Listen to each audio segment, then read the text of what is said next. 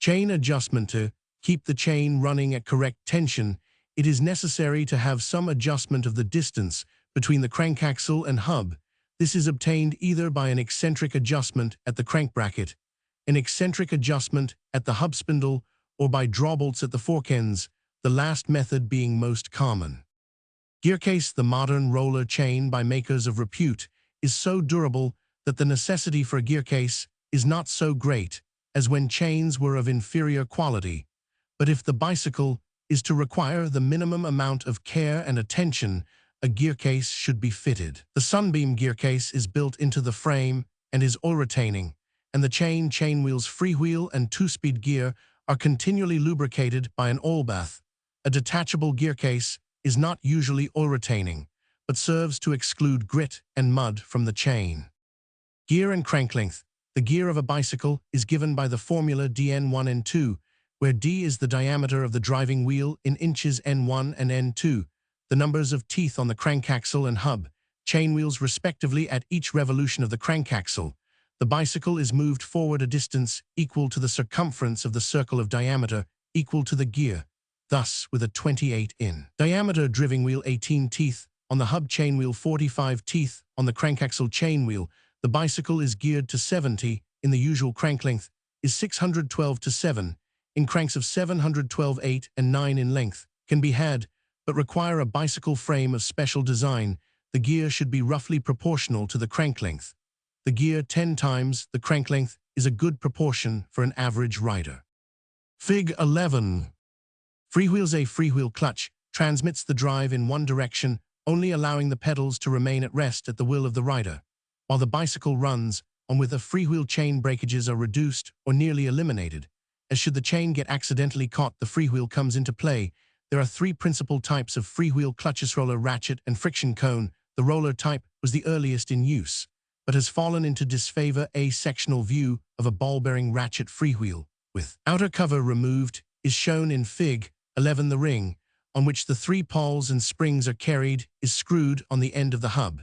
The chain wheel is combined with an inner ratchet wheel and is mounted by two rows of ball bearings on the pawl ring. The friction cone type of freewheel clutch is usually combined with a brake 916 inside the hub, the whole combination being termed a coaster hub. Fig. 12 shows a sectional view of the ED two-speed coaster, in which the freewheel clutch and brake are combined with a two-speed gear. The freewheel clutch action is as follows: a forward pressure of the pedals turns the externally threaded driving cone H in the internally threaded cone F, the latter being thus forced to the right into engagement with the cup J, which is screwed to the hub shell, thus forming a friction driving clutch.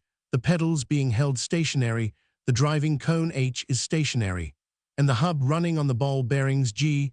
The cone F travels towards the left until released from the cup J, when it also remains at rest. In this type of freewheel clutch, it is essential that there be little or no friction between the screwed surfaces of H and F, else on beginning to pedal the cone, F may remain stationary relative to the driving cone H, and no engagement between F and J may take place. If F be prevented from turning faster than the hub shell, as is sometimes done by a light spring between the two, the engagement of the friction clutch must take place as soon as the pedals tend to move faster than the speed corresponding to that of the hub shell. Fig. 12. ED two-speed coaster hub. Brakes of many types are used, differing in the place and mode of application. The tire brake has fallen into disuse rim brakes, and internal hub brakes, being usual. The retarding force that can be applied by a brake is limited by the possibility of skidding the wheel in riding at uniform speed without acceleration. The greater part of the load is on the rear wheel, but as soon as the brake is applied to cause retardation, the wheel load distribution is altered, more load being thrown on the front wheel.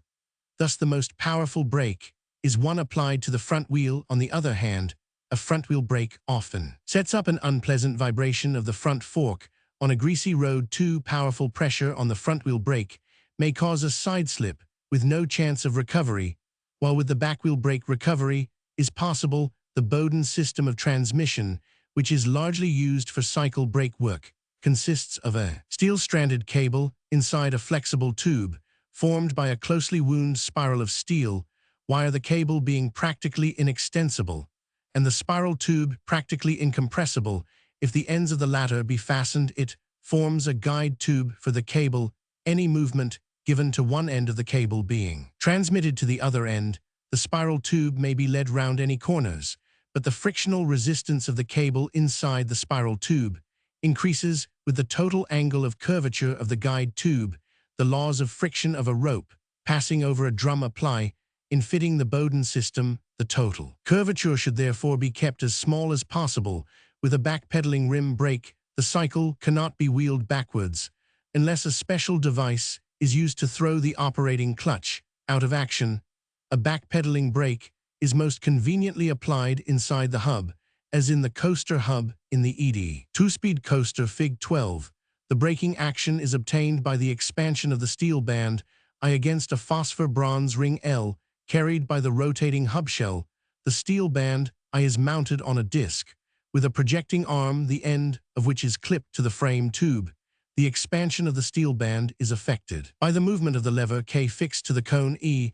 On moving the pedals backward, the screw driving H forces the cone nut F, with which it engages to the left, into contact with the cone E.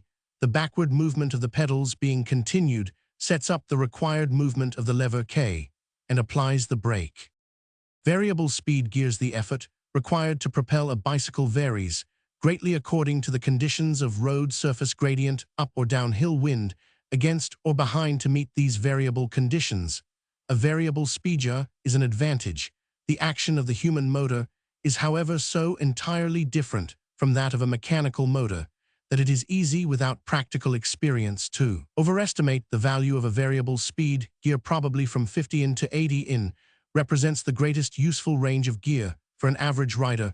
With a gear lower than 50 in, the speed of climbing a steep gradient is so slow that balancing difficulties begin, and it is better to walk up with 80 in gear.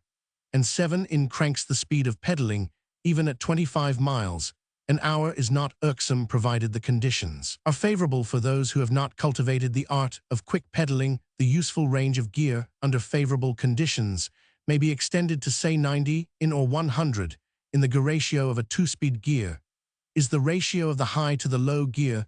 The most suitable gear ratio for any rider will depend upon his personal physique and the nature of the country in which he rides. For a middle-aged rider of average physique, a gear ratio of 125/100 is suitable. For those of weaker physique, the gear ratio may with advantage be greater, say 137/100, while for road racing it may be smaller, say 117,100. With a three-speed gear, the low and high gears should be chosen respectively below and above the single gear, which suits the rider, the middle gear being about the same as the rider's usual single. All the variable speed gears at present made consist of toothed wheel mechanism, either at the hub or crank bracket, and nearly all are based on the same epicyclic train of toothed wheels at one speed. There is no relative motion of the toothed wheels, the whole mechanism revolving as one solid piece. This is called the normal speed. At the other speed, one part of the mechanism is held stationary, and the driven part revolves faster or slower than the driver according as the gearing is up or down. In some two-speed gears, the normal is the high speed, in others the low. In expressing the gear ratio, the normal speed will be denoted by 100. At the normal gear, there is of course no additional friction. The type of two-speed gear used practically settles whether the normal gear is at high or low speed. But it seems best, other things being equal, to have the low speed the normal gear, as then the conditions are worst. If the high speed is at normal gear, then at low speed the chain gears up, and the two-speed gear gears down, which is, to say the least, a roundabout transmission. Fig. 13 is a sectional view of the Sunbeam two-speed gear, which is arranged at the crankaxle, and clearly shows the relative disposition of the toothed wheel mechanism common to nearly all cycle speed gears. The chain wheel is fixed to the annular wheel A. The planet carrier C is fixed to the crank, and when the sunwheel D is held stationary, the chain wheel is driven faster than the cranks. When the sunwheel D is released, the planet carrier C drives the annular wheel A by the ratchet freewheel clutch. The part thus revolves as a solid piece and gives the normal or low speed. The gear ratio is 133/100. Fig 14. Fig 14 is a sectional view of the hub 2-speed gear, the chainwheel or freewheel clutch being omitted in this. The annular wheel is the driver, and the planet carrier is part of the hub shell when the central pinion is held stationary. The hub is driven at a less speed than the chainwheel. The gear ratio is 176.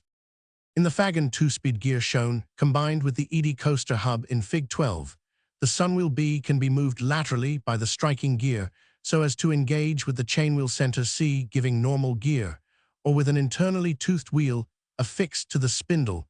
The chainwheel center C carries the annular wheel, and the 4 planet pinions D are mounted on the driving cone H. Thus the gear gives a reduction of speed, the gear ratio being 175/917.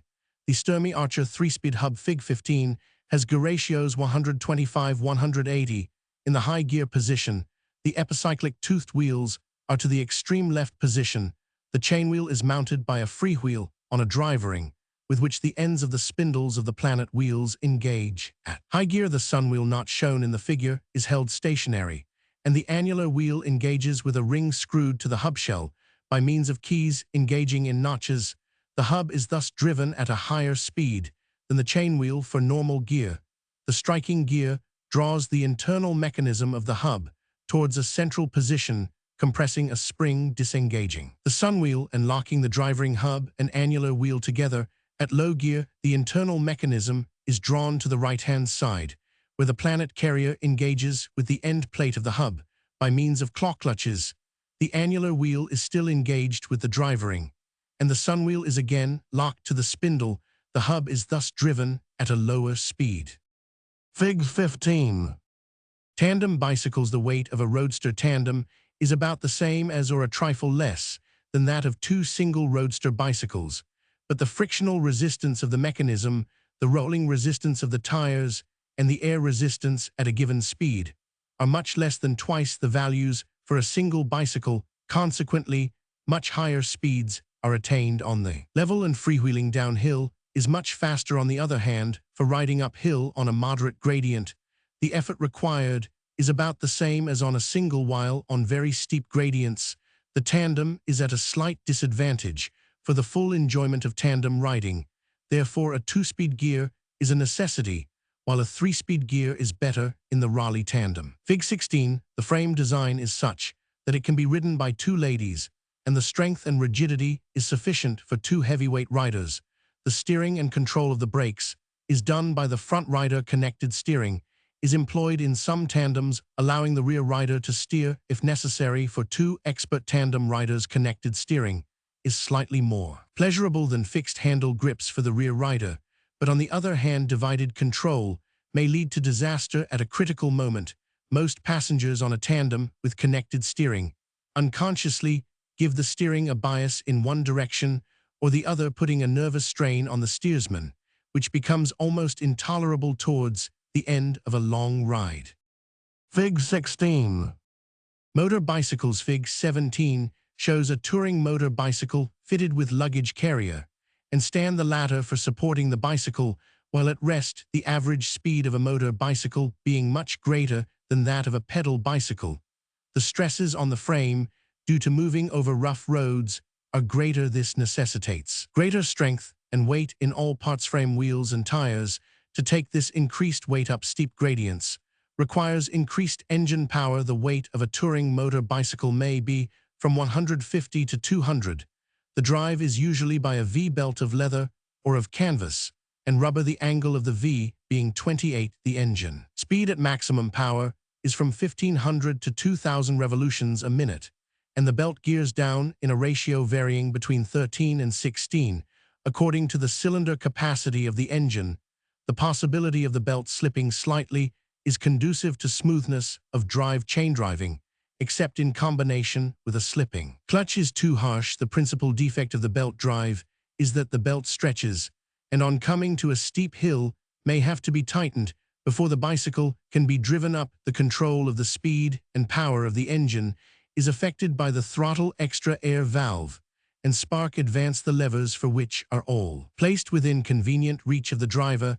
As the engine is almost invariably air-cooled, The skillful manipulation of these three levers is essential for satisfactory results on a good level road when the engine may be working at a small fraction of its maximum power, the proportion of air mixed with the petrol. Vapor from the carburetor may be great, giving a weak mixture, yet one rich enough to be ignited in the cylinder. The throttle valve may be fully open, and the spark advanced for high speed, the throttle partially closed, and spark retarded for slow speed. Under these conditions, the engine will run for an indefinite period without overheating. Up a steep gradient, the mixture may have to be made richer by partial closing of the extra air opening.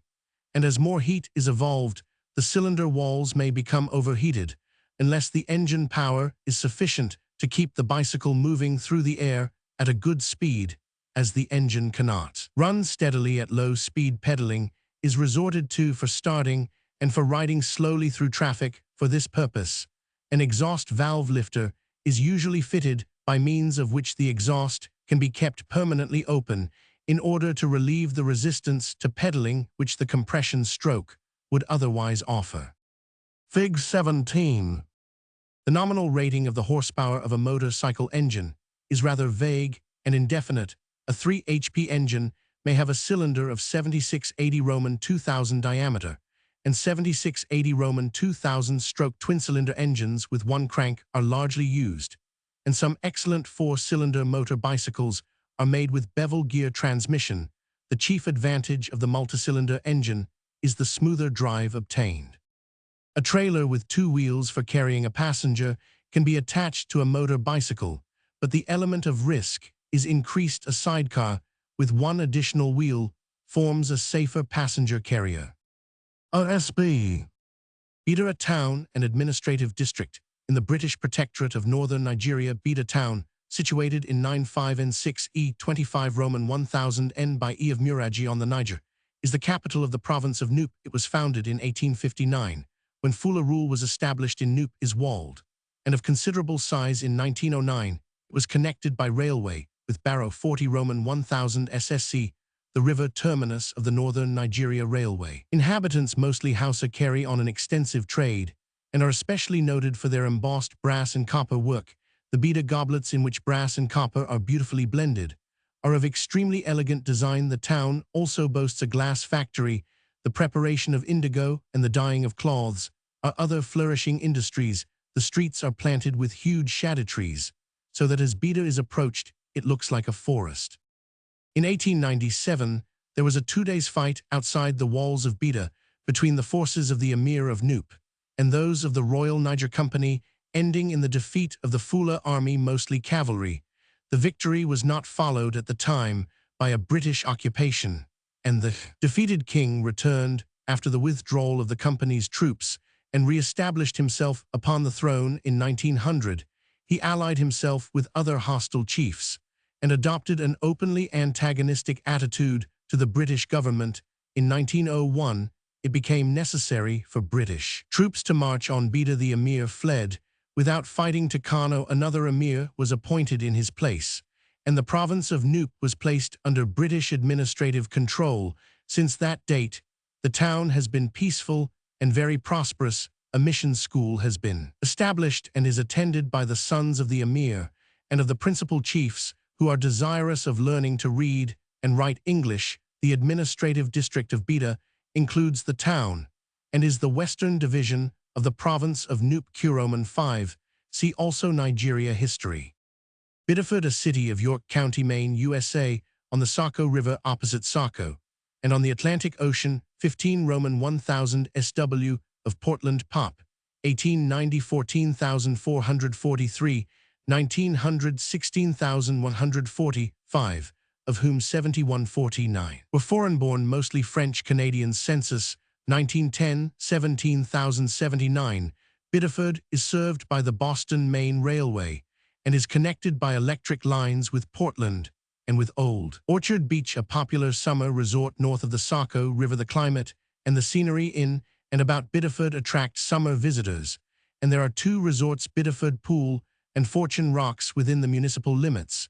But the city is chiefly a manufacturing center, 3rd in rank among the cities of the state. In 1905, good water power being furnished by the River-End Cotton Goods Foundry and machine shop products and lumber are the principal products, the first being by far the most important. The value of the factory products increased from 5,472,254 in 1900 to 6,948,722 in 1905 or 27. There are large quarries of granite of excellent quality. A permanent settlement was established on both sides of the river about 1630 under the leadership of Richard Vines, 15,851,651, and was named Saco in 1718. The present name was adopted in 1762. That portion of Biddeford which lay east of the river was incorporated as the town of Pepperellborough, for which name Saco was substituted. In 1805, Biddeford was incorporated as a city in 1855. Bidder George Parker, 18,061,878, English engineer, was born at Morton Hampstead in Devonshire on the 14th of June, 1806. From a very early age, he manifested an extraordinary natural aptitude for calculation, which induced his father, who was a stonemason, to exhibit him as a calculating boy. In this way, his talent was turned to profitable account, but his general education was in danger of being completely neglected. Interest, however, was taken in him by some of those who happened to witness his performances, among them being Sir John Herschel, and it was arranged that he should be sent to school in Camberwell. There he did not remain long, being removed by his father, who wished to exhibit him again, but he was saved from this misfortune and enabled to attend classes at Edinburgh University, largely through the kindness of Sir Henry Jardine, to whom he subsequently showed his gratitude by founding a Jardine bursary at the university. On leaving college in 1824, he received a post in the Ordnance Survey, but gradually drifted into engineering work. In 1834, Robert Stephenson, whose acquaintance he had made in Edinburgh, offered him an appointment on the London-Birmingham Railway, and in the succeeding year or two, he began to assist George Stephenson in his parliamentary work, which at that time included schemes for railways between London and Brighton, and between Manchester and Rugby via the Potteries Inn. This way he was introduced to engineering and parliamentary practice at a period of great activity, which saw the establishment of the main features and principles that have since governed English railway construction. He is said to have been the best witness that ever entered a committee room. He was quick to discover and take advantage of the weak points in an opponent's case, and his powers of mental calculation frequently stood him in good stead, as when, for example, an apparently casual glance at the plans of a railway enabled him to point out errors in the engineering data that were sufficient to secure rejection of the scheme to which he was opposed. In consequence, there was scarcely an engineering proposal of any importance brought before Parliament, in connection with which his services were not secured by one party or the other. On the constructive side of his profession, he was also busily occupied. In 1837, he was engaged with R. Stephenson in building the Blackwall Railway, and it was he who designed the peculiar method of disconnecting a carriage at each station, while the rest of the train went on without stopping, which was employed in the early days of that line, when it was worked by means of a cable. Another series of railways, with which he had much to do, were those in the eastern counties, which afterwards became the Great Eastern System. He also advised on the construction of the Belgian railways with R. Stephenson. He made the first railway in Norway from Christiania to Eidsvold. He was engineer-in-chief of the Danish railways, and he was largely concerned with railways in India, where he strongly and successfully opposed break of gauge on through-routes. But though he sometimes spoke of himself as a mere railway engineer, he was in reality very much more. There was indeed no branch of engineering in which he did not take an interest, as was shown by the assiduity with which, for half a century, he attended the weekly meetings of the Institution of Civil Engineers, of which he was elected president in 1860. He was one of the first to recognize the value of the electric telegraph. That invention was in its infancy, when in 1837, jointly with R. Stephenson, he recommended its introduction on a portion of the London-Birmingham and on the Blackwall lines, while 3 years later he advised that it should be adopted to facilitate the working of the single line between Norwich and Yarmouth. He was also one of the founders of the Electric Telegraph Company, which enabled the public generally to enjoy the benefits of telegraphic communication in hydraulic engineering. He was the designer of the Victoria Docks, London, being responsible not only for their construction, but also for what was regarded by some people at the time as the foolish idea of utilizing the Essex marshes for dock accommodation on a large scale. His advice was frequently sought by the government on points both of naval and military engineering. He died at Dartmouth on the 28th of September 1878. His son George Parker Bidder Junner, 18,361,896, who inherited much of his father's calculating power, was a successful parliamentary counsel and an authority on cryptography. Bidari or Bidri, an Indian word from Bidar or Bidar, a town in the Nizam's dominions, an alloy of copper, lead, tin, and zinc, used in making various articles and ornaments, which are inlaid with gold and silver. Bidding prayer, o eng bidden to pray cf. Jur beten, the formula of prayer or exhortation to prayer said in England, before the sermon in cathedrals, at university sermons, in the Inns of Court and elsewhere, on special occasions. Such formulae are found in the ancient Greek liturgies, for example that of St. Chrysostom in the Gallican liturgy, and in the pre-Reformation liturgies of England. The form varies, but in all the characteristic feature is that the minister tells the people what to pray for. Thus, in England, in the 16th century, it took the form of a direction to the people what to remember in bidding their beads. In course of time, the word bid in the sense of pray became obsolete and was confused with bid in the sense of command, from o eng bayaten, to offer present, and hence to announce or command cf. Jur bayaten, to offer, jebayaten, to command, and the bidding prayer has come practically to mean the exhortation itself, a form of exhortation which preachers and ministers shall move the people to join with them in prayer, is given in the 55th canon of the Church of England, 1603. Biddle John, 16,151,662, frequently called the father of English Unitarianism, was born on the 14th of January, 1615, at Watnunder Edge in Gloucestershire. He was educated at the grammar school of his native town, and at Magdalen Hall, Oxford. He graduated B.A. in 1638 and proceeded Roman 1000 A in 1641, and was then appointed to the mastership of the Free School in the city of Gloucester, where he was much esteemed for his diligence in his profession, serenity of manners, and sanctity of life. He also diligently prosecuted theological studies, and the results he arrived at were of such a nature as to draw down upon him the reprobation of the civic authorities.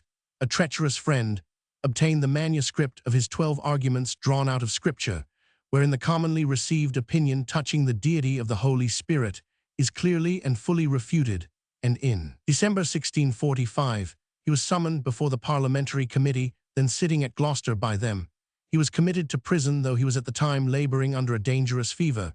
He was released on bail after a short imprisonment, but was in July 1647 called before Parliament, which 919 desired to inquire into his views. After tedious proceedings, during which Sir Henry Vane befriended him, Biddle was committed to custody, and his 12 arguments, which he had now published, was ordered by Parliament to be seized and burned by the hangman. Notwithstanding this, and the ordinance of the 2nd of May 1648, visiting denial of the doctrine of the Trinity with death, Biddle issued 2 tracts, one a confession of faith touching the Holy Trinity, and the other the testimonies of Irenaeus, Roman 100, concerning the one God and the persons of the Trinity, 1648. These were suppressed by government, and the Westminster Assembly of Divines eagerly pressed for the passing of an act by which heretics like Biddle could be put to death.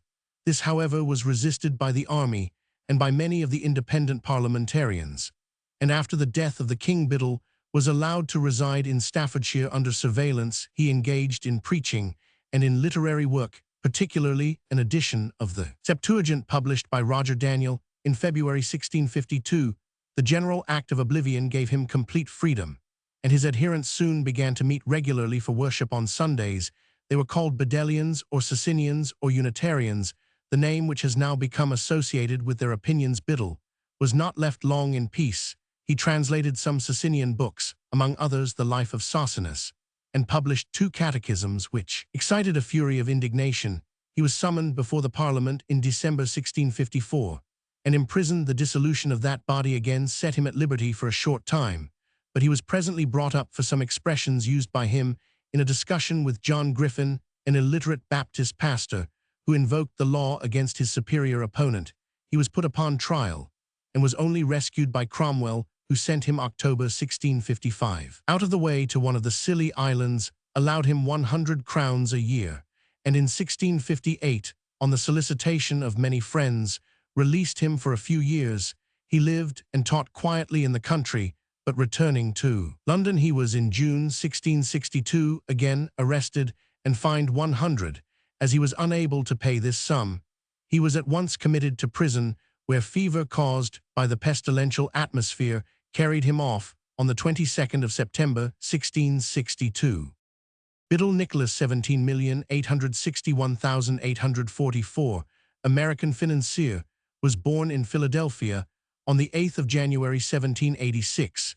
He was the nephew of a naval officer, Captain Nicholas Biddle 17,501,778, who lost his life while fighting on the American side during the War of American Independence. After almost finishing the prescribed course at the University of Pennsylvania, the boy went to Princeton, where he graduated with high honors in 1801. During 18,041,807, he was the secretary first of John Armstrong, minister to France, and then of James Monroe, minister to Great Britain. After his return to America, he practiced law for several years in Philadelphia, was an associate editor of Dennis' Portfolio, to which he contributed both prose and verse, and with much literary skill, prepared for the press from the explorer's own journals a history of the expedition under the command of Captains Lewis and Clark. 1814, he was a prominent member of the Pennsylvania House Representatives in 18,101,811, and of the Senate in 18,140,1817, and in 1819 became, by President Monroe's appointment, one of the 5 government directors of the Bank of the United States. In 1823, he replaced Langdon Sheaves as its president. In general, he followed a conservative policy and showed marked ability in the management of the bank, but during President Andrew Jackson's warfare upon that institution, his character and his policy were violently assailed by the president and his followers.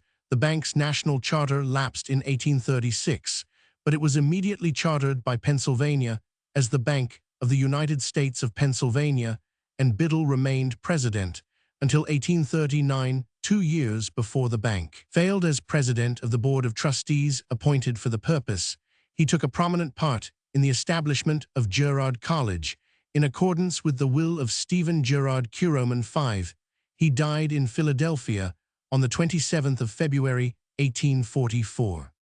His son Charles John Biddle, 18,191,873, served in the Mexican War as a captain of infantry, earning the brevet of major at Chapultepec. Practiced law in Philadelphia, was a representative in Congress in 18,611,863, was long editor-in-chief of the Philadelphia Age, and published the case of Major Andre, with a review of the statement of it in Lord Man's History of England, in the Memoirs of the Historical Society of Pennsylvania, 1858. The best account of Nicholas Biddle's administration of the bank may be found in an excellent work by Ralph Roman 100 H. Catterall, The Second Bank of the United States, Chicago, 1903. Biddeford, a seaport market town and municipal borough, in the Barnstaple Parliamentary Division of Devonshire, England, 814 Roman 1000 SW of Barnstaple Pop 1901-8754. It is served by the London Southwestern and the Biddeford Westward Ho Appledore Railways. It is picturesquely situated on 2 hills rising from the banks of the River Torridge, 3 Roman 1000 above its junction with the estuary of the Taw. Many of the houses are built with timber framework in Elizabethan style, and the 2 parts of the town are united by a bridge of 24 arches originally. Erected in the 14th century, when the revenue of certain lands was set apart for its upkeep, the Church of St. Mary, with the exception of the tower, is a modern reconstruction. A stone chancel screen and a Norman font are also preserved. Industries include the manufacture of earthenware, leather goods, sails, ropes and linen, and iron founding. The small harbor has about 17 ft of water at high tide, but is dry at low tide. Anthracite and a coarse potter's clay are found near the town. The borough is under a mayor, 4 aldermen, and 12 councillors. Area 3,398 acres. Bideford, Bedford, Bideford, Budeford, Bytheford is not mentioned in pre-conquest records, but according to Domesday, it rendered geld for 3 hides to the king. From the time of the conquest down to the 18th century, Bideford remained in the possession of the Grenville family, and it first appears as a borough in an undated charter, probably of the reign of Edward Roman I, from Richard de Grenville, confirming a charter from his grandfather Richard de Grenville fixing the rent and services due from the burgesses and granting them liberties similar to those in use at Bretuil, and a market every Monday. Another charter, dated 1271, confirms to Richard de Grenville and his heirs a market every Monday and 5 days fair yearly at the feast of St. Margaret. 20th of July in 1573, Elizabeth granted a charter creating Bideford a free borough corporate with a common council, consisting of a mayor, 5 aldermen, and 7 chief burgesses, together with a recorder, town clerk, and 2 sergeants at mace. This charter also granted the Tuesday market, which is still held, and 3 annual fairs in February, July, and November. Now discontinued. A later charter from James Roman I in 1610 added the right to have town seals, 7 aldermen instead of 5, and 10 chief burgesses instead of 7, and continued in force until the Municipal Corporations Act of 1873, which established 4 aldermen and 12 common councillors. In the 16th century, Sir Richard Grenville, the famous Virginian settler, did much to stimulate the commercial development of Bideford, which long maintained a very considerable trade with America, Spain, and the Mediterranean ports, the import of tobacco from Maryland and Virginia being especially noteworthy. From the beginning of the 18th century, this gradually declined and gave place to coasting trade in timber and coal, chiefly with Wales and Ireland. The silk industry, which flourished in the 17th century, is extinct. See John Watkins' History of Bideford, Exeter, 1792. Bidpai or Pilpay, fables of the name given in the Middle Ages from Sanskrit Vidyapati, chief scholar, to a famous collection of Hindu stories. The origin of them is undoubtedly to be found in the Panchatantra, or 5 sections, an extensive body of early fables or apologues. A second collection, called the Hitopaitsa, has become more widely known in Europe than the first, on which it is apparently founded in the 6th century A. Roman 500. A translation into Pahlavi of a number of these old fables was made by a physician at the court of Chosroes Roman I Anushirvan, king of Persia. No traces of this Persian translation can now be found, but nearly 2 centuries later Abdullah ibn Makafa translated the Persian into Arabic, and his version, which is known as the Book of Kalila and Dimna from the 2 jackals in the first story, became the channel through which a knowledge of the fables was transmitted to Europe. It was translated into Greek by Simeon Sethus towards the close of the 11th century. His version, however, does not appear to have been retranslated into any other European language, but the 920 Hebrew version of Rabbi Joel, made somewhat later, was translated in the 13th century into Latin by John of Capua, a converted Jew, in his Directorium Vitae Humani, first published in 1480, and in that form became widely known. Since then, the fables have been translated into nearly every European tongue. There are also versions of them in the modern Persian, Malay, Mongol, and Afghan languages. See Wilson's analysis of the Panchatantra in the Mem of the Royal Asiat, Soch Roman I. Sylvester de Sacy's introduction to his edition of the Kalila and Dimna 1816 articles, by the same in Notices et Exter des MSS de la Bib du Royvals Roman 9 and Roman 10. German translation by Philip Wolf Bidpai's Fabeln 2 Vals 2nd ed. Stuttgart, 1839. The Anvari Suhaili Persian version of the fables, translated by E. B. Eastwick Hertford, 1854, Benfi Pancha Tantra German translation, with important introduction, 2 vols Leipzig, 1859. Other editions by Roman 50 Fritzi, Ib 1884, and R. Schmidt, Ib 1901 Max Muller Essays, Leipzig 1872, Vol Roman 3 pp 303, Roman 100 J. Jacobs edition of Sir T. North's Moral Philosophy of Doney, the earliest English version of the Fables, London 1888, JGN Keith Falconer. Kalila and Dimna, or the Fables of Bidpai Cambridge, 1895, their history with a translation of the later Syriac version, and notes Leopold Hervia, Les Fabulists, Latins Roman 100 Roman 5 Jean de Capo, et says, derives 1899, e.g. Brown Persian Literat, 1906, Roman 2. Biekitsch, a town of Germany, in the Prussian province of Hesse-Nassau, on the right bank of the Rhine 3 Roman 1000 s, from Wiesbaden, of which it is the river port, and on the main line of railway from Cologne to Frankfurt am Main Pop, 1900 15,048, 1905 20,137, the palace of the former Dukes of Nassau occupies. A fine position on the river bank, and the shady gardens and groves attract large numbers of visitors during the summer. It is an important steamboat station for both passenger and cargo traffic, and besides manufactures of cement dyes and soap, has a considerable trade in the wines of the district. Biedermann Friedrich Karl 18,121,901, German publicist and historian, was born at Leipzig on the 25th of September 1812, and after studying at Leipzig and Heidelberg, became professor in the university of his native town in 1838. His early writings show him as an ardent advocate of German unity, and he was a member of the National Parliament, which met at Frankfurt in 1848. Becoming a member of the upper house of the Parliament of Saxony, he advocated union under the leadership of Prussia, and subsequently losing his professorship, he retired to Weimar, where he edited the Weimarische Zeitung. Returning to Leipzig in 1863, he edited the Deutsche Allgemeine Zeitung and regained his professorship in 1865. He was again a member of the Saxon upper house, and from 1871 to 1874, a member of the German Reichstag. He died at Leipzig on the 5th of March 1901. Biedermann's chief works are Erinnerungen aus der Polskirche Leipzig, 1849, Deutschland, im 18 Jahrhundert Leipzig, 18.540, 1880, Friedrich der Groß und sein Verhältnis zur Entwicklung des deutschen Geisteslebens, Brunswick, 1859, Geschichte Deutschlands, 18.151,871, Berlin, 1891, Deutsche Volks- und Kulturgeschichte Wiesbaden, 1901. He also wrote the dramas Kaiser Heinrich Roman for Weimar, 1861, Kaiser Otto Roman III Leipzig, 1862, and Der letzte Bürgermeister von Straßburg Leipzig, 1870.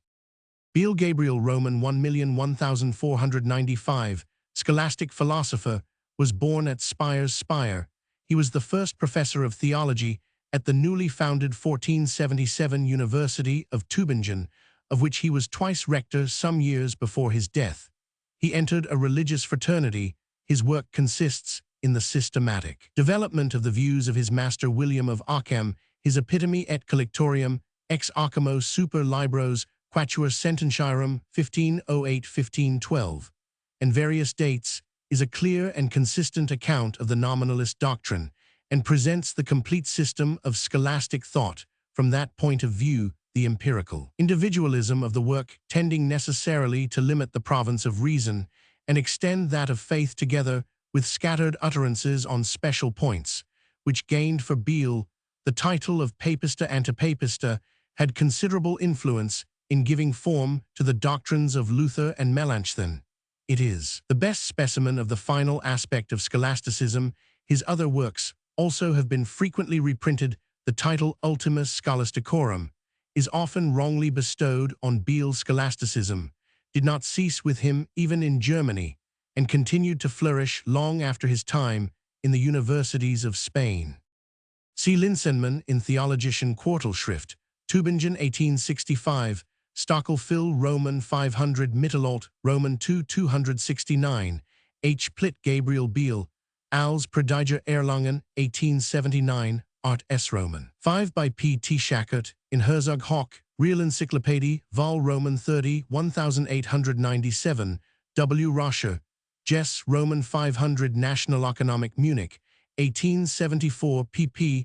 21-28, and works quoted under scholasticism. Bielefeld, a town of Germany in the Prussian province of Westphalia, 68 Roman 1000 SW, from Hanover on the main line to Cologne Pop, 1885 34,930, 1905 71,797.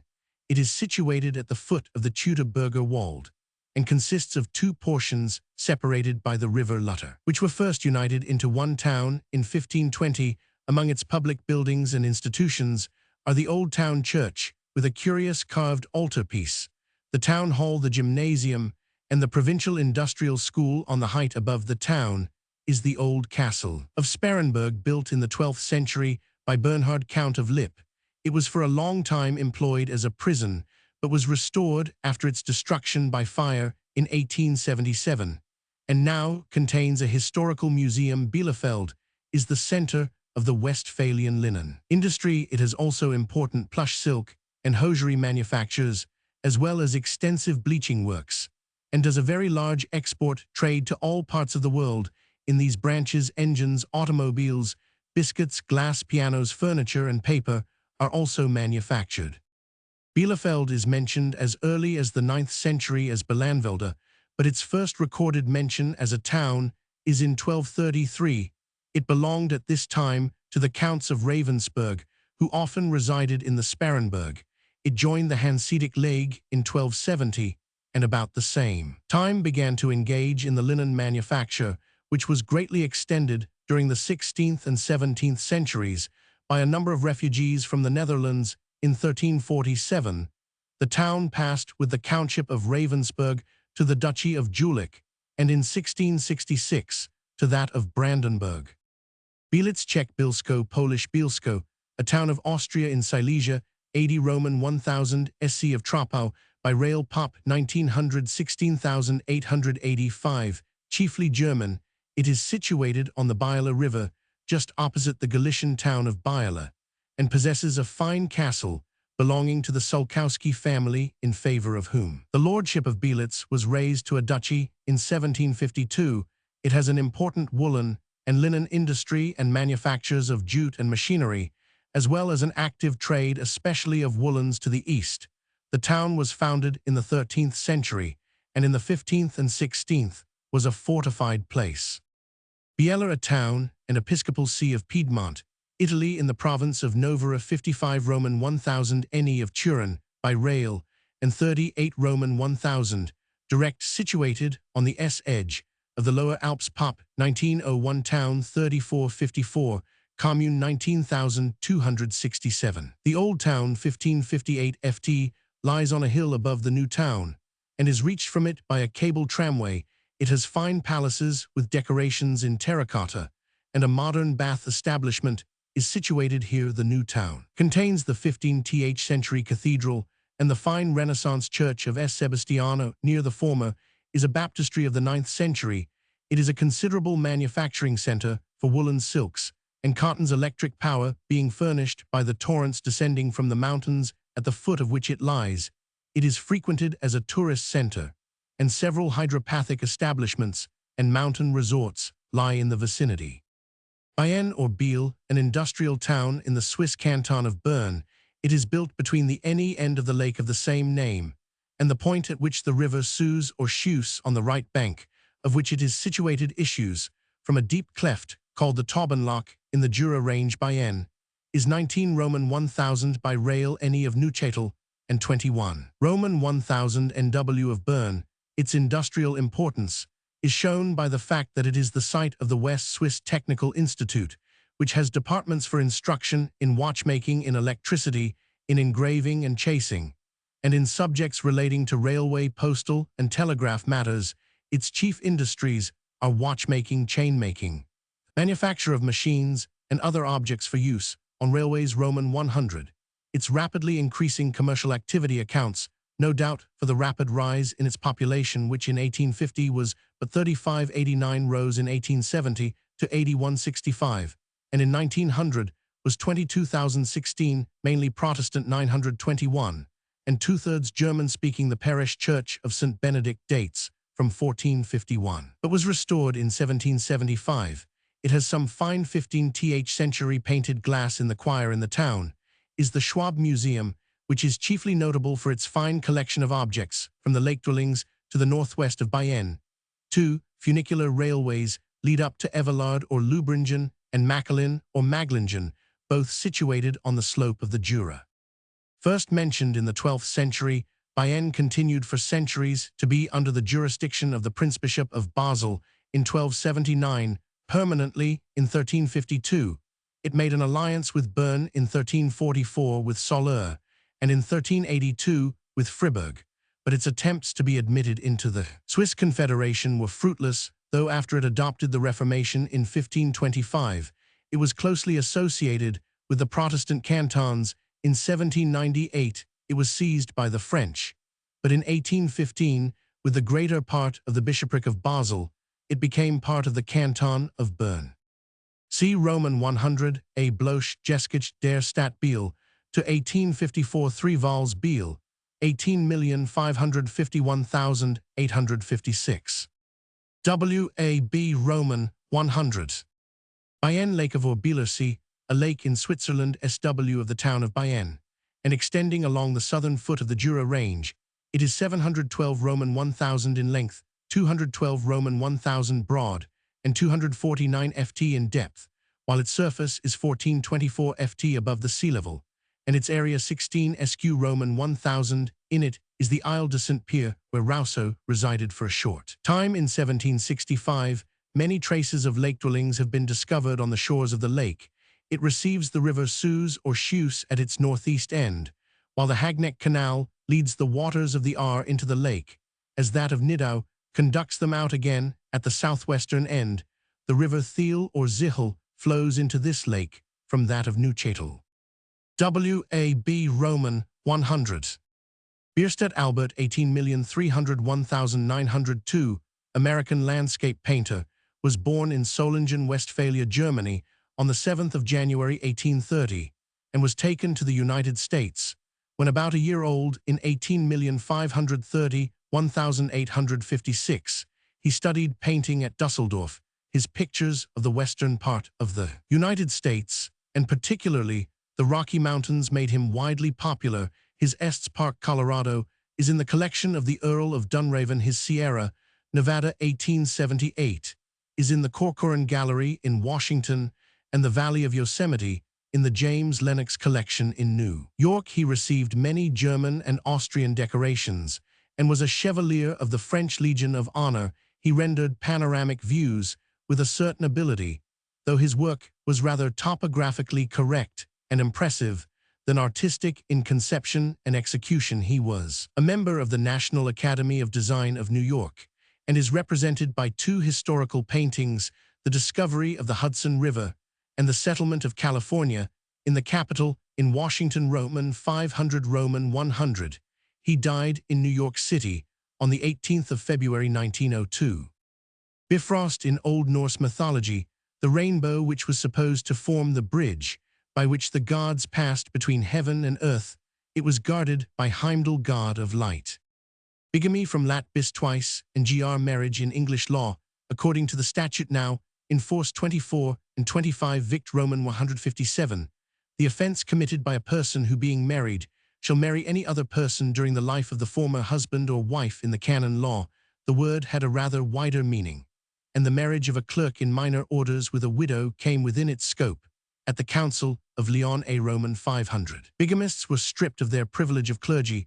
This canon was adopted and explained by an English statute of 1276, and bigamy therefore became a usual counterplea to the claim of benefit of clergy. However, by an act of 1547, every person entitled to the benefit of clergy is to be allowed the same, although he hath been divers times married to any single woman or single women, or to any widow or widows, or to two wives or more. A bigamous marriage by the ecclesiastical law of England is simply void by a statute of 1604. The offence was made a felony. This statute, after being repealed in 1828, was reenacted and reproduced in the Offences against the Person Act 1861. It is immaterial whether the second marriage has taken place within England and Ireland or elsewhere, and the offence may be dealt with in any county or place where the defendant shall be apprehended or be in custody. The following clause embodies the necessary exceptions to the very general language used in the definition of the offence, provided that nothing in this section contained shall extend to any second marriage contracted elsewhere than in England and Ireland by any other than a British subject, or to any person marrying a second time whose husband or wife shall have been continuously absent from such person for the space of 7 years then last past, and shall not have been known by such person to be living within that time, or shall extend to any person who at the time of such second marriage shall have been divorced from the bond of the first marriage, or to any person whose former marriage shall have been declared void by any court of competent jurisdiction. The punishment is penal servitude for not more than 7 nor less than 5 years, or imprisonment, with or without hard labor, not exceeding 2 years. A valid marriage must be proved in the first instance in order to support a charge of bigamy. Avoidable marriage, such as were marriages between persons within the prohibited degrees before the Marriage Act 1836, will be sufficient, but a marriage which is absolutely void, as all such marriages now are, will not. For example, if a woman marry B during the lifetime of her husband A, and after as death marry C during the lifetime of B, her marriage with C is not bigamous, because her marriage with B was a nullity in regard to the second marriage, which constitutes the offence. The English courts have held that it is immaterial whether, but for the bigamy it would have been a valid marriage, or not. An uncle, for example, cannot marry his niece, but if being already married, he goes through the ceremony of marriage with her, he is guilty of bigamy. In an Irish case, however, it has been held that to constitute the offence the second marriage must be one which, but for the existence of the former marriage, would have been valid with reference to the case in which the parties to the first marriage have been divorced. It may be observed that no sentence or act of any foreign country dissolving a vinculo, a marriage contracted in England, by persons continuing to be domiciled in England for grounds on which it is not liable to be dissolved, a vinculo in England, will be recognized as a divorce. R. Roman 5 Lally 1812 R. 237. Hence, a divorce, a vinculo for adultery in a Scottish court of persons married in England, is not within the statute, but if a person charged with bigamy in England can prove that he has been legally divorced by the law of the country where the divorced parties were domiciled at the time, even though the ground on which the divorce was granted was not one that would justify a divorce in England, it will be good defense to the charge. Criminal jurisdiction is always regarded as purely territorial, but bigamy, together with homicide and treason, is an exception to this rule. A British subject committing bigamy in any country may be tried for the same in the United Kingdom. Earl Russell's case, 1901. In Scotland, at the date of the only statute respecting bigamy, that of 1551 cap. 19, the offence seems to have been chiefly considered, in a religious point of view, as a sort of perjury or violation of the solemn vow or oath, which was then used in contracting marriage, and accordingly it was ordained to be punished with the proper pains of perjury. Bigamy was punished in England until the reign of William Roman III by death. Then the penalty changed to life imprisonment and branding of the right hand. An act of George Roman I, still in force, lessened the penalty to deportation for 7 years or imprisonment for 2 years with or without hard labor. The Offences Against the Person Act 1861 changed deportation to penal servitude. In the United States, the law in regard to bigamy is practically founded on the English statute of 1604, with the exception that imprisonment and a fine varying in the different states were substituted. Instead of making the offense a felony, Congress has passed statute declaring bigamy within the territories and places within the exclusive jurisdiction of the United 922 states to be a misdemeanor. U.S. Rev. Stat. 5352. By statute, in some states, upon absence of one spouse from the state for 5 years, without being heard of, the other may marry again without committing bigamy. In other states, the period is 7 years. In most of the states prosecutions for bigamy are barred after the lapse of a certain number of years.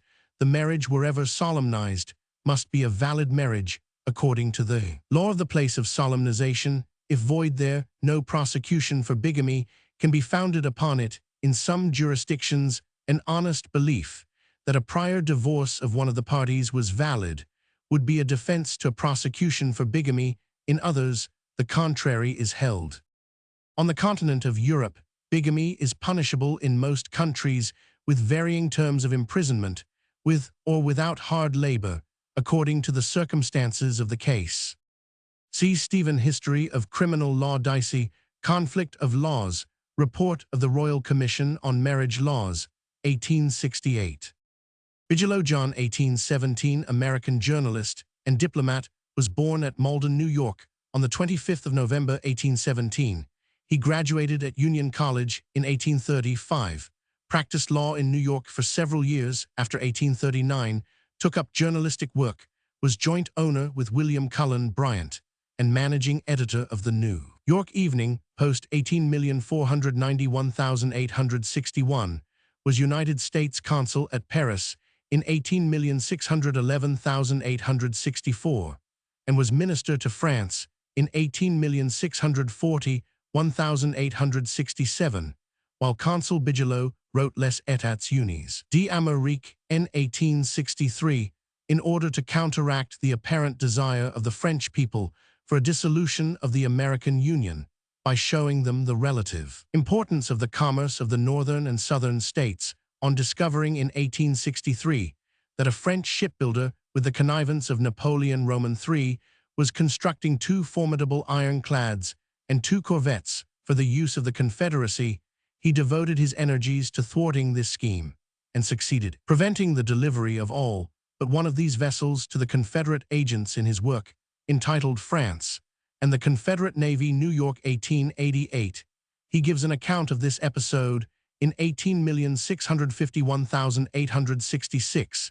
It devolved upon Bigelow as minister to France to represent his government in its delicate negotiations concerning the French occupation of Mexico, and he discharged this difficult task with credit. From 1875 to 1877, he served as Secretary of State of New York.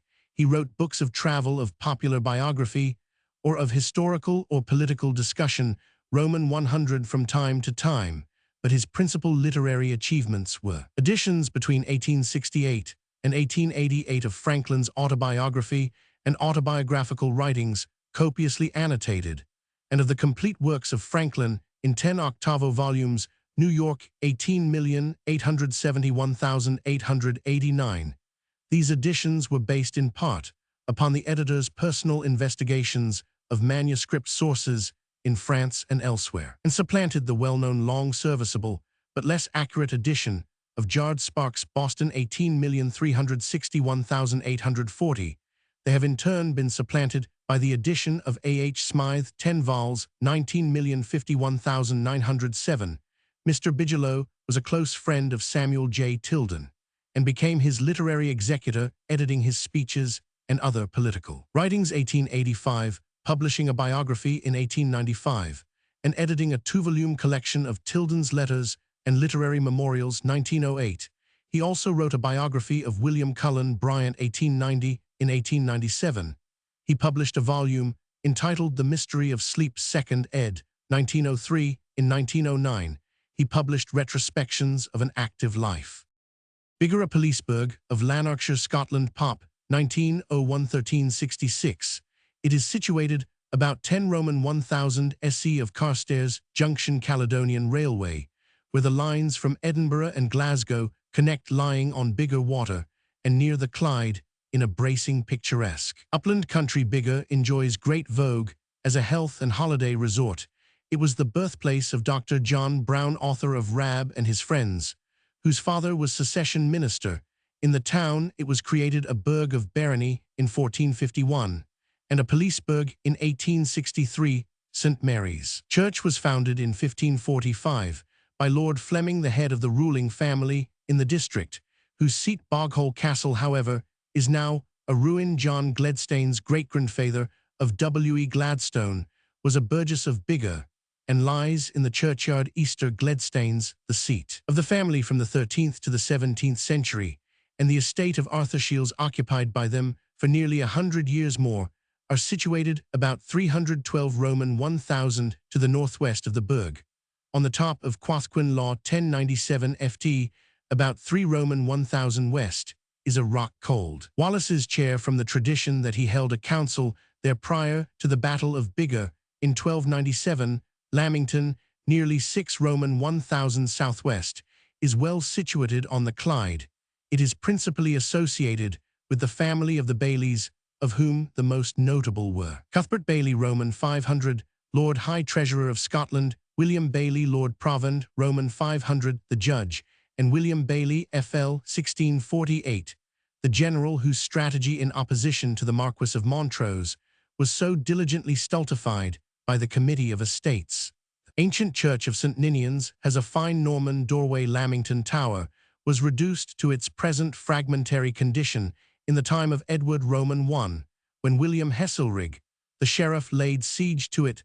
The defenders Hugh de Bradfute and his son were slain, and his daughter Marianthe, betrothed, or as some say, the wife of William Wallace, was conveyed to Lanark, where she was barbarously executed, because she refused to reveal the whereabouts of her lover. Wallace exacted swift vengeance. He burnt out the English garrison and killed the sheriff. Biggleswade, a market town in the Biggleswade parliamentary division of Bedfordshire, England, 41 Roman 1000 N by W of London, by the Great Northern Railway Pop of Urban District 1901-5120.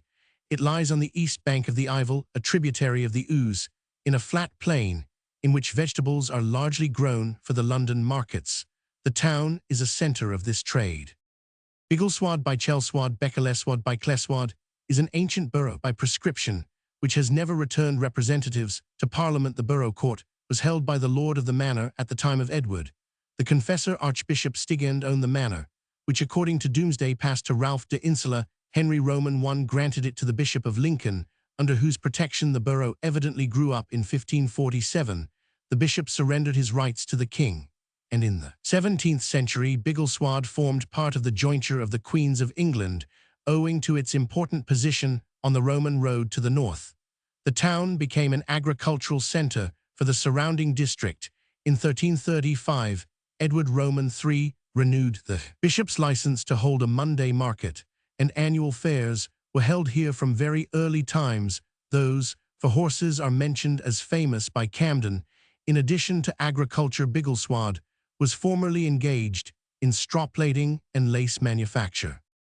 Bite o eng bite bend cf jur buck to bay, and bugen to bend, a nautical term for the loop or bent part of a rope, as distinguished from the ends, also a geographical term for a bay between two distant headlands, or with a shallow curve, for example, the Bight of Benin, the Great Bight of Australia. Bignon Jerome, 15,891,656, French lawyer, was born at Paris in 1589. He was uncommonly precocious, and under his father's tuition had acquired an immense mass of knowledge.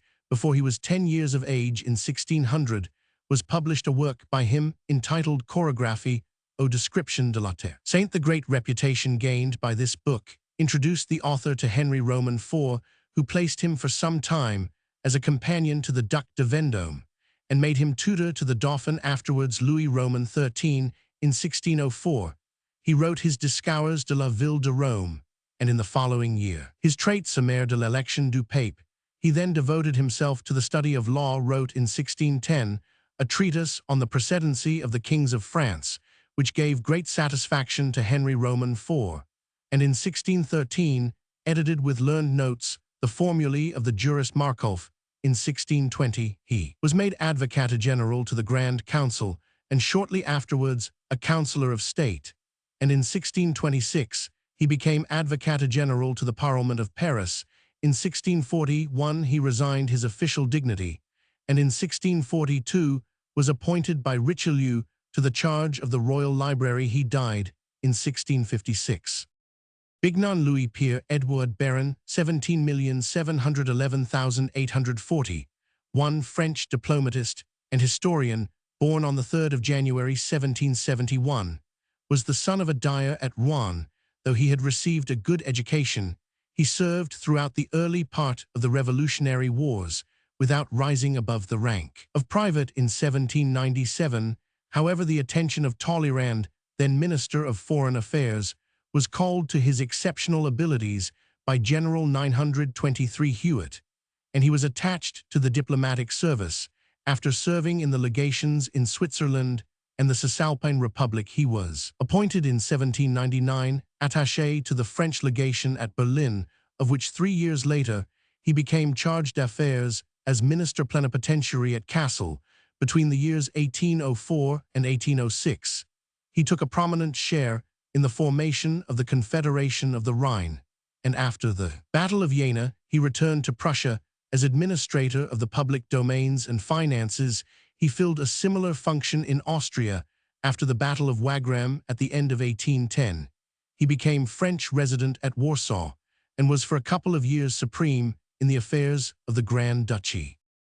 The preparation of a constitution for Poland, on which he was engaged, was however interrupted by the events of 1812. Bignon, after a short imprisonment at the hands of the Allies, returned to France in time to witness the downfall of Napoleon. During the 100 Days, he once more entered Napoleon's service, and after Waterloo as Minister of Foreign Affairs under the Executive Commission, it was he who signed the Convention of the 3rd of July, 1815, by which Paris was handed over to the Allies.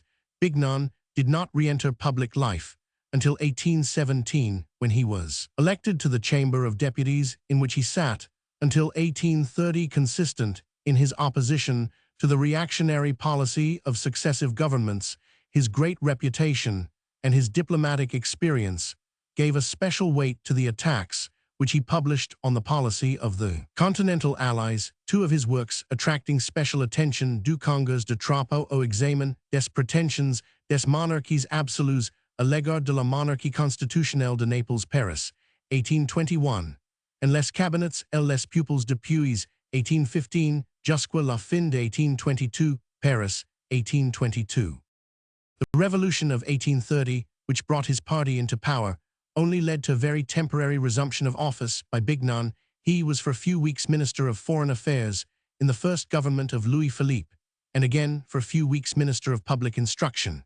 But the idea of making him responsible for the foreign policy of France could not be realized owing to the necessity under which Louis Philippe lay of courting the goodwill of the powers whom Bignon had offended by his outspoken writings. Elected deputy in 1831 and member of the Chamber of Peers in 1839, he withdrew for the most part from politics to devote himself to his great work, the Histoire de France, sous Napoleon, 10 vols, 18,290,1838. Then 4 posthumous vols, 18,471,850. This history, while suffering from the limitations of all contemporaneous narratives, contains much that does not exist elsewhere, and is one of the best-known sources for the later histories of Napoleon's reign.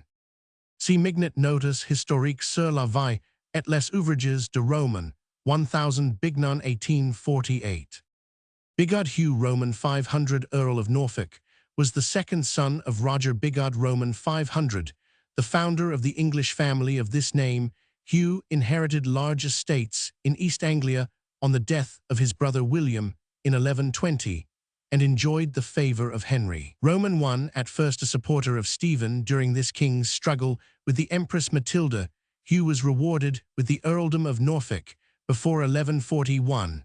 After having fought for the king at the Battle of Lincoln, the earl deserted him, assumed a position of armed neutrality during the general anarchy, and then assisted Henry Roman II in his efforts to obtain the throne.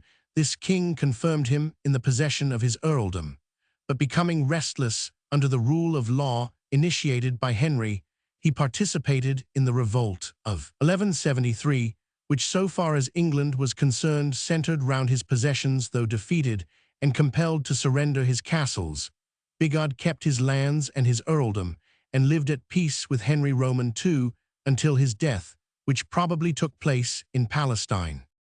His son Roger Roman 500, who succeeded to the earldom of Norfolk, was confirmed in his earldom and other honors by Richard Roman I after he had fallen under the displeasure of Henry Roman II, he took part in the negotiations for the release of Richard from prison, and after the king's return to England, became justiciar. The Earl was one of the leaders of the baronial party, which obtained John's assent to Magna Carta, and his name appears among the signatories to this document. Roger was succeeded as third Earl by his son Hugh, who died in 1225, leaving a son Roger Roman 500, who became fourth Earl of Norfolk through his mother Matilda, a daughter of William Marshal, Earl of Pembroke. Roger obtained the office of Marshal of England in 1246. He was prominent among the barons who wrested the control of the government from the hands of Henry Roman III, and assisted Simon de Montfort. The Earl married Isabella, daughter of William, the Lion King of Scotland, but left no sons. Hugh the third Earl left a younger son, Hugh Roman 500, who was Chief Justiciar of England from 1258 to 1260, and who fought for Henry Roman III at the Battle of Lewes. The latter's son Roger succeeded his uncle Roger as fifth Earl of Norfolk in 1270. This Earl is the hero of a famous altercation with Edward Roman I in 1297, which arose out of the king's command that Bigod should serve against the King of France in Gascony. While he went to Flanders, the Earl asserted that by the tenure of his lands, he was only compelled to serve across the seas in the company of the king himself, whereupon Edward said, "By God, Earl, you shall either go or hang," to which Bigod replied, "By the same oath, O king, I will neither go nor hang." The Earl gained his point, and after Edward had left for France, he and Humphrey Bohun, Earl of Hereford, prevented the collection of an aid for the war, and forced Edward to confirm the charters in this year. And again, in 1301, Stubbs says Bigod and Bohun are but degenerate sons of mighty fathers, greater in their opportunities than in their patriotism. The Earl died without issue in December 1306, when his title became extinct and his estates reverted to the crown. The Bigods held the hereditary office of Steward Dapifer of the royal household, and their chief castle was at Framlingham in Suffolk. C.W. Stubbs, Constitutional History, vols Roman I and Roman 218,961,897. J.R. Planch, The Earls of East Anglia, Brit Arch, As vol Roman 21, 1865, and G.E. Cocking, Complete Peerage, vol Roman 61,895. Bigot, one obstinately and intolerantly holding particular religious opinions, who refuses to listen to reason, and is ready to force others to agree with him, hence also applied to one who holds similar views on any subject. The early meaning of the word in English at the end of the 16th century was that of a religious hypocrite. The origin is obscure. It appears in French in the forms bigot or bigos in the 12th century romance of Gerard of Roussillon, where it is applied to certain tribes of southern Gaul, and in the Roman du Roux of Wace Roman 500, as an abusive name given by the French to the Normans. Molt en Francois, Normans ladies. Et de mephis, et de mesdes. Souvent lord dint, reproviers. Et clement, bigots et drasciers. To this use has been attached the absurd origin from Nice by God, the words, in which according to the 12th century chronicle Rollo, Duke of the Normans, refused to kiss the foot of Charles Roman III, the simple king of the West Franks. The word may have some connection with a corruption of Visigoth, a suggestion to which the use in the Gerard romance lends color. The meaning changed in French to that of religious hypocrite through the application in the feminine bigot to the members of the religious sisterhoods called Beguines. Q Roman 5. Big Rapids, a city, and the countisat of Mecosta County, Michigan, USA, on both sides of the Muskegon River. 56 Roman 1000 N by E of Grand Rapids, in the west-central portion of the Lower Peninsula. Pop. 1890-53, 03 1946-86, of whom 881 were foreign-born. 1910 U.S. Census 4519. It is served by the Pierre Marquette and the Grand Rapids, Indiana Railways. Big Rapids is the seat of the Ferris Institute, opened 1884, incorporated 1894, a large private coeducational school founded by W.N. Ferris. The river, which falls 16 ft within the city limits, is dammed a short distance south of the city, and 16,000 horsepower, is generated, part of which is transmitted to the city. The principal manufacturers are lumber and furniture and softling and filling room machinery. Big Rapids, named from the Falls of the Muskegon here, was settled in 1854, was platted in 1859, and was chartered as a city in 1869.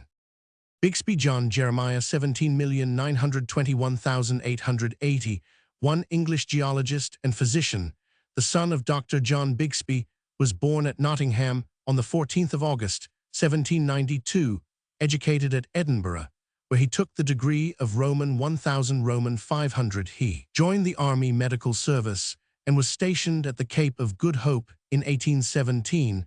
About a year later, he went to Canada as medical officer to a regiment, and having developed much interest in geology, he was commissioned in 1819 to report on the geology of Upper Canada. In 1822, he was appointed British Secretary and Medical Officer to the Boundary Commission, and for several years he made extensive and important geological researches, contributing papers to the American Journal of Science and other scientific journals, and later embodying an account of his travels in a book entitled The Shoe and Canoe. 1850, returning to England in 1827, he practiced medicine at Newark until 1846, when he removed to London, where he remained until the end of his life. He now took an active interest in the Geological Society of London, of which he had been elected a Fellow in 1823. In 1869, he was elected a Fellow of the Royal Society, and in 1874 he was awarded the Murchison Medal by the Council of the Geological Society. During the last 20 years of his long life, he was continually at work, preparing, after the most painstaking research, tabulated lists of the fossils of the Paleozoic rocks. His Thesaurus Siluricus was published with the aid of the Royal Society in 1868, and the Thesaurus Devonico Carboniferus in 1878. In 1877, he founded the Bixby Medal, to be awarded by the Geological Society of London, with the stipulation that the receiver should not be more than 4 to 5 years old. He died in London on the 10th of February, 1881. Bihari, properly Bihari, the name of the most western of the 4 forms of speech, which comprise the eastern group of modern Indo-Aryan languages, Kuroman 5. The other members are Bengali Oriya and Assamese C. Bengali. The number of speakers of Bihari in 1901 was 34,579,844 in British India, out of a total of 90,242,167. For the whole group, it is also the language of the inhabitants of the neighboring Terai districts of Nepal. In the present article, it is throughout assumed that the reader is in possession of the facts described under the heads of Indo-Aryan languages, and Prakrit. The article Bengali may also be studied with advantage. Bihari means the language of the province of Bihar, and to a certain extent this is a true description. It is the direct descendant of the old Magadhi Prakrit C. Prakrit, of which the headquarters were South Bihar, or the present districts of Patna and Gaya. It is, however, also spoken considerably beyond the limits of this province to the west. It extends over the province of Agra so far as the longitude of Benares, and to the south it covers nearly the whole of the province of Chota Nagpur, allowing for the speakers in Nepal. Its area extends over about 90,000 SQ Roman 1,000, and the total number of people who claim it as a vernacular is about the same as the population of France. Bihari has been looked upon as a separate language only during the past 25 years. Before that, it was grouped with all the other languages spoken between Bengal and the Punjab under the general term Hindi. The usual character employed for writing Bihari is that known as Kaithai, a cursive form of the well-known Nagari character of Upper India. The name of the character is derived from the Kayeth or Kayeth caste, whose profession is that of scribes. Kaithai is widely spread under various names all over northern India, and is the official character of Gujarati. The Nagari character is commonly employed for printed books, while the Brahmins of Tirhut have a character of their own akin to that used for writing Bengali and Assamese in the south of the Bihari tract. The Oriya character, belonging to the neighboring Orissa, is also found. Bihari has to its east Bengali, also a language of the outer band. To its west, it has Eastern Hindi, a language of the intermediate band. See Indo-Aryan languages, While it must decidedly be classed as an outer language, it nevertheless shows, as might be expected, some points of contact with the intermediate ones. Nothing is so characteristic of Bengali as its pronunciation of the vowel and of the consonant S. The first is sounded like the O in hot, transliterated O in Eastern Bihari. The same vowel has a broad sound, but not so broad as in Bengali. As we go westwards, this broad sound is gradually lost, till it entirely disappears in the most western dialect Bhojpuri. As regards S, the Magadhi Prakrit pronounced it as S like the SH in Shin. The Prakrits of the West preserved its dental sound, like that of the S in Sin. Here Bengali and Eastern Hindi exactly represent the ancient state of affairs. The former has the S sound, and the latter the S sound. At the present-day Bihari has abandoned the practice of the old Magadhi Prakrit in this respect, and pronounces its SS as clearly as in the West. There are political reasons for this. The pronunciation of S is a literal shibboleth between Bengal and Upper India.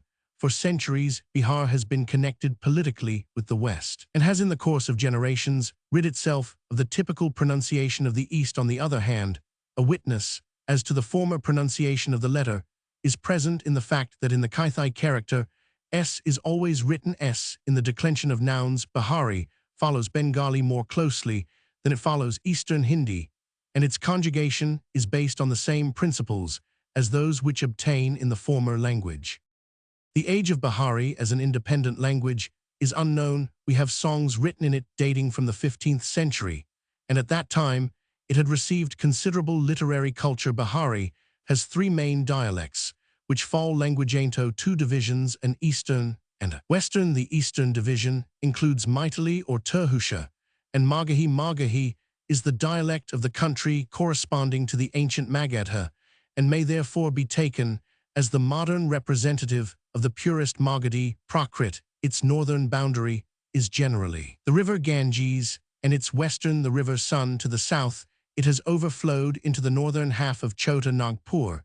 It is nearly related to Maithili, but it is quite uncultivated and has no literature, although it is the vernacular of the birthplace of Buddhism. Nowadays, it is often referred to by natives of other parts of the country as the typically boorish language of India. Maithili faces Magahi across the Ganges. It is the dialect of the old country of Mithila, or Terhut, famous from ancient times for its learning historically. And politically, it has long been closely connected with Oudh, the home of the hero Ramacandra, and its people are amongst the most conservative in India. Their language bears the national stamp.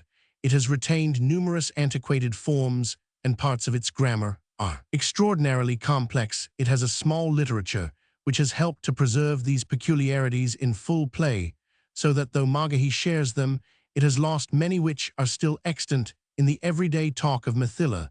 The Western division consists of the Bhojpuri dialect spoken on both sides of the Gangetic Valley from near Patna to Benares.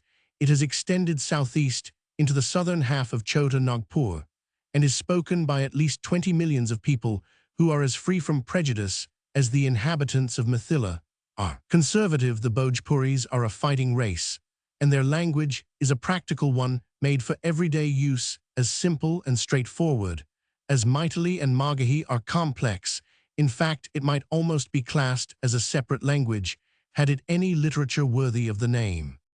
Abbreviations: MTH Maithili, MG Magahi BH, Bhojpuri B Bihari BG Bengali, SKR Sanskrit PR Prakrit, MG PR Magadhi Prakrit. Vocabulary: the Bihari vocabulary calls for few remarks, tatsamas, or words borrowed in modern times from Sanskrit. Indo-Aryan languages are few in number, while all the dialects are replete with honest homeborn tadpavas, used unlike Bengali, both in the literary and in the colloquial language. Very few words are borrowed from Persian, Arabic, or other languages. Phonetics: the stress accent of Bihari follows the usual rules of modern Indo-Aryan vernaculars. In words of more than one syllable, it cannot fall on the last, whether the vowel of that syllable be long or short, pronounced, half-pronounced, or not pronounced. With this exception, the accent always falls on the last long syllable. If there are no long syllables in the word, the accent is thrown back as far as possible, but never farther than the syllable before the antepenultimate, thus kisana final, a not pronounced pani hamara dekalahu in the last word, there is a secondary 925 accent on the penultimate owing to the following imperfect vowel C below when the first syllable of a word has not the main stress accent. It also takes a secondary one, as in decalieinhi, when the letter A follows a syllable, which has the accent secondary or primary, it is only half pronounced, and is here denoted by a small a above the line in MTH, but not in MG or BH. A final short I or U is often similarly very lightly pronounced, and is then represented by the same device. Before such an imperfect I or U, the preceding syllable has a secondary accent if it has not already got the main one. When a word ends in a preceded by a single uncompounded consonant, the A is not pronounced. Thus kisana sounded kisan. This vowel is sometimes pronounced with a drawl like the A in ball, and is then transliterated, or when it has this sound it can end a word, and in this position is common in the second person of verbs. Thus dekasi, thou. This sound is very frequently heard in Bhojpuri and gives a peculiar tone to the whole dialect, which at once strikes the casual hearer the usual short form of the letter a is a, but when this would lead to confusion, it is shortened in MTH and MG to a sound like that of a in the German man, and is then transliterated a in BH. It is always shortened to a. As an example, from pani water is formed the word pania, but in MTH and MG from the word marab, to strike, we have MTH marali, MG marali, I struck, because marali li would mean I died in BH marali. Actually has both these meanings. The letters E and O may be either long EO or short EO. In SKR the diphthongs AI and O here transliterated AI, or are much longer than the Bahari AI and O, which are contractions of only a I and a U respectively. We may compare the Sanskrit or Tatsama AI with the English I, and the Tadkava AI with the English Roman 1 in counting syllables in Bahari AI, and O count each as 2 syllables, not each as 1 long syllable. The SKRR appears only in Tatsama's. Nasalization of vowels is extremely frequent in this article. It is represented by the sign over the vowel, as in Ma Marali and Dekalahu.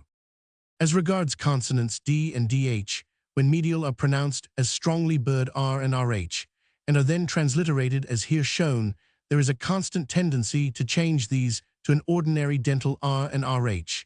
Thus Goda pronounced Gora or Gora. Semivowels Y and V are always pronounced like J and B respectively, unless they are simply euphonic letters put in to bridge the hiatus between 2 concurrent vowels.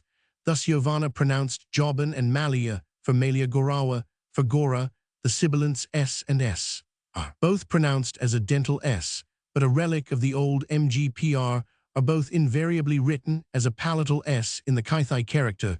Thus the English word session sesson is written sesson, and pronounced sesson. The cerebral S, when uncompounded, is pronounced KH. When compounded it generally has its proper sound. Thus Sas the sixth is pronounced Kas. As a general statement, we may say that Bahari spelling is not fixed, and that there are often many ways of writing, and sometimes 2 or 3 ways of pronouncing the same word. The main typical characteristics of MGPR are that Western PRS becomes S, and that Western PRR becomes Roman 50.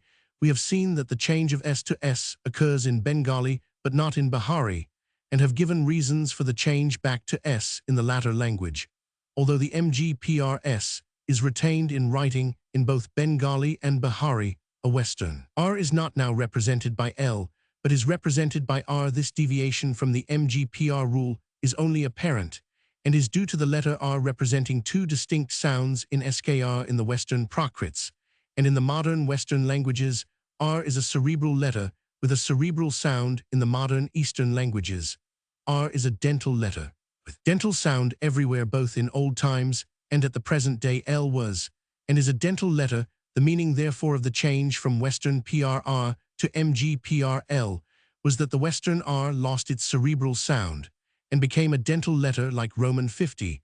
The dental character is preserved in the R of the modern Eastern languages. In fact, in Bahari, R and L are frequently confounded together, or with N, another dental letter. Thus we have Kali or Kari, black far, or foul fruit, SKR, Rajubi Ledgeri, a string Laknor, the name of a town quite commonly pronounced Naklol, and the English names Kelly and Curry, both pronounced indifferently Kari or Kali. Compare Assamese sarul for skr sarira. The genius of the Bihari language is adverse to the existence of a long vowel in a Tadpava word, when it would occupy a position more than 2 syllables from the end, thus Gora, but Gorawa male, but Marali. This is subject to various subsidiary rules, which will be found in the grammars. The principle is a most important one and indeed pervades all Indo-Aryan vernaculars of the present day, but it is carried out with the greatest thoroughness and consistency in Bihari. The whole system of declension and conjugation is subject to it. When a preceding I or E is shortened, the two together become AI, and similarly a shortened a U or O become O. Declension Bihari has a stronger sense of gender than the other languages of the Eastern group in the modern language. The distinction is in the main confined no animate beings, but in the older poetry, the system of grammatical as distinct from sexual gender is in full swing, except in the case of the interrogative pronoun. There is no neuter gender words, which in SKR and PR were neuter being generally, but not always treated as masculine. The plural can everywhere be formed by the addition of some noun of multitude to the singular, and this is the universal rule in MTH, but in MG and BH, it is generally made by adding N, or in BHNH or Ni to the singular, before all of which a final vowel is shortened, thus Gora a horse, Goran horses. As for cases, the apabhramsa locativehi high and the ablative who see procrit terminations have survived in poetry proverbs, and the like in each of them can now be used for any oblique case, but in ordinary language and in literature high and high have become contracted to E and E, the former of which is employed for the instrumental and the latter for the locative case, thus gar house gare by a house gare in a house. The old termination who has also survived in sporadic instances under the form O with an ablative sense cases, are however usually formed as elsewhere by suffixing postpositions to a general oblique case. See Indo-Aryan languages. The oblique case in Bihari is generally the same as the nominative, but nouns ending in NBL or R, and some others form it by adding a relic of the old MGPR genitive, in aha, thus maril the act of striking abul marala, MGPR marialaha, another set of verbal nouns forms. The oblique case in AIE, or a thus BH, mar the ace of striking merla, for striking to strike an MG, every noun ending in a consonant may have its oblique form in E, thus gar a house gark or gerk of a house. The AI or E termination is another relic of the apabhra sahai, and the A is a survival of the aphu. The usual genitive postposition is K, which has become a suffix, and now forms part of the word to which it is attached a final preceding vowel, being frequently shortened, thus Gora, Gen Gorak. Other genitive postpositions are Ki Kar and Kur. These, and all other postpositions are still separate words, and have not yet become suffixes. The more common postpositions are one act dat ki inster abel sa si lok, mami. The genitive does not change to agree with gender of the governing noun as in Hindustani, but in BH, not in MTH or MG. When the governing noun is not in the nominative singular, the genitive postposition takes the oblique form ka, thus Rajak Mandir, the palace of the king, but Rajaka Mandam in the palace of the king in MTH, and MG pronouns have a similar oblique genitive in a there is no case of the agent as in Hindustani, the subject of all tenses of all verbs being always in the nominative case. Every noun can have 3 forms, a short, a long, and a redundant. The short form is sometimes weak, and sometimes strong. Occasionally, both weak and strong forms occur for the same word, thus short weak gor, short strong gora, long gorawa, redundant gorowa. This superfluity of forms is due to the existence of the pleonastic suffix ka in the Prakrit stage of the language. See Prakrit. In that stage, the K of the suffix was already elided, so that we have the stages skr. Gatakas pr gado b gora by contraction or gorawa, with insertion of a euphonic w. The redundant form is a result of the reduplication of the suffix, which was allowed in PR, thus skr gatakakas pr gada b gorowa. Contracted from gorowa, the long and redundant forms are mainly used in conversation. They are familiar and often contemptuous. Sometimes they give a definite force to the word. As gorawa, the horse in the feminine, they are much used to form diminutives. As in other languages of the Eastern group, the singulars of the personal pronouns have fallen into disuse. The plurals are used politely for the singulars, and new forms are made from these old plurals to make new plurals. The old singulars survive in poetry and in the speech of villagers, but even here the nominative has disappeared, and new nominatives have been formed from the oblique bases. All the pronouns have numerous optional forms. As a specimen of pronominal declension, we may give the most common forms of the first personal pronoun. Maitali Magahi Bhojpuri. Sing nam ham ham. Jen hammer hammers. Abul hamara hamara. Plur nam hamara sab hamarani hamanika. Jen hamara sabhak hamaranik hamanik. Abul hamara sab hamarani hamanai. The important point to note in the above is that the oblique form singular is formed from the genitive. It is the oblique form of that case, which is also used when agreeing with another noun in an oblique case. Thus hammer gar my house, hamara garm in my house, hamarak to me in mth. The nominative plural is also the oblique form of the genitive singular, and in bh and mg it is the oblique form of the genitive plural in Bengali. The nominative plural of noun substantive is formed in the same way from the genitive singular. See Bengali. The usual forms of the pronouns are ham I to tu thou mth, a panahi bh, roar your honor I this o, that he who see he ki who mth kai mg 926 bh, kawat kyo q anyone mth kiku mg kuchu bh, catchu anything. The oblique forms of these vary greatly and must be learned from the grammars. Conjugation in Maithili and Magahiat is in the conjugation of the verb that the amazing complexity of the mth and mg grammars appears. The conjugation of the Bhojpuri verb is quite simple and will be treated separately in all three dialects. The verb makes little or no distinction of number, but instead there is a distinction between non-honorific and honorific forms in mth and mg. This distinction applies not only to the subject, but also to the object, so that for each person there are in the first place four groups of forms, viz. Roman 1 subject, non-honorific object, non-honorific.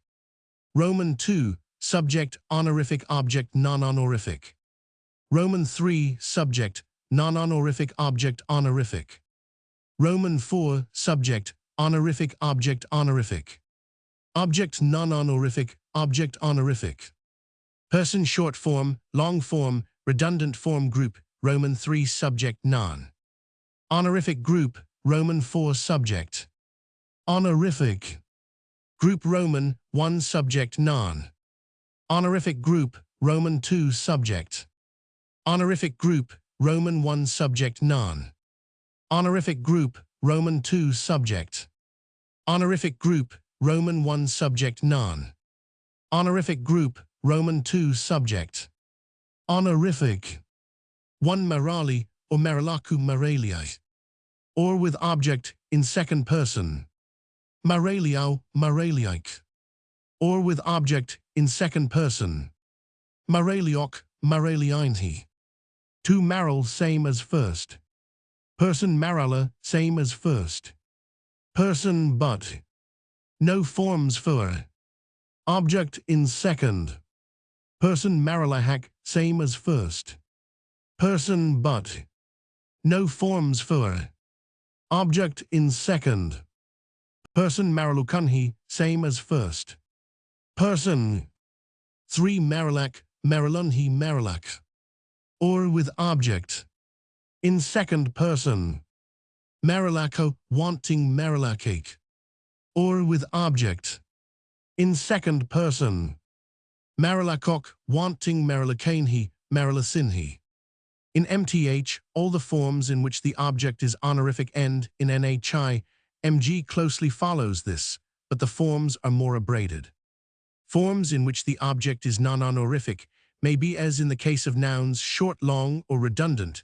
The long forms are made by adding ai, or in the second person a to the short forms, and the redundant forms by adding k to the long forms again, if the object is in the second person, the ai of the long and redundant forms is changed to o. Finally, in the first person, the non-honorific and honorific forms, depending on the subject, are the same, and are also identical with those forms of the second person in which the subject is honorific. We thus get the following paradigm of the mth past tense of the verb marab.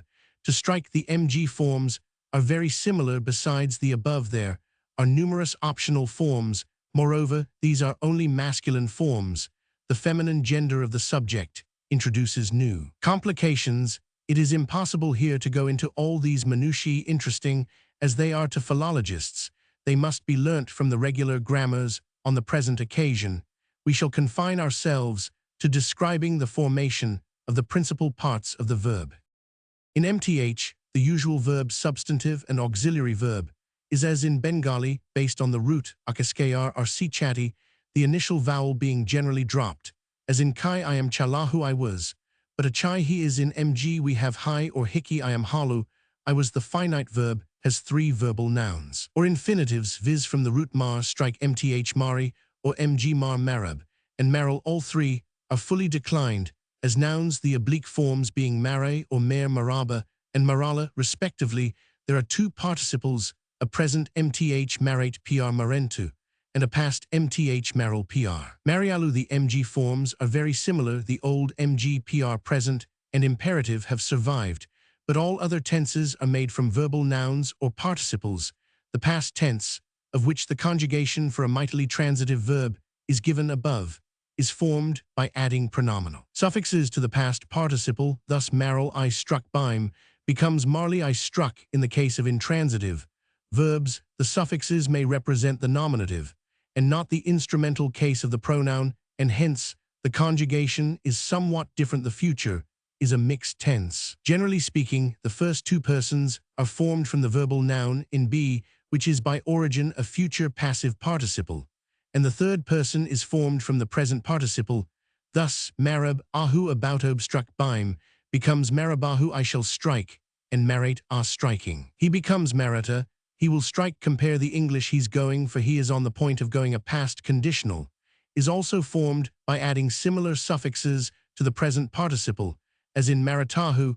If I had struck, this use of the present participle already existed in the PR. Age cf. Hemichandra's Grammar in 180. In MTH, the present definite and the imperfect are formed by conjugating the present or past tense, respectively, of the auxiliary verb with the present participle. Thus marate, kai I am striking mg, like vulgar English, substitutes the oblique form of the verbal noun for the present participle, as in mer hi I am striking. The perfect is usually formed by adding the word for is to the past. Thus mth marali, a chai I have struck lit struckbime, itis. A pluperfect is similarly formed with the past tense of the auxiliary verb. There are numerous irregular verbs. Most of the irregularities are due to the root ending in a vowel or in a weak consonant, such as bprv. Thus root pab, obtain, past participle powell, first singular, past tense, pauli. More definitely irregular are a few roots like car do past participle. Kyle. These last instances are cases in which the past participle is independently derived from an skr past participle, and is not formed as usual by adding the pleonastic suffix al or il skr pr ala ila c procrit to the Bahari root, thus skr krtas pr kau kailu b kyle instead of ke. There is a long series of transitive verbs formed from intransitives and of causal verbs formed from transitives, generally by adding ob skr, a pair pr of a compound verbs are numerous. Noteworthy is the desiderative compound formed by adding the root ka wish to the dative of a verbal noun. Thus ham dekhe kahechi, I am wishing for the seeing I wish to see. Conjugation in Bhojpuri. The bh conjugation is as simple as that of mth, and mg is complex in the first and second persons. The plural is generally employed for the singular, but there is no change in the verb corresponding to the person or honor of the object. The usual verb substantive and auxiliary verb is derived in the present from the root bat or bar b, as in bait or bear skr vartate pr vatai, he is. The past is derived from the root ra skr rahati pr rahai, as in rahali, or contracted rahai, I was. The verbal nouns and participles are nearly the same as in mth mg, the first verbal noun, and the present participle being mar and marat, as in mg. The old present and imperative derived from the mg pr forms are also employed in bh. Thus mer pr Mary, he strikes. This tense is often used as a present conditional when it is wished to emphasize the sense of a present indicative. The syllable la is suffixed. The same suffix is employed in Rajasthani, Nepali, and Marathi to form the future, and in bh it is often also used with a future sense. The past tense is formed, as in mthmg, by adding pronominal suffixes to the past participle, thus marali mara, li I struck, as explained above. Similarly, for the first and second persons of the future we have marabi, I shall strike, and so on, but the third person is mari pr merhai, he will strike marihan pr merhinti. They will strike. The periphrastic tenses are formed on the same principles, as in mth, as an example of bh conjugation. We give the present, past, and future tenses in all persons. There are a few additional optional forms, but nothing like the multiplicity of meanings, which we find in mth and mg. Present, past, future. Sing 1, not used, not used, not used. 2, male maralas, marab. 3, merla, maral mari. Plur 1, marilla, marali marabi. 2, marala, marala maraba. 3, male, Marilyn Marihan. It will be observed that the termination of the present changes in sympathy with the old present to which it is attached in some parts of the BH area, especially in the district of Saran. U is substituted for al in the past, thus marui, I struck the maru, is merely the past participle without the pleonastic termination alla, which is used in Bahari as explained under the mth-mg conjugation.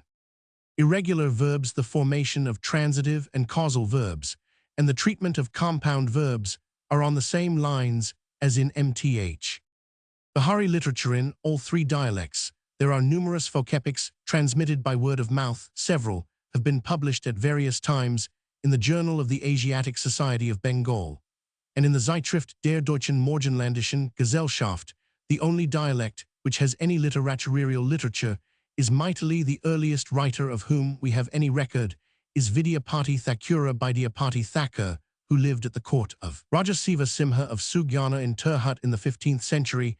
He was a voluminous Sanskrit writer, but his fame rests chiefly on his dainty lyrics, in Maithili dealing with the loves of Radha and Krishna.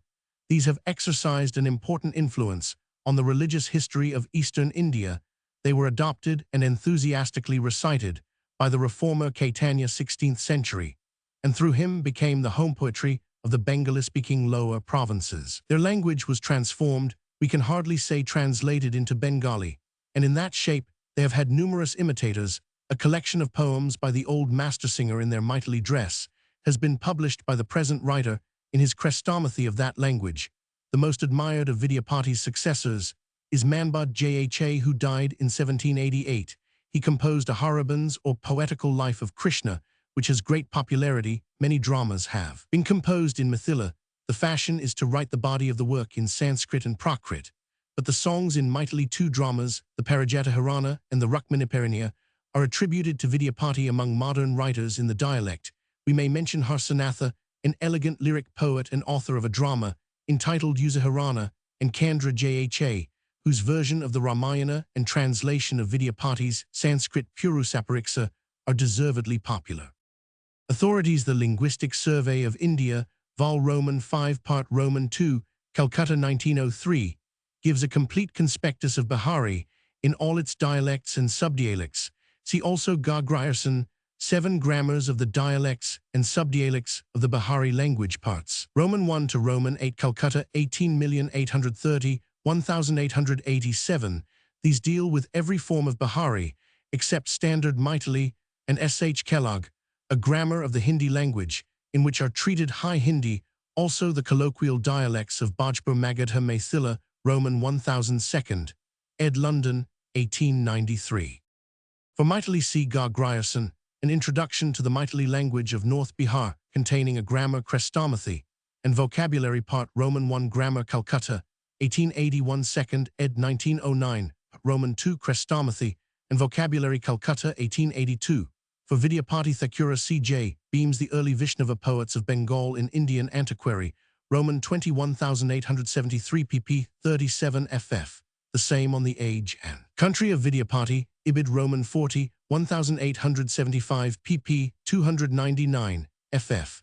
A non-article in the Banga Darsana Vol. Roman 40, 1282 bs. pp. 75 ff. Saradakarana Matra Introduction to Vidyapatir Padavali, 2nd, ed. Calcutta, 1285. bs. Roman 100 A Grierson Chrestomathy, as above Vidyapati, and his contemporaries Indian Antiquary, Vol. Roman 140 1880, 5 pp. 182, ff. On some medieval kings of Mathila, Ibid Vol. Roman 280 1899, pp. 57, ff. For Bhojpuri, C.J. Beam's Notes on the Bhojpuri dialect of Hindi spoken in Western Bihar in Journal of the Royal Asiatic Society, Vol. Roman 3, N.S., 1868, pp. 483, ff. AFR Horanal A Grammar of the Eastern Hindi, compared with the other Gaudian languages. Here Eastern Hindi means Western Bhojpuri. London, 1880, J.R. Reed Report on the Settlement Operations in the district of Azamgarh, Allahabad, 1880. 1. Contains in appendices full grammar and vocabulary of Western Bhojpuri. No special works have been written about Magahi. Gr. 1. The origin of the postpositions is discussed in the article Hindustani. Biharilal, a name famous in Hindustani literature as the author of the Sats, a collection of approximately 700 distichs, which is perhaps the most celebrated Hindi work of poetic art, as distinguished from narrative and simpler styles. The language is the form of Hindi called Brajbhasha, spoken in the country about Mathura, where the poet lived. The couplets are inspired by the Krishna side of Vishnu worship, and the majority of them take the shape of amorous utterances of Radha, the chief of the gopis, or cowherd maidens of Braj, and her divine lover, the son of Vasudeva. Each couplet is independent and complete in itself, and is a triumph of skill in compression of language, felicity of description, and rhetorical artifice. The distichs in their collected form are arranged not in any sequence of narrative or dialogue, but according to the technical classification of the sentiments which they convey as set forth in the treatises on Indian rhetoric. Little is known of the author beyond what he himself tells us. He was born in Gwalior, spent his boyhood in Bundelkhand, and on his marriage settled in his father-in-law's household in Mathura. His father was named Kesab Ray. He was a twice-born Dvija by caste, which is generally understood to mean that he was a Brahmin, though some assert that he belonged to the mixed caste, now called Ray, sprung from the offspring of a Brahmin father by a Kshatriya mother. A couplet in the Satsai states that it was completed in A. Roman 500. It is certain that his patron, whom he calls Jai Shah, was the Raja of Amber or Jaipur, known as Mirza Jai Singh, who ruled from 1617 to 1667 during the reigns of the emperors Jahangir, Shah Jahan, and Aurangzeb. A couplet No. 705 appears to refer to an event which occurred in 1665, and in which Raja Jai Singh was concerned. For this prince, the couplets were composed, and for each doha, the poet is said to have received a gold piece worth 16 rupees. The collection very soon became celebrated, as the couplets are independent one of another, and were put together fortuitously.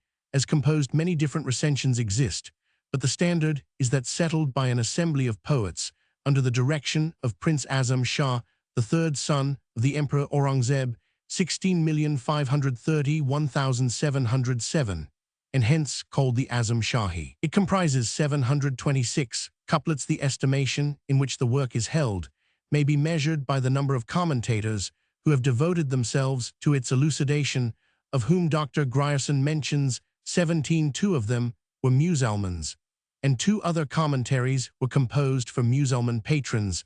The collection has also twice been translated into Sanskrit. The best-known commentary is that of Laluji Lal, entitled the Lalachandrika. The author was employed by Dr. Gilchrist in the College of Fort William, where he finished his commentary in 1818. A critical edition of it has been published by Dr. Ga Grierson, Calcutta, Government of India Press, 1896.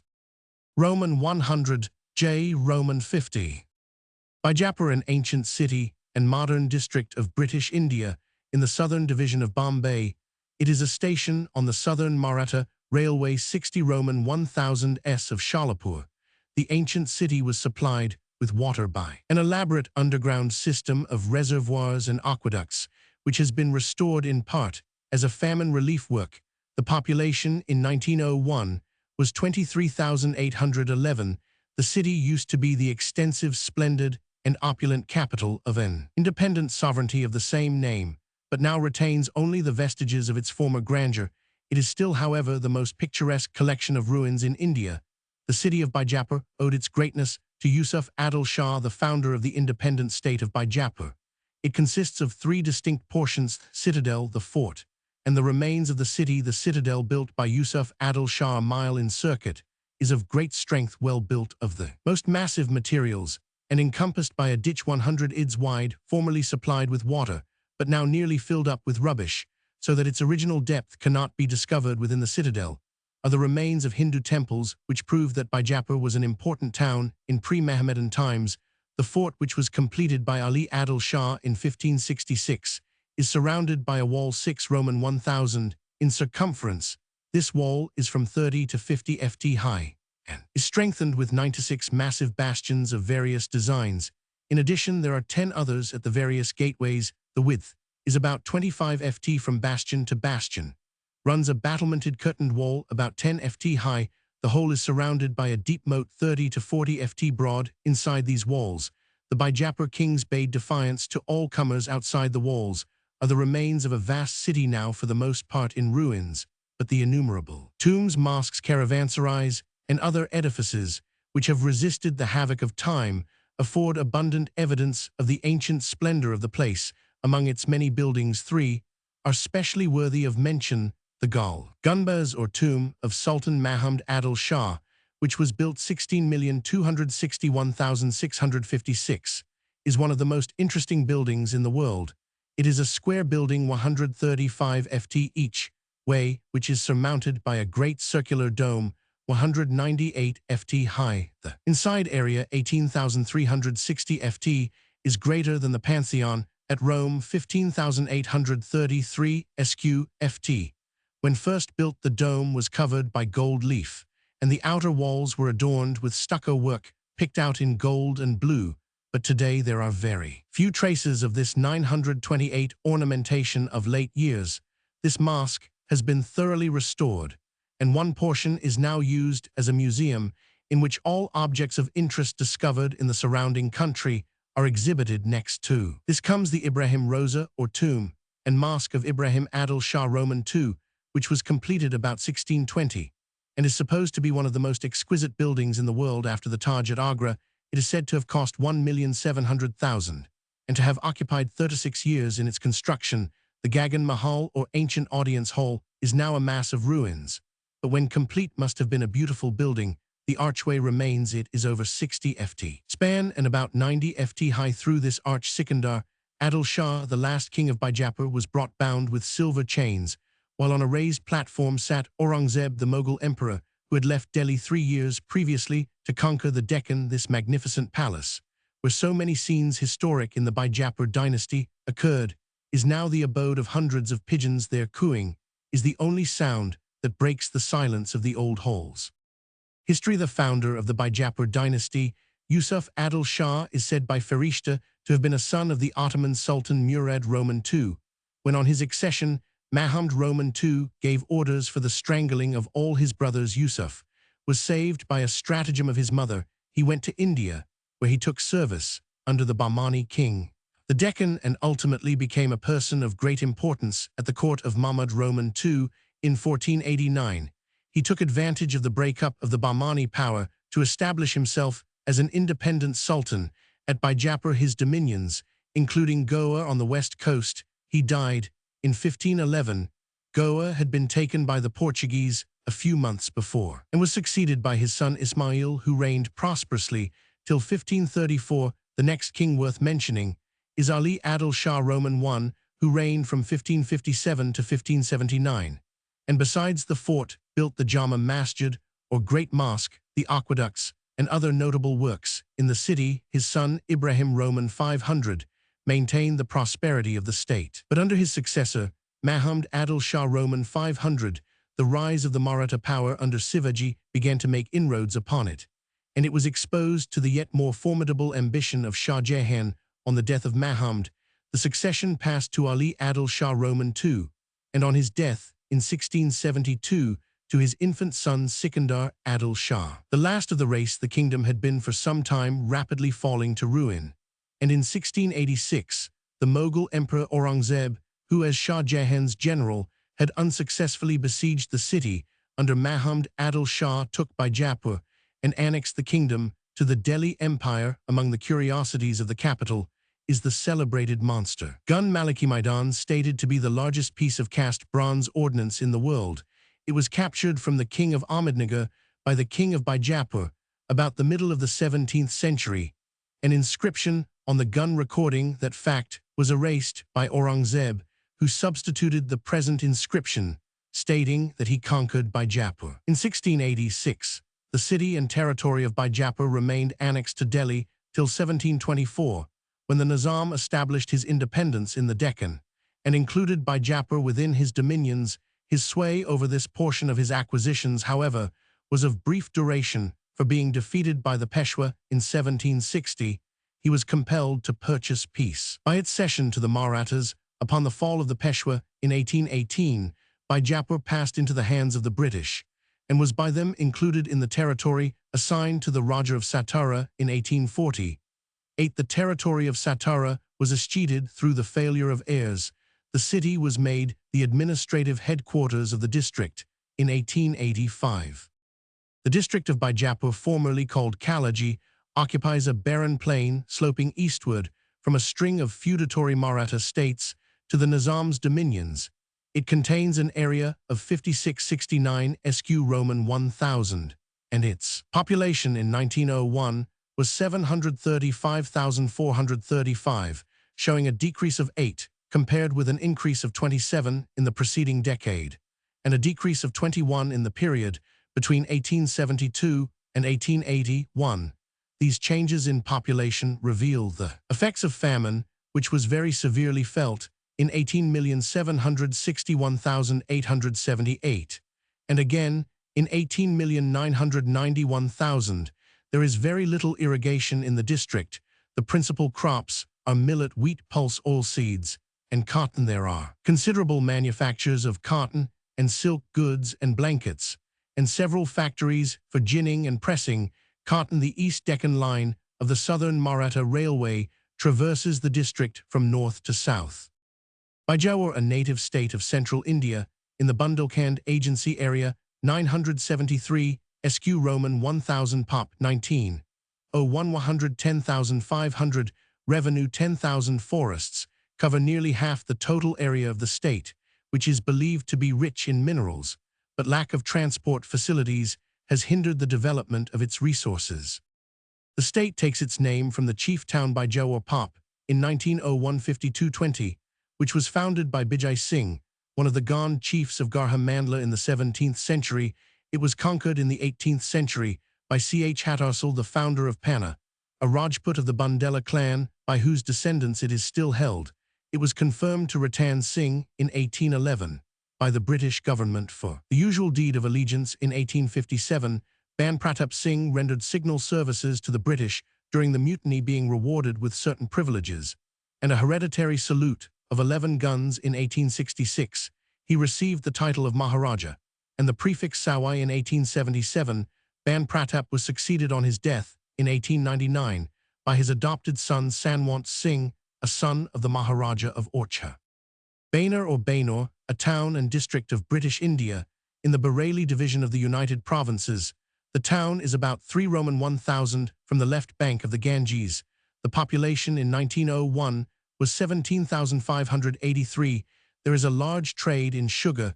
The American Methodists have a mission which maintains some aided schools, and there is an English high school for boys. The district of Bainur has an area of 1791 sq Roman 1000. The aspect of the country is generally a level plain, but the northern part of it rises towards the Himalayas, the greatest elevation being 1342 ft above the sea level. The Ko and Ramganga are the principal rivers that flow through the district, and the Ganges forms its western boundary. In 1901, the population was 779,451, showing a decrease of 2 in the decade. The country is watered in most parts by streams from the hills, but a series of small canals has been constructed. Sugar is largely exported. A line of the Oud Rohilkhand Railway from Moradabad to Saharanpur runs through the district. History of the early history of Bainur. Even after it passed under Mohammedan rule, little is known with any certainty. The district was ravaged by Timur in 1399, and thenceforward nothing is heard of it till the time of Akbar, when it formed part of the Delhi Empire, and so continued, undisturbed save for occasional raids, so long as the power of the Mughals survived intact. In the early part of the 18th century, however, the Rohilla Pathans established their independence in the country called by them Rohilkhand, and about 1748, the Rohilla chief Ali Muhammad made his first annexations in Bainer, the rest of which soon fell under the Rohilla domination. The northern districts were granted by Ali Muhammad to Najib Khan, who gradually extended his influence west of the Ganges, and at Delhi receiving the title of Najibullah and becoming paymaster of the royal forces. His success, however, raised up powerful enemies against him, and at their instigation the Marathas invaded Bainer. This was the beginning of a feud which continued for years. Najib indeed held his own, and for the part played by him in the victory of Panipat was made vizier of the empire after his death in 1770. However, his son Zabita Khan was defeated by the Marathas, who overran all Rohilkhand in 1772. The Nawab of Oudh made a treaty with the Rohillas covenanting to expel the Marathas in return for a money payment. He carried out his part of the bargain, but the Rohilla chieftains refused to pay. In 1774, the Nawab concluded with the government of Calcutta a treaty of alliance, and he now called upon the British, in accordance with its terms, to supply a brigade to assist him in enforcing his claims against the Rohillas. This was done. The Rohillas were driven beyond the Ganges, and Bainer was incorporated in the territories of the Nawab, who in 1801 ceded it to the East India Company. From this time, the history of Bainer is uneventful until the mutiny of 1857, when 929, on the 1st of June, it was occupied by the Nawab of Najibabad, a grandson of Zabita Khan. In spite of fighting between the Hindus and the Mohammedan Pathans, the Nawab succeeded in maintaining his position until the 21st of April 1858, when he was defeated by the British at Najina, whereupon British authority was restored. Bikaner, a native state of India in the Rajputana Agency, with an area of 23,311 sq Roman 1,000. The natural aspect of the country is one desolate tract, without a single permanently running stream. Its surface is overspread with undulating sandhills of from 20 to 100 ft above the average level, and so loose that men and quadrupeds stepping off the beaten track sink, as if in snow. Two streams, the Cattley and Gagger, attempt to flow through this dismal region, but are lost in its sands. Water is very scarce, and is raised from wells of from 250 to 340 ft in depth. A few shallow salt lakes are filled by rain water, but they dry up on the setting in of the hot weather, leaving a thick crust of salt on their beds, which is used for commercial and domestic purposes. The inhabitants are very poor. They live chiefly by pasturage rearing camels, of which their chief agricultural stock consists, and horses of a fine breed, which fetch good prices. From the wool which their sheep yield they manufacture every article of native dress and good blankets. The other industries are leather work, sugar refining, goldsmith's work, ivory carving, iron, brass, copper, stone masonry, tanning, weaving, dyeing, and carpentry. The principal towns are Bikaner, the capital, Churu, Rajgarh, Ratanga, and Rini. In 1901, the population was 584,627, showing a decrease of 30 due to the results of famine. The revenue is 141,000. The military force consists of 500 men, besides the Imperial Service Corps of the same strength. The schools include a high school affiliated to the University of Allahabad, a school for the sons of nobles, and a girls' school called after Lady Elgin. The railway from Jodhpur has been extended towards Batinder in the Punjab on the northern border. The Gaggar Canal in the Punjab irrigates about 5,000 acres. Drought is of common occurrence. The famine of 18,991,900 was severely felt. The city of Bikaner has a railway station. The city is surrounded by a stone wall, 6 ft thick, 15 to 30 ft high, and 312 Roman 1,000 in circuit, with 5 gates and 3 salaports. The citadel is half a mile northeast of the city and is surrounded by a rampart with bastions. The population in 1901 was 53,075. There are manufactures of fine blankets and sugar candy. History. In the 15th century, the territory which now forms the state of Bikaner was occupied by Rajput clans, partly Jats, partly Mohammedans.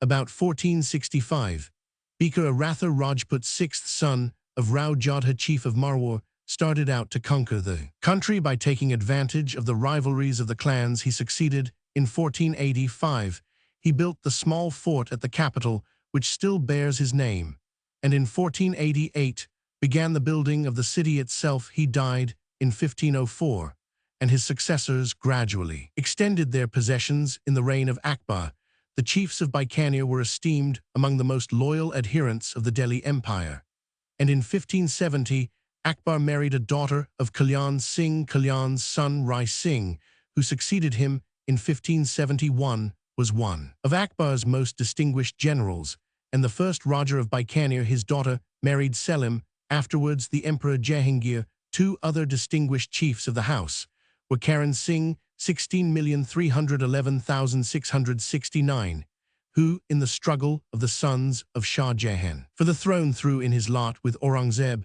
and his eldest son Anup Singh, 16,690,698, who fought with distinction in the Deccan, was conspicuous in the capture of Golconda, and earned the title of Maharaja. From this time forward, the history of Bikaner was mainly that of the wars with Jodhpur, which raged intermittently throughout the 18th century. In 1802, during one of these wars, Elphinstone passed through Bikaner on his way to Kabul, and the Maharaja Surat Singh, 17,880,1828, applied to him for British protection, which was however refused. In 1815, Surat Singh's tyranny led to a general rising of his Thakurs, and in 1816, the Maharaja again applied for British protection. On the 9th of May 1818, a treaty was concluded, and order was restored in the country by British troops. Ratan Singh, who succeeded his father in 1828, applied in vain in 1830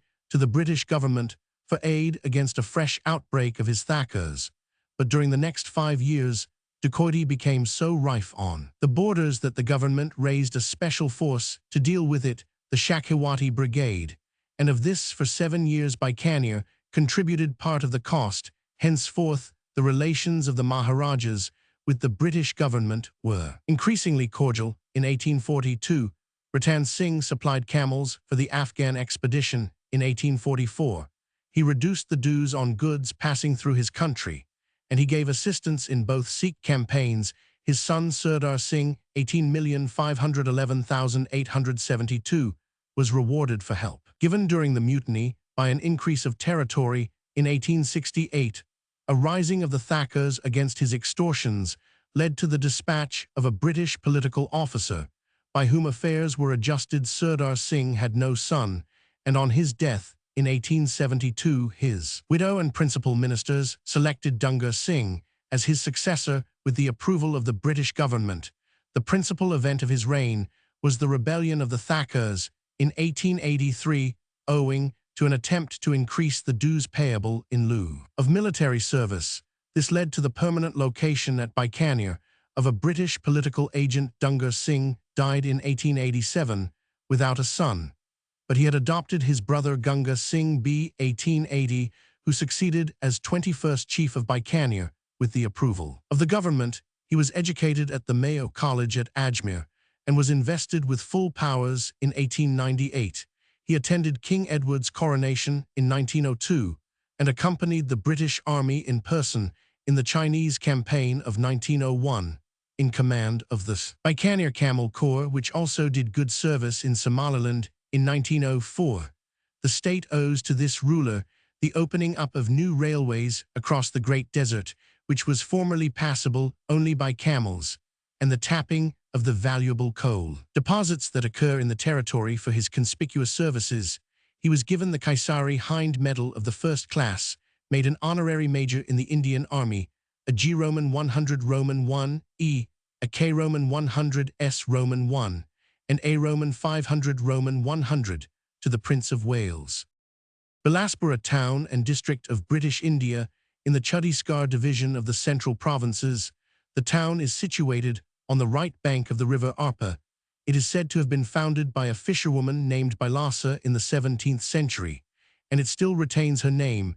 The place, however, came into note only after 1741, the year of the Maratha invasion. See below when a Maratha official took up his abode there and began to build a fort, which was never completed in 1862. It was made the headquarters of the district. The population in 1901 was 18,937. It is an important junction on the Bengal-Nagpur Railway, where the two lines from the west meet on their way to Calcutta 255 Roman 1000 from Nagpur. The district of Bilaspur has an area of 7602 sq Roman 1000. It forms the upper half of the basin of the river Mahanadi. It is almost enclosed on the northwest and east by ranges of hills, while its southern boundary is generally open and accessible, well cultivated, and closely dotted with villages embedded in groups of fruit trees. The principal hills are the Makel Rain. Situated in the northwestern extremity of the district, 2, a chain of hills forming part of the Vindhyan Range on the north, 3, the Korba Hills, an offshoot of the Vindhyas on the eastern boundary, and 4, the Sanakan block of hills in the vicinity of the Mahanadi River. The Mahanadi is the principal river of the district and governs the whole drainage and river system of the surrounding country. It takes its rise in a mountainous region, which is described as the wildest of all wild parts of the central provinces, crosses the Bilaspur boundary near Sioranering, and after a course of 25 Roman 1000 in the southeastern extremity of the district, enters Sambalpur district. Within Bilaspur, the river is everywhere navigable for 6 months in the year. Minor rivers are the Sakri, Hampteswa, Agar, Maineri, Apakarad, Liligur, Jonk, and Berry. The most important affluents of the Mahanadi are the Sianath and Hastu. Besides, the natural water supply afforded by the rivers Bilaspur abounds in tanks. There are large forest areas, those belonging to the government, covering over 600 sq Roman 1000. Sal Sharia robusta is the chief timber tree. Bilaspur, which was formerly a very isolated tract, is now traversed in 3 directions by lines of the Bengal-Nagpur Railway. It suffered severely from the famine of 18,961,897. In 1897, the general death rate was as high as 90 per thousand, rising to 297 in Bilaspur town. It suffered no less severely in 1900, when in May the number of persons relieved rose to 1/5 of the total population.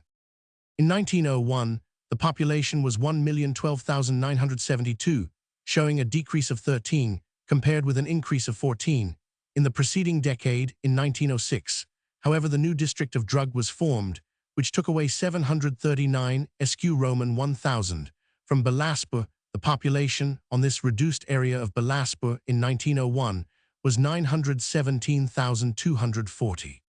Among the Hindu inhabitants of the district, the Chamars and Pankas deserve particular notice. The former, who form the shoemaker and leather-dealing caste of the Hindu community, had always been held in utter contempt by the other Hindu castes. But between 1820 and 1830, a religious movement having for its object their freedom from the trammels of caste was inaugurated by a member of the caste named Gassi Das, who preached the unity of God and the equality of men. Gassi Das gave himself out as a messenger of God. He prohibited the adoration of idols and enjoined the worship of the Supreme Being without any visible sign or representation. The followers of the new faith call themselves Satnamis, or the worshippers of Satnam or God. They do not keep the Hindu festivals, and they defy the contempt of the Brahmins. Gassi Das, the founder of the faith, was their first high priest. He died in 1850. His son succeeded him, but was assassinated, it was said, by the Hindus, and the grandson succeeded him.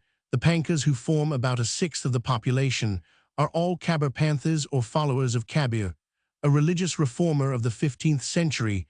There is no great difference between the Kabir Pankas and the Satnamis. They both abstain from meat and liquor, marry at the age of puberty, ordinarily celebrate their ceremonies through the agency of the elders of their own caste, and bury their dead. The Pankas worship the Supreme Being under the name of Kabir, and the Chamars under the name of Satnam, while each community has a high priest to whom reverence is paid. At present, the majority of the Pankas are cultivators, though formerly all were weavers. The Gans are the most numerous among the aboriginal tribes, but so great an intermixture has taken place between them and the Hindu races that they have lost their language and most of their ethnical characteristics, such as the flat forehead, squat nose, prominent nostril, dark skin, Roman 100, and are scarcely distinguishable from the other classes of the Hindu laboring population. In addition to some of the Hindu deities, which they worship, the Gans have their own gods. Bharadeva and Duladeva. The Kanwars are the next largest section of the aboriginal population. The upper class among them claim to be Rajputs and are divided into numerous septs. Although an aboriginal tribe, the census returns them as a Hindu caste. All the northern landholders of Bilaspur belong to this tribe, which consequently occupies an influential position. The chief wealth of the district consists in its agricultural produce. Rice, wheat, pulses, millet, mustard, oilseeds, and cotton are the chief crops. Rice, the chief export, is sent to Bombay, Berar, and northern India.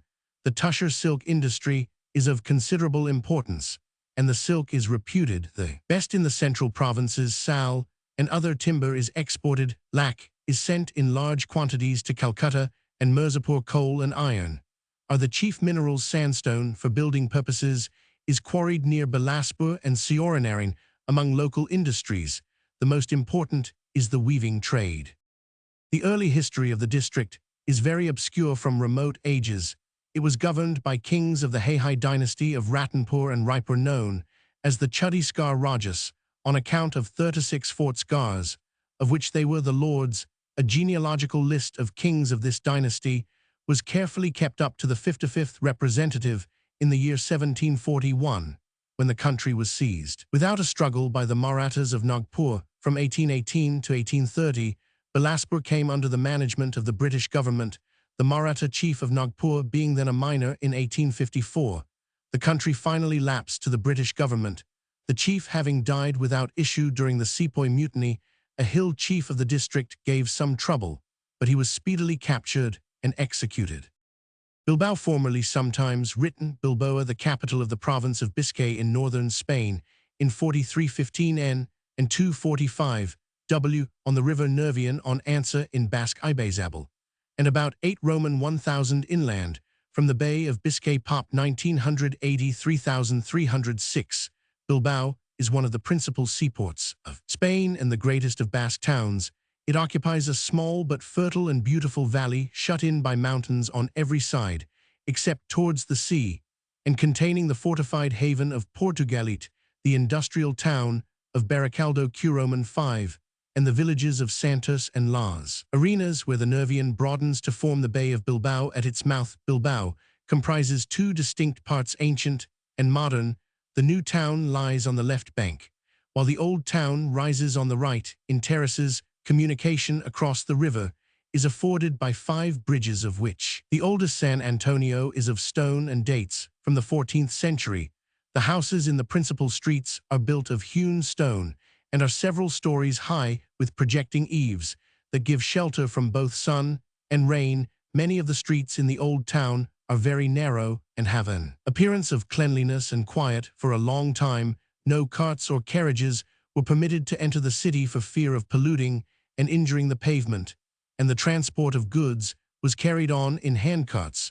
But after 1876, entirely new districts were mapped out on the left bank of the Nervion. Fine broad streets, splendid squares, and public gardens, hotels, villas, palatial new public buildings, and numerous schools came into existence. The part of the town on the right bank is, however, still the great center of business, the narrow streets containing the best shops. There, too, are the banks, the town hall, the theater, the principal clubs, and the principal churches, including that of Santiago, which dates from the 14th century. In and around Bilbao, there are more than 30 convents and monasteries, and at Alevaga, about a mile off, is the Jesuit University, attended by 850 students. Public education is not, however, entirely in the hands of the priesthood and nuns. There are an institute, a normal school to train teachers, a school of arts and handicrafts, a nautical school, and numerous public primary schools for both sexes. Few Spanish cities grew so rapidly in size, importance, and wealth as Bilbao in the latter half of the 19th century. Its first bank was founded in 1857. Its first railway, Bilbao Tudela, opened in 1863.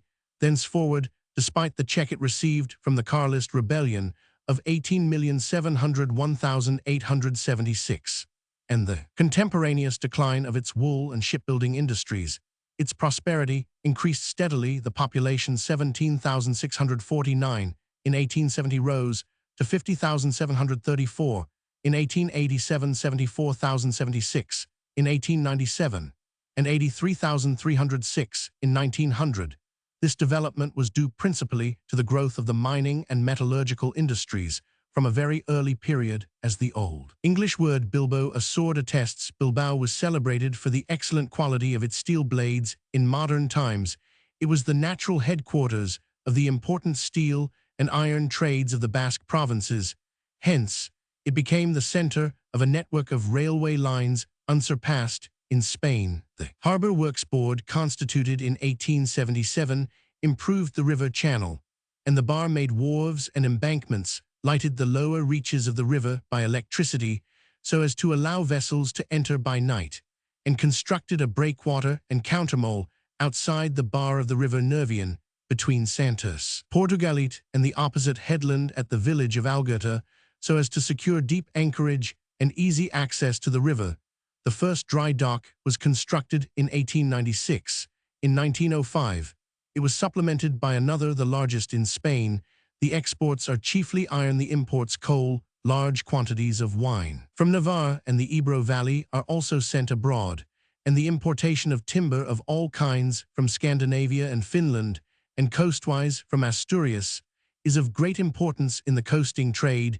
The exports are mostly pigeon, codfish, and some products of local industries and agriculture. The shipping, 931, at Bilbao is mainly Spanish, owing to the multitude of small vessels employed in the coasting trade.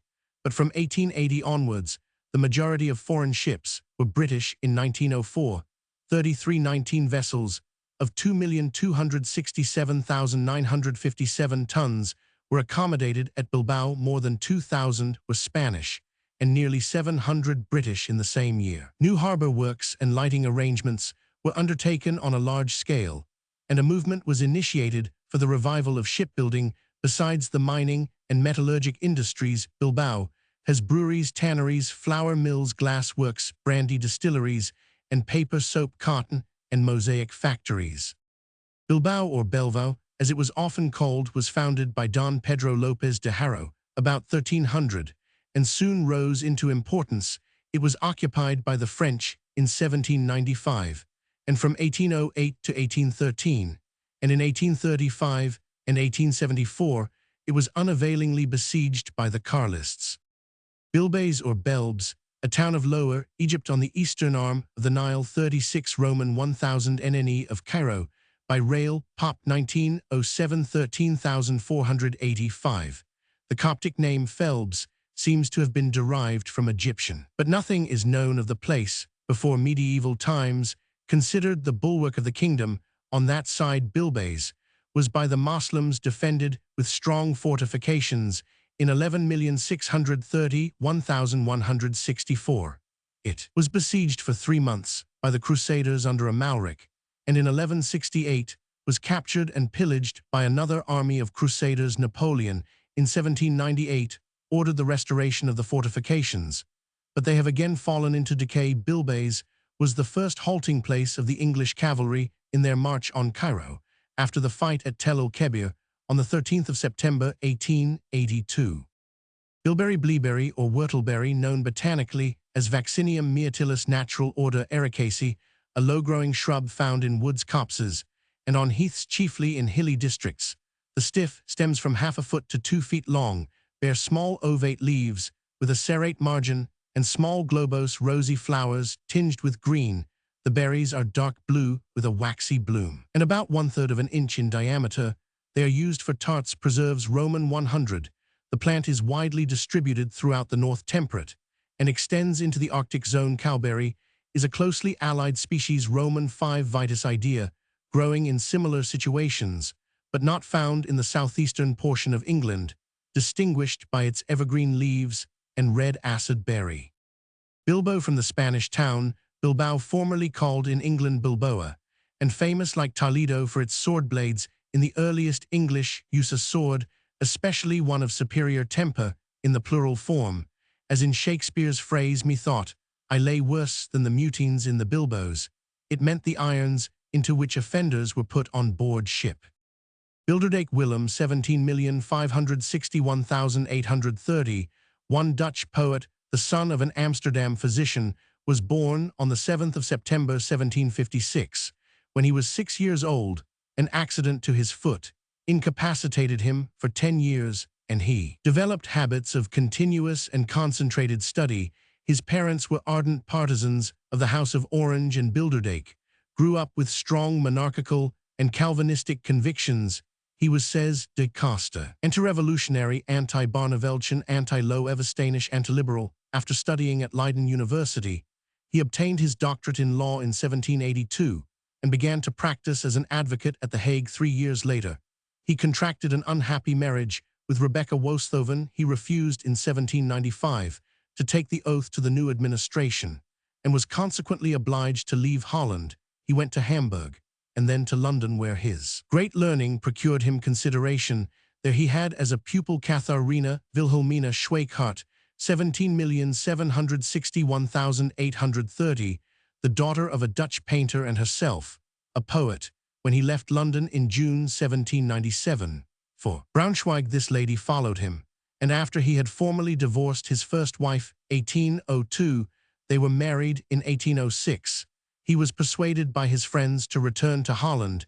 He was kindly received by Louis Napoleon, who made him his librarian and a member, and eventually president, 18,091,811, of the Royal Institute. After the abdication of Louis Napoleon, he suffered great poverty. On the accession of William of Orange in 1813, he hoped to be made a professor, but was disappointed, and became a history tutor at Leiden.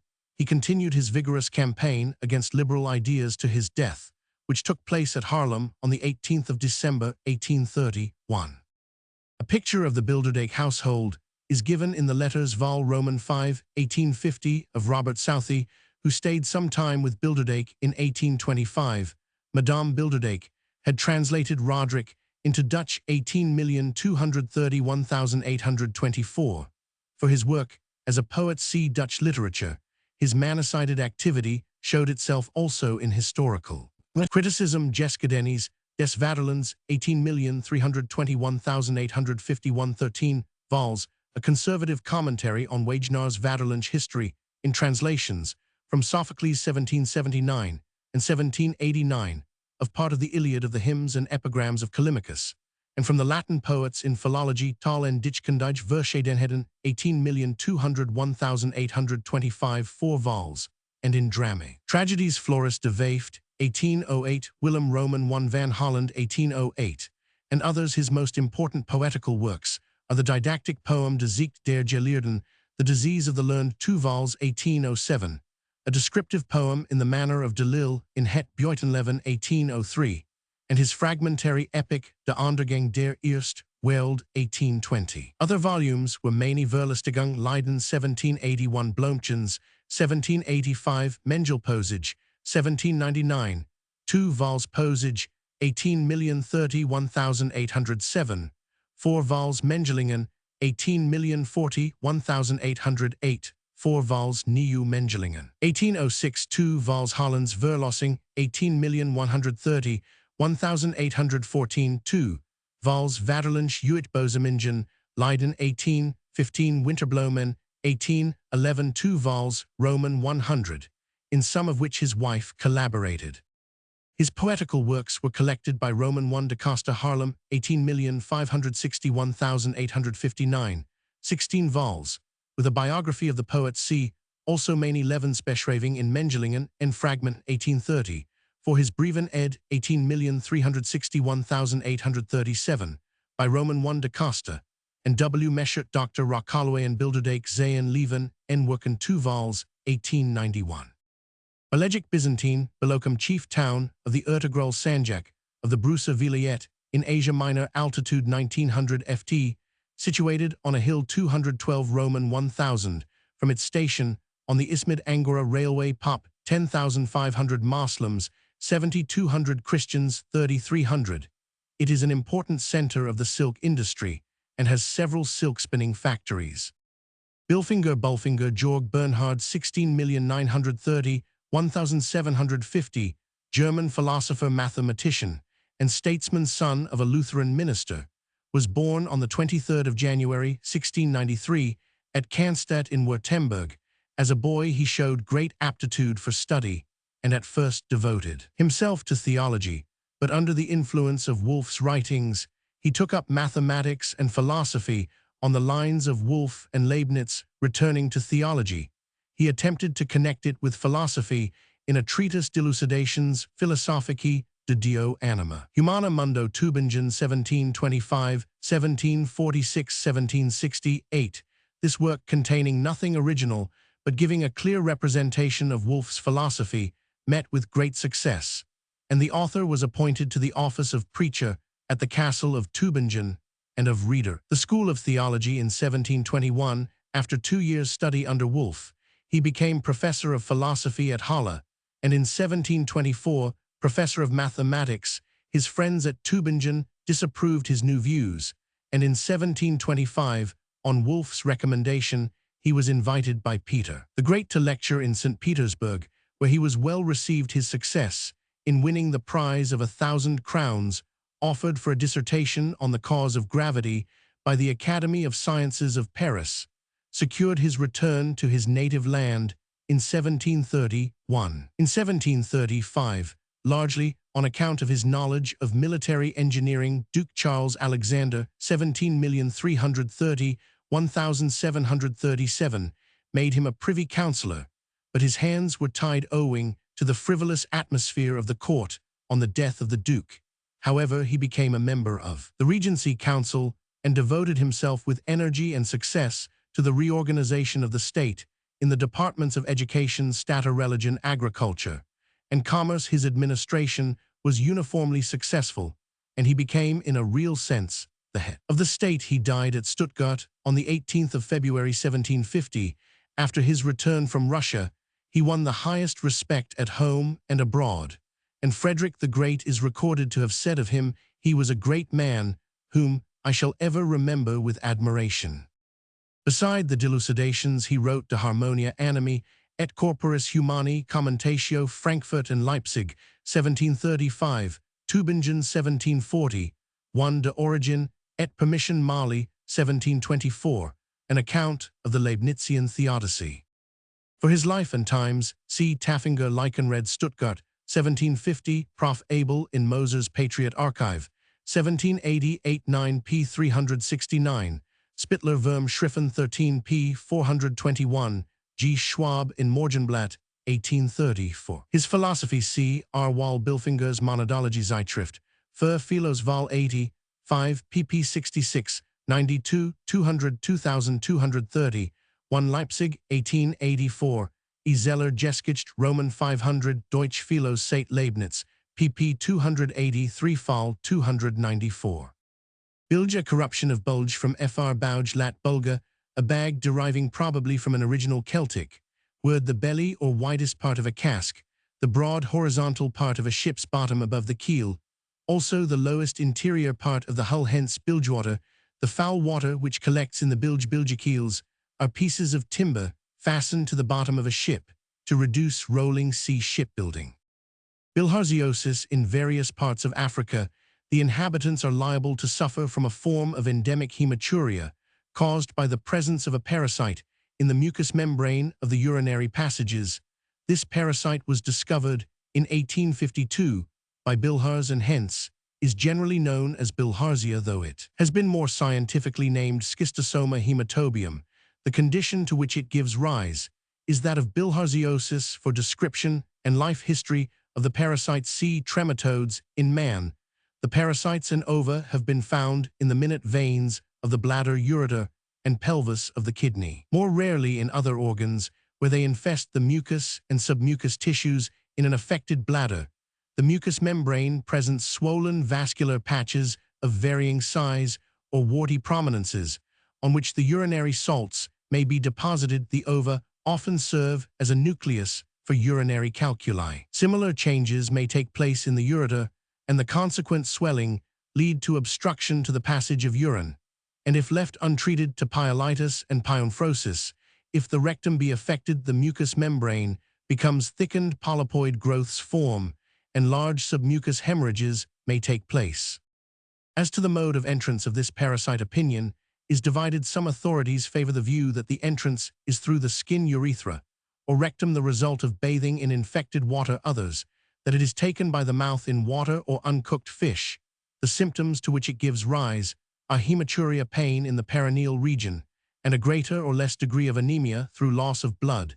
If the disease continues, cystitis and its consequent train of symptoms ensue. See bladder and prostate diseases. If the rectum be affected, there is considerable discharge of mucus, and later prolapsus may be the result, but the symptoms vary to a remarkable extent, from the slightest producing but little discomfort to the most severe resulting in death.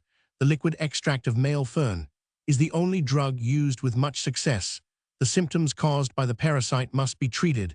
As they arise, polypoid growths of the rectum must be surgically treated.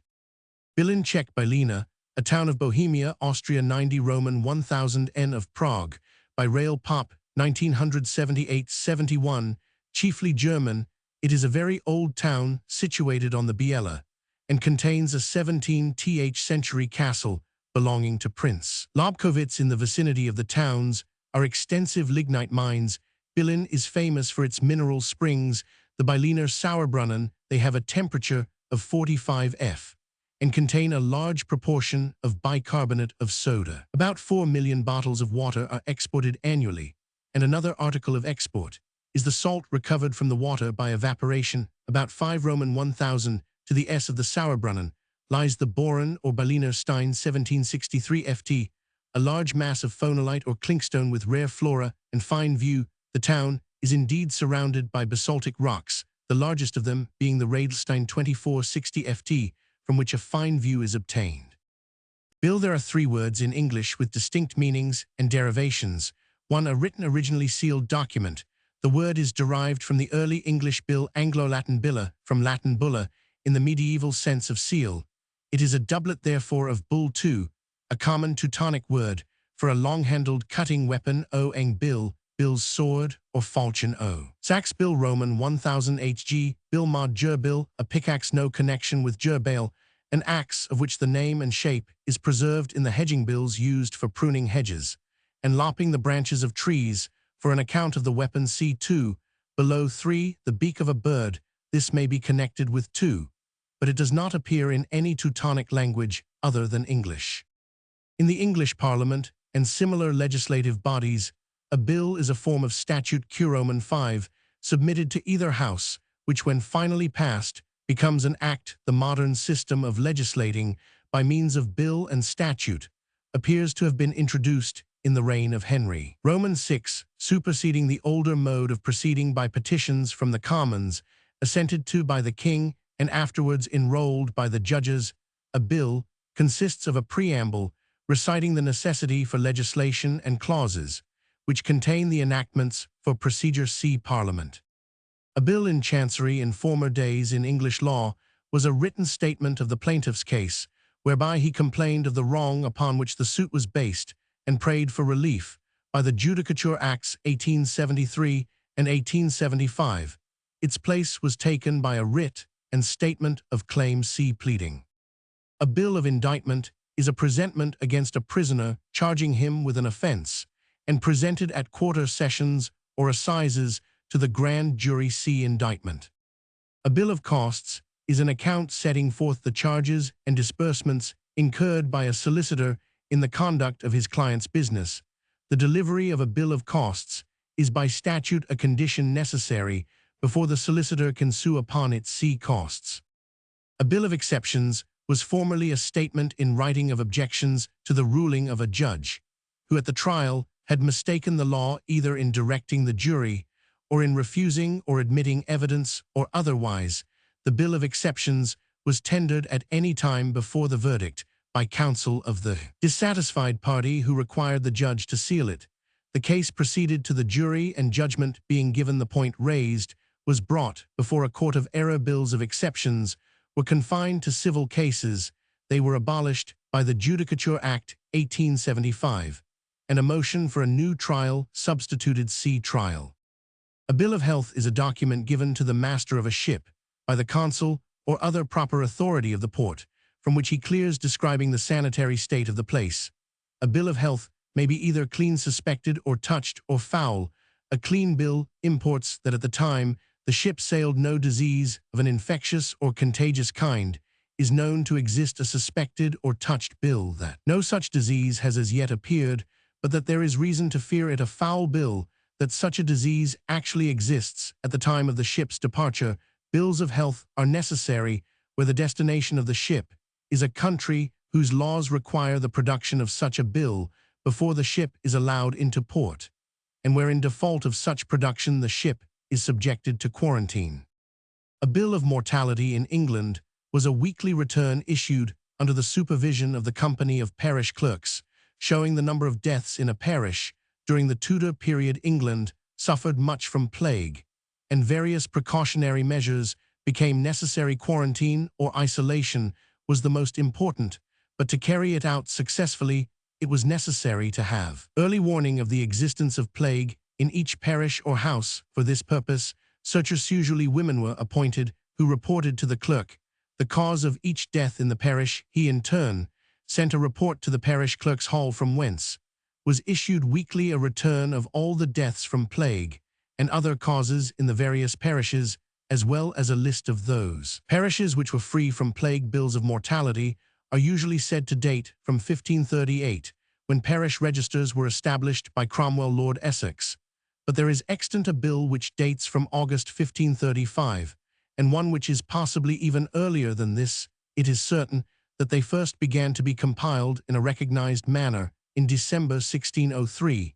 and they were continued regularly from that date down to 1842, when under the 933 Births and Deaths Registration Act 1836, they were superseded by the Registrar General's returns. It was not till 1728, when the ages of the dead were first introduced, that bills of mortality acquired any considerable statistical value. It was on the data thus furnished that the science of life insurance was founded. A bill of particulars was in law a statement in writing informing each party to a suit the precise nature of the case they had to meet. It contained the plaintiff's cause of action, or the defendant's set-off particulars, are now usually endorsed on the pleadings. See pleading. A bill of peace is in equity a suit brought by a person to establish and perpetuate a right which he claims, and which from its nature may be controverted by different persons at different times, and by different actions, or where several attempts have already been unsuccessfully made to overthrow the same. Right and justice requires that the party should be quieted in the right if it is already sufficiently established. Bills of this nature were usually filed where there was one general right to be established against a great number of persons, or where one person claimed or defended a right against many, or where many claimed or defended a right against one. Thus a bill might be filed by a parson for tithes against his parishioners, by parishioners against a parson, to establish a modus by a lord against tenants for an encroachment under color of a common right, or by tenants against a lord for disturbance of a common right. Bills were also filed in cases where the plaintiff had, after repeated and satisfactory trials, established his right at law, and yet was in danger of further litigation and obstruction to his right from new attempts to controvert it. Actions in the nature of bills of peace are still maintainable. A bill of sight is a document furnished to a collector of customs or other proper officer by an importer of goods in England, who, being unable for want of full information to make a perfect entry of goods consigned to him, describes the same to the best of his knowledge and information. The goods may then be provisionally landed, but perfect entry must be made within 3 days by endorsing on the bill of sight the necessary particulars. In default of perfect entry within 3 days, the goods are taken to the King's warehouse, and if perfect entry is not made within 1 month, and all duties and charges paid, they are sold for payment thereof. See the Customs Consolidation Act, 1876. A bill of store is a license granted by the Custom House to re-import British goods into the United Kingdom.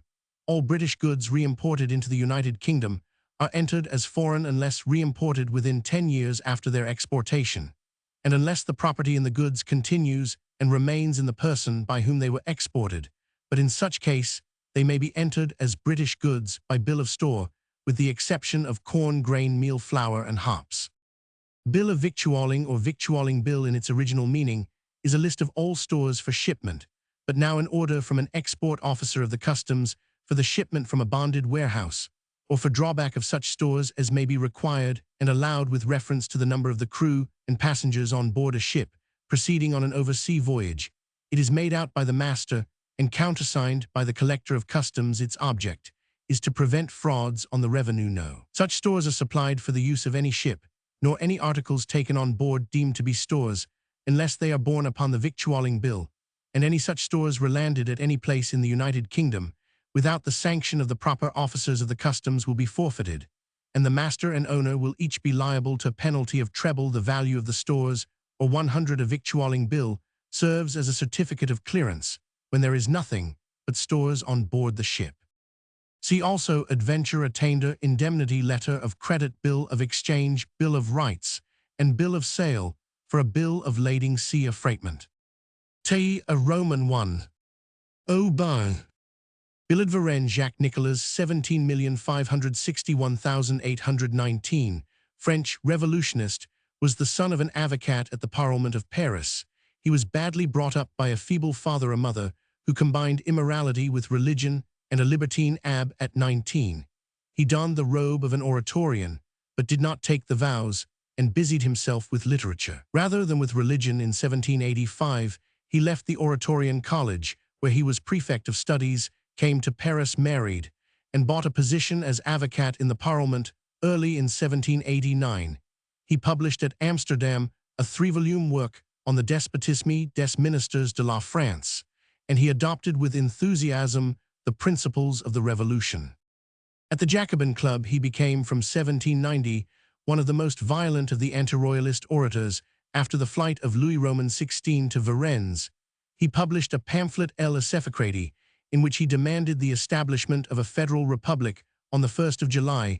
In a speech at the Jacobin Club, he spoke of a republic, and the reference called out the stormy derision of the partisans of the constitutional monarchy. But repeating his demand for a republic on the 15th of the same month, the speech was ordered to be printed and to be sent to the branch societies throughout France. In the night of the 10th of August, 1792, he was elected one of the deputy commissioners of the sections, who shortly afterwards became the General Council of the Commune.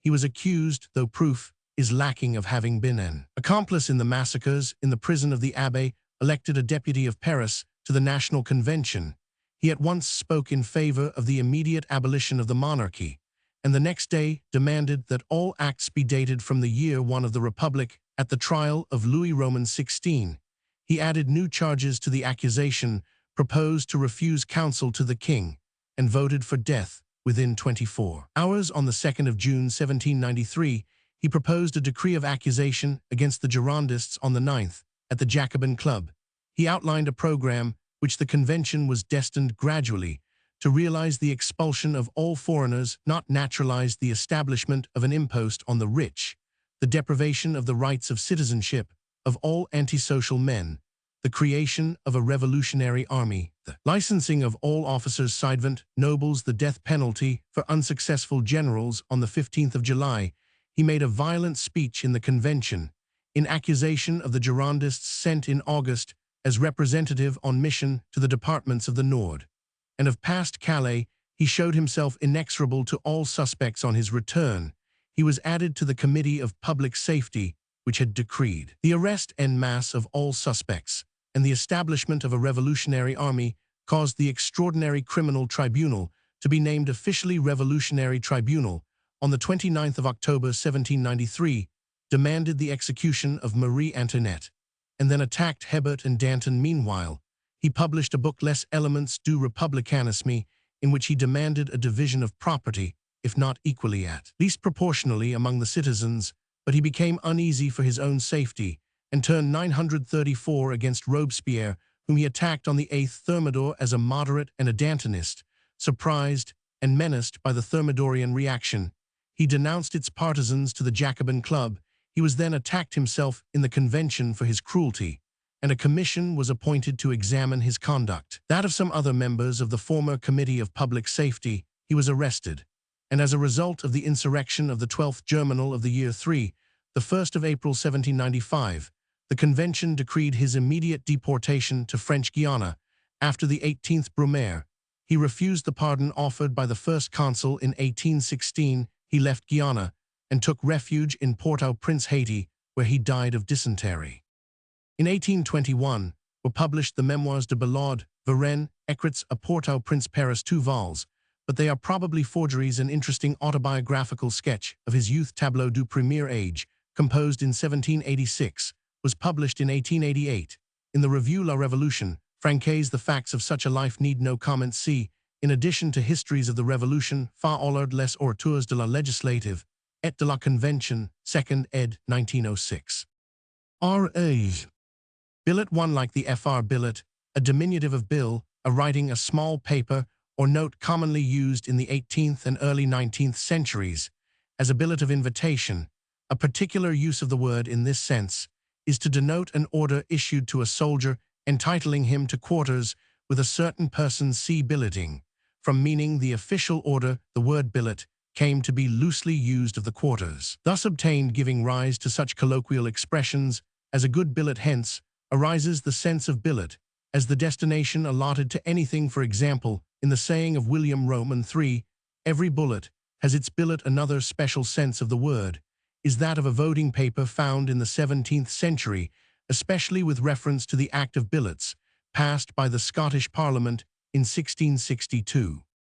Billeting, the providing of quarters. Roman 1 e board and lodgings for soldiers. See billet 1. Troops have at all times made use of the shelter and local resources afforded by the villages on or near their line of march.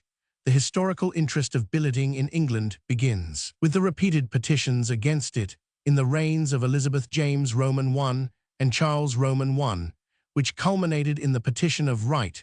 The billeting of troops was superintended by a civil magistrate of the district to which the troops were sent or through which they passed. The magistrate, who acted under an order from the king, too often spared his friends at the expense of his political or personal opponents, owing to the abuses to which the system led. It was declared illegal by the Petition of Right 1628, and again by an Act of 1679. During the reign of James Roman II, however, orders were frequently issued for billeting, and one of the grievances in the Bill of Rights was the quartering of soldiers contrary to law. On the organization of a standing army after the Revolution, it was necessary to make legal provision for billeting owing to the deficiency of barrack accommodation, which sufficed only for 5,000 men. Accordingly, the Mutiny Act 1689 authorized billeting among the various innkeepers and victuallers throughout the kingdom.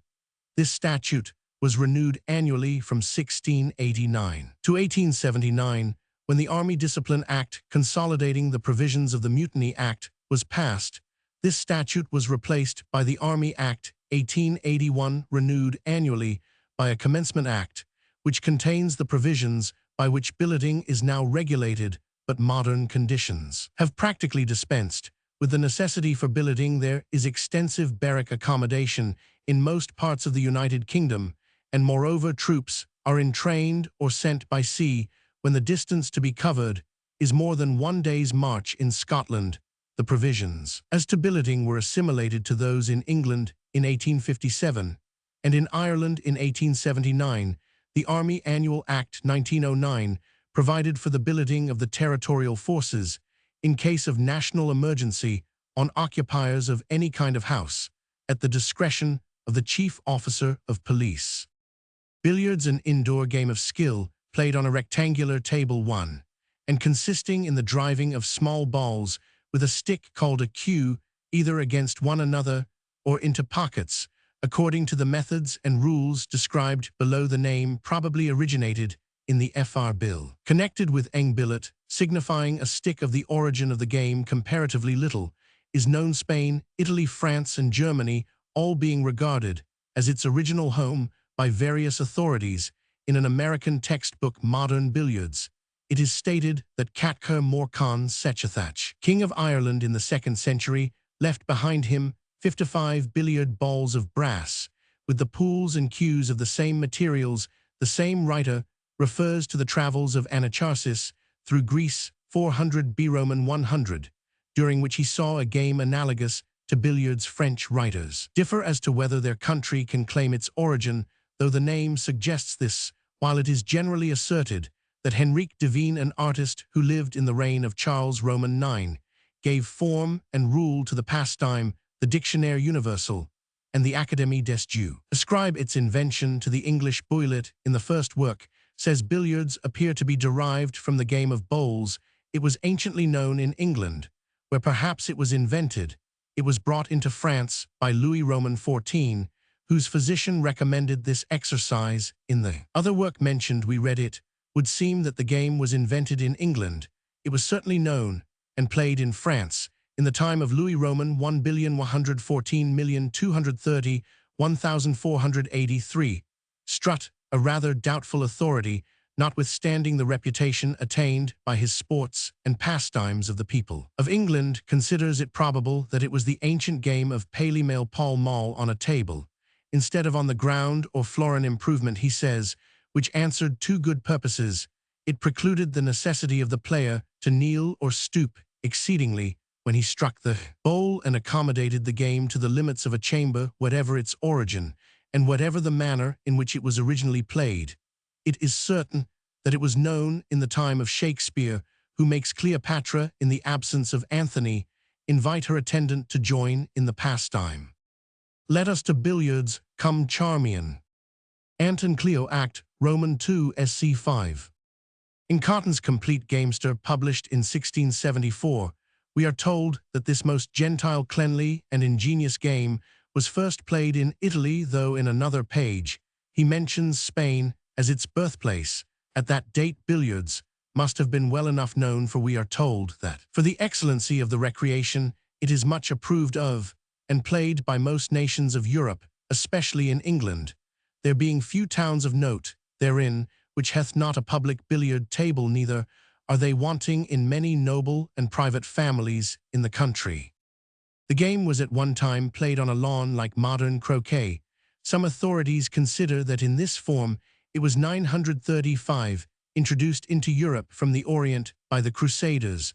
The ball was rolled or struck with a mallet or cue, with the latter if struts. Allusion to inconveniences is correct through hoops or rings, and these were reproduced for indoor purposes on a billiardable as well as a king or pin, which had to be struck in the original tables, which were square.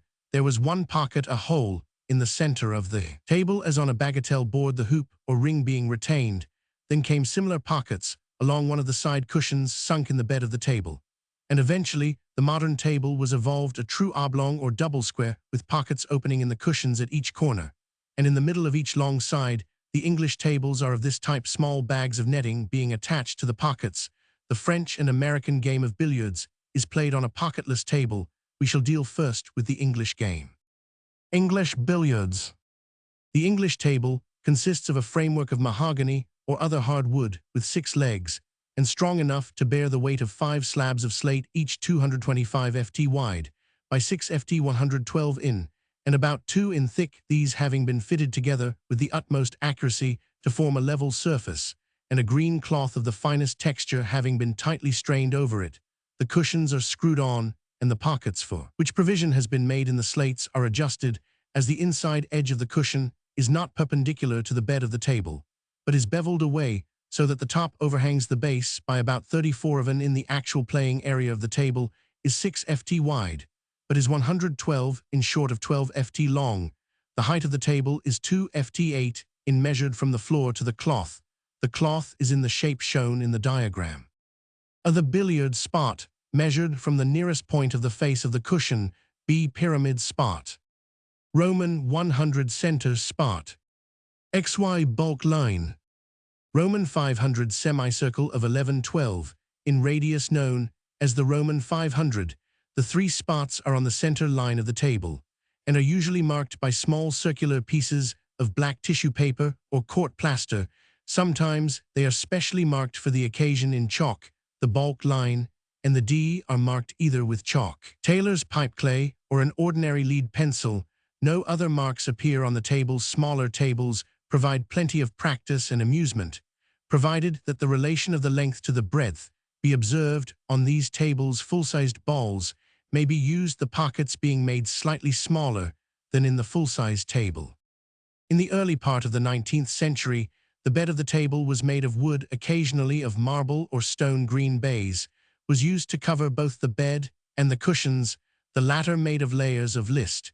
Then, as now, the cushions proper were glued to a wooden framework, which is screwed on to the bed of the table. The old list cushions possessed so little resilience that about 1835 India-rubber was substituted, the value of the improvement being somewhat modified by the fact that in cold weather the rubber became hard and never recovered its elasticity. Vulcanite resisted the cold, but was not fast enough. Roman 1e did not permit the ball to rebound quickly, but eventually a substance was invented practically proof against cold and sufficiently elastic for all purposes. Late in the 19th century, pneumatic cushions were tried, tubes into which air could be pumped, but they did not become popular, though the so-called vacuum cushions give good results. The shape of the face of the cushion has gone through many modifications owing to the difficulty experienced in the accurate striking of the ball when resting against the cushion, with only a small fraction of its surface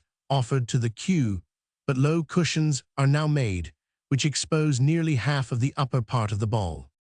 On the size and shape of the pockets depends the ease with which the players score. The mouth of the pocket, known as the fall or drop, is part of the arc of a circle, the circle being larger in the case of the corner pockets than in that of the middle pockets. The cushions are cut away to admit the passage of the ball.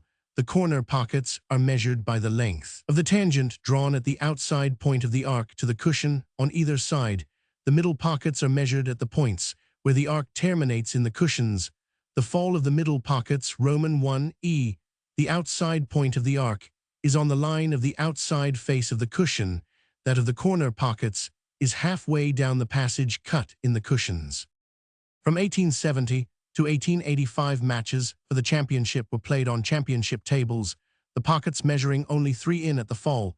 The tables in ordinary use have 358 in or 334 in pockets, but in the standard association tables introduced by the Billiard Association at the end of the 19th century, the 358 in pocket was adopted for all matches, while the fall of the middle pocket was withdrawn slightly from the cushion line. Further, as the shape of the shoulders of the cushion at the pockets affects the facility of scoring, the association adopted a much rounder shoulder than that used in ordinary tables, thereby requiring greater accuracy on the part of the player. In the championship tables, the bulk line was only 28 in from the cushion, and the radius of the D was reduced to 912, and afterwards to 10 in the spot, being 12 in from the top cushion. The principal games are 3 in number billiards, proper, pyramids, and pool, and from these spring a variety of others. The object of the player in each game, however, is either to drive one or other of the balls into one or other of the pockets, or only in billiards proper, to cause the striker's ball to come into successive contact with 2 other balls. The former stroke is known as a hazard, a term derived from the fact that the pockets used to be called hazards in old days, the latter as a cannon. When the ball is forced into a pocket, the stroke is called a winning hazard. When the striker's ball falls into a pocket after contact with the object ball, the stroke is a losing hazard. Red hazards mean that the red ball is the object ball. White hazards, the white. 3 balls are used in billiards proper, 2 white and 1 red. One of the white balls has a black spot at each end of an imaginary diameter to distinguish it from the other, the white balls being known as spot white or spot and plain. They should be theoretically perfect spheres of identical size and weight, and of equal durability in all parts. The size that is generally used in matches has a diameter of 21/16 in, and the weight about 423 Rs. It is exceedingly difficult to get 3 such ivory balls, the best substance for elasticity, except by cutting up many tusks, and when procured the holes soon lose their perfection. Partly because ivory is softer in one part than another, partly because it is very susceptible to changes of weather and temperature and unequally susceptible in different parts. It is also liable to slight injury in the ordinary course of play. Various substitutes have therefore been tried for ivory Q Roman 5, such as crystallate or banzoline, a celluloid compound, and even hollow steel, but their elasticity is inferior to that of ivory, so that the ball rebounds at a wider angle when it strikes. The price of a first-rate set of ivory balls is from 4 to 6 guineas. The composition balls cost about half a guinea apiece. The Q is a rounded rod of seasoned ash, about 4 ft 9 in length, tapering from the butt, which is about 112 in diameter, to the tip, which varies in size according to the fancy of the player. The average tip is, however, 12 in diameter. The Q weighs generally between 14 and 18 oz. The tip of the Q is usually a leather cap or pad, which, being liable to slip along the surface of the ball in striking, is kept covered with chalk to the leather tip. Invention of a Frenchman named Mingin, about 1820, and to the control which it gives the player over the ball, the science of modern play is entirely due. The butt of the Q is generally spliced with ebony or some other heavy wood, since a shaft of plain ash is too light for its purpose, and is furthermore liable to warp at one time.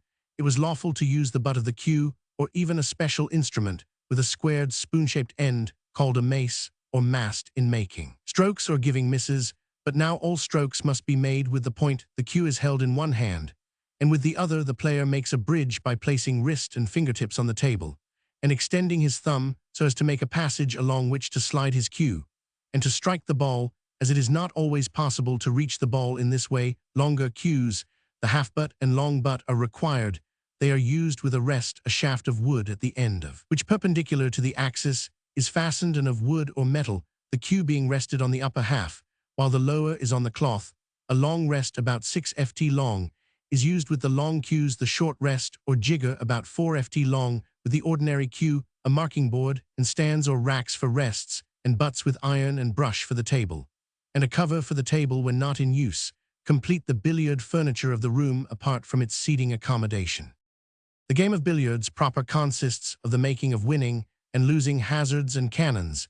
It is usually played between two opponents, or 4-2 against 2, for 100 or more points, 3 being scored for each red hazard, 2 for each white hazard, and 2 for each cannon certain. Forfeitures, on the other hand, score to the opponent running your ball off the table or into a pocket without having hit another ball. 3 a coup ordinary 936 misses, not hitting an object ball. 1 all these forfeits involve the termination of the turn. There are also foul strokes, which score nothing to the opponent and only involve the termination of the turn, such as playing with the wrong ball, forcing a ball off the table, hitting a ball twice. Roman 100.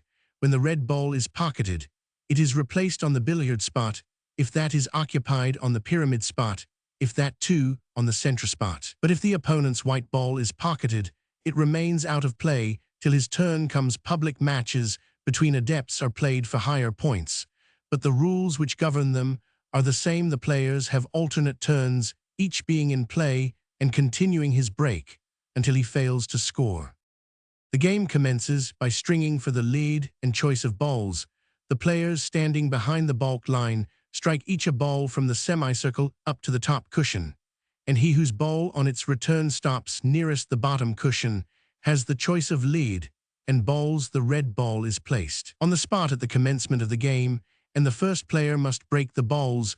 The balls are said to be broken when the first player has struck the red or given a miss, and the opponent's ball, when off the table, is said to be in hand. Breaking the balls thus takes place whenever the position, as at the beginning of the game, recurs. The first player, or the player at any stage of the game, when he plays after being in hand, must place his own ball in any part of the D, or on the lines that form the D, and must play into the part of the table outside the balk line, for he may not hit direct any ball that is in balk Roman 1 on or behind the balk line. If he wishes to play at it, he must first strike a cushion out of balk, or as it is called, brickle. If a player fails to score, the adversary plays as soon as all the balls are at rest, either from balk, if in hand, or from the place where his own ball has stopped, if by the same stroke a player makes 2 scores Roman 1 a canon, and a hazard for instance or a winning, and a losing hazard he scores for each of them. Thus, if he pockets the red ball and the cue ball he scores 6, or if he makes a canon and holds the red ball 5 in the case of a canon, and a losing hazard made by the same stroke, the value of the hazard depends on the ball first struck. Thus, if the cue ball strikes the red cannons onto the white and runs into a pocket, the stroke counts 5 points, but only 1 cannon can be made by the same stroke even if the cue ball strikes each of the others twice. If both object balls are struck simultaneously, it is considered that the red is struck first. 10 points are the most that can be scored by a single stroke with the cue, namely, by striking the red ball first, and then the white and holding all 3. If the white ball be struck first, and the same series occurs, the value of the stroke is 9 points. When the cue ball and object ball are touching, whatever the position, the red ball is spotted, the white object ball put on the center spot, and the player plays from baulk. There are various subtleties in the art of striking which may be indicated, though only practice can really teach them, the simple stroke being one delivered slightly above the center of the ball. The side stroke is made by striking the object ball on the side with the point of the cue. The effect of such a mode of striking the ball is to make it travel to the right or to the left according as it is struck with a winding or slightly circular motion, and its purpose is to cause the ball to proceed in a direction more or less slanting than is usual or ordinary when the ball is struck in or about the center of its circumference. Many hazards and cannons quite impossible to be made with the central stroke. Accomplished with ease and certainty by the side stroke, it was the invention of the leather tip, which made side possible. The screw or twist is made by striking the ball low down with a sharp sudden blow according. As the ball is struck nearer and nearer to the cushion, it stops dead at the point of concussion with the object ball or recoils by a series of reverse revolutions in the manner familiar to the schoolboy in throwing forward a hoop, and causing it to return to his hand by the twist given to its first impetus. The follow is made by striking the ball high with a flowing or following motion of the cue. Just as the low stroke impedes the motion of the ball, the follow expedites it. In the drag, the ball is struck low without the sudden jerk of the screw and with less than the onward push of the follow. The spot stroke is a series of winning hazards made by pocketing the red ball in one of the corners from the spot. The great art is first to make sure of the hazard, and next to leave the striking ball in such a position as to enable the player to make a similar stroke in one or other of the corner pockets. To such perfection was the spot stroke brought that at the end of the 19th century it was necessary to bar it out of the professional matches, and the spot-barred game became consequently the rule for all players. The leading English professionals so completely mastered the difficulties of the stroke and made such long successions of hazards that they practically killed all public interest in billiards, the game being little more than a monotonous series of spot strokes.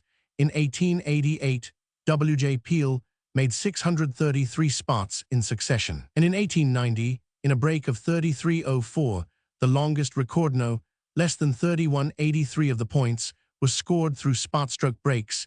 J.G. Sala, by use of the screwback, made 186 successive hazards in one pocket, but Roman 100 Memot is said to have made as many as 423 such strokes in succession. The spot stroke was known and used in 1825, when a run of 22 spots caused quite a sensation. The player, whose name was Carr, offered to play any man in England, but though challenged by Edwin Kentfield, never met him, so the latter became champion. Kentfield, however, did not regard the spot stroke as genuine billiards, rarely played it himself, and had the pocket of his tables reduced to 3 in, and the billiard spot moved nearer to the top of the table, so as to make the stroke exceedingly difficult. John Roberts Sen, who succeeded Kentfield as champion in 1849, worked hard at the stroke, but never made in public a longer run than 104 in succession.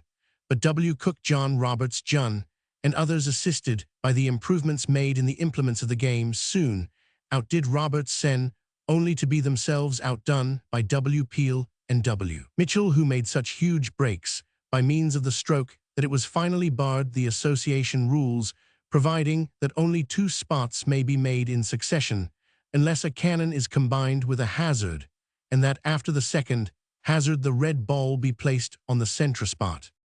Top off the table play. When the spot stroke was dying, many leading players headed by John Roberts assiduously cultivated another form of rapid scoring, known as top off the table play, the first principle of which is to collect the 3 balls at the top of the table near the spot. The balls are then manipulated by means of red winning hazards and cannons, the winning hazard not being made till the object white can be left close to the spot.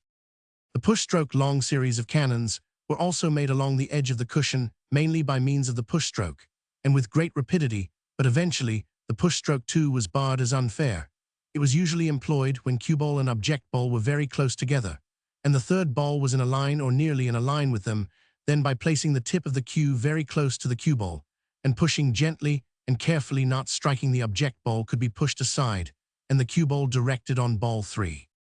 Balls jammed in pockets. If the 2 object balls get jammed either by accident or design in the jaws of a corner pocket, an almost interminable series of cannons may be made by a skillful player. T. Taylor made as many as 729 cannons in 1891, but the American champion Frank Roman 100 Ives in a match with John Roberts easily beat this in 1893 by making 1267 cannons before he deliberately broke up the balls in Ives' case. The balls, however, were just outside the jaws, which were skillfully used to keep the balls closed together.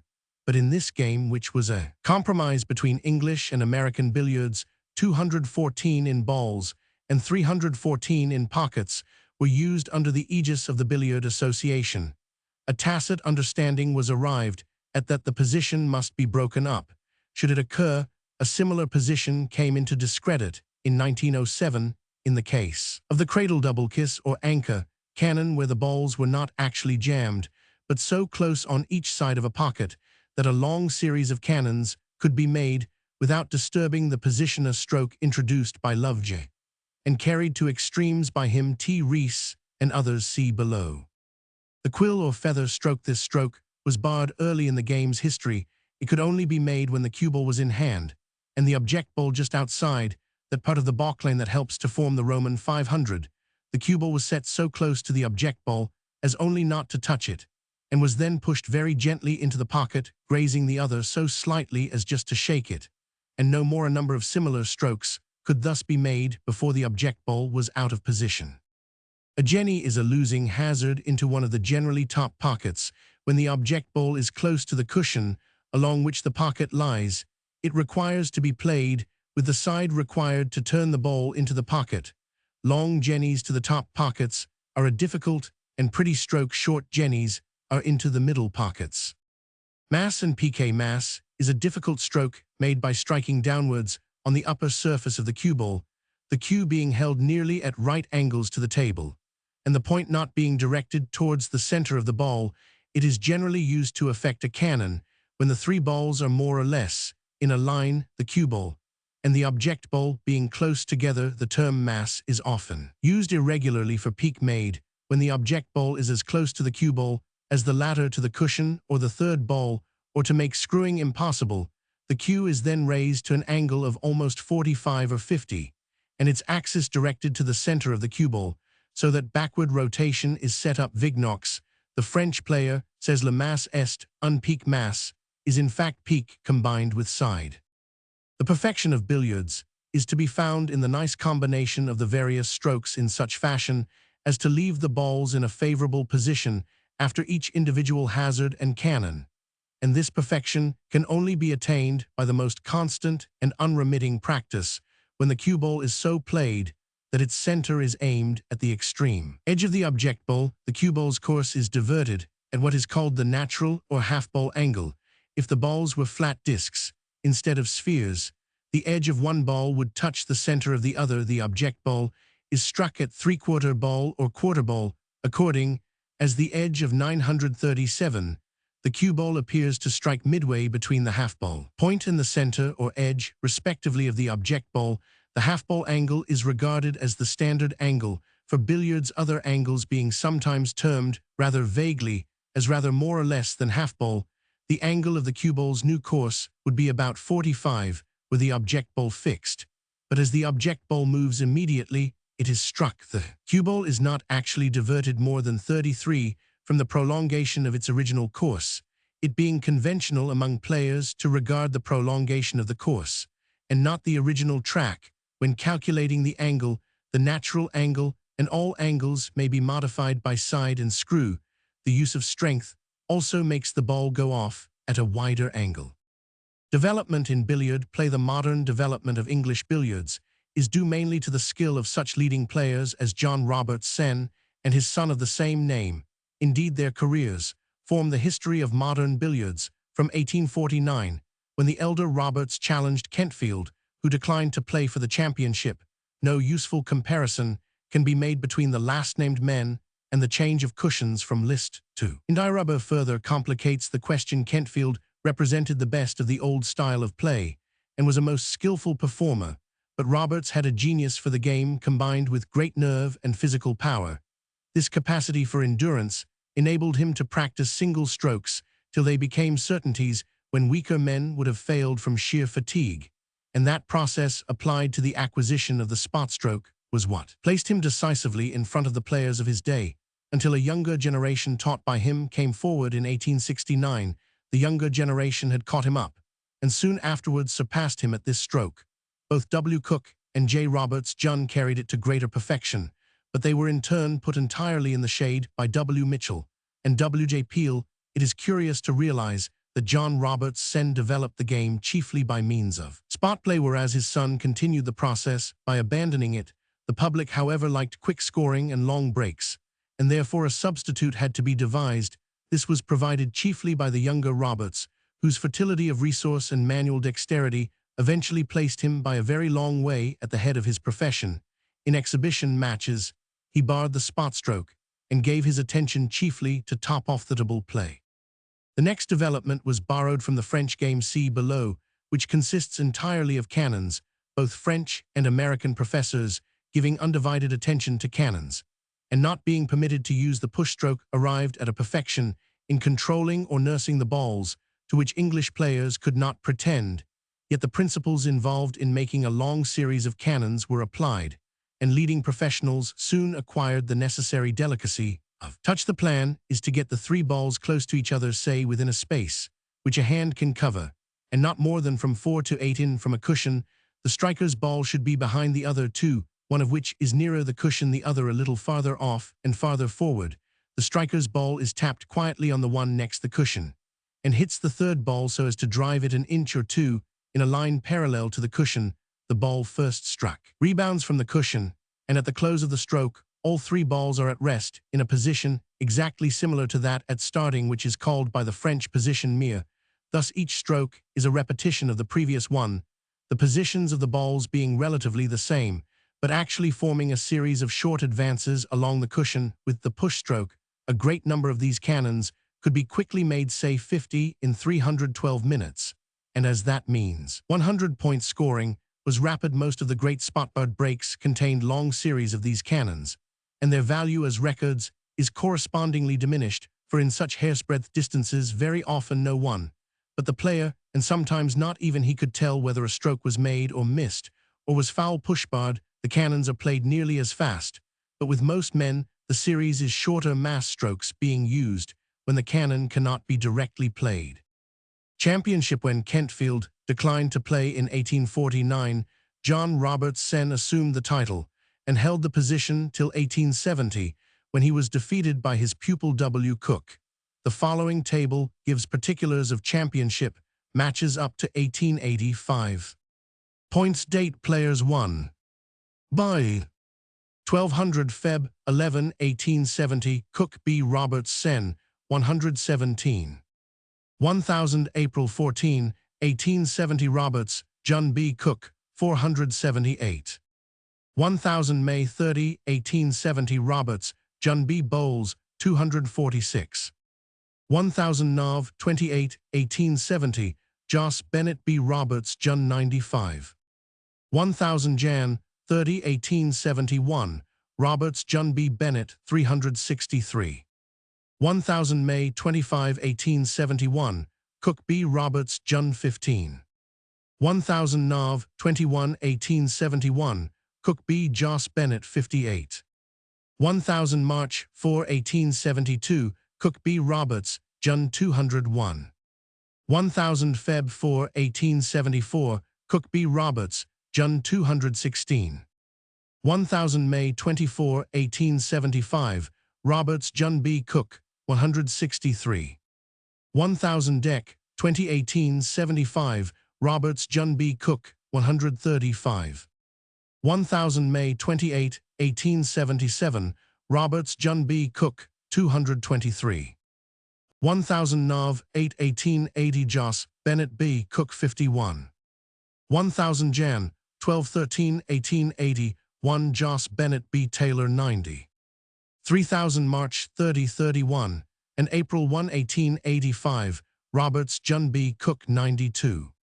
3000 June 1234 1885, Roberts Jun B. Joss Bennett 1640.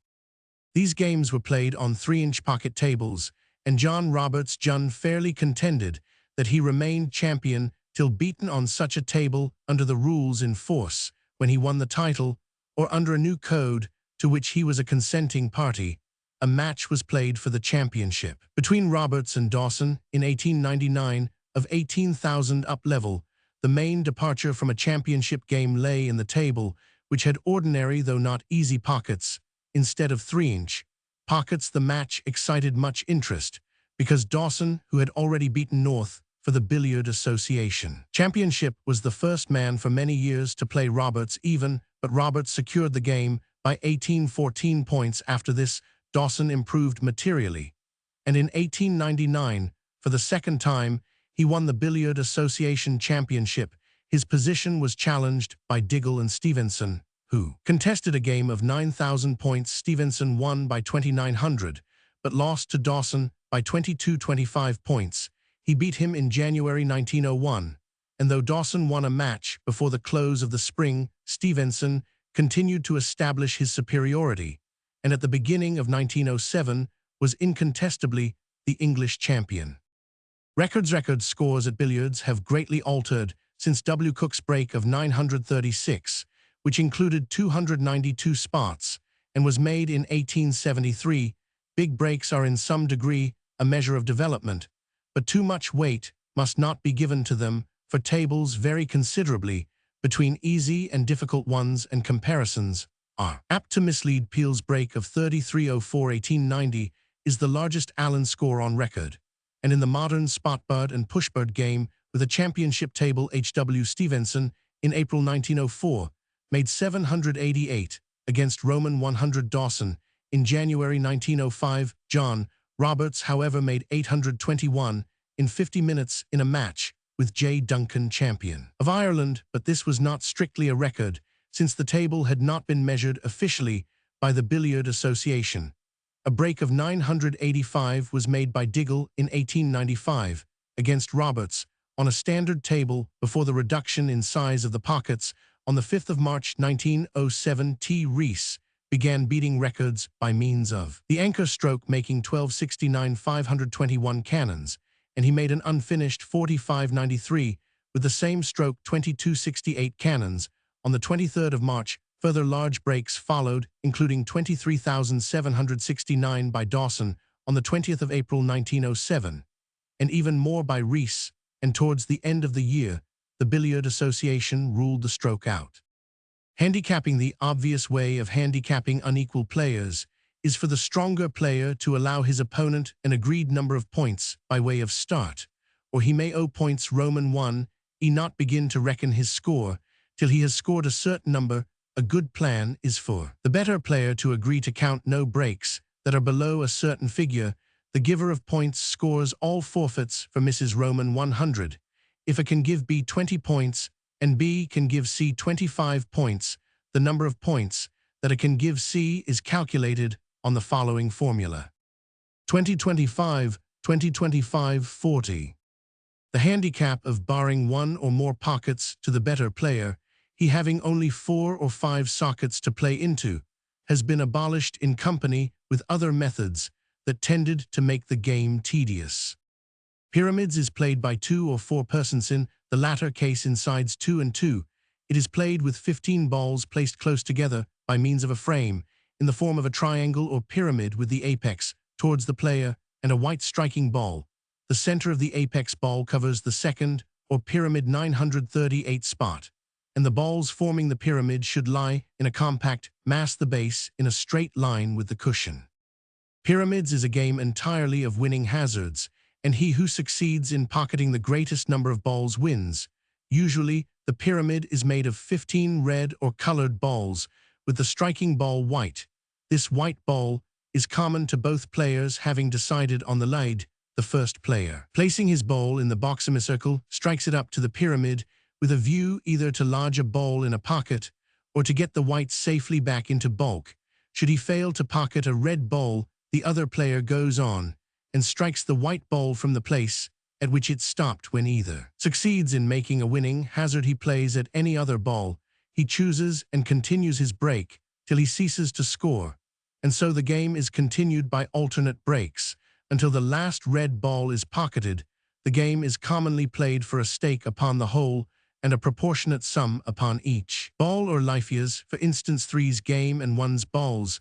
The player wins a life by pocketing a red ball or forcing it over the table, and loses a life by running his own the white ball into a pocket, missing the red balls, or intentionally giving a miss. In this game, the bulk is no protection. That is to say, the player can pocket any ball wherever it lies, either within or without the bulk line, and whether the white be in hand or not. This liberty is a great and certain advantage under many circumstances, especially in the hands of a good player.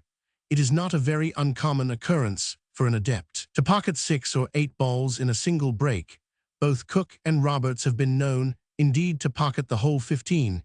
If 4 persons play at pyramids, the rotation is decided by chance, and each plays alternate partners, as in billiards, being allowed to advise each other, each going on and continuing to play as long as he can, and ceasing when he misses a hazard. Foul strokes are reckoned as in billiards, except as regards balls touching each other. If 2 balls touch, the player proceeds with his game and scores a point for every winning hazard when all the red balls but one are pocketed. He who made the last hazard plays with the white, and his opponent with the red, and so on alternately, till the game terminates by the holing of one or other ball. The pyramid balls are usually a little smaller than the billiard balls. The former are about 2 in diameter, the latter 21/16 to 218 in. Losing pyramids, seldom played, is the reverse of the last-named game, and consists of losing hazards, each player using the same striking ball, and taking a ball from the pyramid for every losing hazard. As in the other game, the bulk is no protection. Another variety of pyramids is known as shell-out, a game at which any number of persons may play. The pyramid is formed as before, and the company play in rotation. For each winning hazard, the striker receives from each player a small stake, and for each losing hazard he pays a like sum, till the game is concluded by pocketing the white or the last colored ball. Pool, a game which may be played by 2 or more persons, consists entirely of winning hazards. Each player subscribes a certain stake to form the pool, and at starting has 3 chances or lives. He is then provided with a colored or numbered ball, and the game commences. Thus the white ball is placed on the spot, and the red is played at it from the bulk semicircle. If the player pocket the white, he receives the price of a life from the owner of the white. But if he fail, the next player, the yellow, plays on the red, and so on alternately, till all have played, or till a ball be pocketed. When a ball is pocketed, the striker plays on the ball nearest his own, and goes on playing as long as he can score. The order of play is usually as follows: the white ball is spotted, red plays upon white, yellow upon red, then blue, brown, green, black, and spot white follow in the order of succession, named white playing on spot white. The order is similar for a larger number, but it is not common for more than 7 or 8 to join in a pool. The player wins a life for every ball pocketed, and receives the sum agreed on for each life from the owner of that ball. He loses a life to the owner of the ball. He plays on and misses, or by making a losing hazard after striking such ball, by playing at the wrong ball, by running a coup, or by forcing his ball over the table. Rules governing the game provide for many other incidents. A ball in bulk may be played at by the striker whose ball is in hand.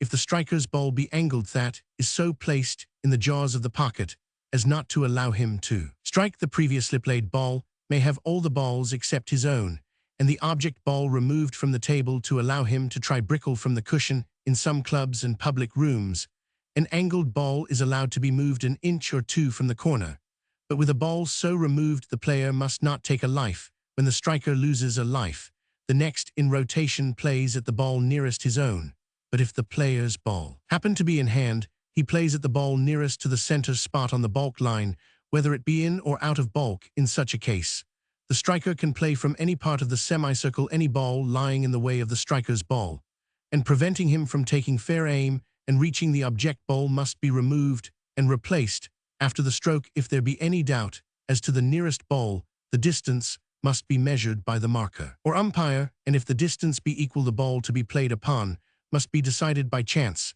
If the striker first pocket the ball he plays on and then runs his own into a pocket, he loses a life to the player whose ball he pocketed, which ball is then to be considered in hand.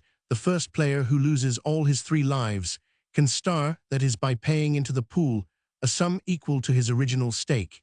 He is entitled to as many lives as the lowest number on the marking board. Thus, if the lowest number be 2, he stars 2.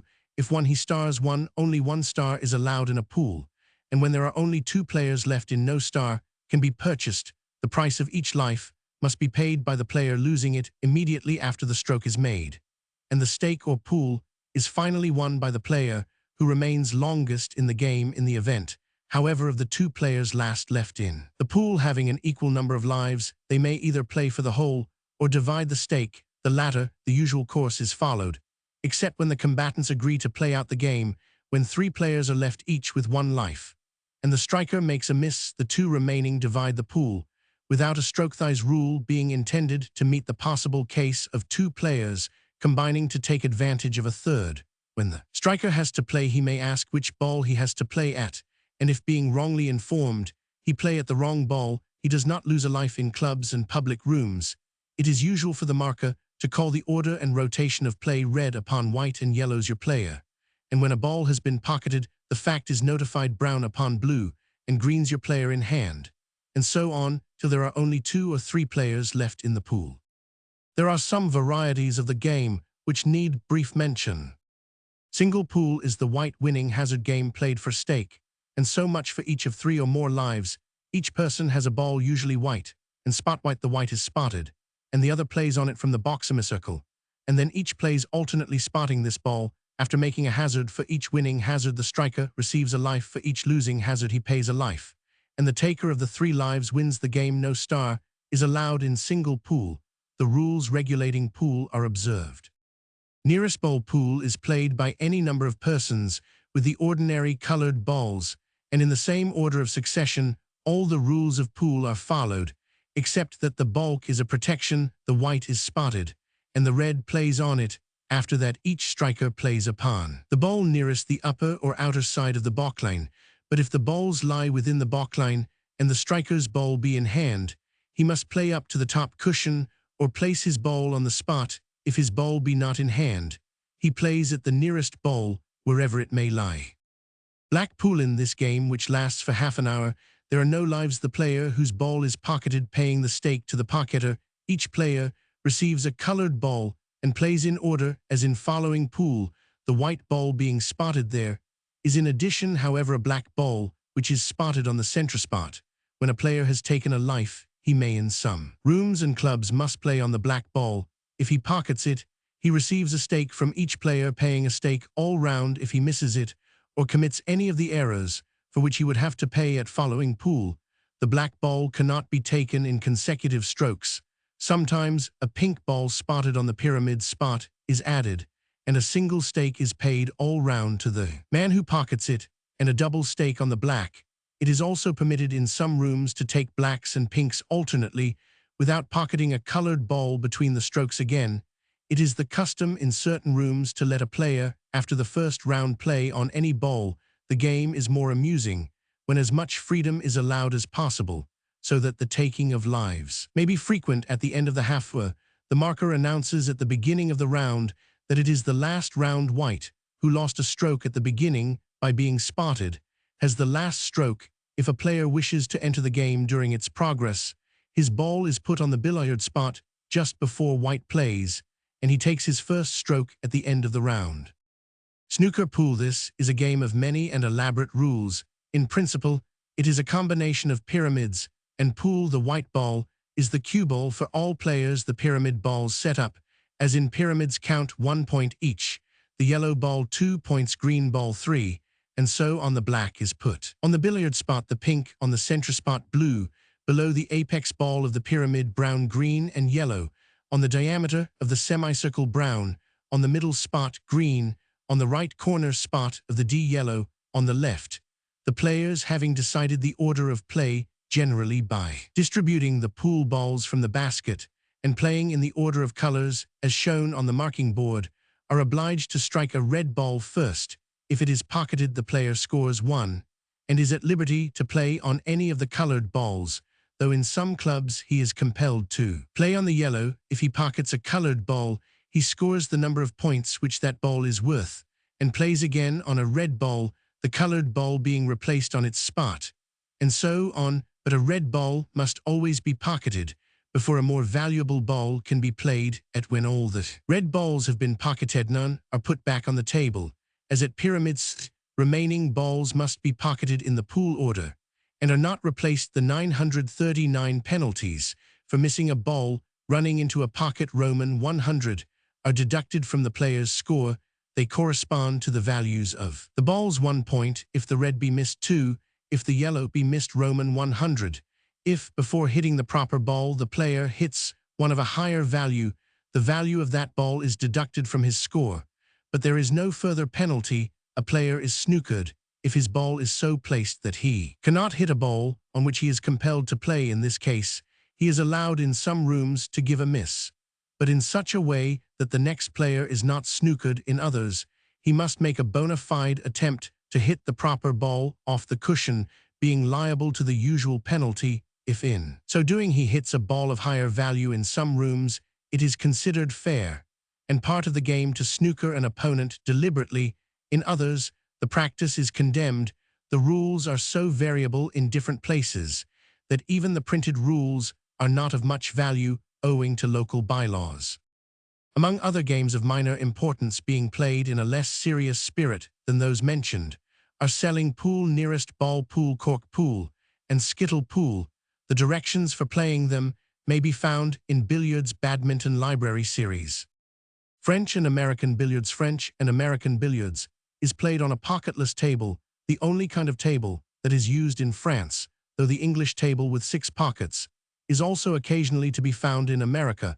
For match purposes, the table used measures 10 ft by 5 ft, but in private houses and clubs 9 ft by 414 ft is the usual size, while tables 8 ft by 4 ft are not uncommon. The balls, 3 in number, as in English billiards, measure from 214 to 238, in the latter being match size.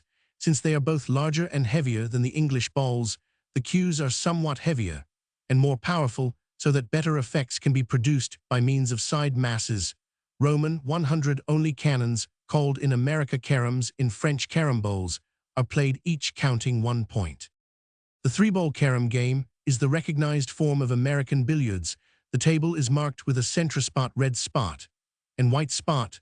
The first is on the center of an imaginary line dividing the table longitudinally into halves. The red for the red ball and white spots are on the same line halfway between the center spot and the end cushions, the white spot being on the string line corresponding to the English balkline. The right to play first is decided, as in England, by stringing the opponent's white ball, and the red ball being spotted, the player plays from within the imaginary balkline. Each carom counts 1 point. A miss counts 1 to the opponent. A ball is respotted on its proper spot. If it has been forced off the table, should red be forced off the table, and the red spot be occupied, it is placed on the white spot, white under similar conditions is set on the red spot. The center spot is only used when a ball having been forced off the table, both spots are occupied. If a carom be made, and the ball afterwards jumps off the table, it is spotted, and the count allowed. If the striker moves a ball not his own before he strikes, he cannot count, but may play for safety. If he does so after making a carom, the the carom does not count, he forfeits 1, and his break is ended. If he touches his own ball before he plays, he forfeits a point, and cannot play the stroke should he however touch his ball a second time. The opponent has the option of having the balls replaced as exactly as possible, or of playing on them as they are left.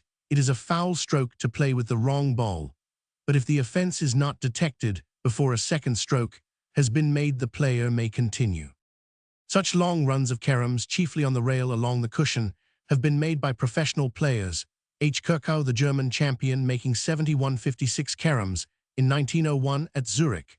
That various schemes have been devised to make the game more difficult. One of these is known as the continuous Bachline lines, are drawn 8, 14, 18, or even 22 in from the rails parallel to the side of the table, forming with them 8 compartments. Of these, 14 and 18 are the most general. Only 1, 2, or 3 caroms, as previously arranged, are allowed to be made in every space, unless one at least of the object balls is driven over a line in the space left in the middle of the table. Any number of caroms may be made without restriction. In the case of the triangular Bachline lines, are drawn at the 4 corners from the second sight on the cider rails to the first sight on the end rails, forming 4 triangles within which only a limited number of caroms may be made, unless one object ball at least be driven outside one of the lines.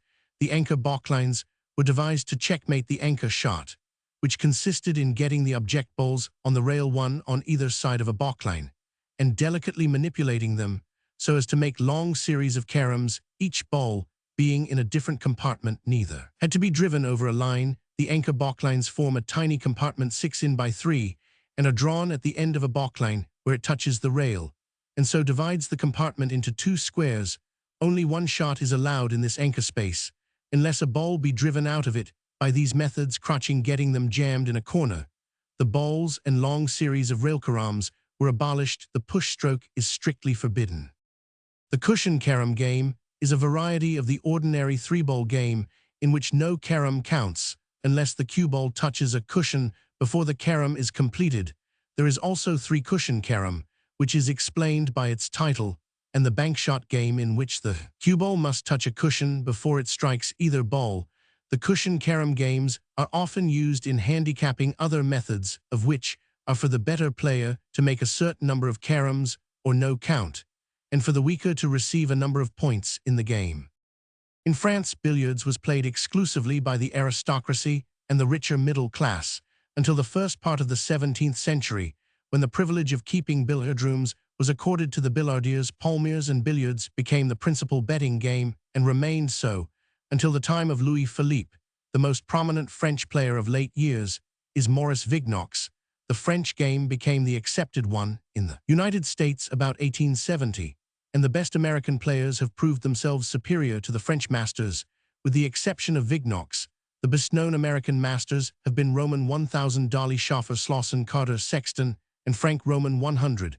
Ives, doubtless the most brilliant player who ever lived. His record for the 18 in Bachline game was an average of 50, with a high run of 290 points. In cushion caroms, he scored a run of 85.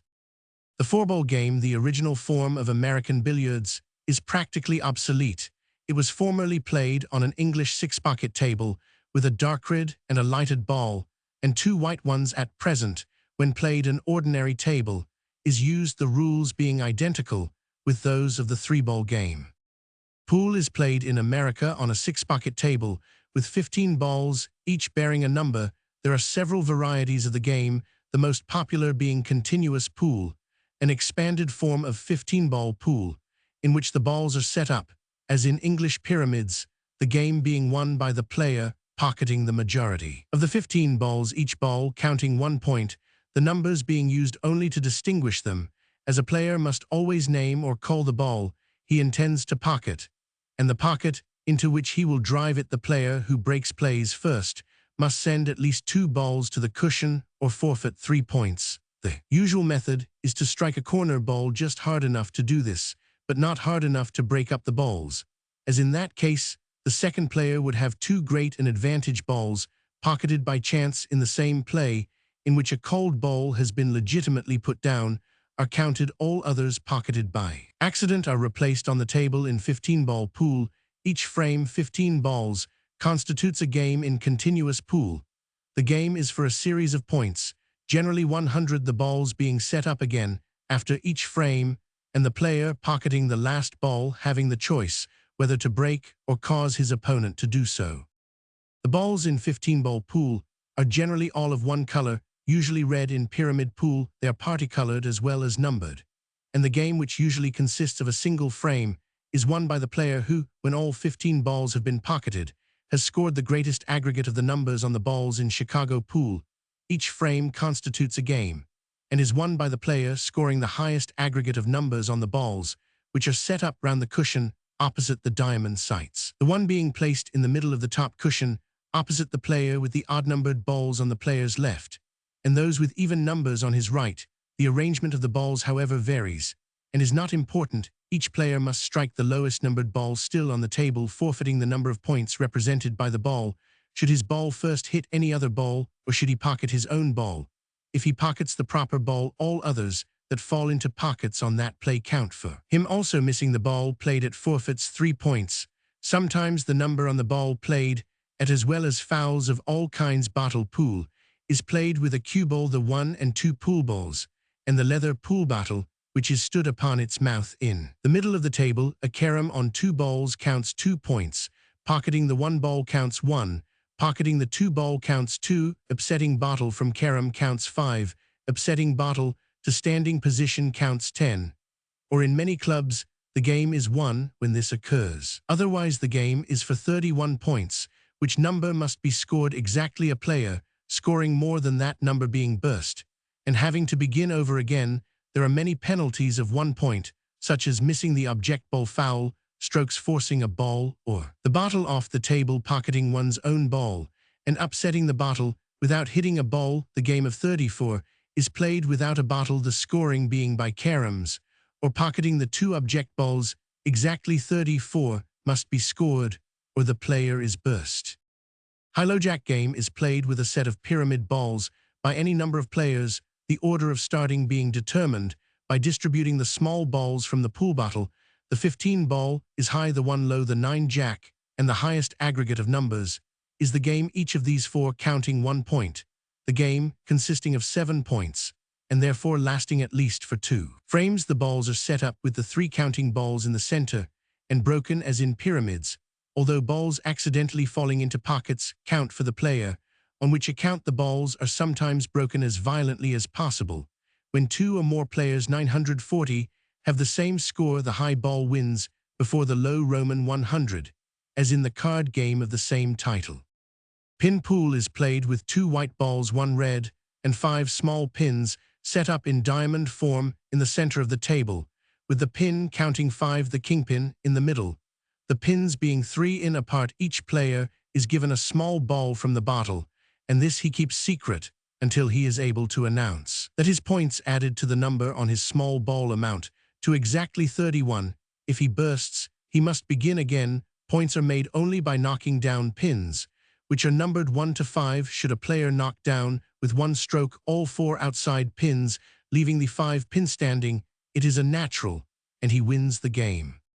Besides these common varieties of pool, there are many others which are played in different parts of America, many of them local in character.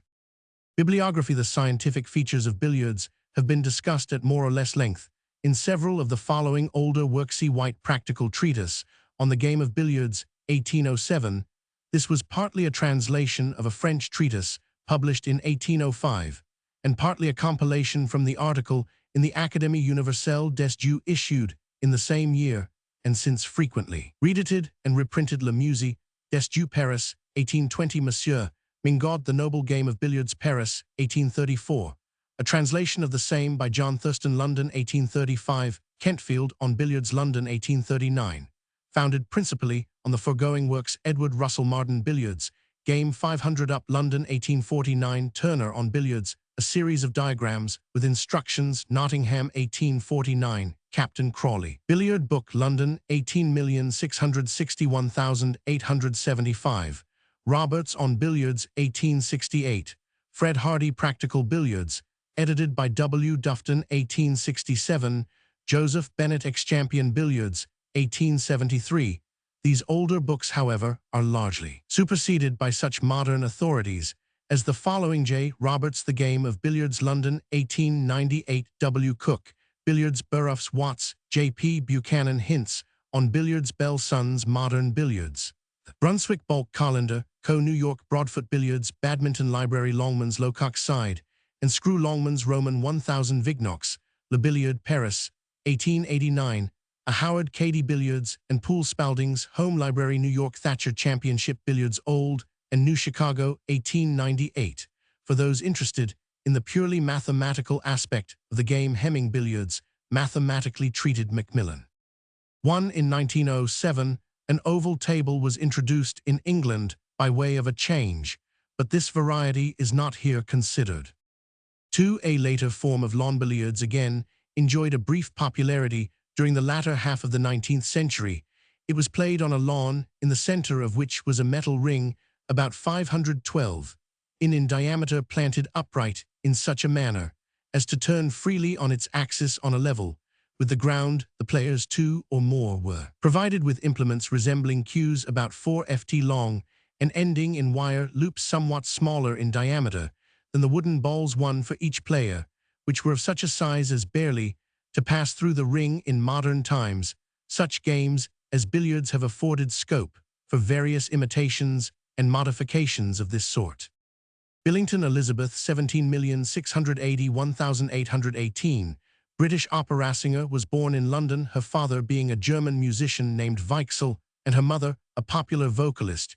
She was trained in music and at 14 sang at a concert in Oxford. In 1783, she married James Billington, a double bass player. She had a voice of unusual compass, and as Rosetta in Love in a Village, she had a great success at Covent Garden in 1786, being engaged for the season at a salary of 1,000, a large sum for those days. Her position as a singer in London was now assured.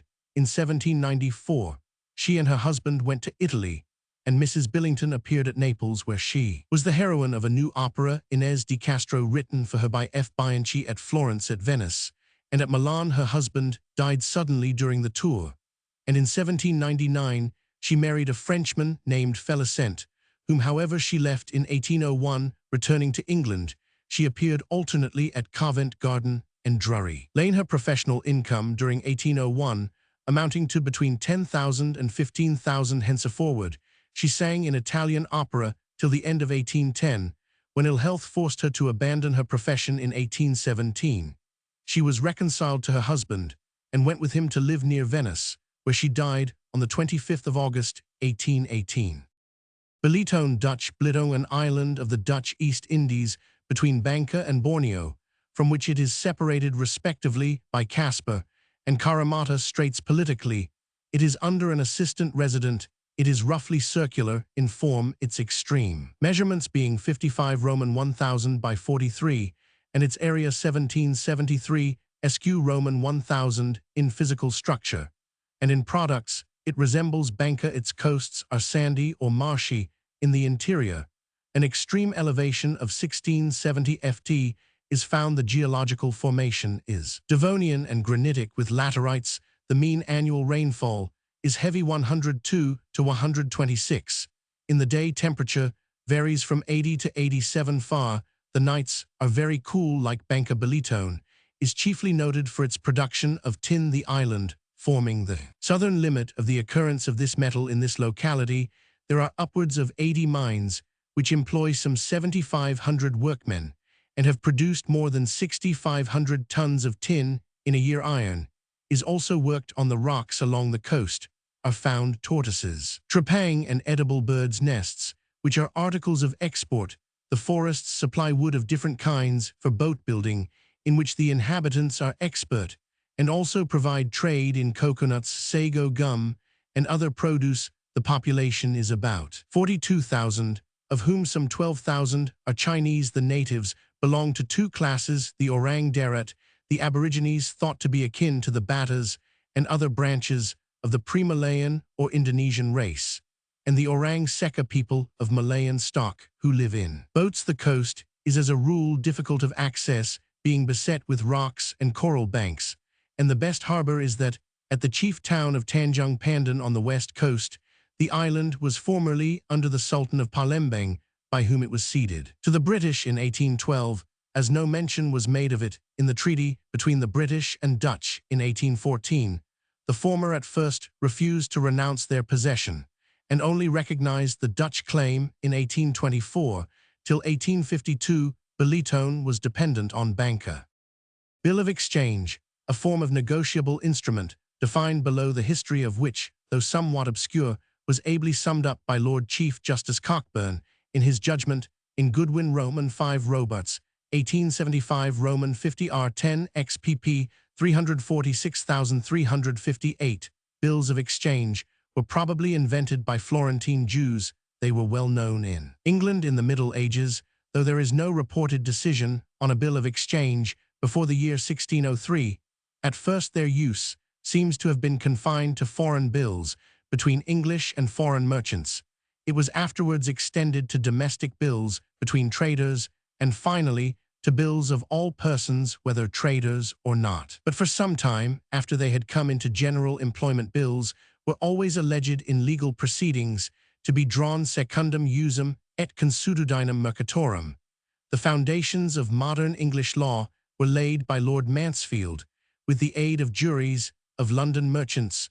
No better tribunal of commerce could have been devised. Subsequent judicial decisions have developed and systematized the principles thus laid down. Promissory notes are of more modern origin than bills of exchange, and their validity as negotiable instruments was doubtful, until it was confirmed by a statute of Anne 1704. Checks are the creation of the modern system of banking.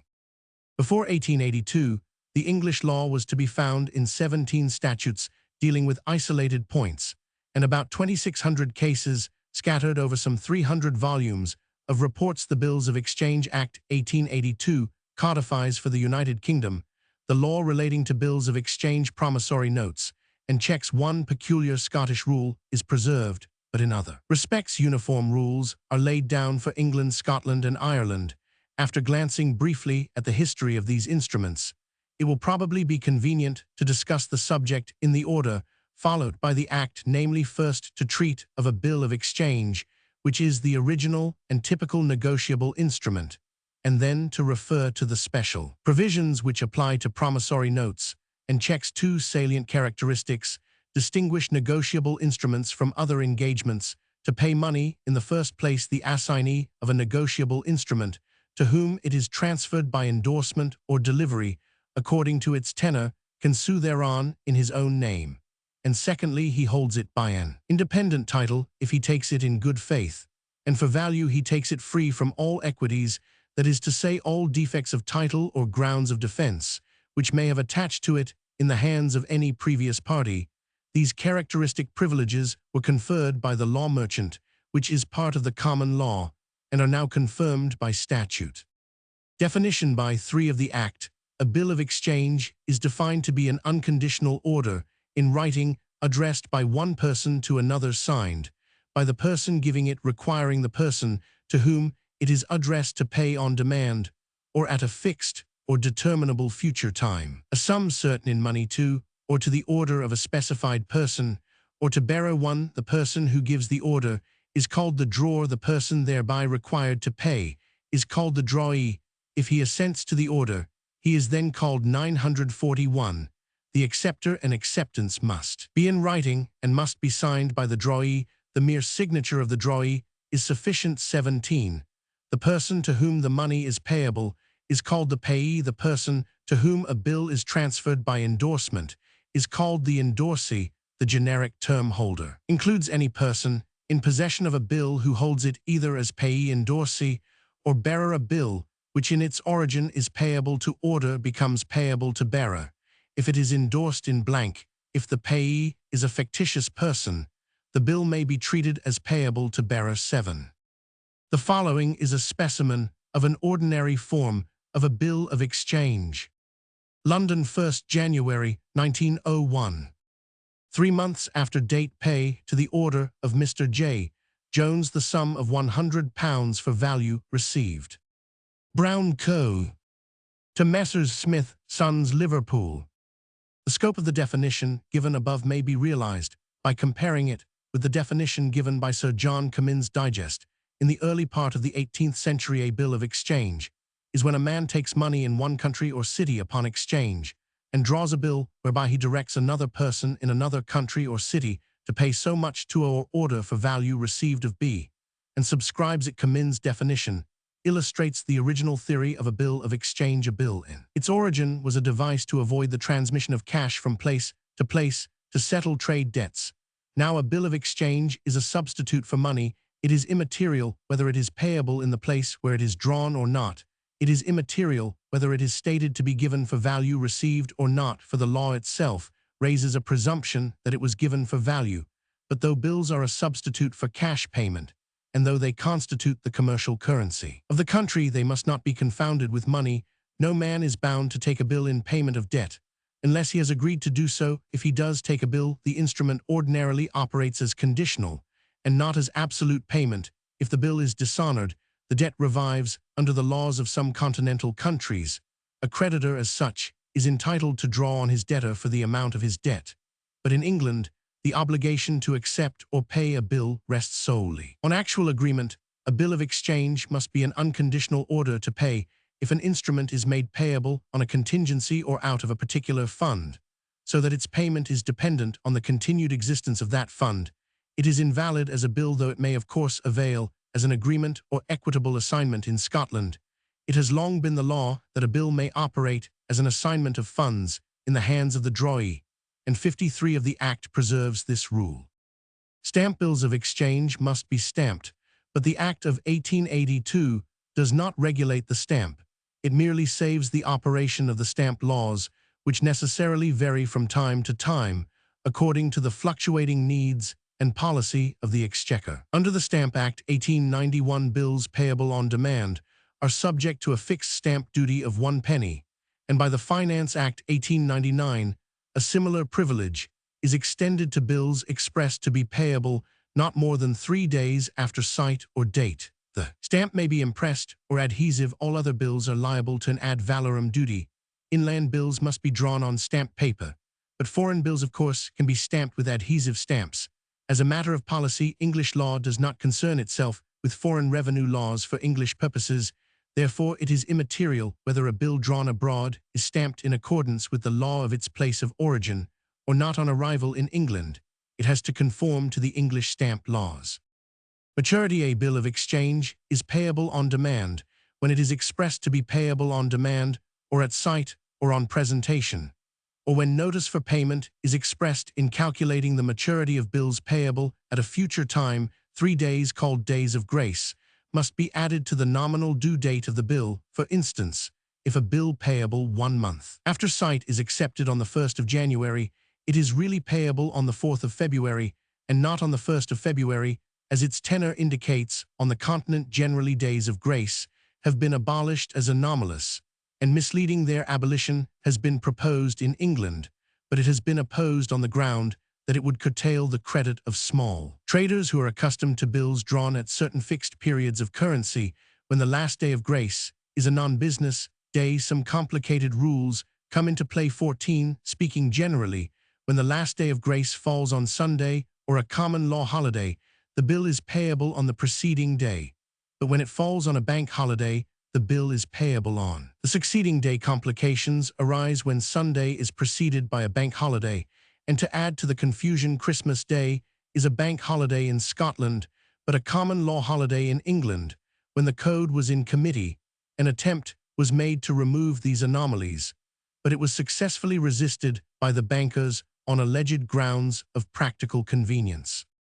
Acceptance. By the acceptance of a bill, the drawee becomes the principal debtor on the instrument, and the party primarily liable to pay it. The acceptor of a bill, by accepting it, engages that he will pay it according to the tenor of his acceptance, and is precluded from denying the drawer's right to draw or the genuineness of his signature. 54. The acceptance may be either general or qualified, as a qualified acceptance is so far a disregard of the drawer's order the holder is not obliged to take it, and if he chooses to take it, he must give notice to antecedent parties acting at his own risk. If they dissent. 19 and 40. For the drawer and endorsers of a bill are in the nature of sureties. They engage that the bill shall be duly accepted and paid according to its tenor, and that if it is dishonored by non-acceptance or non-payment, as the case may be, they will compensate the holder, provided that the requisite proceedings on dishonor are duly taken. Any endorser who is compelled to pay the bill has the like remedy as the holder against any antecedent party. 55. A person who is not the holder of a bill, but who backs it with his signature, thereby incurs the liability of an endorser to a holder in due course. 56. An endorser may by express term either restrict or charge his ordinary liability, as stated above. Prima facie, every signature to a bill is presumed to have been given for valuable consideration, but sometimes this is not the case for friendship or other reasons. A man may be willing to lend his name and credit to another in a bill transaction. Hence arise what are called accommodation bills.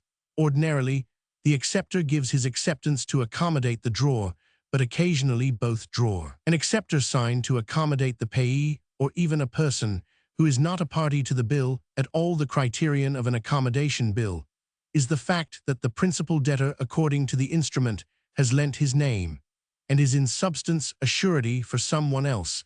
The holder for value of an accommodation bill may enforce it exactly as if it was an ordinary bill, for that is the presumable intention of the parties. But if the bill is dishonored, the law takes cognizance of the true relations of the parties, and many of the rules relating to principal and surety come into play. Suppose a bill is accepted for the accommodation of the drawer. It is the drawer's duty to provide the acceptor with funds to meet the bill at maturity. If he fails to do so, he cannot rely on the defense that the bill was not duly presented for payment, or that he did not receive due notice of dishonor. If the holder, with notice of the real state of the facts, agrees to give time to the drawer to pay, he may thereby discharge the acceptor. Holder in due course. The holder of a bill has special rights and special duties. He is the mercantile owner of the bill, but in order to establish his ownership, he must show a mercantile title. The bill must be negotiated to him, that is to say, it must be transferred to him according to the forms prescribed by mercantile law. If the bill is payable to order, he must not only get possession of the bill, but he must also obtain the endorsement of the previous holder. If the bill is payable to bearer, it is transferable by mere delivery. A bill is payable to bearer which is expressed to be so payable, or on which the only or last endorsement is an endorsement in blank.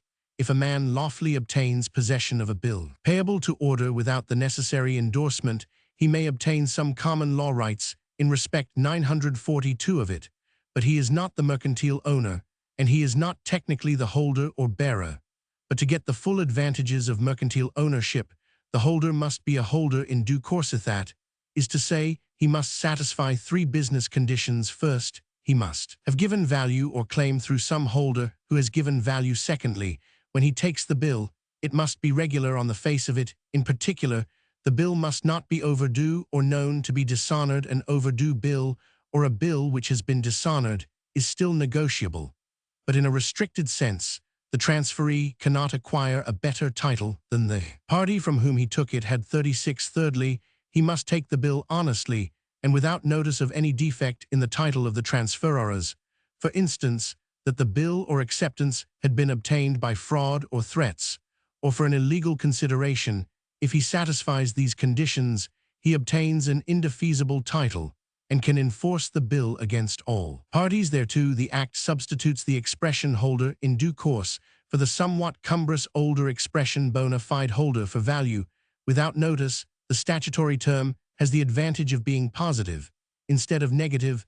The French equivalent tiers porteur de bonne foi is expressive forgery, of course, stands on a different footing from a mere defect of title. A forged signature, as a general rule, is a nullity. A person who claims through a forged signature has no title himself and cannot give a title to anyone else. 24. 2 exceptions to this general rule require to be noted. First, a banker who in the ordinary course of business pays a demand draft held under a forged endorsement is protected. 60. Secondly, if a bill be issued with material blanks in it, any person in possession of it has prima facie authority to fill them up, and if the instrument, when complete, gets into the hands of a holder in due course, the presumption becomes absolute as between the immediate parties, the transaction may amount to forgery, but the holder in due course is protected. 20.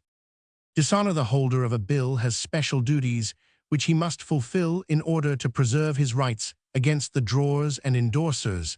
They are not absolute duties, they are duties to use reasonable diligence when a bill is payable after sight presentment for acceptance is necessary in order to fix the maturity of the bill. Accordingly, the bill must be presented for acceptance within a reasonable time. When a bill is payable on demand, it must be presented for payment within a reasonable time. When it is payable at a future time, it must be presented the day that it is due. If the bill is dishonored, the holder must notify promptly the fact of dishonor to any drawer and endorser he wishes to charge. If, for example, the holder only gives notice of dishonor to the last endorser, he could not sue the drawer unless the last endorser or some other party liable has duly sent notice to the drawer. When a foreign bill is dishonored, the holder must cause it to be protested by a notary public. The bill must be noted for protest on the day of its dishonor. If this be duly done, the protest Roman 1e, the formal notarial certificate attesting the dishonor can be drawn up at any time. As of the date of the noting, a dishonored inland bill may be noted, and the holder can recover the expenses of noting, but no legal consequences attach thereto in practice. However, noting is usually accepted as showing that a bill has been duly presented and has been dishonored. Sometimes the drawer or endorser has reason to expect that the bill may be dishonored by the drawee. In that case, he may insert the name of a referee in case of need, but whether he does so or not, when a bill has been duly noted for protest, any person may, with the consent of the holder, intervene for the honor of any party liable on the bill. If the bill has been dishonored by non-acceptance, it may be accepted for honor supra protest. If it has been dishonored by non-payment, it may be paid supra protest. When a bill is thus paid, and the proper formalities are complied with, the person who pays becomes invested with the rights and duties of the holder so far as regards the party for whose honor he has paid the bill, and all parties antecedent to him. 65 to 68. Discharge. Normally, a bill is discharged by payment in due course, that is to say, by payment by the drawee or acceptor to the holder at or after maturity, but it may also be discharged in other ways, as for example by coincidence of right and liability. 61. Voluntary renunciation. 62. Cancellation. 63. Or material alteration. 64. Conflict of laws. A bill of exchange is the most cosmopolitan of all contracts. It may be drawn in one country, payable in another, and endorsed on its journey to its destination in 2 or 3 more. The laws of all these countries may differ. Provision for this conflict of laws is made by 72, which lays down rules for determining by what law the rights and duties of the various parties are to be measured and regulated. Speaking broadly, these rules follow the maxim locus regit actum. A man must be expected to know and follow the law of the place where he conducts his business, but no man can be expected to know the laws of every country through which a bill may travel. For safety of transmission from country to country, bills are often made out in sets. The set usually consists of 3 counterparts, each part being numbered and containing a reference to the other parts. The whole set then constitutes one bill, and the drawee must be careful only to accept one part. Otherwise, if different accepted parts get into the hands of different holders, he may be liable to pay the bill twice. 71. Foreign bills circulating through different countries have given rise to many intricate questions of law, but the subject is perhaps one of diminishing importance, as in many trades the system of cable transfers is superseding the use of bills of exchange. A check is a bill of exchange drawn on a banker, payable on demand. 73. For the most part, the rules of law applicable to bills payable on demand apply in their entirety to checks, but there are certain peculiar rules, chequis relating to the latter, which arise from the fact that the relationship of banker and customer subsists between the drawer and drawee of a check. For example, when a person has an account at a bank, he is, as an inference of law, entitled to draw on it by means of checks. A right to overdraw can, of course, only arise from agreement. The drawer of a check is not absolutely discharged by the holder's omission to present it for payment within a reasonable time, he is only discharged to the extent of any actual damage he may have suffered through the delay. 74. Apart from any question of delay, a banker's authority to pay his customers' checks is determined by countermand of payment or by notice of the customer's death. 75. Of recent years, the use of checks has enormously increased, and they have now become the normal machinery by which all but the smallest debts are discharged to guard against fraud and to facilitate the safe transmission of checks by post. A system of crossing has been devised, which makes crossed checks payable only through certain channels. The first act, which gave legislative recognition to the practice of crossing, was the 19 and 20 Vict Roman 100. That act was amended in 1858, and a consolidating and amending act was passed in 1876.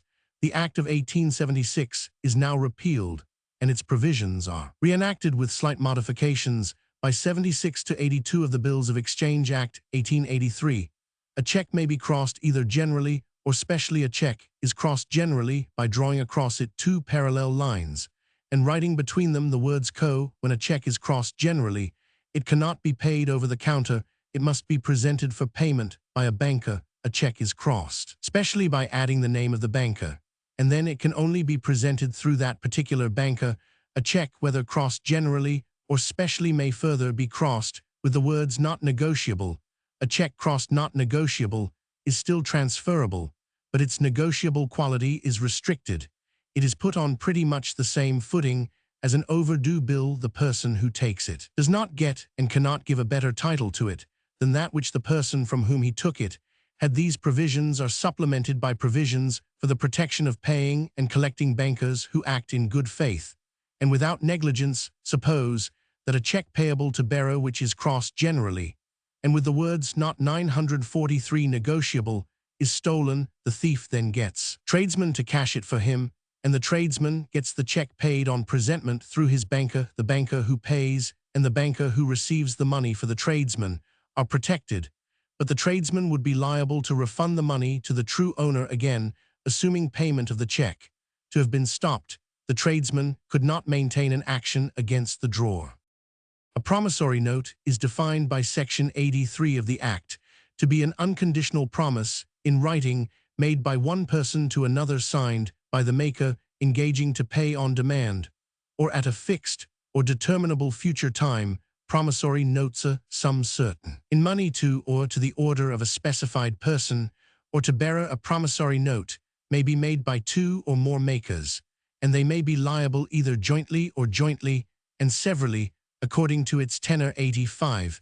For the most part, rules of law applicable to bill of exchange apply also to promissory note, but they require adaptation. A note differs from a bill in this: it is a direct promise to pay, and not an order to pay when it issues. It bears on it the engagement of the principal debtor, who is primarily liable thereon. The formula for applying to notes the rules as to bills is that the maker of a note shall be deemed to correspond with the acceptor of a bill, and the first endorser of a note shall be deemed to correspond with the drawer of a bill payable to drawers. Order 89. Rules relating to presentment for acceptance, supra protest, and bills in a set have no application to a note. Moreover, when a foreign note is dishonored, it is not necessary for English purposes to protest it. All promissory notes are under the Stamp Act 1891 subject to an ad valorem stamp duty. Inland notes must be on impressed stamp paper.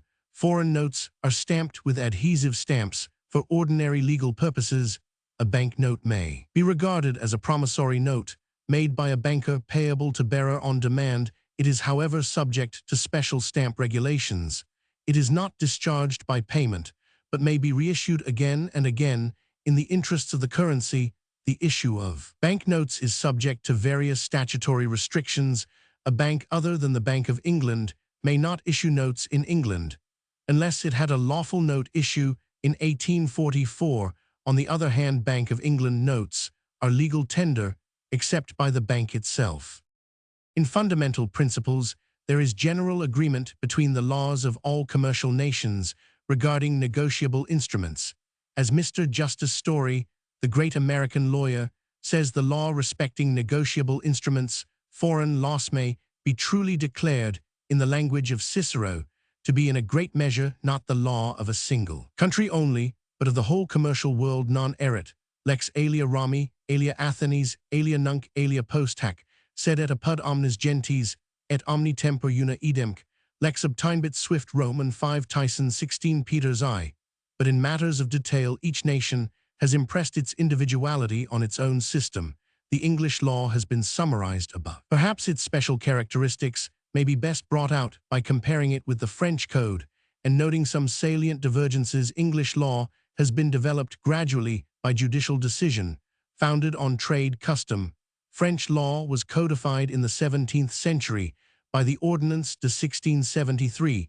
The existing Code de commerce amplifies, but substantially adopts the provisions of the Ordonnance. The growth of French law was thus arrested at an early period of its development.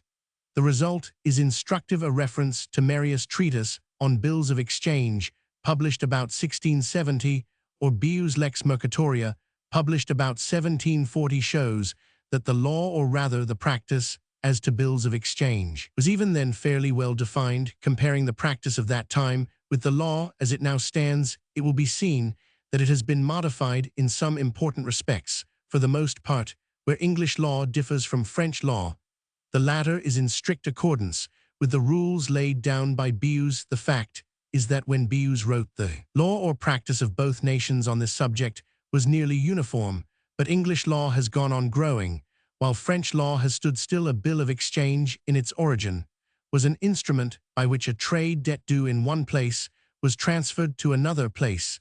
This theory French law rigidly keeps in view. In England, bills have developed into a paper currency of perfect flexibility. In France, a bill represents a trade transaction. In England, it is merely an instrument of credit. English law affords full play to the system of accommodation paper. French law endeavors to stamp it out. A comparison of some of the main points of difference between English and French law will show how the two theories work. In England, it is no longer necessary to express on a bill that value has been given for it, for the law raises a presumption to that effect. In France, the nature of the consideration must be stated, and a false statement of value avoids the bill in the hands of all parties with notice. In England, a bill may be drawn and payable in the same place. In France, the place where a bill is drawn should be so far distant from the place where it is payable that there may be a possible rate of exchange between the two. This so-called rule of distantia loci is said to be disregarded now in practice, but the code is unaltered. As French lawyers put it, a bill of exchange necessarily presupposes a contract of exchange. In England, since 1765, a bill may be drawn payable to bearer, though formerly it was otherwise. In France, it must be payable to order. If it were not so, it is clear that the rule requiring the consideration to be truly stated would be a nullity. In England, a bill originally payable to order becomes payable to bearer when endorsed in blank. In France, an endorsement in blank merely operates as a procuration. An endorsement to operate as a negotiation must be to order and must state the consideration. In short, it must conform to the conditions of an original draft. In England, if a bill is dishonored by non-acceptance, a right of action at once accrues to the holder. In France, no cause of action arises unless the bill is again dishonored at maturity.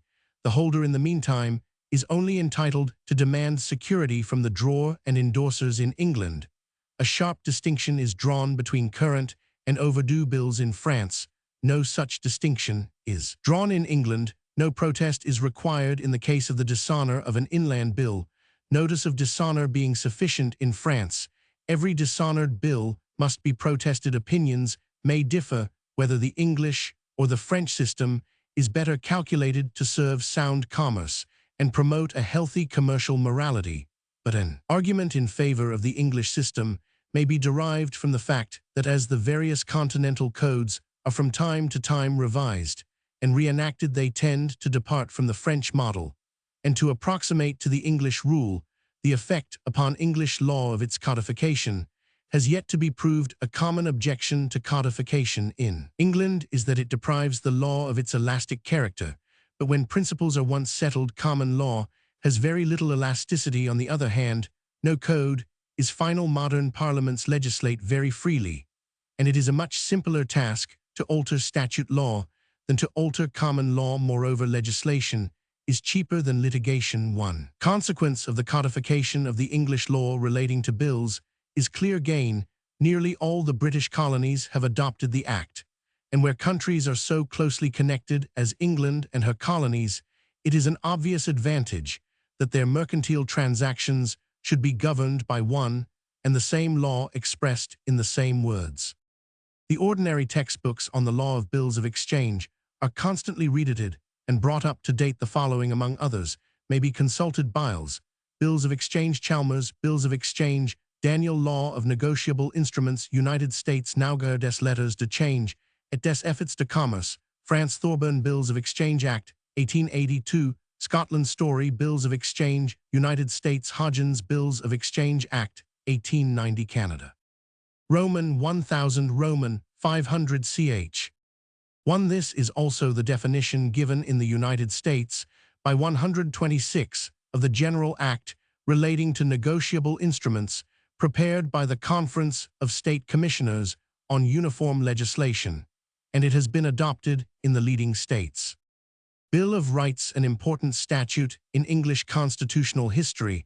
On the 13th of February, 1689, the Declaration of Right, a document drawn up by a committee of the Commons and embodying the fundamental principles of the Constitution, was delivered by the Lords and Commons to the Prince and Princess of Orange, afterwards William Roman III and Mary, in 944, December 1689.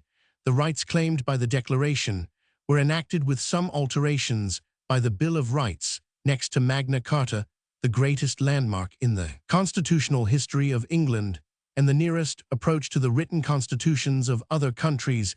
The Act, the full name of which is an Act declaring the rights and liberties of the subject and settling the succession of the Crown, after reciting the unconstitutional proceedings of James Roman II, the abdication of that king, the consequent vacancy of the Crown, and the summons of the Convention Parliament, declared on the part of the Lords and Commons for the vindicating and asserting their ancient rights and liberties. 1. That the pretended power of suspending of laws or the execution of laws by regal authority without consent of Parliament is illegal. 2. That the pretended power of dispensing with laws or the execution of laws by regal authority, as it hath been assumed and exercised of late, is illegal. 3. That the commission for erecting the late Court of Commissioners for ecclesiastical causes and all other commissions and courts of like nature are illegal and pernicious. 4. That levying money for or to the use of the Crown by pretense of prerogative without grant of Parliament for longer time or in other manner than the same is or shall be granted is illegal. 5. That it is the right of the subjects to petition the King, and all commitments and prosecutions for such petitioning are illegal. 6. That the raising or keeping a standing army within the kingdom in time of peace, unless it be with consent of Parliament, is against law. 7. That the subjects, which are Protestants, may have arms for their defense suitable to their conditions, and as allowed by law. 8. That elections of members of Parliament ought to be free. 9. That the freedom of speech and debates or proceedings in Parliament ought not to be impeached or questioned in any court or place out of Parliament. 10. That excessive bail ought not to be required, nor excessive fines imposed, nor cruel and unusual punishments inflicted. 11. That jurors ought to be duly impaneled and returned, and jurors which pass upon men in trials for high treason ought to be freeholders. 12. That all grants and promises of fines and forfeitures of particular persons before conviction are illegal and void. 13. And that for redress of all grievances, and for the amending, strengthening, and preserving of the laws, Parliament ought to be held frequently, and they do claim, demand, and insist upon all and singular the premises as their undoubted rights and liberties. The further provisions of the Act were concerned with the settlement of the Crown upon the Prince and Princess of Orange, with the exception of 12, which negatived the right of dispensation by non-obstant 1, 2, or of any statute or any part thereof, unless a dispensation be allowed in the statute itself, or by bill or bills to be passed during the then session of Parliament. It is to be noticed that the Declaration of Right and the Bill of Rights introduced no new principle into the English Constitution. It was merely a declaration of the law as it stood in the United States. The main provisions of the Bill of Rights, so far as they are applicable, have been adopted both in the Constitution of the United States and in the state constitutions. One non-obstant notwithstanding means a license from the Crown to do that which could not be lawfully done without it. Bill of sale in its original sense, a legal document assigning personal property and still used in connection with the transference of property in ships. The term has come to be applied to mortgages as well as to sales, and the expression bill of sale may now be understood to signify generally a document evidencing a sale or mortgage of personal chattels unaccompanied by an actual transfer of possession to the purchaser or mortgagor.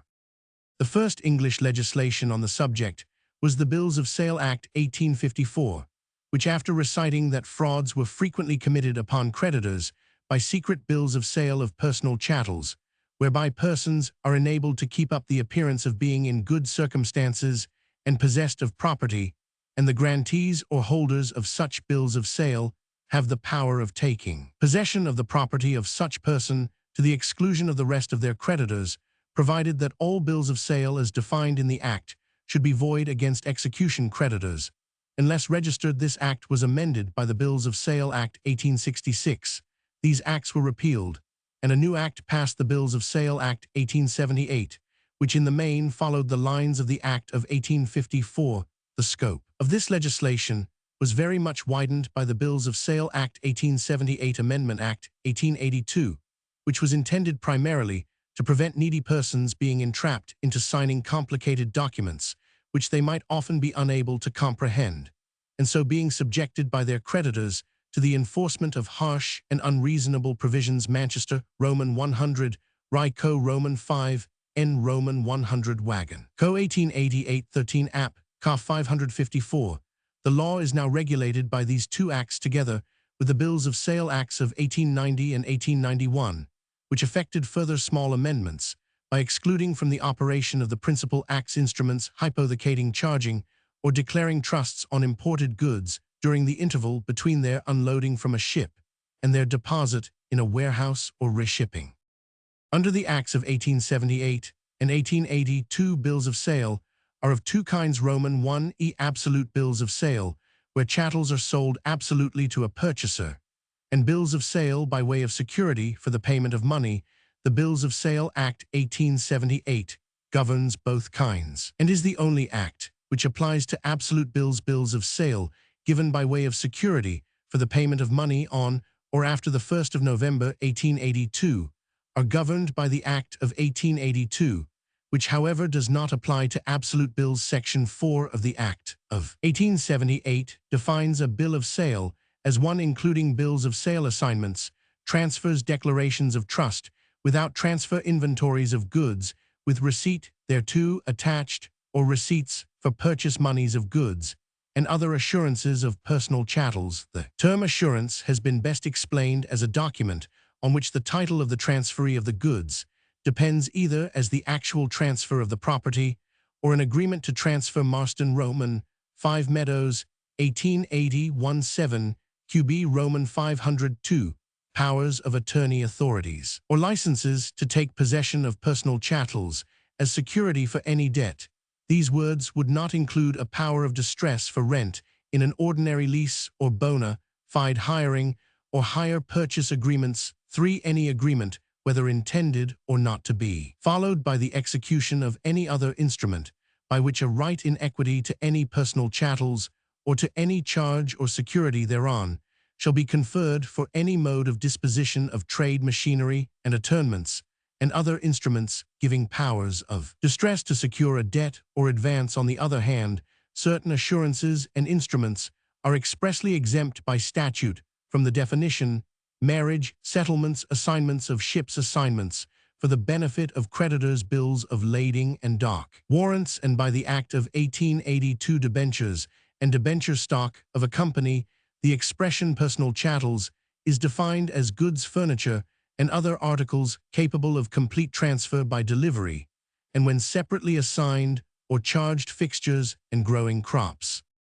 Absolute bills of sale must be duly attested by a solicitor, and the attestation must state that before execution the effect of it was explained to the grantor by the attesting solicitor.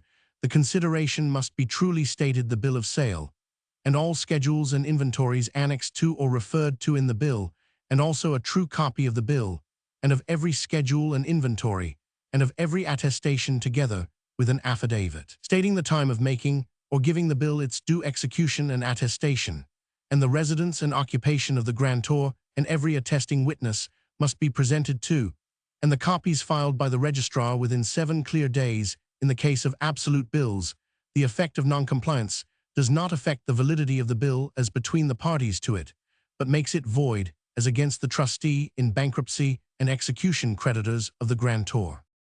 Bills by way of security. All bills of sale given by way of security for the repayment of money must be made in accordance with the form given in the schedule to the Act of 1882, and they must not depart from the statutory form in anything which is not merely a matter of verbal difference.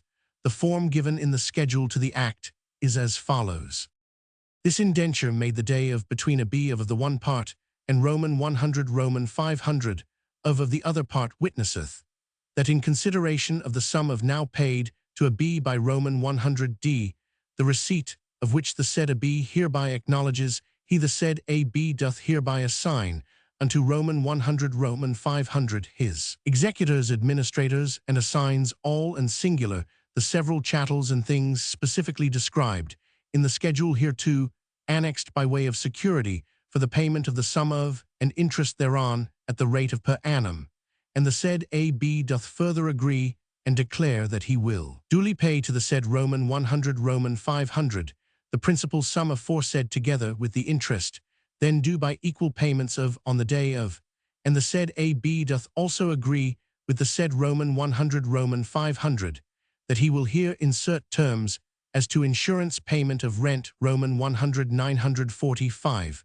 which the parties may agree to for the maintenance or defeasance of the security, provided always that the chattels hereby assigned shall not be liable to seizure or to be taken possession of by the said Roman 100 Roman 500 for any cause other than those specified in 7 of the Bills of Sale Act 1878 Amendment Act 1882.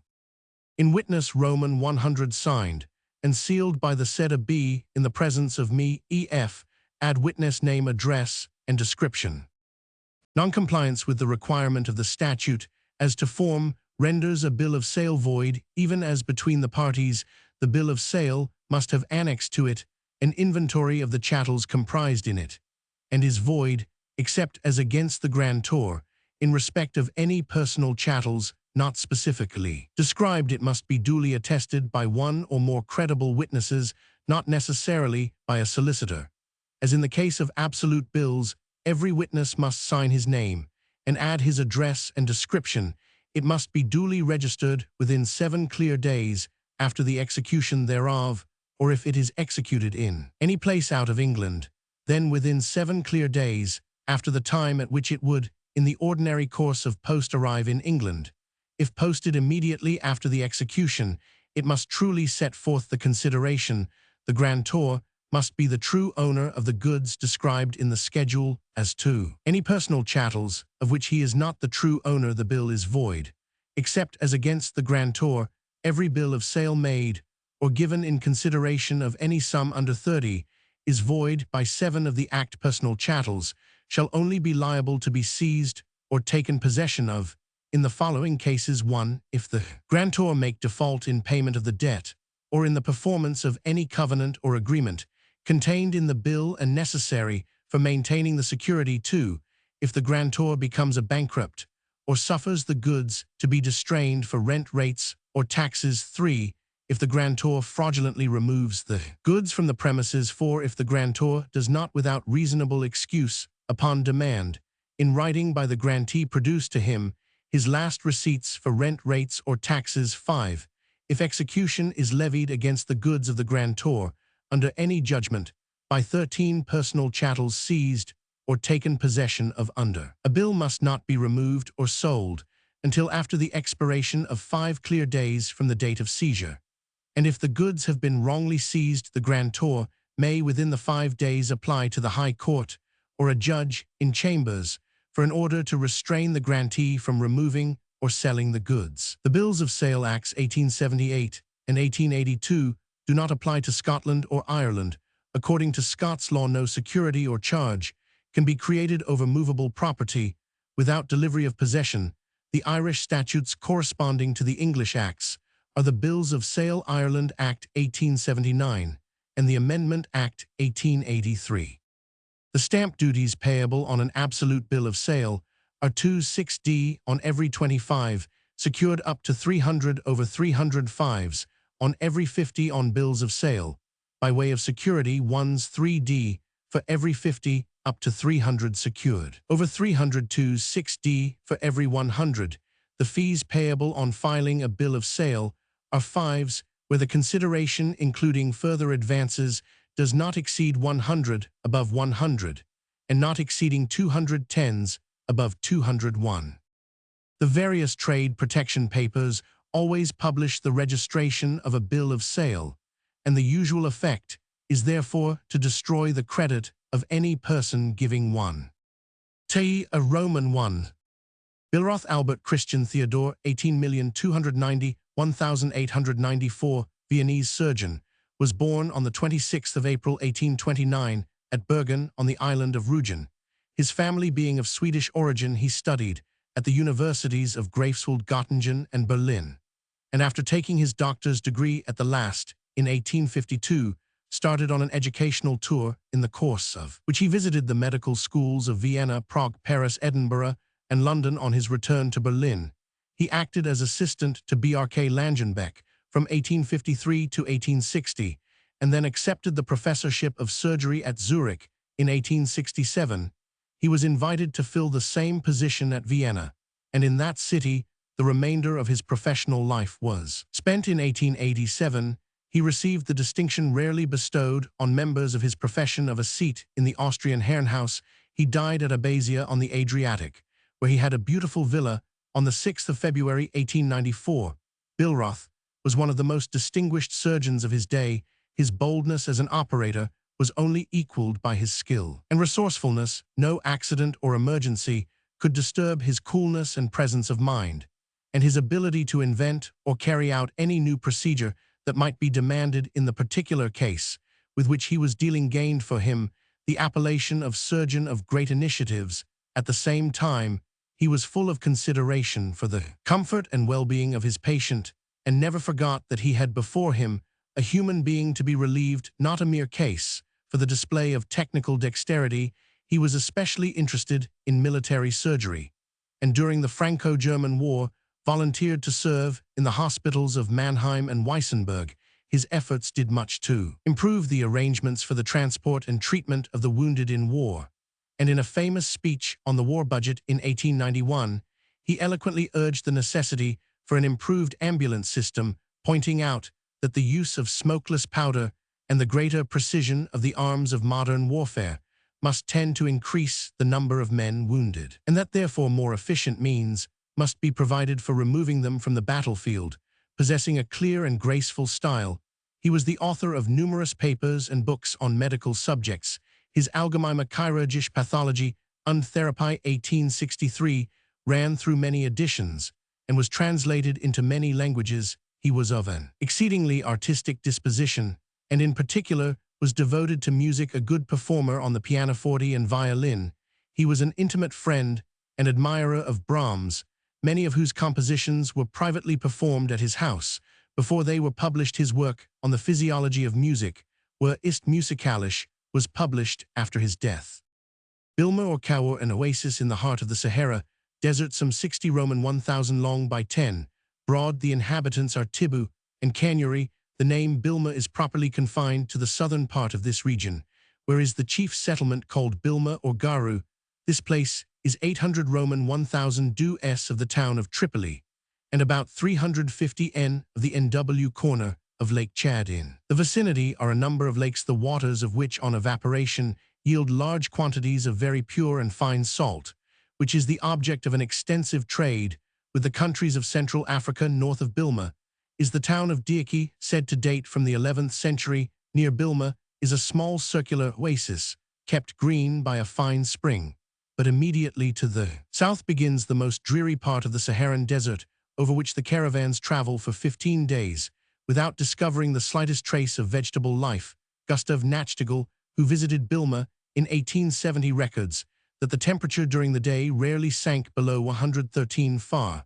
By the Anglo-French Declaration of the 21st of March 1899, Bilma was included in the French sphere of influence in West Africa. Turkey claimed the oasis as part of the hinterland of Tripoli and garrisoned Bilma in 1902.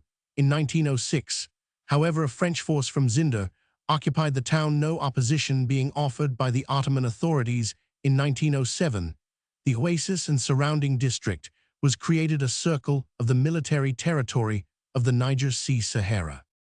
Bilney Thomas Roman 500 English martyr was born at or near Norwich. The exact date of his birth is uncertain, but at all events, it was not before 1495. He was educated at Trinity Hall, Cambridge, graduating Roman 100B, and taking holy orders in 1519, finding no satisfaction in the mechanical system of the schoolmen.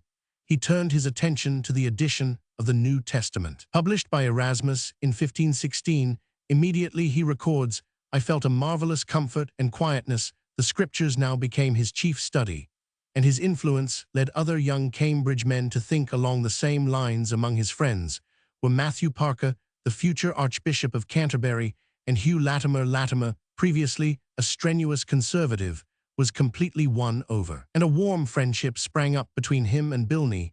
By his confession, said Latimer, "I learned more than in 20 years before in 1525, Bilney obtained a license to preach throughout the Diocese of Ely. He denounced saint and relic worship together with pilgrimages to Walsingham and Canterbury, and refused to accept the mediation of the saints. The diocesan authorities raised no objection, for despite his reforming views in these directions, he was to the last perfectly orthodox on the power of the Pope, the sacrifice of the Mass, the doctrine of transubstantiation, and the authority of the Church.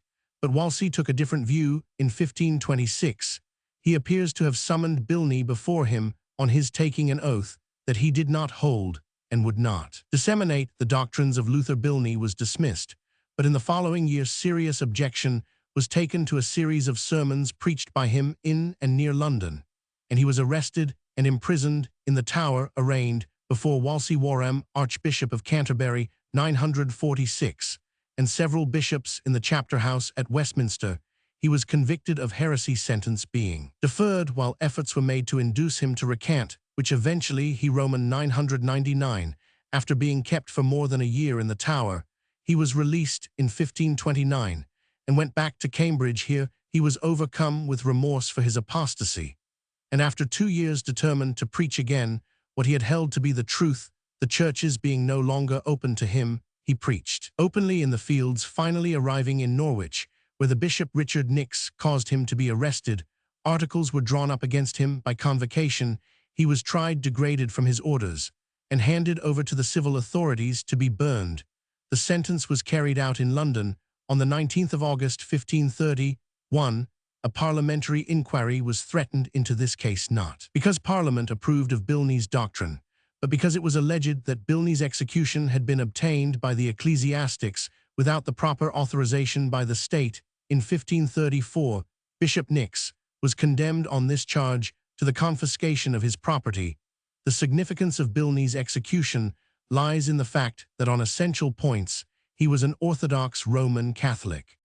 See Letters and Papers of Henry Roman, 8 vols Roman, 4 Roman 5 Fox's Acts and Monuments, Gairdner's History of the Church, Pollard's Henry Roman, 8 AFP. Biloxi, a city of Harrison County, Mississippi, USA, in the south part of the state on Biloxi Bay, a branch of the Mississippi Sound, which is a part of the Gulf of Mexico. By rail, it is 80 Roman 1000 NE of New Orleans, and 61 Roman 1000 SC of Mobile, Alabama. Pop, 1880, 1540, 1890, 32, 34, 1954, 67, 949, being Negroes, and 455 foreign-born, 1910, 79, 88. The city is served by a branch of the Louisville-Nashville Railway, and by an electric railway extending to Bay St. Louis through Gulfport. Pop, 1910, 60, 1910, 63, 80, 613 Roman 1000, SW, the port of entry of the Pearl River Customs District, whose exports, chiefly timber, lumber, naval stores, and charcoal, were valued at $8,392,271. In 1907, Biloxi is both a summer and a winter resort, particularly for the people of New Orleans and Mobile, and has a fine beach extending for about 12 Roman 1,000 around its peninsula, and bordered by an automobile drive along the beach, are some attractive residences, hotels, and boarding houses, and several sanatoriums. The city's principal industries are the canning of oysters, shrimp, fish, figs, and vegetables, and the manufacture of fertilizers and flour. A beautiful thin faience with remarkable metallic glazes is made here. The municipality owns the waterworks, the water being obtained from artesian wells. Pierre Le Moyne d'Iberville, 16,611,706.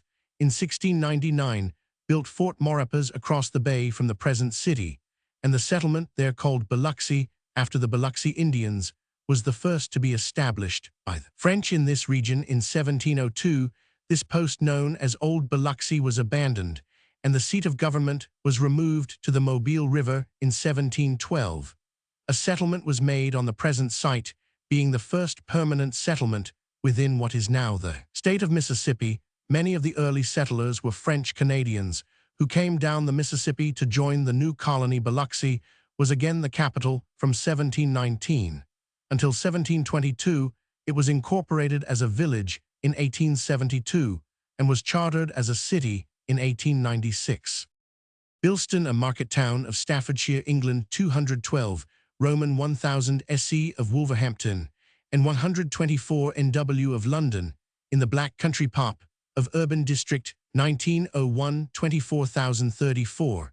It is served by the Great Western Railway and by the London North Western. At Ettingshall Road Station in the vicinity are very productive mines of coal and ironstone, as well as sand of fine quality for casting and grinding stones for cutlers. Bilston contains numerous furnaces, forges, rolling and slitting mills for the preparation of iron, and a great variety of factories for japanned and painted goods, brasswork, and heavy iron goods, though retaining no relics of antiquity. The town is very ancient, appearing in Domesday. The parish church of St. Leonard, dating, as it stands, mainly from 1827, is on the site of a building of the 13th century. Bilston suffered severely from an outbreak of cholera in 1832. The town is within the parliamentary borough of Wolverhampton. Biltong, a South African Dutch word from bilbuttock, and tong, tongue, for sundried strips of antelope or buffalo meat. Bimana, lat. two-handed, a word first used by the naturalist Johann Friedrich Blumenbach to distinguish the order of man from quadrumana or other mammals. The term was popularized by Cuvier, and the majority of writers followed him in its adoption in 1863. However, Huxley, in his Man's Place in Nature, demonstrated that the higher apes might fairly be included in Bimana. Again and again, it has been proved that the human great toe can be by constant practice used as a thumb. Artists exist who have painted pictures grasping the brush with their toes, and violinists have been known to play their instruments in the same manner. Among many savage races, there is developed a remarkable power of foot grasp, which in a lesser degree is often so noticeable among sailors. Haeckel calls attention to the fact that a baby can hold a spoon with the big toe, as with a thumb. Man, in a word, is potentially quadrumanous. Bimetallism, the very general employment of both gold and silver for currency purposes, see money, has given rise to serious practical difficulties, which have in turn led to keen theoretical discussion as to the proper remedies to be employed, though every arrangement under which two metals form the money of a region may be described as bimetallism. The term, as often happens in economics, received a specialized meaning. It denotes a system under which the two metals are freely received by the mint and are equally available as legal tender. The last clause implies the establishment of a definite ratio in value between the two metals, for example 1 oz of gold, 1512 oz of silver, so that the title rated bimetallism may be given to it, in contradistinction to the unrated bimetallism, which exists wherever two metals circulate together, but have their relative values determined not by law, but by the higgling of the market. Further, the inventor of the term, H. Cernusky, in 1869, regarded it as properly applicable to an international arrangement by which a number of states agree to adopt the same ratio rather than to the use of the two metals by a single country, which may be described as national bimetallism. International bimetallism is at all events the form which has attracted attention in recent times, and it is certainly the most important. Regarded from the historical point of view, it appears that the failure of separate countries to maintain the two metals in circulation was the cause which produced the idea of bimetallism as an international system. We find first the upholders of a national double standard, as in France and the United States, and these are followed by the advocates of bimetallism set up by a combination of countries. The theoretical considerations which underlie the controversy between the supporters and the opponents of bimetallism find their appropriate place in the article Money, as does also the earlier history of the double standard, the circumstances that have led to the prominence of the bimetallic question, and the principal events that have marked the course of the movement form the subject of this article. In the earlier years of the 19th century, when the monetary disturbances that resulted from the Revolutionary Wars had ceased, we find France 1803 and the United States 1792 with the double standard legally established. England, on the other hand, had in 1816 accepted by law the gold standard, which had come into use in the 18th century. Silver formed the currency of the other European countries. The great discoveries of gold in California 1848 and Australia 1851 brought about the displacement of silver by gold in France and the continuance of gold as the principal currency metal in the United States, where by the law of 1834 it had been somewhat overrated 1/16 as compared with the ratio adopted in France 1/1512, and had therefore expelled most of the silver previously in circulation. Between 1848 and 1860, over 100 million of gold was coined in France, while an equivalent amount of silver was exported principally to the East. At this time, the weight of economic and official opinion was very decidedly in favor of the single gold standard as the best system. In 1865, the Latin Union was established, in which the French currency system was adopted, and was followed by the 947 International Conference of 1867 in Paris. See Monetary Conferences, when gold was unanimously accepted as the standard for the proposed international system to be produced by coordinating the various currencies with that of the Latin Union. A series of political and economic events speedily changed this situation. The Franco-German War 187,071 deposed France from her leading position and led to the establishment of a German gold currency with a different unit from the franc, accompanied by the demonetization of the silver currencies previously in use in the German states. The United States, where an inconvertible paper currency had been introduced during the Civil War, formally established the gold dollar as the standard coin. 1873, and arranged for a return to specie payments. 1878. At this time, too, the great production of gold, which had marked the period 18,501,870, diminished, while very productive silver mines were discovered in the Pacific states of America. As a result of these combined influences, the gold price of silver, which had risen a little during the height of the gold discoveries, began to fall rapidly, and the reverse process to that by which France had in the 50s acquired a gold currency came into operation. Silver, in accordance with Gresham's law, was imported and offered for coinage. To obviate this, the policy of limiting the coinage of silver, the limping standard, was adopted by the Latin Union.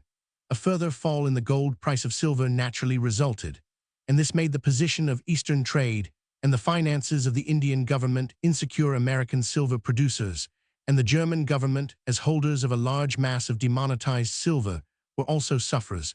Depreciation, the effect on public and official opinion, was shown by the English Parliamentary Committee on the Depreciation of Silver 1876, the American Silver Commission of the same year, and the appearance of many works on the subject, most of them advocating the double standard. On the initiative of the United States, an international monetary conference met in Paris in 1878. But though the necessity of keeping a place for silver in the money of the world was recognized, the proposal to adopt the double standard for general use was rejected by the European states by the Bland-Allison Act, Feb. 1878. The United States had provided for the coinage of a certain amount of silver per month as a mode of keeping up the price of the metal, which, notwithstanding, fell to 48 pence per ounce in 1879. The prolonged depression of trade in America and Germany was attributed to the scarcity of money due to what was described as the outlawry of silver by the joint action of France and the United States. Fresh monetary conference was held in Paris in 1881, where the advocates of bimetallism were very strongly represented. After prolonged discussion, no conclusion was reached in consequence of the refusal of England and Germany to abandon the gold standard, though an adjournment to the following year was resolved on. The conference did not reassemble, and the bimetallic movement took the form of agitation carried on in each country. The English inquiry into the depression of trade, 18,851,886, drew from the Commission a recommendation for a fresh commission to investigate the relation of gold and silver. This latter body, appointed in 1886, obtained a great body of important evidence, and in 1888 closed its work by a report in which the views of the two sections of the Commission were separately presented. 6 members supported the existing gold standard, and 6 were in favor of the bimetallic system. This inconclusive result was soon followed in the United States by the Sherman Act, 1890, providing for a larger monthly coinage of silver. A temporary rise in the price of the metal was followed by a further fall, making the situation still more critical. A new monetary conference was summoned by the United States and met in Brussels, November 1892, to modify opposition. The desirability of increasing the use of silver was the resolution proposed, the actual method being left open. This conference also proved abortive and adjourned to 1893, but like that of 1881, did not meet again. International action having failed to secure any system of bimetallism, the United States and India sought to relieve their position by local legislation. The former repealed the Sherman Act, and the latter closed its mints to the free coinage of silver. 1893, as these measures were opposed to bimetallism in that they restricted the use of silver and were followed by lower price for that metal than had ever been known. The agitation in the United States and Europe continued in America. It took the form of advocating the free coinage of silver by the United States without waiting for other countries, and in this shape made the principal issue at the presidential elections of 1896 and 1900, in each of which it was emphatically rejected. A further attempt at securing international bimetallism was made by Senator Walcott's commission in 1897. The American envoys, in concert with the French government, proposed to England 1. the reopening of the Indian mints, and 2. the annual purchase by England of 10 million of silver. The French minister claimed further concessions which were regarded as inadmissible by the English government, but the fate of the mission was settled by the refusal of the Indian government to reopen its mints. After the American election of 1900, bimetallism, as a popular cause, disappeared from view. The silver issue was withdrawn from the Democratic platform in 1904, and the bimetallic movement died out in England. Amongst the causes of this collapse, the most important are 1. the adoption of the gold standard by so many countries: Austria-Hungary, 1892, Russia and Japan, 1897, India, 1899, Mexico, 1904, a movement which pointed to the complete triumph of gold in the future. 2. the great increase in the output of gold. Australia and South Africa so developed their gold mines as to bring the yield for 1906 to 81 million, as contrasted with the less than 20 million of 1883.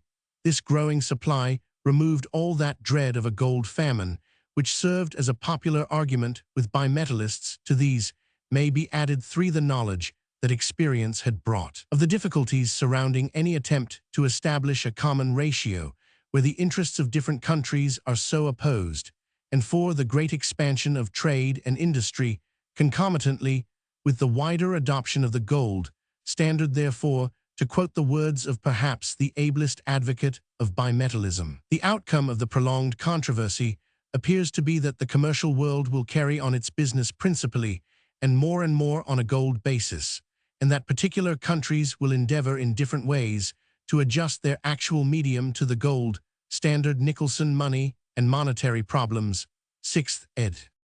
Perhaps the principal service rendered by the many able minds engaged in the movement will prove to be the fuller development of the more difficult parts of monetary theory and the additional light thrown on the course of monetary history. A proposal sometimes confounded with bimetallism is that for a standard composed of both gold and silver, which is better described as the joint standard or as symmetalism. Bibliography on the bimetallic side. Nicholson, Money and Monetary Problems, 6th ed. 1903. Fa Walker, International Bimetallism, 1896. Barber, The Theory of Bimetallism, 1885. Lord Aldenham, H. Gibbs, A Colloquy on Currency, 1900. And the numerous pamphlets and leaflets of the Bimetallic League opposed to bimetallism. Giffen, The Case Against Bimetallism, 1892. Laughlin, History of Bimetallism in the United States, 4th ed. 1897. Lord Farrar, Studies in Currency, 1898. The Gold Standard, 1898. Papers issued by the Gold Standard Defense, Isaac Leonard Darwin's Bimetallism aims at a judicial summary. See also Money Monetary Conferences. Roman 100 FB. Bimlipatam, a town of British India in the Visakhapatnam district of Madras, on the seacoast. 18 Roman 1000 NE of Visakhapatnam, Pop 1901, 10,212. It was formerly a Dutch factory and is now the principal port of the district. The anchorage is an open roadstead, protected to some extent by headlands with a lighthouse. At Santapalli, nearly half the seaborne trade is conducted with foreign countries. The principal exports are oilseeds, hides, and jute. Been a receptacle of various kinds, originally of wicker or basket work. The word appears in most European languages of Roman 1000, Roman 50, and Idel Benajur Beni Roman 100. Etymologists trace the word to a root meaning. To plate it survives in various 948 connections. For example, dustbin, winebin, for holding bottles, hopbin, coalbin, cornbin. Binan, a town of the province of La Laguna, Luzon, Philippine Islands, on the W shore of Laguna de Bay, about 20 Roman 1000 SSE of Manila, Pop 1903-95-63. The town is surrounded by an extensive and extremely fertile plain, which produces very large quantities of rice, as well as a great variety of tropical fruits, and a ready market for these products is found in Manila, whither they are shipped by boat. The language is Tagalog. Binary system in astronomy, a system composed of two stars revolving around each other under the influence of their mutual attraction. A distinction was formerly made between double stars, of which the components were in revolution around each other, and those in which no relative motion was observed, but it is now considered that all double stars must really be binary systems. Binchua Aegidius, Roman 500, an early 15th century musical composer, evidently named after his birthplace Binch, near Mons. He was esteemed by contemporary and later theorists as second only to Dunstable and Dufay. Bingen Enk Vinkum or Bingium, a town of Germany, in the Grand Duchy of Hesse-Darmstadt, 15 Roman 1000 NW from Mainz on the main line to Cologne, Pop 1905-9950. It is situated on the left bank of the Rhine opposite Rudesheim at the confluence of the Nahe or Nava, which is crossed near its mouth by a stone bridge attributed to Drusus and certainly of Roman origin, and an iron railway bridge on. A height immediately to the southeast is the ruined castle of Klopp, on the site of a fortress, founded by Drusus, and higher still the celebrated chapel of St. Roch, rebuilt in 1895, after a fire where thousands of pilgrims gather on the first Sunday after the 16th of August. Apart from its situation, which renders it a convenient place of tourist resort, the town itself presents but few attractions. There are Protestant and 3 Roman Catholic churches, among the latter the parish church, with a crypt dating from the 11th century, and a medieval town hall, it has a considerable commerce in wine, grain, and cattle, and new quays, and a harbor having been recently constructed, does an extensive transit trade in coal and iron. A short way down the Rhine is the Binger Loch, famous whirlpool, while about halfway between it and the town rises on a rock in the middle of the stream. The Mosse term derived from Musery Canon, in which, according to legend, Archbishop Hatto Roman II of Mainz was in 969 eaten by mice, the legend being doubtless due to the erroneous derivation from Maus, mice. Another legend states that the Nibelung treasure is hidden hereabouts in the Rhine. Bingerbruck, a town of Germany in the Prussian Rhine province at the confluence of the Nahe and the Rhine, lying just below Bingen, and at the junction of the main lines of railway Mainz-Koblenz and Bingerbruck-Metz. It has an extensive trade in the wines of the district. Pop 2500. Bingham Joseph, 16,680,1723, English scholar and divine, was born at Wakefield in Yorkshire in September 1668. He was educated at University College, Oxford, of which he was made Fellow in 1689, and tutor in 1691. A sermon preached by him from the University pulpit St. Mary's on the meaning of the terms person and substance in the Fathers brought upon him a most unjust accusation of heresy. He was compelled to give up his fellowship and leave the university, but he was immediately presented by Dr. John Radcliffe to the rectory of Headbourneworthy near Winchester, 1695. In this country retirement, he began his laborious and valuable work entitled Origines Ecclesiastici, or Antiquities of the Christian Church, the first volume of which appeared in 1708 and the 10th and last in 1722. His design, learnedly, exhaustively, and impartially executed, was to give such a methodical account of the antiquities of the Christian Church as others have done of the Greek and Roman and Jewish antiquities, by reducing the ancient customs, usages, and practices of the Church under certain proper heads, whereby the reader may take a view at once of any particular usage, custom of Christians for 4 or 5 centuries. Notwithstanding his learning and merit, Bingham received no higher preferment than that of Headbourneworthy till 1712, when he was collated to the rectory of Havant near Portsmouth by Sir Jonathan Trelawney, Bishop of Winchester. Nearly all his little property was lost in the great South Sea bubble of 1720. He died on the 17th of August, 1723. Binghamton, a city, and the countisat of Broome County, New York, USA, in the south part of the state, on both banks of the North Branch of the Susquehanna River, at the mouth of the Chenango River. Pop 1880 17,317, 1890 35,005, 1900 39,647, of whom 4272 were foreign-born. 1910 48,443.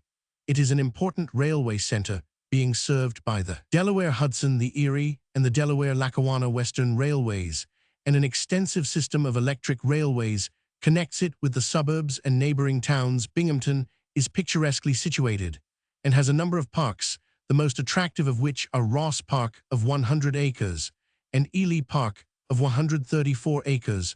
Among the principal buildings are the City Hall, the Courthouse, the Post Office, the Binghamton City Hospital, Stone Opera House, the Carnegie Library 1904, the Central High School, and a State Armory. Binghamton has also some fine office buildings. Among the city's educational and charitable institutions are the Lady Jane Grey School for Girls, St. Joseph's Academy, St. Mary's Home for Orphans, the Susquehanna Valley Orphan Asylum, and a state hospital for the insane. Binghamton is a manufacturing center of considerable importance, ranking 12th in the state in 1905 in the value of factory products, 13,907,403, which was an increase of 32 over the value of the factory products in 1900. Among its manufactures are tobacco, cigars, chewing tobacco, and snuff. Value in 1905, 2,879,217. Patent medicines. Value in 1905, 2,133,198. Flour and grist mill products, 1,089,910. Men's clothing, 833,835. And of less importance, commercial and computing scales and time recorders, chemicals, distilled liquor, beer fire alarm apparatus overalls, agricultural implements, wagons electrical apparatus, refined oil sheet metal paper bags, and envelopes tacks and nails, window glass glassware clocks whips, and furniture especially Morris chairs in the village of Leicestershire Pop in 1910, 3775, incorporated in 1892 about 2 Roman 1000 West, and in Endicott another suburb are large boot and shoe factories. The municipality owns and operates the waterworks. When Binghamton was first settled, about 1787, it was known as Chenango Point. Its site was originally included in the so-called Bingham Patent, a tract on both sides of the Susquehanna River owned by William Bingham, 17,511,800, for a Philadelphia merchant who was a member of the Continental Congress in 17,871,788 and of the United States Senate in 17,951,801, being President pro tempore of the Senate from the 16th of February to the 3rd of March 1797. In 1800, a village was laid out by an agent of Mr. Bingham and was named Binghamton. In 1834, it was incorporated as a village, and in 1867 was chartered as a city. Bingley, a market town in the Otley parliamentary division of the West Riding of Yorkshire, England, on the Air 512 Roman 1000 NW of Bradford, on the Midland Railway Pop of Urban District, 1901, 18,449. The Church of All Saints is good. Perpendicular, though considerably restored, the large industrial population is engaged principally in the worsted and cotton manufacture. The neighborhood is populous, but the natural beauty of the Aire Valley is not greatly impaired. Biniou or bignou, a species of cornemuse or bagpipe still in use at the present day in Brittany. The biniou is a primitive kind of bagpipe consisting of a leather bag inflated by means of a short-valved insufflation tube or blowpipe, a chanter with conical bore furnished with a double reed, concealed within the stock or socket C bagpipe, and 7 holes, the first being duplicated to accommodate left and right-handed players. The scale of the biniou is usually 1/949, and the single drone is tuned to the lower octave of the first hole. The more primitive biniou, still occasionally found in the remote districts of Cornwalls and Morbihan, has a chanter with but 5 holes too, giving part of the scale of D, the drone being also tuned to Roman 500. The drone of the biniou is of boxwood handsomely inlaid with tin, and has a single or beating reed hidden within the stock. The word biniou or bignou, a Gallicized form, often erroneously derived from Bigno C. Renfler Beaucoupin etymology, not supported by Breton dictionaries. The Breton plural form of benvec instrument tool, Roman 1 e binviau binvidju. The word is also found in the phrase sach ar biniou, a biniou bag, a bag used by weavers to hold their tools, spindles, Roman 100. The biniou is still the traditional and popular instrument of the Breton peasants of Cornwalls and Morbihan, and is almost inseparable from the bombard Roman 5, which is no other than a survival of the medieval musette hautbois or chalmi, formerly associated with the bagpipe in Western Europe. See oboe at all festivals, at the pardons, wedding feasts, and thrashing dances. The 2 traditional musicians or sonneurs give out in shrill penetrating tones the ancient Breton ronds for and melodies. 1 C. Victor Mahilin Catalogue, Descriptif, Vol Roman 2 Ghent, 1896, p. 353, no 1126, and Captain Roman 100 R. Day Descriptive Catalogue of Musical Instruments, London, 1891, p. 62, no 135. 2 C. Enquelian Chansons et Dances des Bretons, Paris, 1889, p. 39, and note where the description of the instrument is not technical. 3 C. Le Gonaidic Dictionnaire Breton Francais, ed. by T. Hersart de la Villemarque, and Enquelian op. Cit. p. 37 note. 4 For examples of these, see Enquelian op. Cit. part Roman 2, Beinmeli, a town of the province of Pangasinan, Luzon, Philippine Islands, on the delta of the Agno River, about 5 Roman 1000 W of Dagupan, the north terminus of the Manila Dagupan Railway, Pop 1903, 16,439. It has important fisheries and manufactures salt pottery roofing made of nipa leaves and nipa wine, rice and coconuts, are the principal agricultural products of the town. Binnacle before 18th century, Biticle through span bitacula from lat habitaculum, a little dwelling a case on the deck of a ship, generally in front of the steersman, in which is kept a compass, and a light by which the compass is read at night. Binney Edward William 18,121,880, one English geologist, was born at Morton in Nottinghamshire in 1812. He was articled to a solicitor in Chesterfield, and in 1836, settled at Manchester. He retired soon afterwards from legal practice and gave his chief attention to geological pursuits. He assisted, 1838, in founding the Manchester Geological Society, of which he was then chosen one of the honorary secretaries.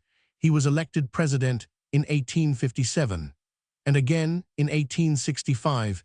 He was also successively secretary and president of the Literary and Philosophical Society of Manchester, working especially at the Carboniferous and Permian rocks of the north of England. He studied also the drift deposits of Lancashire and made himself familiar with the geology of the country around Manchester on the coal measures in particular. He became an acknowledged authority, and his observations on the structure of fossil plants found in the Carboniferous strata 18,680,1875 formed one of the monographs of the Paleontographical Society. His large collection of fossils was placed in Owens College.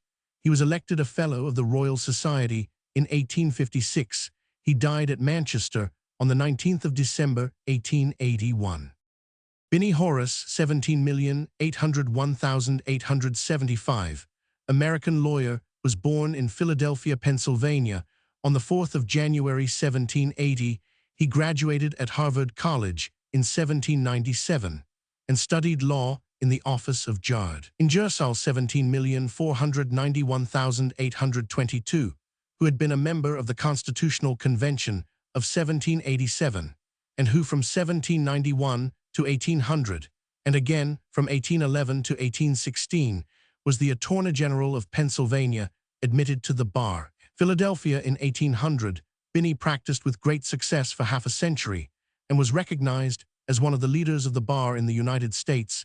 He served in the Pennsylvania legislature in 18,061,807 and was a Whig member of the National House of Representatives from 1833 until 1835, ably defending the United States Bank and in general opposing the policy of President Andrew Jackson. His most famous case, in which he was unsuccessfully opposed by Daniel Webster, was the case of Biddle Roman 5 Gerard's executors, which involved the disposition of the fortune of Stephen Gerard Roman 5. Binney's argument in this case greatly influenced the interpretation of the law of charities. Binney made many public addresses, the most noteworthy of which, entitled Life and Character of Chief Justice Marshall, was published in 1835.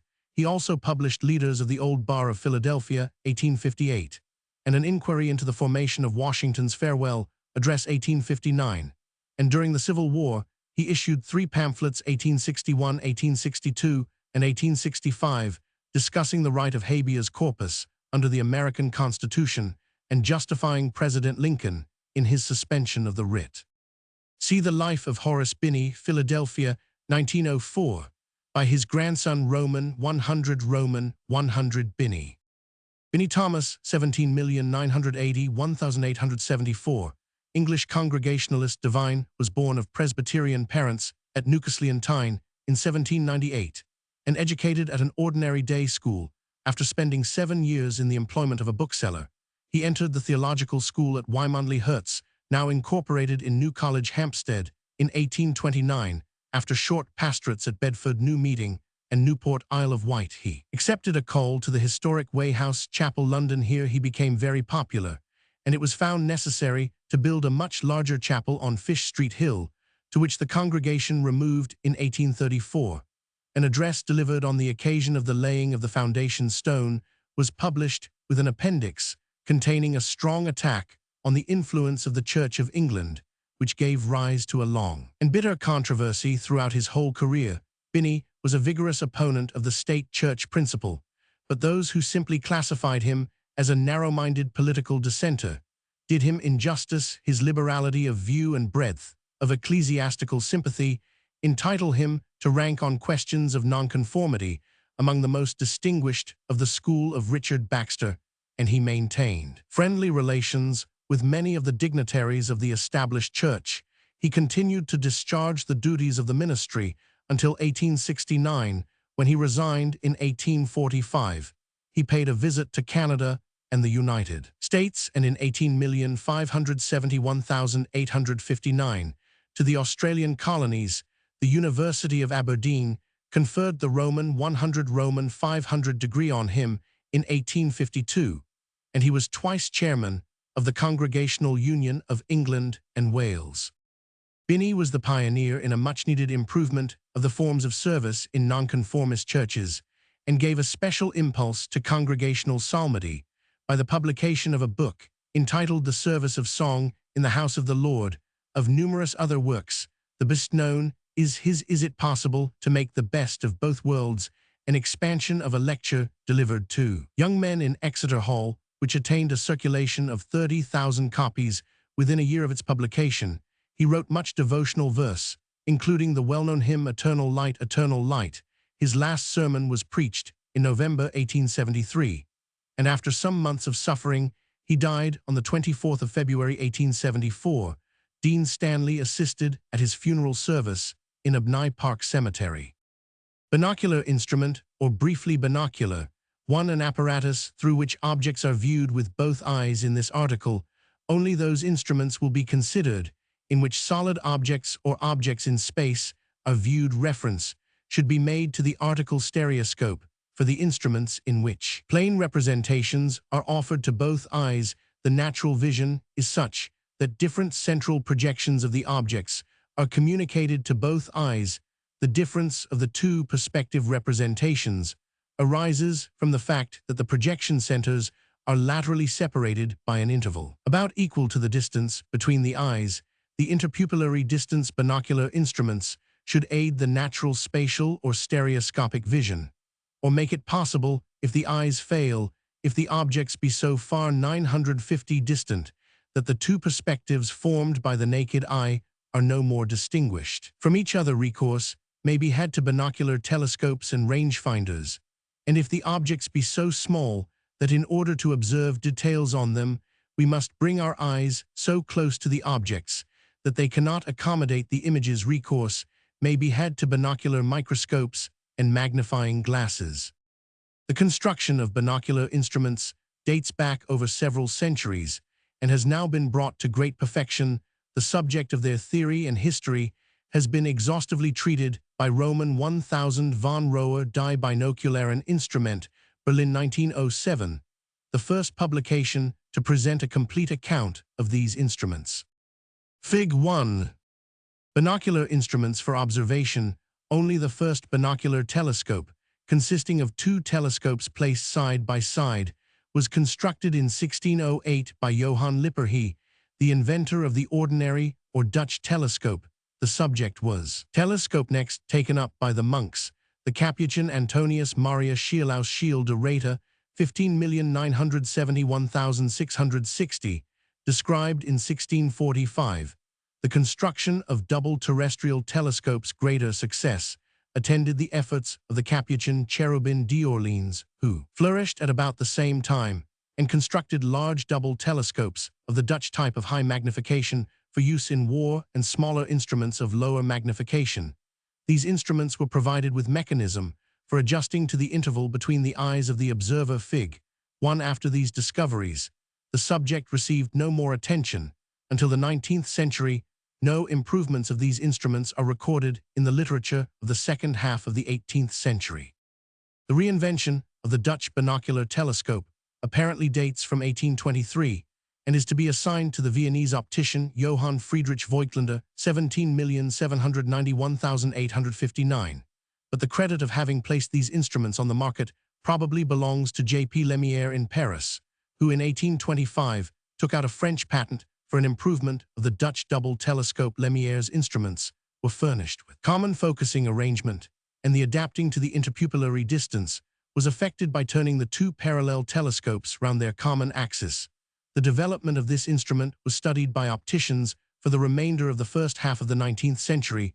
The last improvement apparently was made by P.G. Bardow in 1854 and by H. Helmholtz in 1857 when he described the telestereoscope. 2. With telescopic magnification, by utilizing the telescope with prism inversion devised in 1851 by Ignazio Porro, 17,951,875. A. Boulanger succeeded in producing a binocular of an entirely new type in 1859, Fig. 3, but he overlooked the possibility of increasing the distance between the objectives. Camille Nashet introduced this improvement in 1875, but his instruments did not meet with much popularity. This was probably due to the fact that at this time the manufacture of the glass for the prisms was too difficult. This was overcome by E. Abbe after the founding of the glassworks at Jena, who effected independently of his predecessors the wider separation of the objectives Fig. 4 and increased it in the telestereoscope Fig. 5 or relief telescope in a manner nearly approaching to Helmholtz's proposal. Fig. 2. Fig. 3, Fig. 4. The first binocular microscope was invented by the previously mentioned Father Cherubin, whose instrument consisted of two inverting systems, and consequently gave a totally wrong impression of depth. Roman 1e depressions appeared as elevations microscope and vice versa, or as we must say after Charles Wheatstone, it presented a pseudoscopic impression. This quality, however, was not recognized by the microscopists of the time. The instrument subsequently fell into complete neglect for nearly 2 centuries to be revived. In 1852, by Charles Wheatstone, who has stated that he had previously studied the problem, the publication of his views in his second great paper on binocular vision 2 in the Phil Trans for 1852, undoubtedly stimulated the investigation of this instrument, which was carried on with zeal and success more especially in England and the United States. In 1853, the American J. Roman 50 Riddell, 18,071,867, devised his binocular microscope, which contained the essentials of Wheatstone's pseudoscope, F.H. Wenham, another constructor, did not at first succeed in avoiding the pseudoscopic effect, but by the application of refracting dividing prisms, he subsequently arrived at orthoscopic representations and continued the development of the different methods for producing microphotographic stereograms. This was effected in the first case by placing a diaphragm over one half of the objective for each exposure, and in the second case by a suitable direction of the illuminating pencil. Fig. 6, of greater benefit, however, for stimulating interest in binocular microscopes was his invention of reflecting dividing prisms. Fig. 7. Other experiments begun by Powell and Leland and developed with greater skill by Wenham were concerned with the binocular vision of identical images. Such an impression could not possibly be stereoscopic, and these experiments led to the construction of a non-stereoscopic binocular microscope. Of the other workers in this field, mention may be made 951 of Alfred Nashet, who in 1853 and subsequently in 1863 brought forward 2 forms of binocular microscope. Fig. 5. The earliest stages of the development of the binocular microscope had been always confined to those instruments with one objective in the immediate neighborhood, of which the systems for dividing the pencil were placed. At a later date, attempts were made to separate the 2 halves of the objective by modifying the eyepiece. This led to the construction of stereoscopic eyepieces initiated by R.B. Tolles E. Abbe, and a Prasmowski. Of special importance is the work of Abbe, although, as he himself has stated, his methods accidentally led to the Wenham system, he certainly was far above his predecessors in his theoretical treatment of the problem, and in the perspicuity and clearness of his explanation. To him is also due the re-establishment of the instruments, which Wenham had abandoned by reason of 2 great technical difficulties. Fig. 8. The newest form of the binocular microscope is very similar to the oldest form, in which 2 completely separated tubes were employed. The inventor H.S. Greenough employs 2 systems for setting up the image in order to avoid the pseudoscopic effect. After experiments in the Zeiss works, the erecting of Porro's prisms simultaneously permitted a convenient adaptation to the eye distance of the observer. Fig 6, Fig 7, Fig 8. Fig 9. The first binocular magnifying glass, or simple microscope German Lupe, was devised by J. Roman 50 Riddell in 1853. In this instrument, Fig 9, the pencil of light is transmitted to the eyes by means of two pairs of parallel mirrors.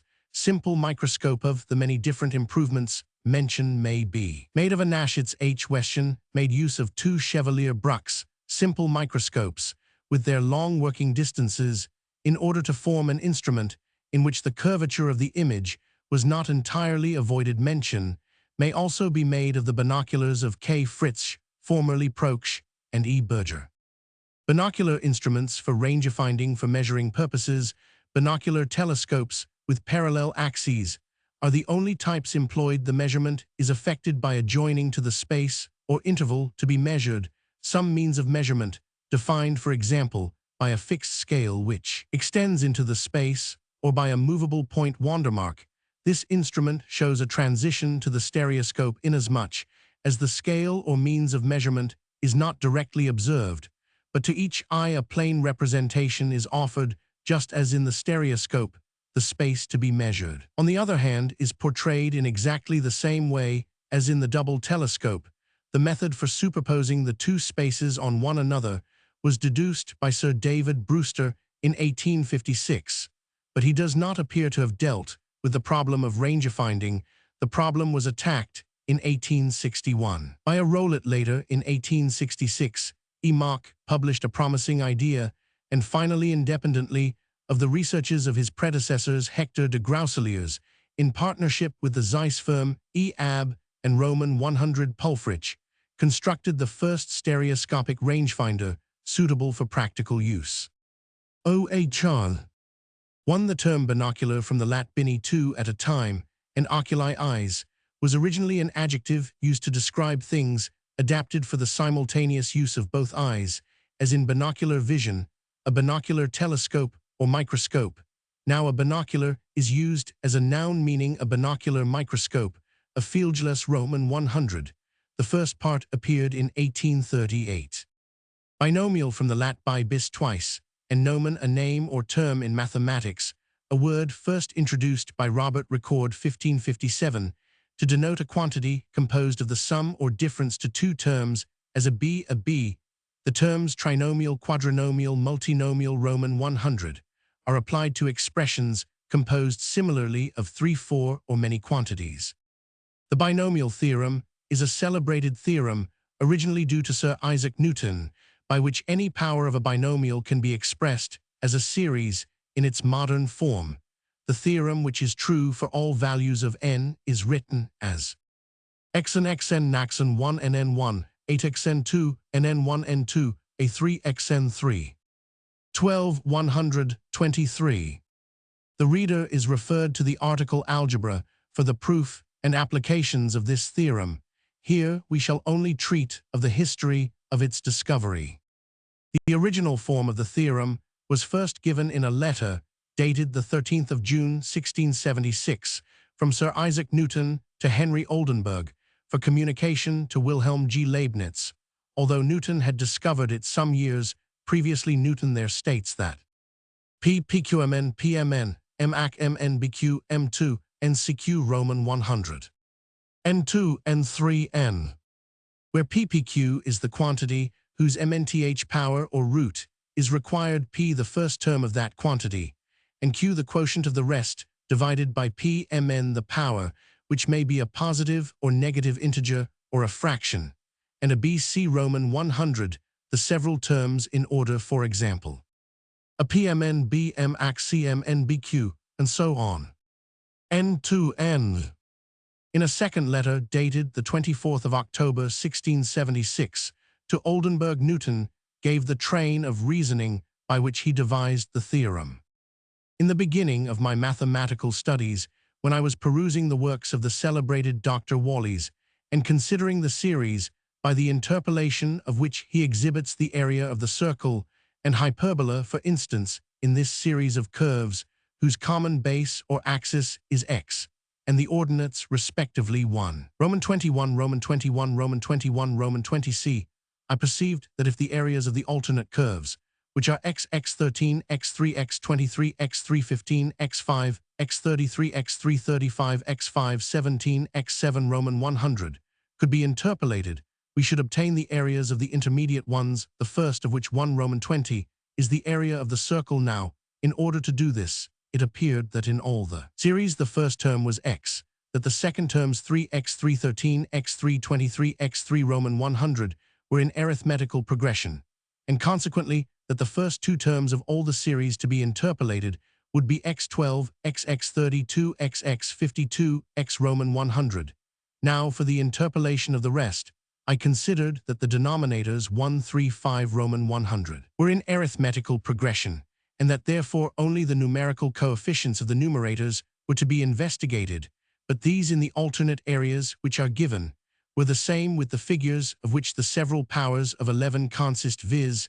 of 11, 111, 112, 113, that is the first one, the second one, 1, the third, 121, the fourth one, 331, and so on. I inquired therefore how in these series the rest of the terms may be derived from the first two being given, and I found that by putting m for the second figure or term, the rest should be produced by the continued multiplication of the terms of this series, m1, m12, m23. Roman 100, this rule I therefore applied to the series to be interpolated, and since in the series for the circle the second term was 12x, I put m12, and hence I found the required area of the circular segment to be x12, x18, x116, x Roman 100, and in the same manner might be produced the interpolated areas of other curves, as also the area of the hyperbola and the other alternates in this series, 1 Roman 21, Roman 20, 1 Roman 20, Roman 100.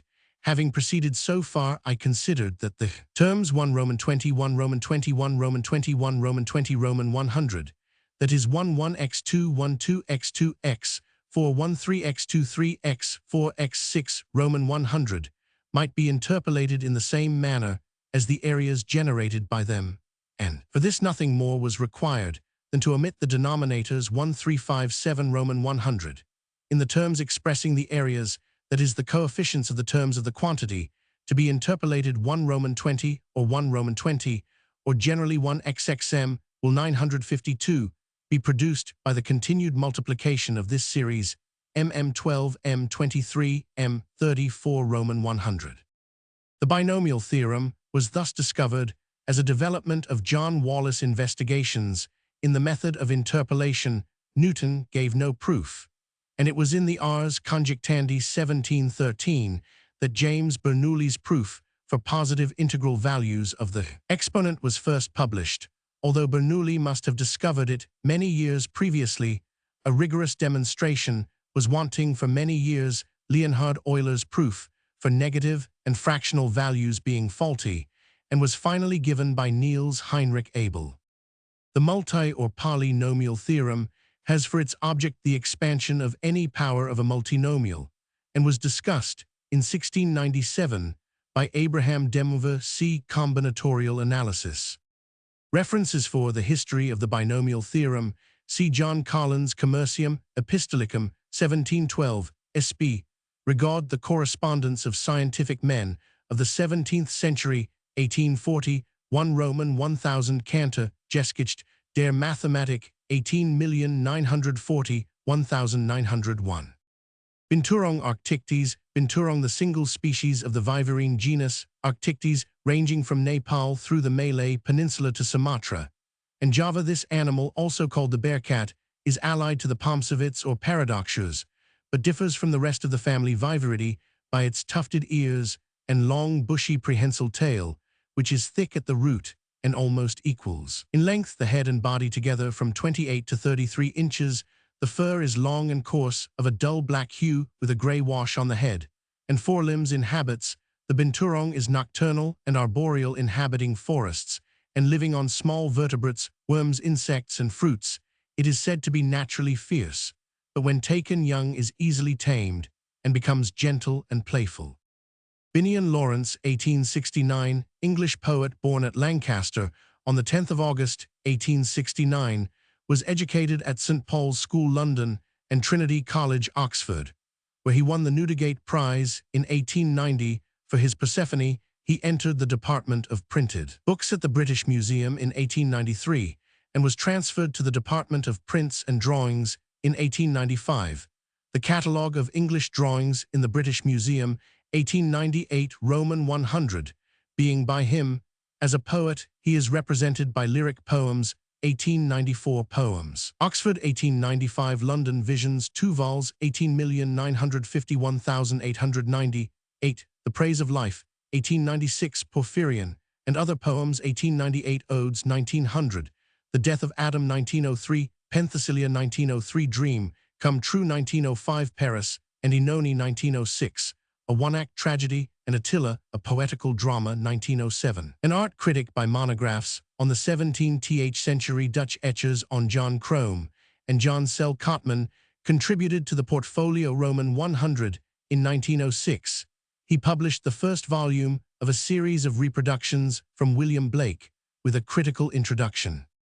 See also Ra Streatfeild, Two Poets of the New Century, 1901, and W. Archer, Poets of the Younger Generation, 1902. Biobio, a river of southern Chile rising in the Pino Hachado, pass across the Andes, 3845 s lat, and flowing in a general northwesterly direction to the Pacific at Conception, where it is 2 Roman 1,000 wide, and forms an excellent harbor.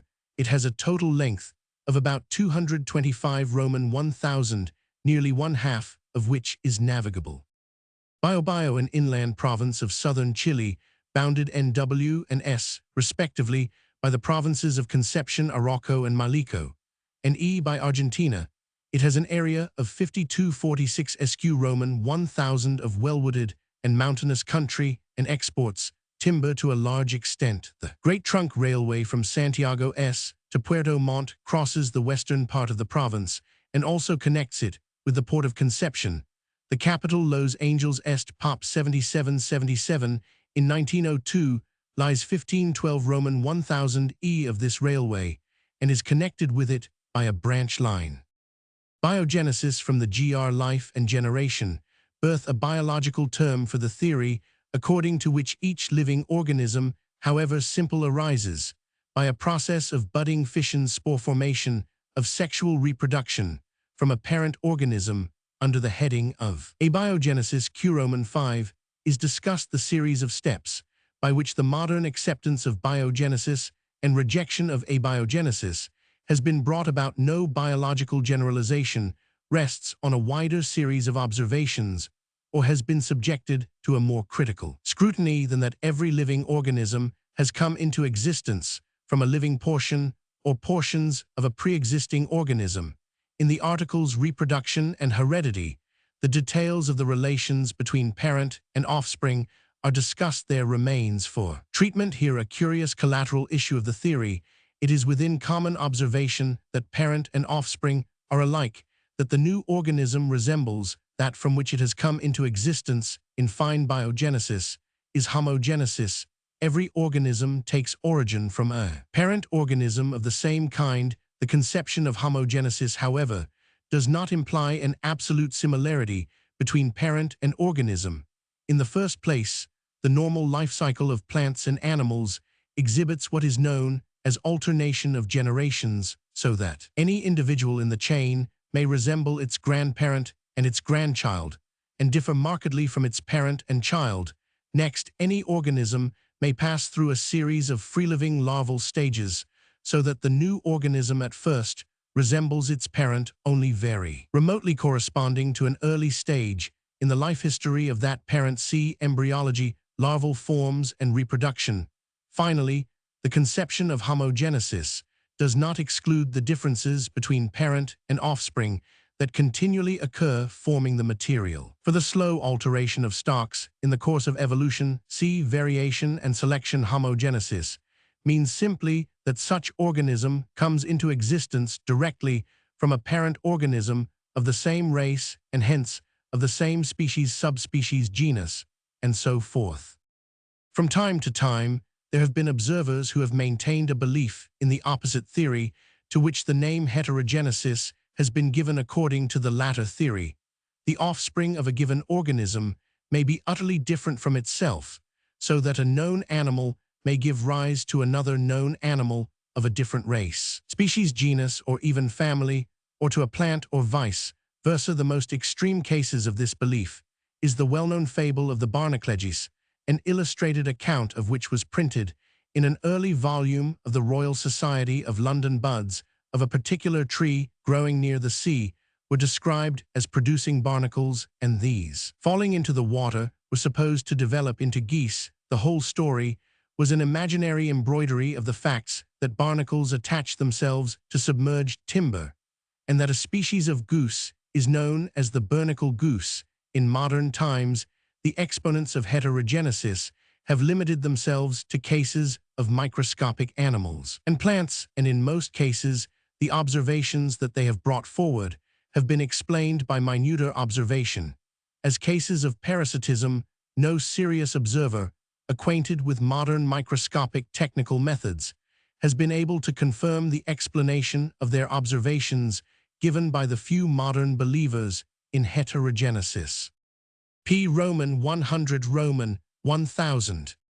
Biography from the gr. Life and writing, that form of history which is applied not to races or masses of men, but to an individual. The earliest use of the word is attributed to Damasius, a Greek writer of the beginning of the 6th century, and in Latin biographia was used, but in English no earlier employment of the word biography has been traced than that of Dryden in 1683, who uses it to describe the literary work of Plutarch, the history of particular men's lives. It is obvious that this definition is necessary, for biography is not the record of life in general, but of the life of a single person. The idea of the distinction between this and history is a modern thing.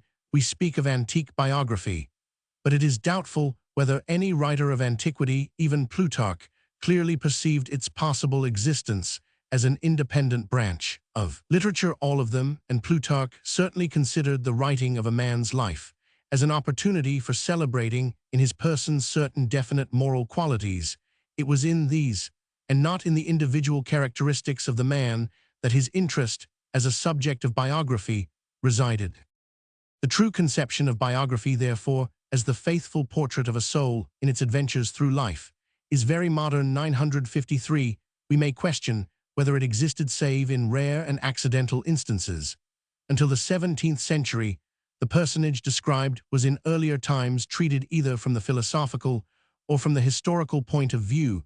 In the former case, rhetoric inevitably clouded the definiteness of the picture the object was to produce, a grandiose moral effect to clothe the subject with all the virtues, or with all the vices to make his career a splendid example, or else a solemn warning. The consequence is that we have to piece together unconsidered incidents and the accidental record of features in order to obtain an approximate estimate.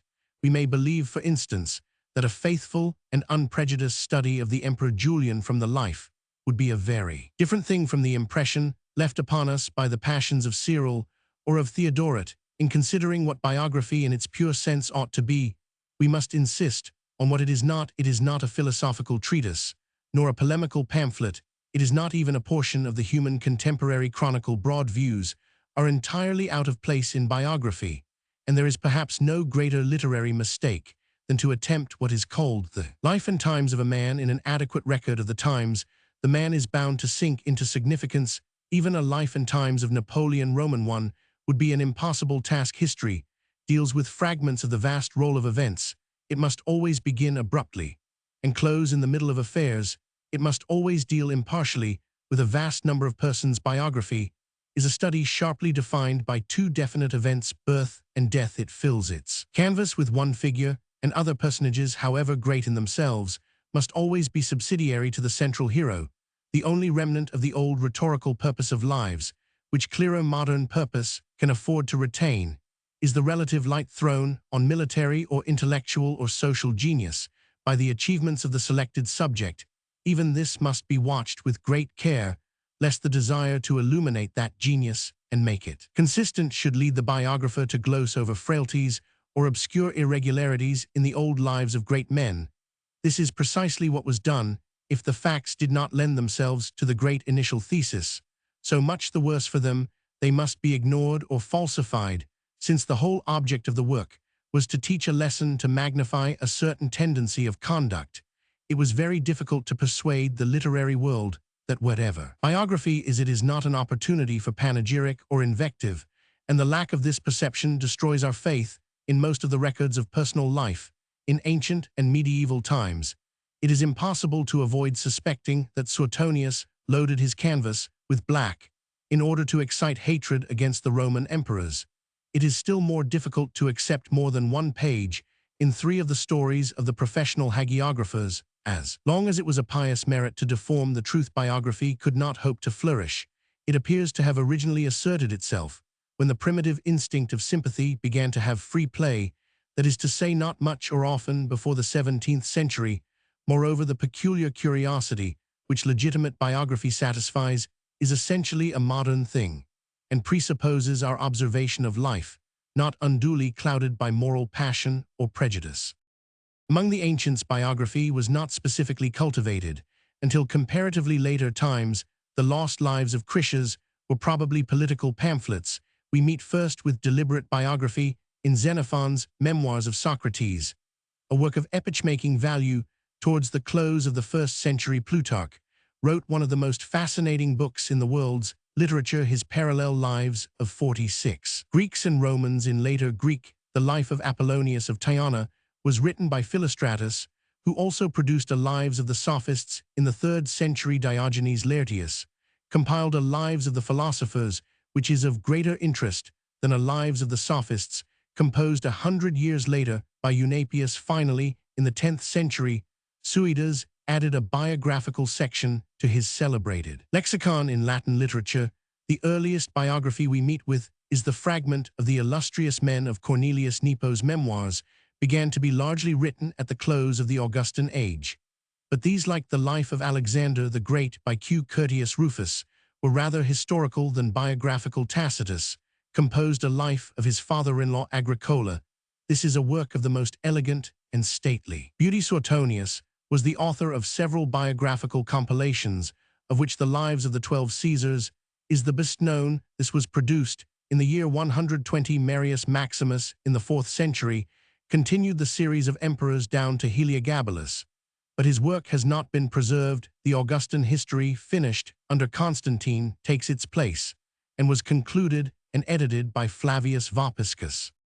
Biography hardly begins to exist in English literature until the close of the reign of Henry Roman VIII. William Roper, 14,961,578, wrote a touching life of his father-in-law Sir Thomas More, and George Cavendish, 15,001,561, a memoir of Cardinal Wolsey, which is a masterpiece of liveliness and grace.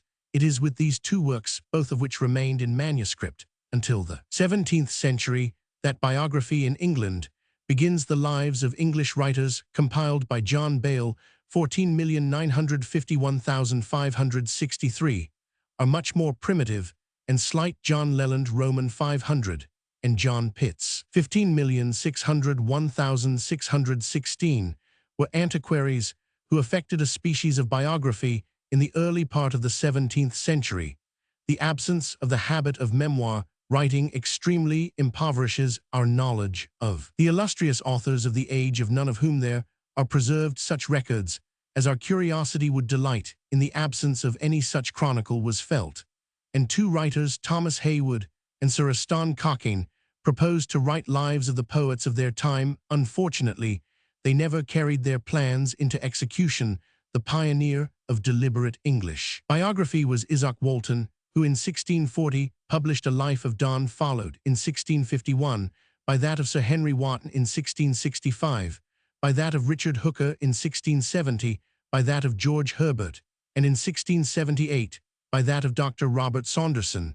These 5, reprinted under the title of Walton's Lives, were not only charming in themselves, but the forerunners of a whole class of English literature. Meanwhile, Fuller was preparing his History of the Worthies of England, which appeared after his death in 1662, and John Aubrey, 16,261,697, was compiling his Minutes of Lives, which shows such a perfect comprehension of the personal element that should underlie biography, these have only in our own days been completely given to the public. Edward Lord Herbert of Cherbury 15,830,1648 wrote a brilliant autobiography first printed in 1764, that of Anne Harrison, Lady Fanshawe, 16,251,680, remained unknown until 1829, a very curious essay.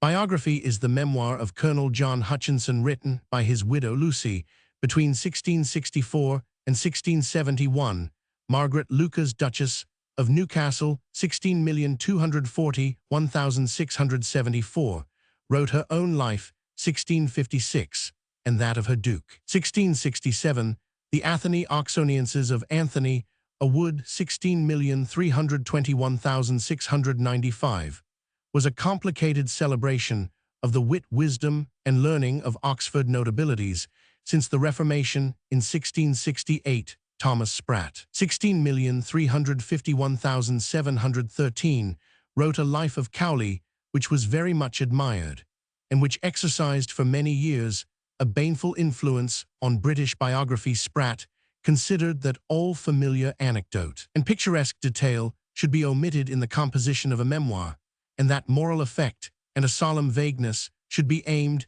at. The celebrated funeral orations of Jeremy Taylor were of the same order of eloquence, and the wind of those grandiose compositions destroyed the young shoot of genuine and simple biography which had budded in Walton and Aubrey. From this time forth, for more than half a century, English biography became a highly artificial and rhetorical thing, lacking all the salient features of honest portraiture. William Oldys, 16,961,761, was the first to speak out boldly in 1747. In the preface to the Biographia Britannica, he pointed out the cruelty, we might even say the impiety, of sacrificing the glory of great characters to trivial circumstances, mere conveniency, and attacked the timid and scrupulous superficiality of those who undertook to write lives of eminent men, while omitting everything which gave definition to the portrait.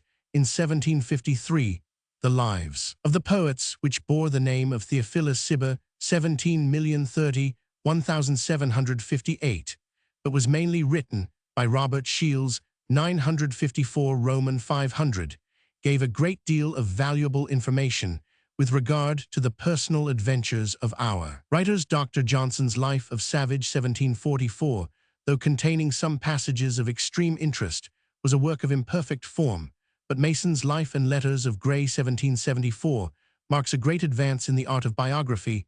This was the earliest memoir in which correspondence of a familiar kind was used to illustrate and to expand the narrative, and Mason's Gray is really the pioneer of almost all modern English biography. For the first time, it was now admitted that letters to intimate friends not written with a view to publication might be used with advantage to illustrate the real character of the writer. Boswell, it is certain, availed himself of Mason's example while improving upon it, and in 1791 he published his Life of Dr. Samuel Johnson, which is the most interesting example of biography existing in English, or perhaps in any language.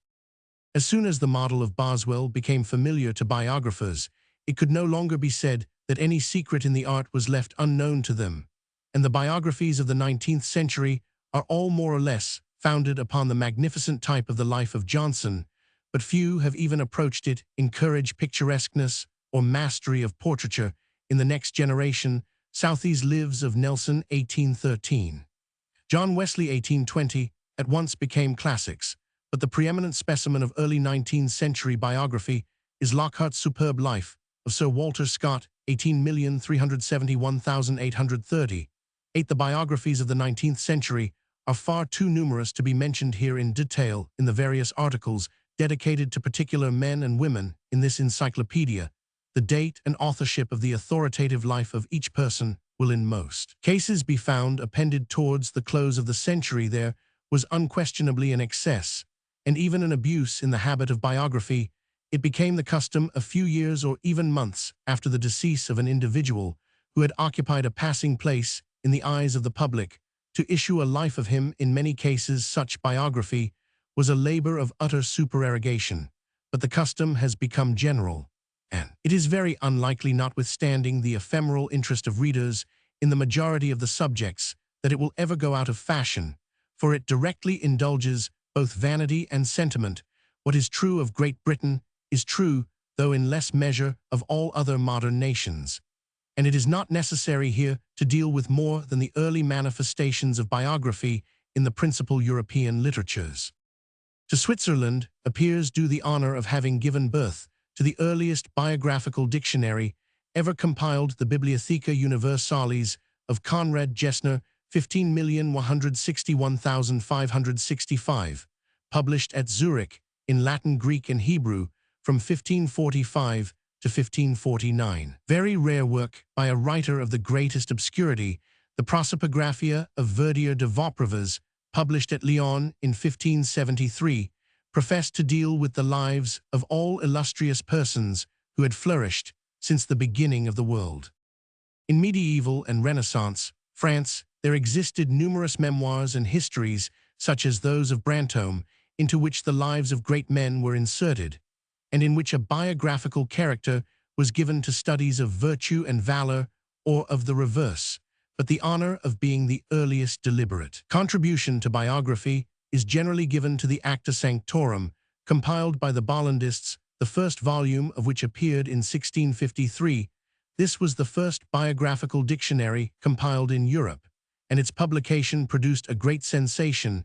It was confined to the lives of saints and martyrs, but in 1674, Louis Maury in his Grand Dictionnaire included a biographical section of a general character, but the earliest biographical dictionary which had anything of a modern form was the celebrated Dictionnaire historique et critique of Pierre Bayle in 1696.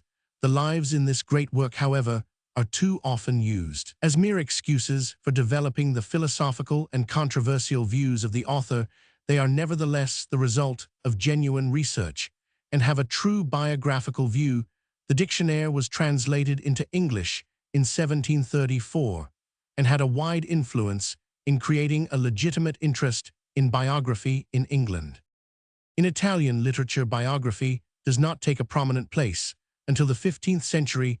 The Lives of Illustrious Florentines, in which a valuable memoir of Dante occurs, was written in Latin by Filippo Villani Vespasiano de Bistricci, 14,211,498, compiled a set of biographies of his contemporaries, which are excellent of their kind. The so-called Life of Castruccio Castracani by Machiavelli is hardly a biography, but a brilliant essay on the ideals of statecraft. Paolo Giovio, 14,831,552, wrote the lives of poets and soldiers whom he had known. All these attempts, however, seem insignificant by the side of the autobiography of Benvenuto Cellini, 15,011,571, confessedly one of the most entertaining works of the world's literature.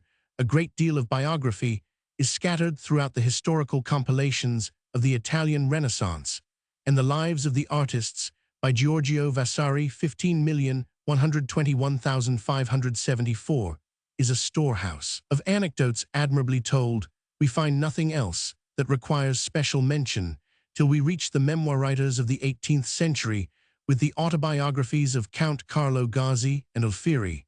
And on the whole, Italy, although adopting in the 19th century the habit of biography, has rarely excelled in it. In Spanish literature, Fernán Pérez de Guzmán, 13,780,1460, with great originality, enshrined in his Generations and Likenesses, a series of admirable literary portraits. He has been called the Plutarch of Spain, but in spite of numerous lives of saints, poets, and soldiers, Spanish literature has not excelled in biography, nor has it produced a single work of this class, which is universally read in Germany. There is little to record before the close of the 18th century. In the course of the 19th century, a new thing in biography was invented, in the shape of dictionaries of national biography. Of these, the first, which was carried to a successful conclusion, was the Swedish 18,351,857, which occupied 23 volumes. This dictionary was followed by the Dutch 18,521,878, in 24 volumes, the Austrian 18,561,891 in 35 volumes, the Belgian, which was begun in 1866, the German 18,751,900 in 45 volumes, and others representing nearly all the countries of Europe. England was behind the competitors named above, but when she joined the ranks, a work was produced the value of which can hardly be exaggerated. The project was started in 1882 by the publisher George Smith, 18,241,901, who consulted Mr. Afterwards Sir Leslie Stephen. The first volume of the English Dictionary of National Biography was published on the 1st of January 1885 under Stephen's editorship. A volume was published quarterly with complete punctuality until midsummer 1900, when volume 63 closed the work, which was presently extended by the issue of 3 supplementary volumes in May 1891. Leslie Stephen resigned the editorship and was succeeded by Mr. Sidney Lee, who conducted the work to its prosperous close, bringing it up to the death of Queen Victoria. The Dictionary of National Biography contains the lives of more than 30,000 persons and has proved of inestimable service in elucidating the private annals of the British people. Biology. Life. The biological sciences are those which deal with the phenomena manifested by living matter, and though it is customary and convenient to group apart such of these phenomena as are termed mental, and such of them as are exhibited by men in society under the heads of psychology and sociology, yet it must be allowed that no natural boundary separates the subject matter of the latter sciences from that of biology. Psychology is inseparably linked with physiology and the phases of social life exhibited by animals other than man, which sometimes curiously foreshadow human policy, fall strictly within the province of the biologist. On the other hand, the biological sciences are sharply marked off from the abiological, or those which treat of the phenomena manifested by not-living matter, insofar as the properties of living matter distinguish it absolutely from all other kinds of things, and as the present state of knowledge furnishes us with no link between the living and the not-living.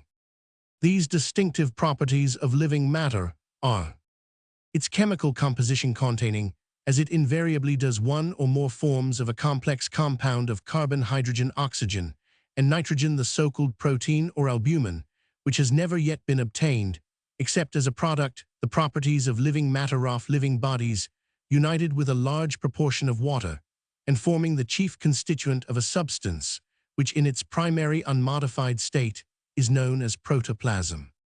Its universal disintegration and waste by oxidation, and its concomitant reintegration by the intersusception of new matter.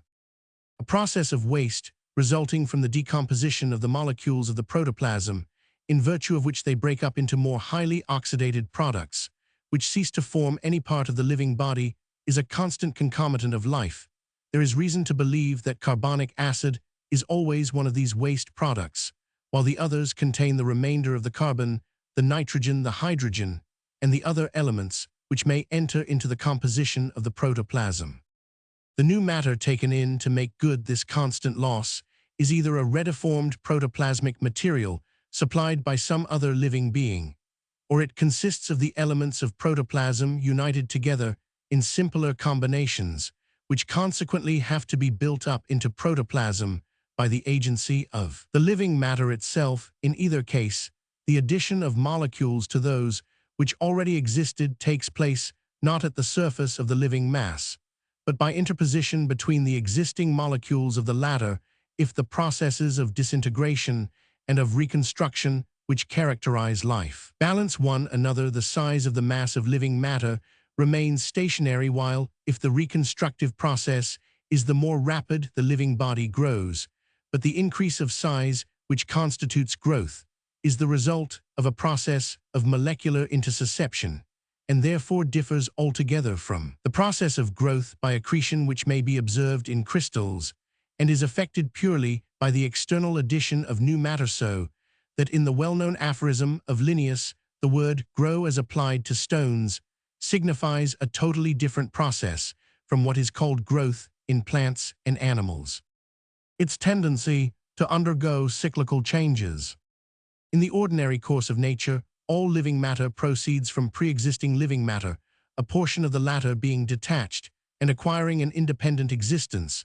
The new form takes on the characters of that from which it arose, exhibits the same power of propagating itself by means of an offshoot, and sooner or later, like its predecessor, ceases to live, and is resolved into more highly oxidated compounds of its elements. Thus, an individual living body is not only constantly changing its substance, but its size and form are undergoing continual modifications, the end of which is the death and decay of that individual, the continuation of the kind being secured by the detachment of portions, which tend to run through the same cycle of forms as the parent no forms of matter, which are either not living or have not been derived from. Living matter exhibit these three properties, nor any approach to the remarkable phenomena defined under the second and third heads. But in addition to these distinctive characters, living matter has some other peculiarities, the chief of which are the dependence of all its activities upon moisture and upon heat within a limited range of temperature, and the fact that it usually possesses a certain structure or organization. As has been said, a large proportion of water enters into the composition of all living matter.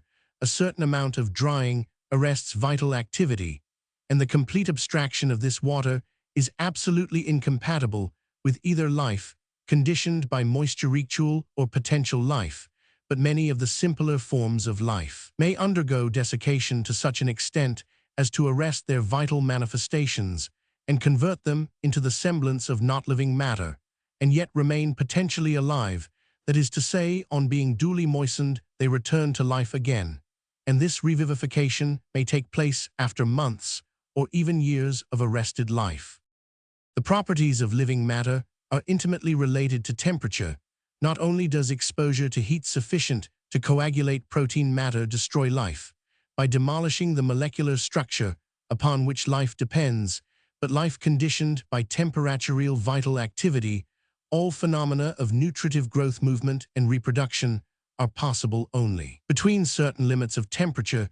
These limits may be set down as from a little above the freezing point of water to a little below the boiling point. It is to be noted, however, that these limits apply to the living matter itself, and many of the apparent exceptions are due to cases in which the living matter is enclosed in protective wrappings, capable of resisting heat and cold. In many low organisms, such as the spores of bacteria, the thick non-conducting wall may preserve the living protoplasm from subjection to external temperatures below freezing point or above boiling point. But all the evidence goes to show that applications of such cold or heat, if prolonged or arranged so as to penetrate to the living matter, destroy life in warm-blooded animals, such as birds and mammals. Protective mechanisms for the regulation of temperature enable them to endure exposure to extreme heat or cold. But in such cases, the actually living cells do not appreciably rise or fall in temperature. A variation of a very few degrees in the blood itself produces death.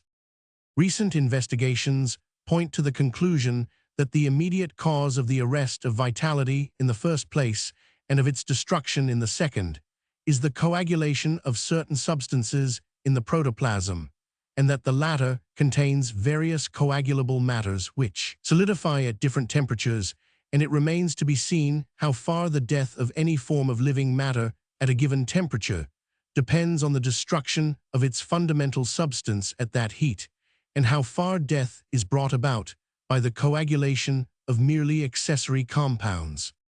It may be safely said of all those living things which are large enough to enable us to trust the evidence of microscopes that they are heterogeneous optically, and that their different parts, and especially the surface layer as life and organization contrasted with the interior, differ physically and chemically, while in most living things mere heterogeneity is exchanged for a definite structure, whereby the body is distinguished into visibly different parts, which possess different powers or functions.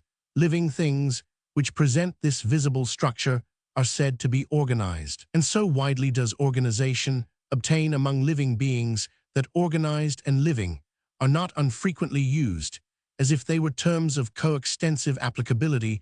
This, however, is not exactly accurate if it be thereby implied, that all living things have a visible organization, as there are numerous forms of living matter of which it cannot properly be said that they possess either a definite structure or permanently specialized organs, though doubtless the simplest particle of living matter must possess a highly complex molecular structure which is far beyond the reach of vision.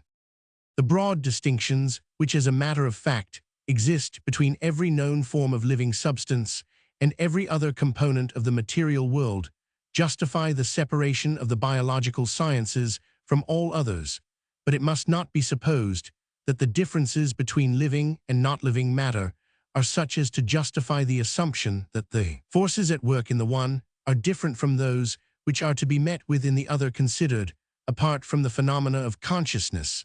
The phenomena of life are all dependent upon the working of the same physical and chemical forces as those which are active in the rest of the world. It may be convenient to use the terms vitality and vital force to denote the causes of certain great groups of natural operations, as we employ the names of electricity and electrical force to denote others. But it ceases to be proper to do so if such a name implies the absurd assumption that electricity and vitality are entities playing the part of efficient causes of electrical or vital phenomena, a mass of living. Protoplasm is simply a molecular machine of great complexity, the total results of the working of which, or its vital phenomena, depend on the one hand 956 upon its construction, and on the other upon the energy supplied to it. And to speak of vitality as anything but the name of a series of operations is as if one should talk of the horology of a clock. Living matter, or protoplasm, and the products of its metamorphosis classification of the phenomena of life may be regarded under four aspects. It has a certain external and internal form, the latter being more usually called structure. It occupies a certain position in space and in time. It is the subject of the operation of certain forces, in virtue of which it undergoes internal changes, modifies external objects, and is modified by them, and its form, place, and powers are the effects of certain causes. In correspondence with these four aspects of its subject, biology is logically divisible into four chief subdivisions: Roman 1, morphology; Roman 2, distribution; Roman 3, physiology; Roman 4, etiology.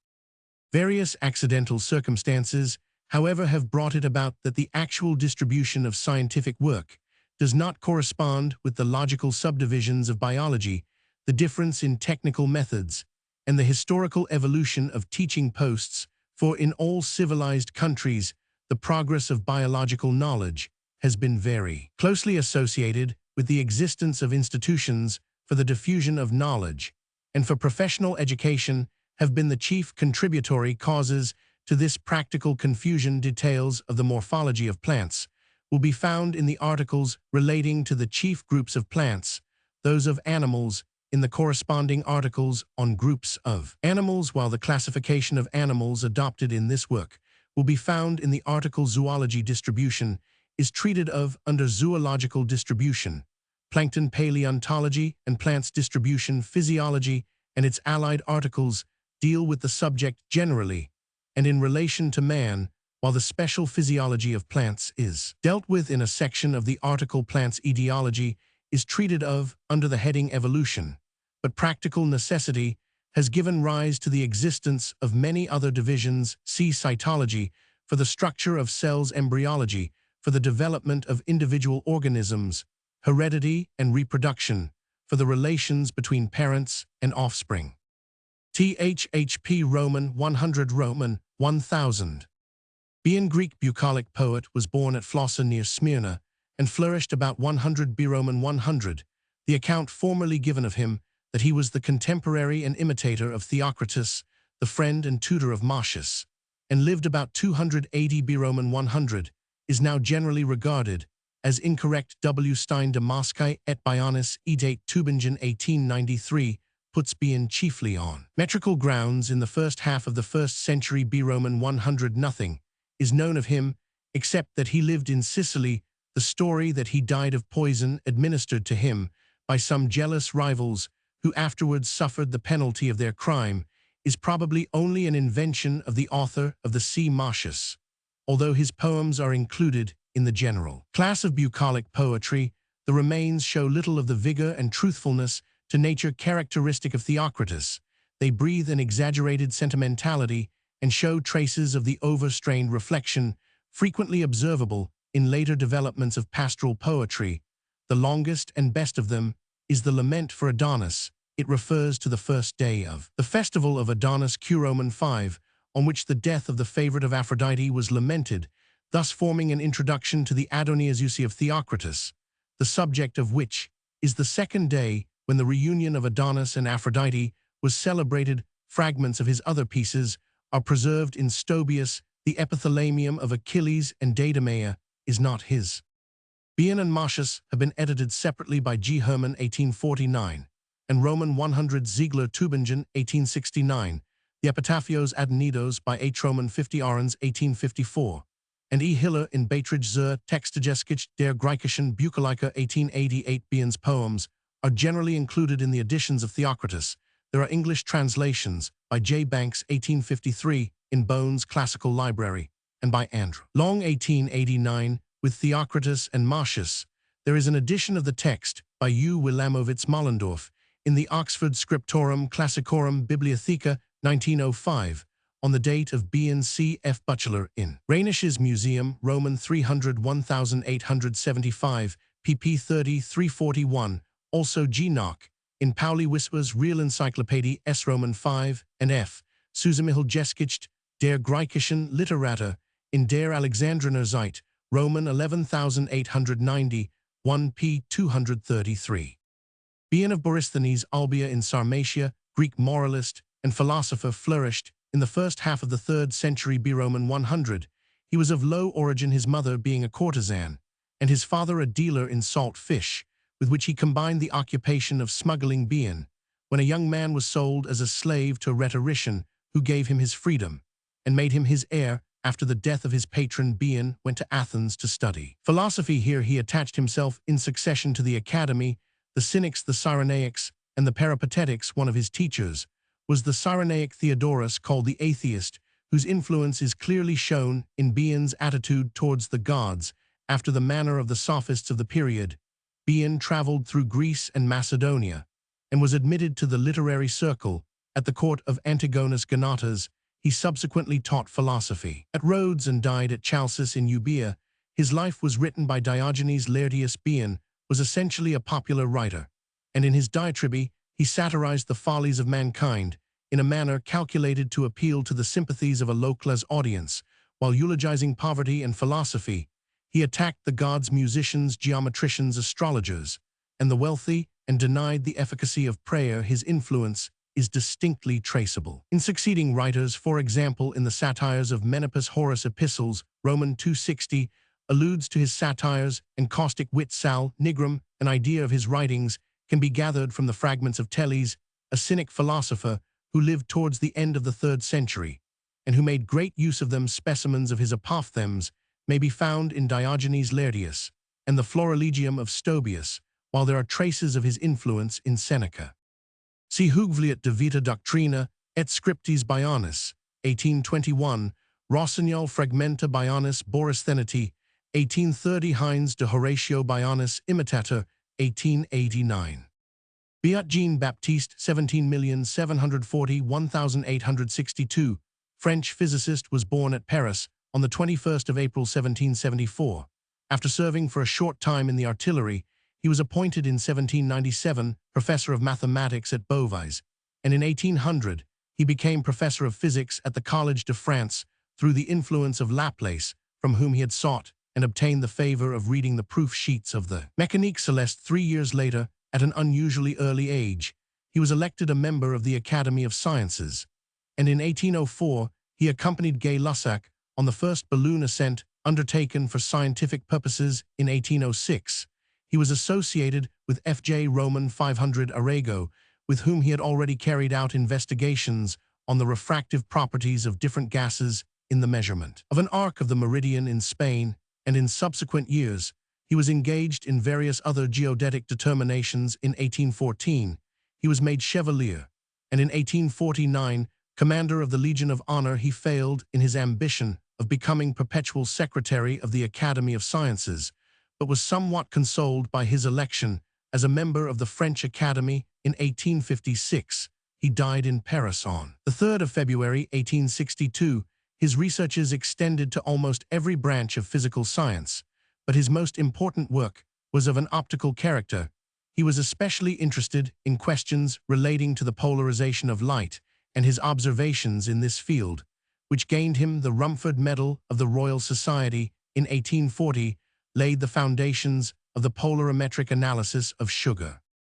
Biot was an extremely prolific writer, and besides a great number of scientific memoirs, biographies, Roman 100, his published works include Analyse de la mécanique céleste de Roman 1000, Laplace 1801, Trait analytique des courbes et des surfaces du second degré 1802, Recherches sur l'intégration des équations différentielles partielles et sur les vibrations des surfaces 1803, Trait de physique 1816, Recueil d'observations géodésiques astronomiques et physiques exécutes en Espagne et Ecos, with Arago 1821. Memoir sur la vraie constitution de l'atmosphère terrestre 1841, Trait élémentaire d'astronomie physique 1805, Recherches sur 957 plusieurs points de l'astronomie égyptienne 1823, Recherches sur l'ancienne astronomie chinoise 1840, Études sur l'astronomie indienne et sur l'astronomie chinoise 1862, Essai sur l'histoire générale des sciences pendant la Révolution 1803, Discours sur Montaigne 1812, Letters sur l'approvisionnement de Paris et sur le commerce des grains 1835, Mélanges scientifiques et littéraires 1858. His son Edward Constant Biot 18,031,850, after amassing a competence from railway engineering, turned to the study of Chinese subjects and published Causes de l'abolition de l'esclavage ancien en Occident 1840, Dictionnaire des noms anciens et modernes des villes et des arrondissements, compris dans l'Empire chinois 1842, Essai sur l'histoire de l'instruction publique en Chine et de la corporation des lettres 1847, Mémoire sur les colonies militaires et agricoles des Chinois 1850. Biotite, an important rock-forming mineral belonging to the group of micas Q-Roman 5. The name was given by J.F. Roman 50 Haussmann in 1847 in honor of the French physicist J.B. Biot, who in 1816 found the magnesiamicas to be optically uniaxial, or nearly, so the magnesiamicas are now referred to the species biotite and phlogopite, which differ in that the former contains a considerable but widely varying amount of iron. Biotite is an orthosilicate of aluminum, magnesium, ferrous, and ferric iron, potassium, and basic hydrogen, with small amounts of calcium, sodium, lithium, fluorine, titanium, Roman 100, and ranges in composition between HK2Mg Fe4 Al theta CO and HK2Mg Fe2 Alta CO. Fig 1, Fig 2. Like the other micas, it is monoclinic with pseudohexagonal symmetry. Figs 1, 2, and possesses a perfect cleavage in one direction. C. Biotite is, however, readily distinguished by its darker color, strong pleochroism, and small optic axial angle. The color is usually dark green or brown. Thick crystals are often deep black and opaque. The absorption of light rays vibrating parallel to the cleavage is much greater than of rays vibrating in a direction perpendicular thereto, and in dark-colored crystals, the former are almost completely absorbed. The angle between the optic axes is usually very small, the crystals being often practically uniaxial. An axial angle of 50 has, however, been recorded in a dark-colored biotite. The specific gravity of biotite is as a rule higher than that of other micas, varying from 2 to 3 according to the amount of iron present. The hardness is 212 to 3. Several varieties of biotite are distinguished by G. T. Schermach.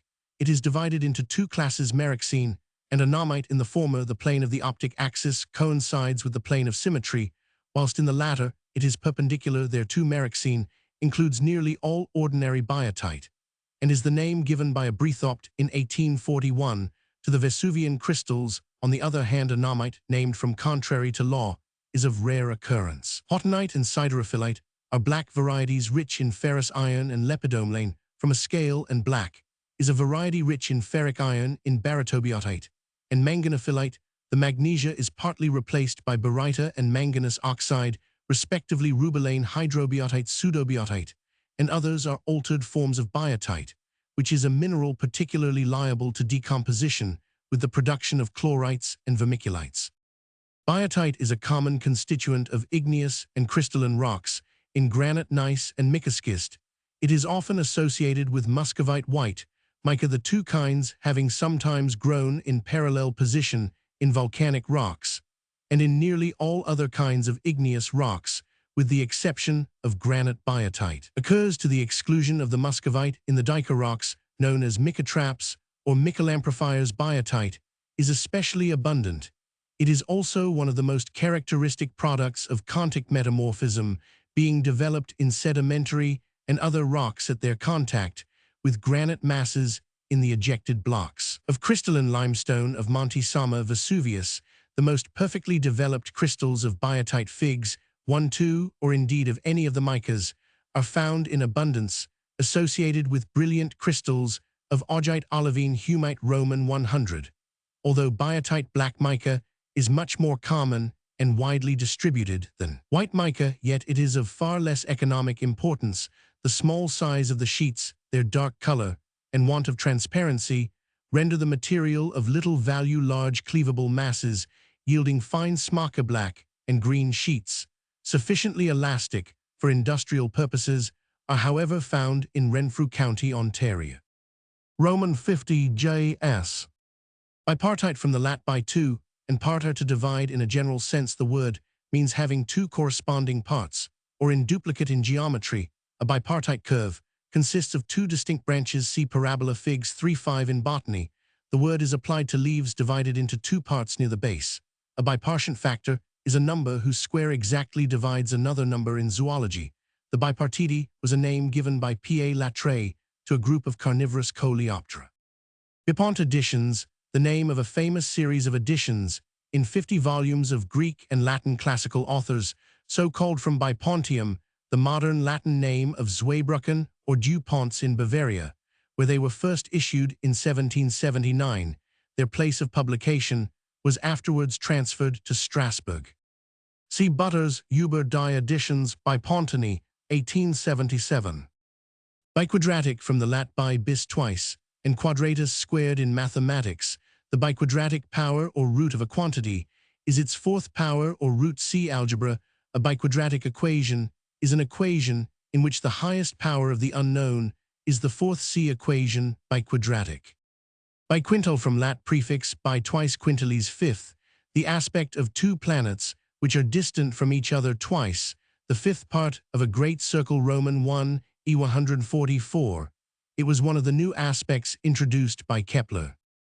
Birbham, a district of British India in the Burdwan division of Bengal, situated in the Gangetic Plain, and partly on the hills, being bounded on the south by the river Ajay. The administrative headquarters are at Surrey, which is the only town in the district. The area comprises 1752 SQ Roman 1000. The eastern portion of the district is the ordinary alluvial plain of the Gangetic Delta. The western part consists of undulating beds of laterite resting on a rock basis and covered with small scrub jungle. The Ajay, Bakhiswar, and Mor or Morakshi are the principal rivers of the district, but they are merely hill streams and only navigable in the rains. In 1901, the population was 902,280, showing an increase of 13 in the decade. The principal industry is the spinning and weaving of silk, chiefly from tusher or jungle silkworms. There are also several lac factories. The loop line of the East Indian Railway runs through the district, with a junction at Nalhati for Murshidabad. History. Birbham, in the early part of the 13th century, was a Hindu state, with its capital at Rajnagar or Nagar. In the course of the century, it was conquered by the Pathans and formed part of the Pathan Kingdom of Bengal. At the beginning of the 18th century, it appears as a kind of military fief held under the Nawab of Murshidabad by one Asadullah Pathan, whose family had probably been its chieftains since the fall of the Pathan dynasty of Bengal in 1600. It passed into British possession in 1765. But the East India Company did not assume its direct government until 1787, when that course became necessary. In the interval, it had been a prey to armed bands from the highlands of Chota Nagpur, with whom the Raja was unable to cope, and who practically brought the trade of the company in the district to a standstill. The two border principalities of Birbhum and Bankura were accordingly united into a district under a British collector, being however separated again in 1793. By 1789, after 958 considerable trouble, the marauders were driven back into their mountains. And since that time, except during the Santal Rising of 1855, the district has been one of the most peaceful and prosperous in India. See Imperial Gazetteer of India, Oxford 1908 Vol Roman 8 Roman 5 Birch, Samuel 18,130,1885, English Egyptologist and antiquary, was born on the 3rd of November 1813, being the son of the rector of St. Mary Woolnoth, London. From an early age, he manifested a tendency to the study of out-of-the-way subjects, and after a brief employment in the Record Office, obtained in 1836 an appointment in the Antiquities Department of the British Museum.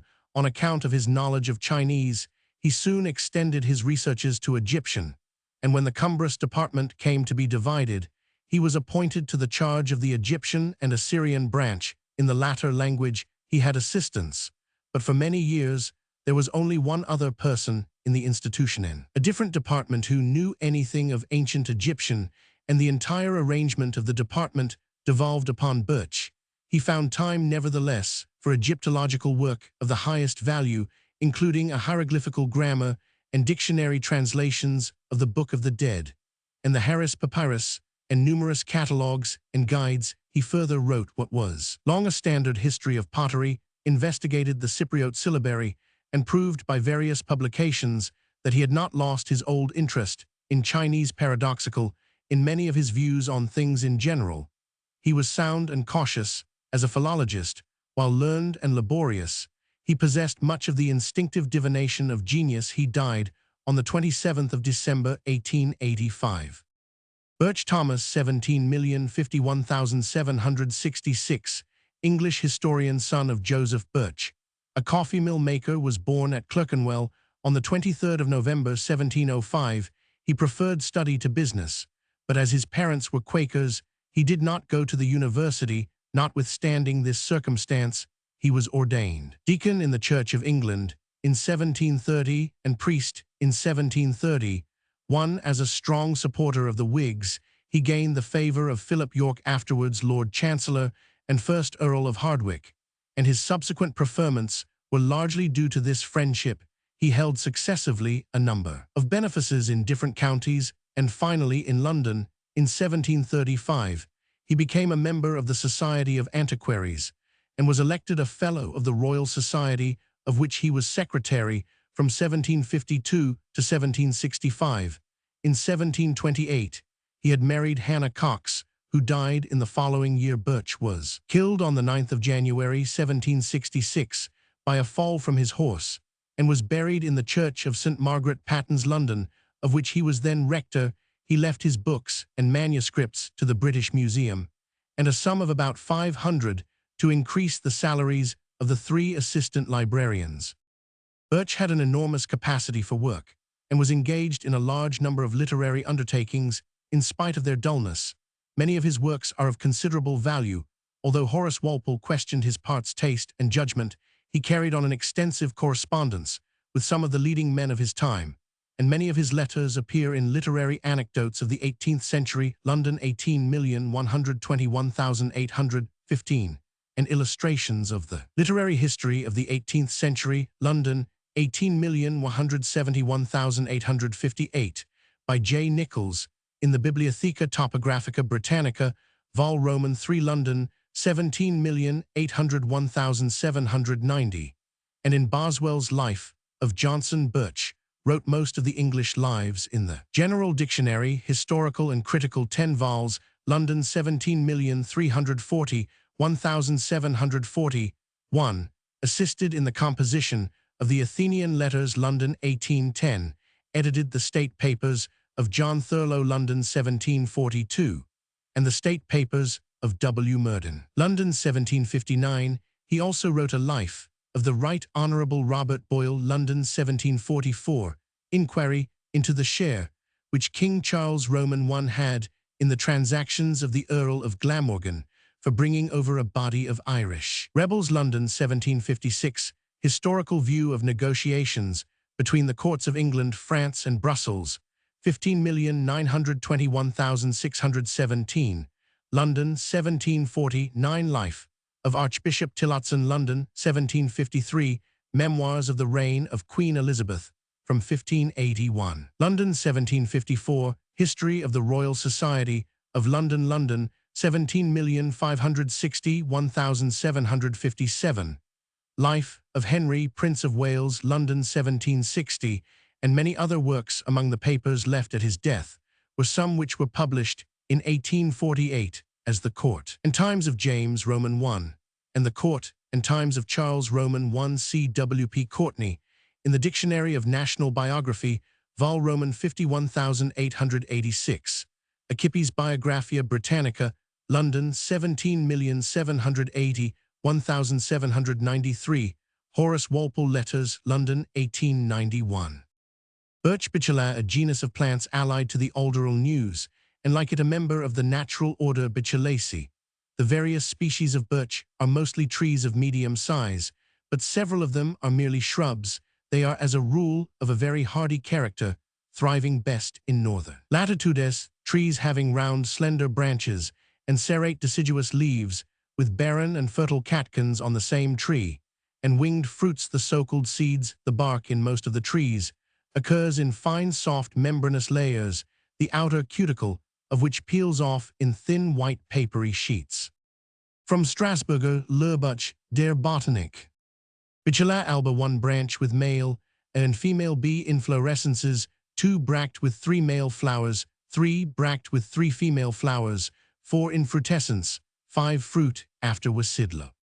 The common white or silver birch bee alba C. fig grows throughout the greater part of Europe, and also in Asia Minor, Siberia, and North America, reaching in the north to the extreme limits of forest vegetation, and stretching southward on the European continent, as forest tree to 45 and lat beyond, which birches occur only in special situations or as isolated trees. It is well known in England for its graceful habit, the slender grayer white-barked stem, the delicate drooping branches, and the quivering leaves a bright clear green in spring, becoming duller in the summer, but often keeping their greenness rather late into the autumn.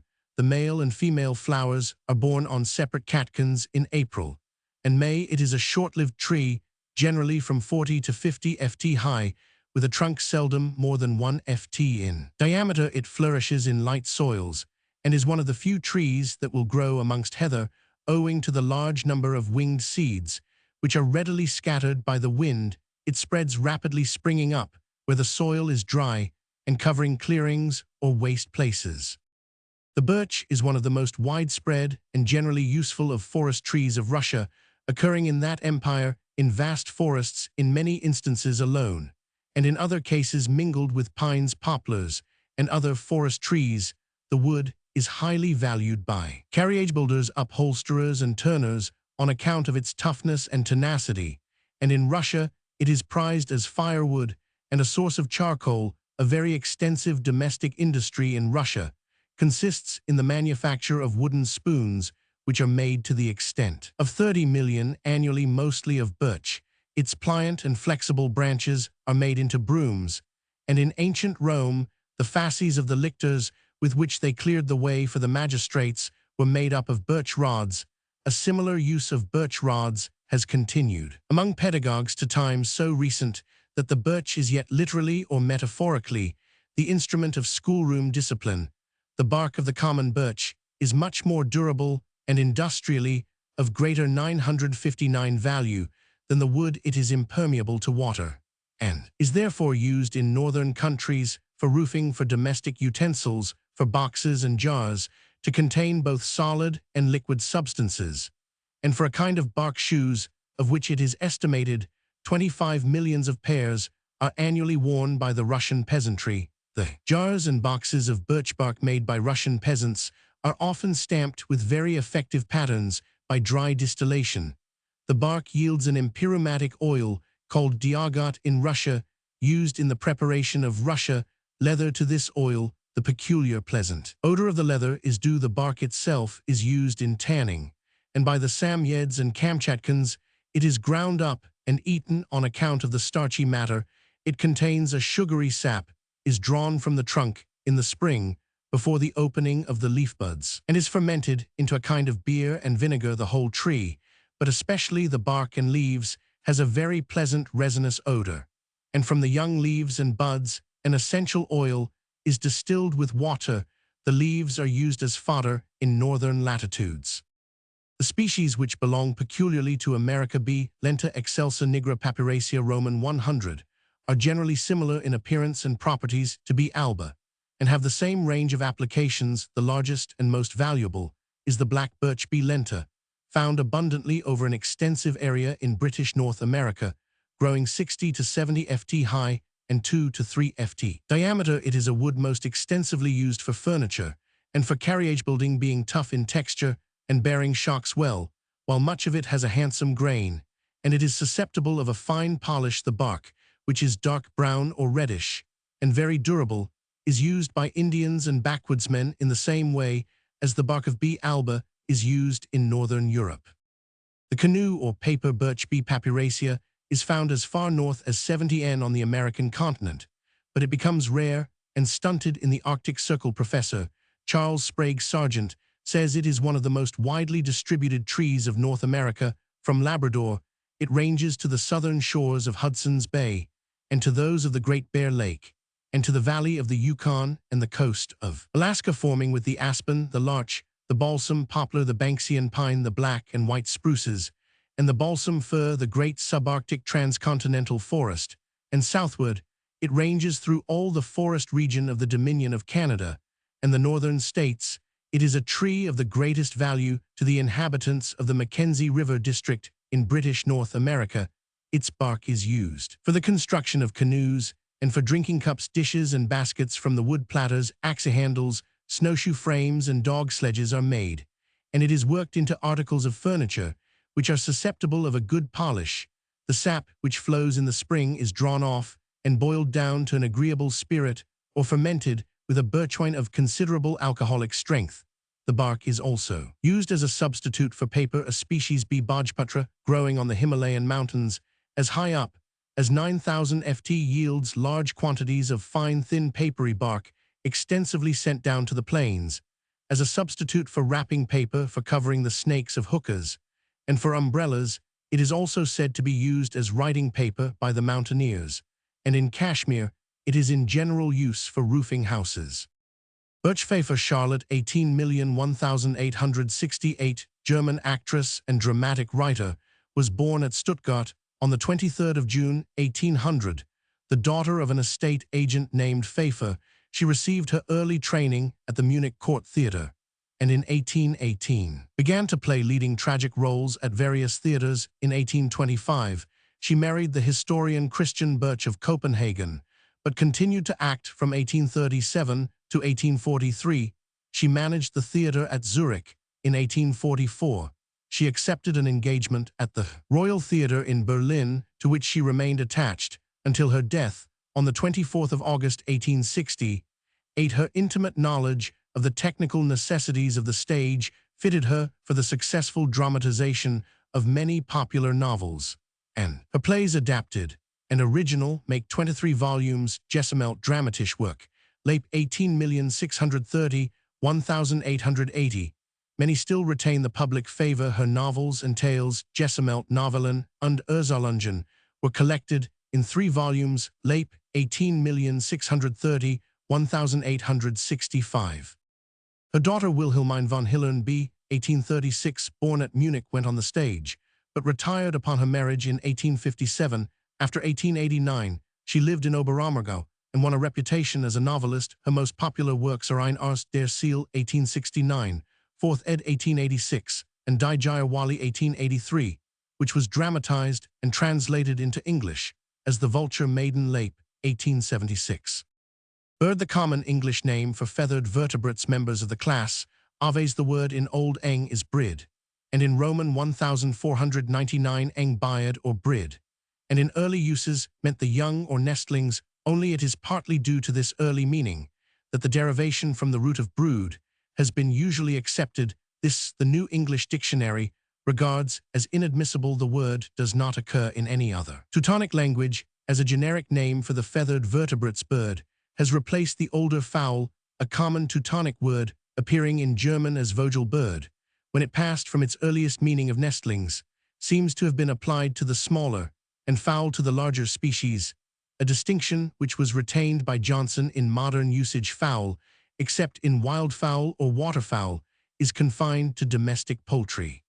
The scope of the anatomical part of the following article is a general account of the structure of birds' aves insofar as they, as a class, differ from other vertebrates, notably reptiles and mammals, whilst features especially characteristic, peculiar, or unique have been dwelt upon at greater length. So far as space-permitted references to original papers indicate further sources of information for a comprehensive account, the reader may be referred to Prof. Roman 1000 Ferbringer's enormous work, Untersuchungen zur Morphologie und Systematik der Vogel, 4-2. Vols 1888, H.G. Brand's Klassen und Ordnungen des Therichs, Vol. Roman 6 Aves Leipzig, completed 1893 by Gadot, and a Newton's Dictionary of Birds, London 1896. For the history of the classification of birds, see the article Ornithology, where also the more important ornithological works are mentioned. Eggfeather, including molt migration, Roman 100, also form separate articles to which reference should be made in this article. A. The general anatomy of birds is discussed. B. Fossil birds. C. The geographical distribution of birds. D. The latest classification of birds. Our anatomy of birds. Skeleton. Skull. When W.K. Parker wrote the account of the skull in the article Birds for the 9th edition of the Encyclopaedia Britannica, he had still to wrestle with the general problem of the composition and evolution of the skull.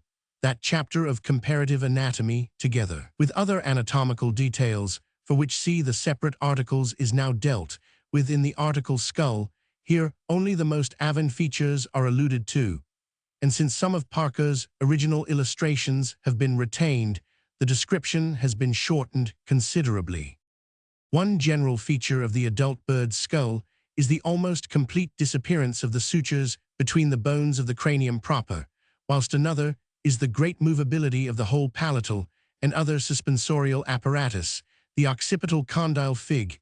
1 is a single knob being formed almost wholly by the basioccipital, while the lateral occipitals, often perversely called exoccipitals, take but little share in it. Part of the membranous roof between the supraoccipital and parietal bones frequently remains unossified, and presents in the macerated skull a pair of fontanelles. The squamosals form the posterior outer margin of the orbits and are frequently continued into two lateral downward processes across the temporal fossa. One of these, the processus orbitatis posterior, often combines with an outgrowth of the alisphenoid, and may be, for example, in cockatoos, continued forwards to the lacrimal bone so as to form a complete infraorbital bridge. The posterior so-called processus zygomaticus is very variable in many galli. It encloses a foramen by distally joining the orbital process. The ethmoid frequently appears on the dorsal surface. Between the frontals there are 3 periodic bones, pro-epi-opisthotic. The prootic encloses between it and the lateral occipital the fenestra ovalis, into which fits the columellar of the ear. The epiotic is often small, ossifies irregularly 960, and fuses with the supraoccipital. The opisthotic lies between the epiotic and the lateral occipital, with which it ultimately fuses in some birds, for example in Larus.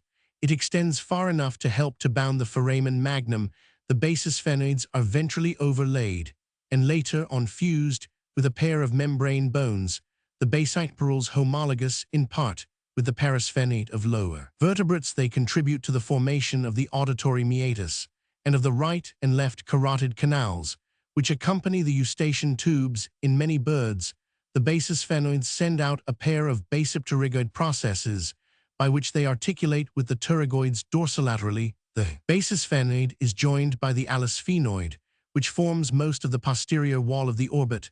The orbitosphenoids diverge only posteriorly, otherwise they are practically unpaired, and form the median interorbital septum, which is very large in correlation with the extraordinary size of the eyeballs. Fig 1 end view of skull of a chicken 3 weeks old. Here, the opisthotic bone appears in the occipital region, as in the adult colonian after W.K. Parker. Bo basi occipital. BT base temporal. EO opisthotic. F frontal. FM foramen magnum. Fo fontanella. Arc occipital condyle. Opisthotic. P parietal. PF postfrontal. SC sinus canal in supraoccipital. So supraoccipital. SQ squamosal. 8 exit of vagus nerve. Fig 2 ripe chicks, head 114, in long after W.K. Parker. As allospheноid. Bo basi occipital. BT base temporal. DPX dentary process of premaxilla. EO opisthotic. AU eustachian tube. F frontal. FM foramen magnum. J jugal. L lacrimal. MX maxillo. MXP maxillopalatine process. Arc occipital condyle. Pa palatine. PF postfrontal. PG pterygoid. PN prenasal cartilage. PPX palatine process of premaxillary. PRP pterygoid process of sphenoid. QJ quadratojugal. So supraoccipital. SQ squamosal. Tie tympanic cavity. V vomer. 8 exit of vagus nerve. 9 exit of hypoglossal nerve. Fig 3 skull of an old fowl upper view after W.K. Parker. EO lateral occipital. L ethmoid. F frontal. J jugal. L lacrimal. N nostril. NP upper process of nasal. NPX nasal process of premaxillary. P parietal. PF postfrontal. PX premaxillo. QJ quadratojugal. So supraoccipital. SQ squamosal. Prefrontal bones are absent. Postfrontals are possibly indicated by a frequently occurring separate center of ossification in the postorbital process, to which the frontals always contribute. The lacrimal is always present and perforated by a glandular duct attached to it, or the neighboring frontal is often a supraorbital. Infraorbitals occur also attached to the jugal or downward process of the lacrimal. The nasals were used by A.H. Garrod to distinguish the birds as holohinal. Fig 2, where the anterior margin of the nasal is concave, and schizohinal, where this posterior border of the outer nares is continued backwards into a slit, which extends beyond the frontal processes of the premaxilla. Many birds possess a more or less well-developed crossjoint. Front of the frontals and lacrimals, perhaps best developed in answers and psittaci. Owing to this joint, the whole upper beak can be moved up and down with extra facility, according to the shoving forwards or backwards of the palatopteryga quadrate apparatus, which moves sledge-like upon the cranial basis. The premaxilla is always unpaired, but each half has 3 long processes directed backwards. One fuses with the maxillary bone, another helps to form the anterior part of the palate, while the third together with its fellow forms the culmen and extends backwards to the frontals, or rather to the ethmoid, which there crops up on the surface. The maxillaries. Fig 3 have besides others a maxillopalatine process directed inwards in a transverse horizontal direction. The palatines are long, always fused anteriorly with the premaxilla, and frequently with the maxillopalatine processes. Posteriorly they slide upon the prosphenoidal rostrum and articulate in most birds with the pterygoids. They form the greater part of the palatal roof and border the choni or inner nares. between these resting vertically upon the rostrum, appears the vomer very variable in shape and size, often reduced to a mere trace, as in the galley, or even absent broken up into a pair of tiny splints in pis.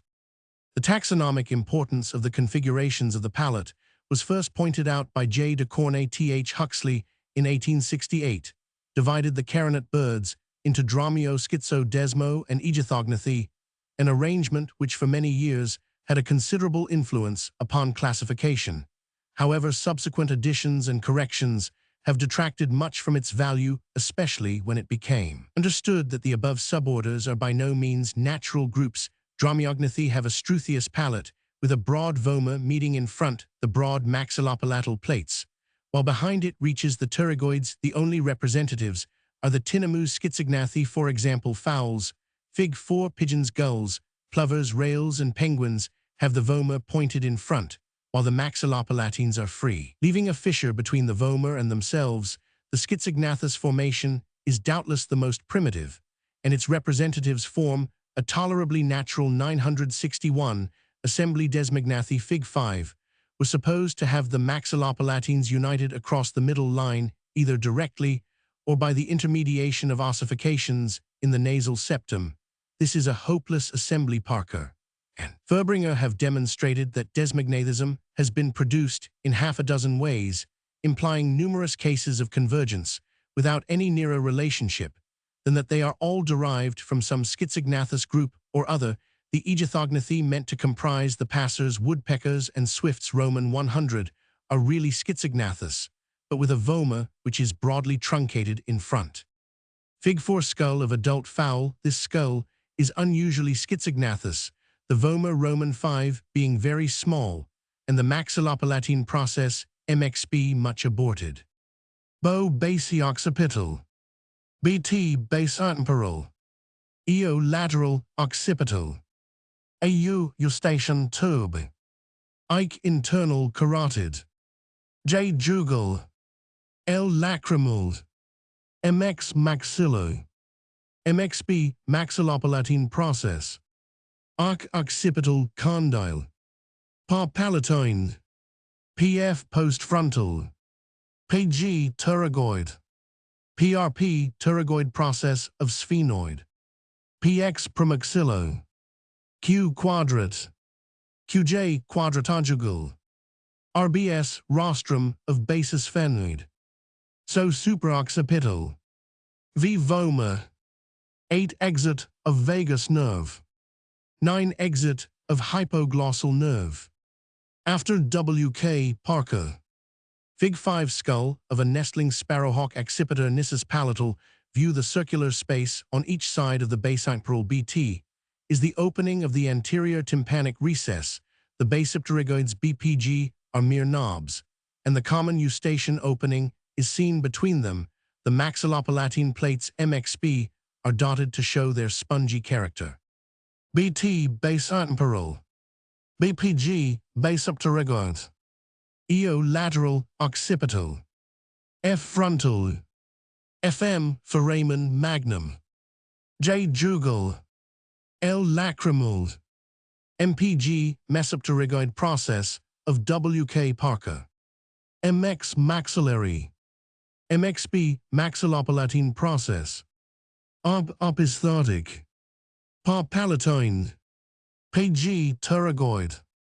PX premaxillo. Toe pruatic. Q quadrat. QJ quadratojugal. SN nasal septum. So supraoccipital. Tymopanic cavity. V vomer. 8 exit of vagus nerve. 9 exit of hypoglossal nerve. After W.K. Parker. The remainder of the appendicular skeleton. Fig. 6 of the head requires little description. The maxillaries are connected with the distal anterior corner of the quadrat by the thin splint-like jugal and quadratojugal. The quadrat is invariably a conspicuous bone and movably articulating with the cranium, and by special process with the pterygoid. The mandible is composed of several bones. As in reptiles, the os articulaire bears on its inner side the inner mandibular process, which serves for the insertion of part of the digastric muscle or opener of the mouth. Another portion of this muscle is attached to the os angulaire, which frequently forms a posterior mandibular process. The greater part of the underjaw is formed by the right and left dentaries, which in all recent birds are fused together in front supraangular, and coronoid splint bones serve for the insertion of part of the temporal or masseter muscle. Additional splints rest on the inner side of the jaw, like the crocodile's birds, possess a siphonium Roman 1e, a membranous or ossified tube, which rises from a pneumatic foramen in the os articulaire on the median side of the articulation, and passes upwards between the quadrate and lateral occipital bone, opening into the cavity of the middle ear. Fig 6 skull of adult fowl. Here the temporal fossa is bridged over by the junction of the postfrontal and squamosal processes PF-SQ. The processes of the mandible IAP-PAP are characteristic of this type and of the answers. A angular of mandibles. R articular. BT basotemporal. D dentary. EO lateral occipital. L ethmoid. F frontal. IAP interangular process of mandible. IO's interorbital septum. J jugal. L lacrimal. MX maxillar. N nasal. Os orbitosphenoid. P parietal. Pa palatine. PAP posterior angular process of mandible. P ethmoid. PF postfrontal. PG pterygoid. PS prosphenoid. PX premaxillo. Q quadrate. QJ quadratojugal. SA supraangular or coronoid. So supraoccipital. SQ squamosal. TI tympanic cavity. V vomer. One exit of olfactory nerve. Fig 7 osioids of adult fowl. Roman 100 H ceratoials confluent. BH the so-called basohill, answering to the first basibranchial of a fish. BBR basibranchial or uroil, answering to the rest of the basibranchial series. Roman 100 BR Eber together form the thyroil, answering to the first cerato and epibranchials. The hyoid apparatus is in its detail subject to many variations, in accord with the very diverse uses to which the tongue of birds is 962. Put, it consists of 1. The basohill, variously called copula or corpus lingui, or unpaired middle portion. 2. The uroil, likewise unpaired, rested ventrally on the larynx. 3. The os and toglossum, originally paired, but coalescing into an arrow-headed piece attached to the anterior end of the basohill, and lodged in the tongue proper. It is homologous with the distal ends of the ceratoials or ventral elements of the hyoidean or second visceral arch. The dorsal or hyomandibular portion of this same arch is transformed into the auditory chain ending in the fenestra ovalis for a pair of thyroils homologous with the posterior hyoid horns of mammals. Roman 1/3 visceral or first branchial arch. As the most developed pair in birds, they are commonly, although wrongly, called the hyoid horns. They articulate upon facets of the hinder outer corners of the basohill. The vertebrae are stereospondylous, the centrum or body, and the arch being completely fused into one mass, leaving not even a neurocentral suture. The arch alone sends out processes, viz. the spinous process, the anterior and posterior oblique, commonly called pre- and post-agapiphizes, and the transverse processes, the latter articulate with the tuberculum of the corresponding rib, while the capitulum articulates by a knob on the side of the anterior end of the centrum in the cervical region. The ribs are much reduced, fused with their vertebrae, and enclosing the transverse canal or foramen. When the vertebrae are free, their centra articulate with each other by complicated joints exhibiting 4 types. 1. Amphicolous. Each end of the centrum is concave. This, the lowest condition, is embryonic, but was retained in Archaeopteryx. And in the thoracic vertebrae of Ichthyornis, 2. Procolous, concave in front, only in the atlas, for the reception of the occipital condyle. 3. Opisthocolous or concave, behind, only occasionally found in the thoracic region, for example. Sphenisci 4 heterocolous Fig 8, or saddle-shaped. The anterior surface is concave in a transverse, but convex in a vertical direction, which on posterior surface shows the conditions reversed. This is the most perfect arrangement attained by the vertebral column, and is typical of and restricted to birds. The intervertebral joints are further complicated by the interposition of a cartilaginous or fibrous pad or ring. This pad varies much. It is morphologically the homologue of the pair of baseventral elements, which by their lateral extension give origin to the corresponding ribs. Later those pads fuse with the anterior end of the centrum of the vertebra to which they belong, where the vertebral column is rendered inflexible. The discs are ossified with the centra, and all trace of them is lost. Sometimes the pad is reduced to a ventral semiring or meniscus. It retains its largest almost original shape and size in the second vertebra, the axis or epistrophius, where it forms a separately ossifying piece, which connects and crucifies with the odontoid process, the centrum of the atlas, and the centrum of the second vertebra. Sometimes the ventral portions of these pads form paired or unpaired little ossifications, then generally described as intercentra. Such are not uncommon on the tail. The atlas is composed of three pieces, a pair of lateral elements, the right and left dorsal arch pieces, joining above the spinal cord, and a ventral piece equivalent to the first baseventral elements, Roman 1e, serially homologous with the intervertebral pads in the adults. The atlas forms a more or less solid ring, a remnant of the chorda dorsalis, and its sheath persists as the ligamentum suspensorium between the central portions of the successive vertebrae. Fig 8a, cervical vertebra from the middle of the neck, of a fowl natural size, a side view, B upper view, C lower view, PRZ, presigapophyses, PTZ, postsigapophyses. In birds we distinguish between the following regions of the axial skeleton: 1. Cervical vertebrae, or those between the skull and the first vertebra, which is connected with the sternum by a pair of complete ribs. The last 1 to 5 of these vertebrae have movable ribs, which do not reach the sternum, and are called cervicodorsals. 2. Dorsals, those which begin with the first thoracic rib and end at the last, that is not fused with the ilium. The term lumbar vertebrae is inapplicable to birds. 3. Pelvic, all those which are fused with the iliac portion of the pelvis. Generally, a considerable number. 4. Caudal, those which are not connected with the pelvis. It is to be noted that often no absolute line of demarcation can be drawn in regard to these regions, their definitions being rather convenient than morphological. Fig 9, the sacrum of a young fowl natural size, seen from below, Roman 500 L. dorsalumbar, S. sacral, C. caudal vertebrae. In comparison with all other vertebrates, the number of neck vertebrae of the birds is considerably increased. The lowest, number 14 to 15, is that of most passers and many other coraciomorphae.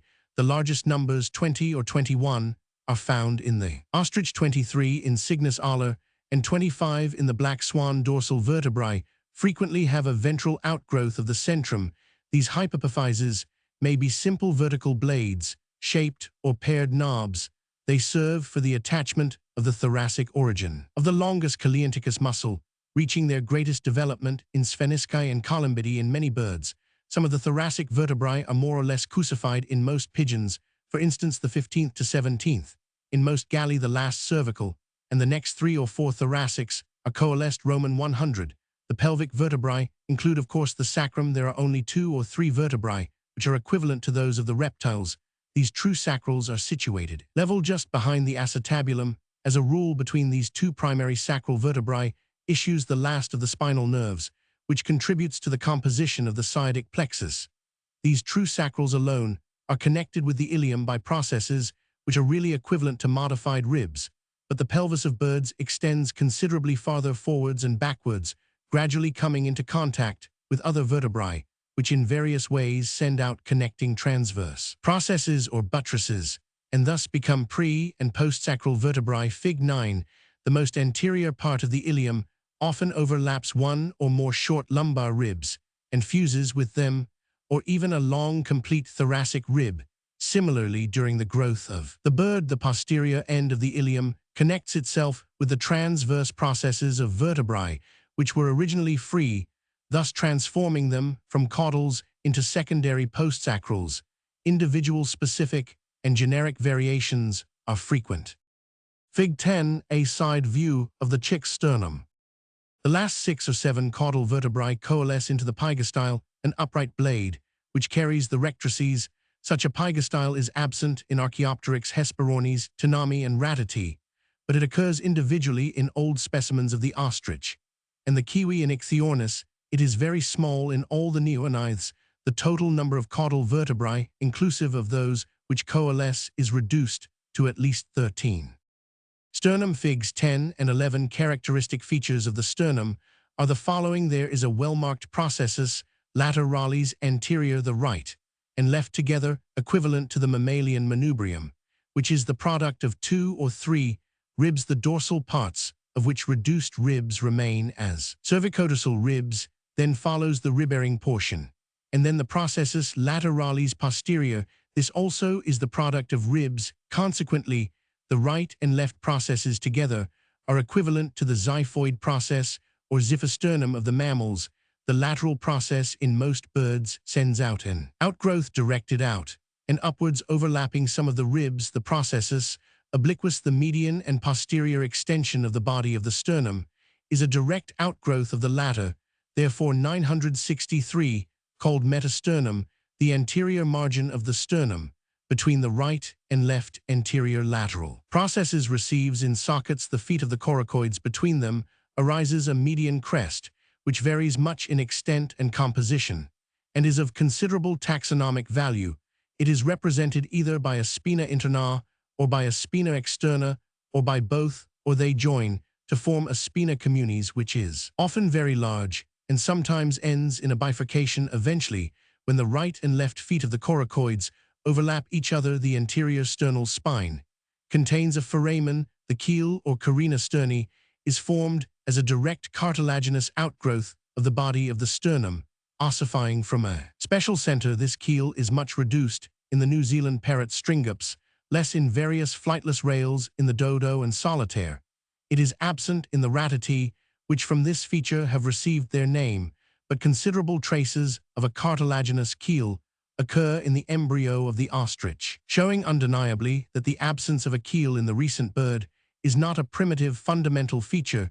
The keel has been lost, and is being lost at various epochs, and by various groups of birds. The swimming Hesperornis, C. odontornithes, was also devoid of such a structure in many birds. The spaces between the metasternum and the posterior processes, and again the spaces between this and the oblique process, are filled up by preceding ossification, and either remain as notches or as fenestrae, or they are completely abolished, so that the breastbone is turned into one solid, more or less oblong plate.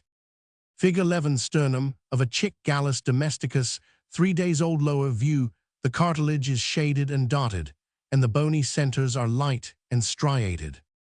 Shoulder girdle, scapula, coracoid, and clavicle meet to form the foramen triaceum, through which passes the tendon of the supracoracoideus or subclavius muscle to the tuberculum superius of the humerus. The coracoid is one of the most characteristic bones of the bird's skeleton. Its upper end forms the acrocoracoid process, against the inner surface of which leans the proximal portion of the clavicle. From the inner side of the neck of the coracoid arises the precoracoidal process, the remnant of the precoracoid. Only in the ostrich this element is almost typically complete, although soon fused at either end with the coracoid. Near the base of the precoracoidal process is a small foramen for the passage of the nervus supracoracoideus. In most birds, the feet of the coracoids do not touch each other. In some groups they meet, in others one overlaps the other, the right lying ventrally upon the left.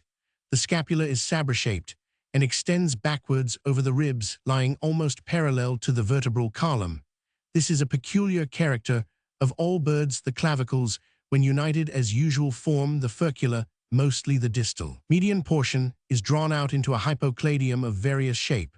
Often it reaches the keel of the sternum, with subsequent syndesmosis or even synostosis. For example, in the gannet in birds of various groups, the clavicles are more or less degenerated, the reduction beginning at the distal end. This condition occurs in the Ratati as well as in the well-flying Platyocecany amongst parrots.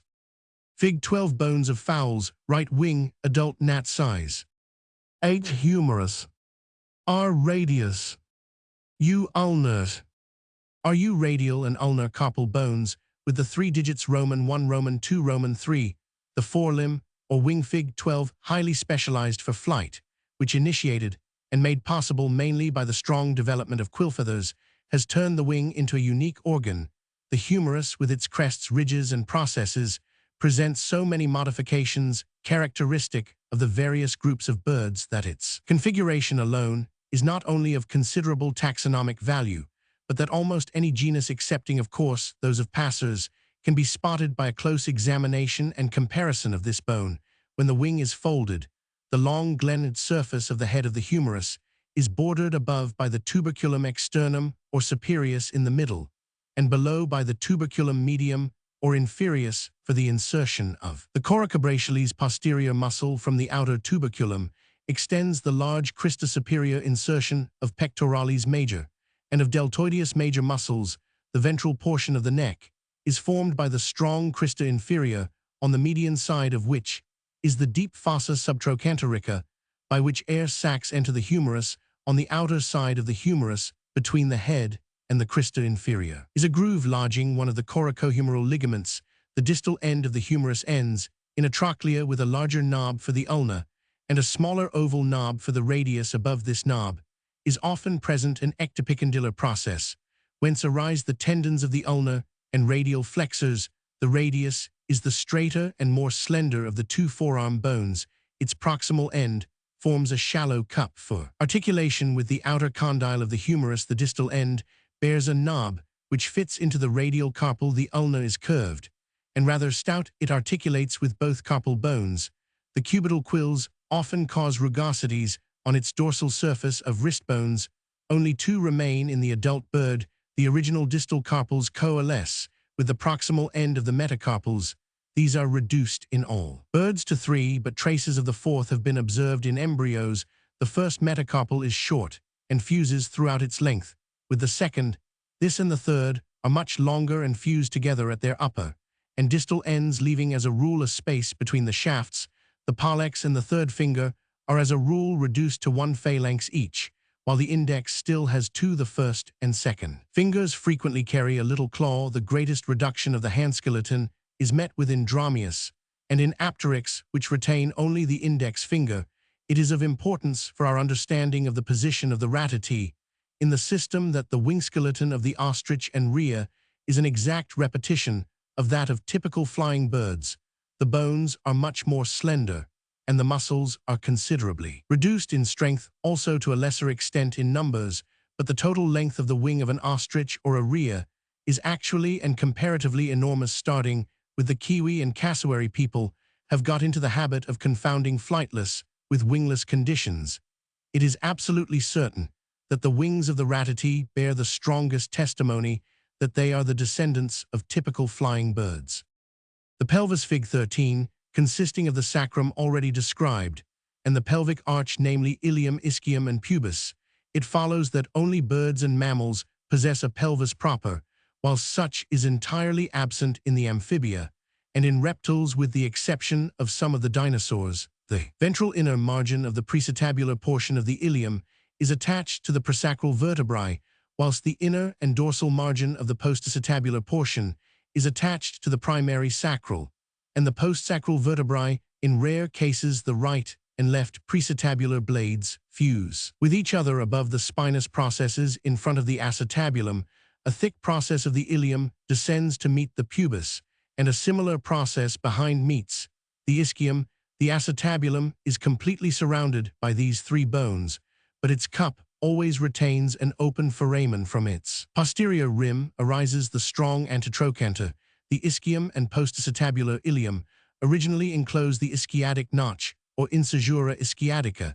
This primitive condition occurs only in the odontornithes, Curoman 5 ratati, and Tanami. In all others, this notch becomes converted into a foramen ischiaticum, through which pass the big stems of the ischiatic nerves and most of the blood vessels of the hindlimb. The pubis consists of a short anterior portion, spina pubica, or pectineal process homologous with the prepubic process of dinosaurs and the long and slender pubis proper. Equivalent to the processus lateralis pubis of most reptiles, the shaft of the pubis runs parallel with that of the ischium, with which it is connected by a short ligamentous or bony bridge.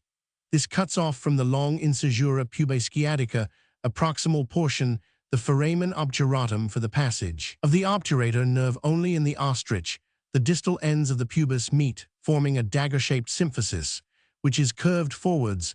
The pectineal process is variable. It may grow entirely from the pubis, or both pubis and ilium partake of its formation, or lastly, its pubic portion may be lost and the process is entirely formed by the ilium. It is largest in the galli, and some of the cuculi in others. It is hardly indicated. It served originally for the origin of the ambiens muscle C muscular system. Below shifting or disappearance of this muscle, of course, influences the process.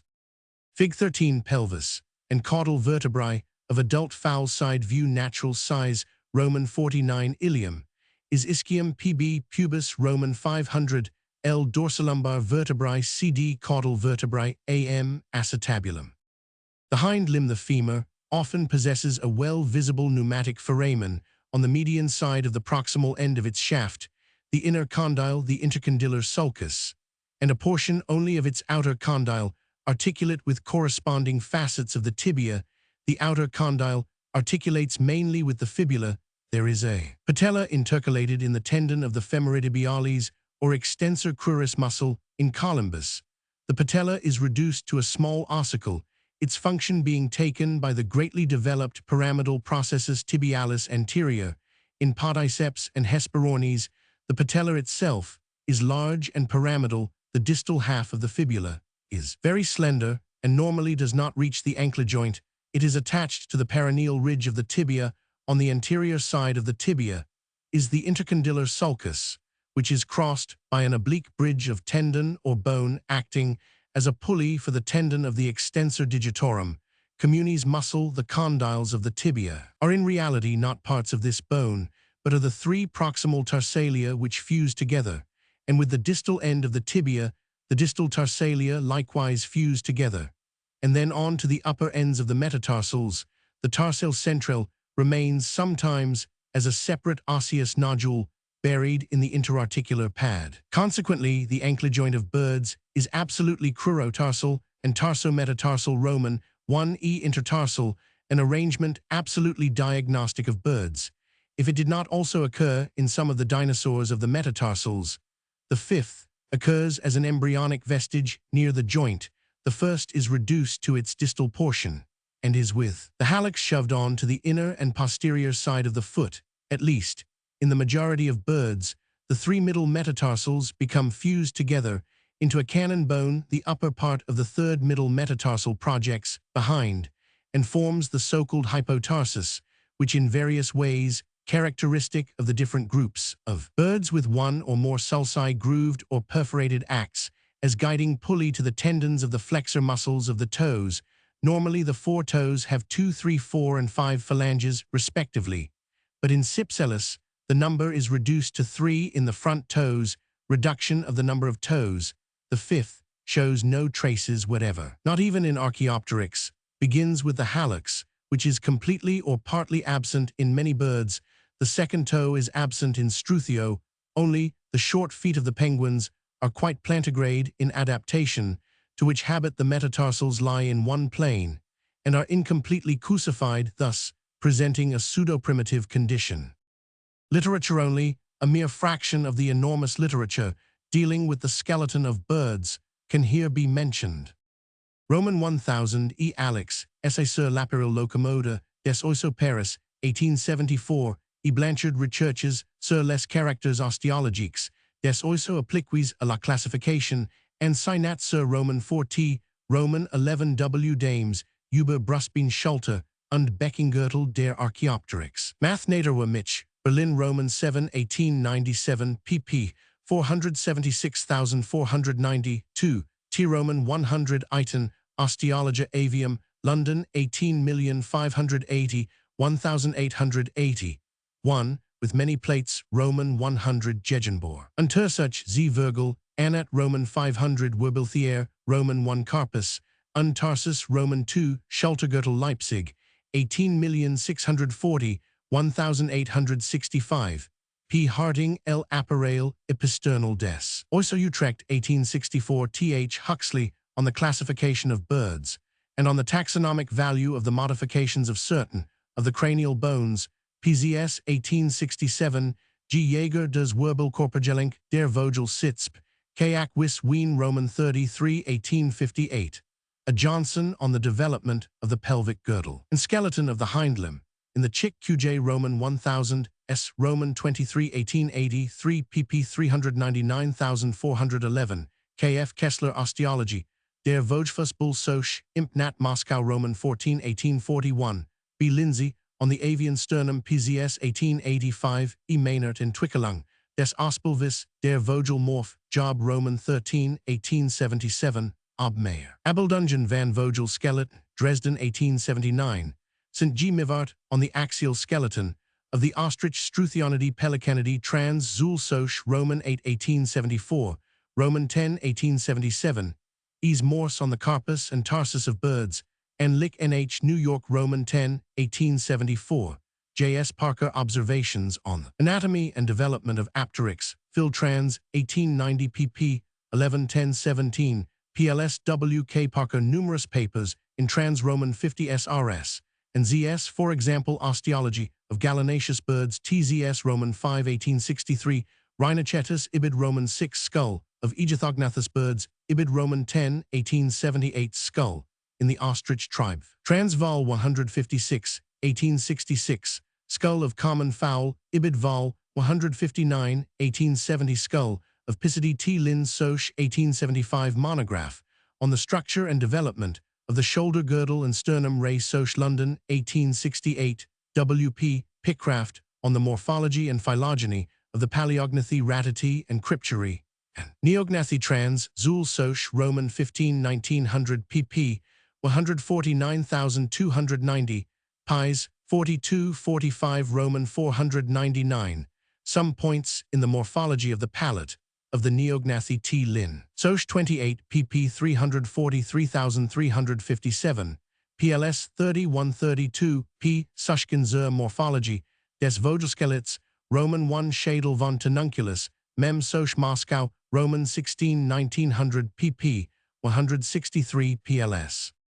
Muscular system.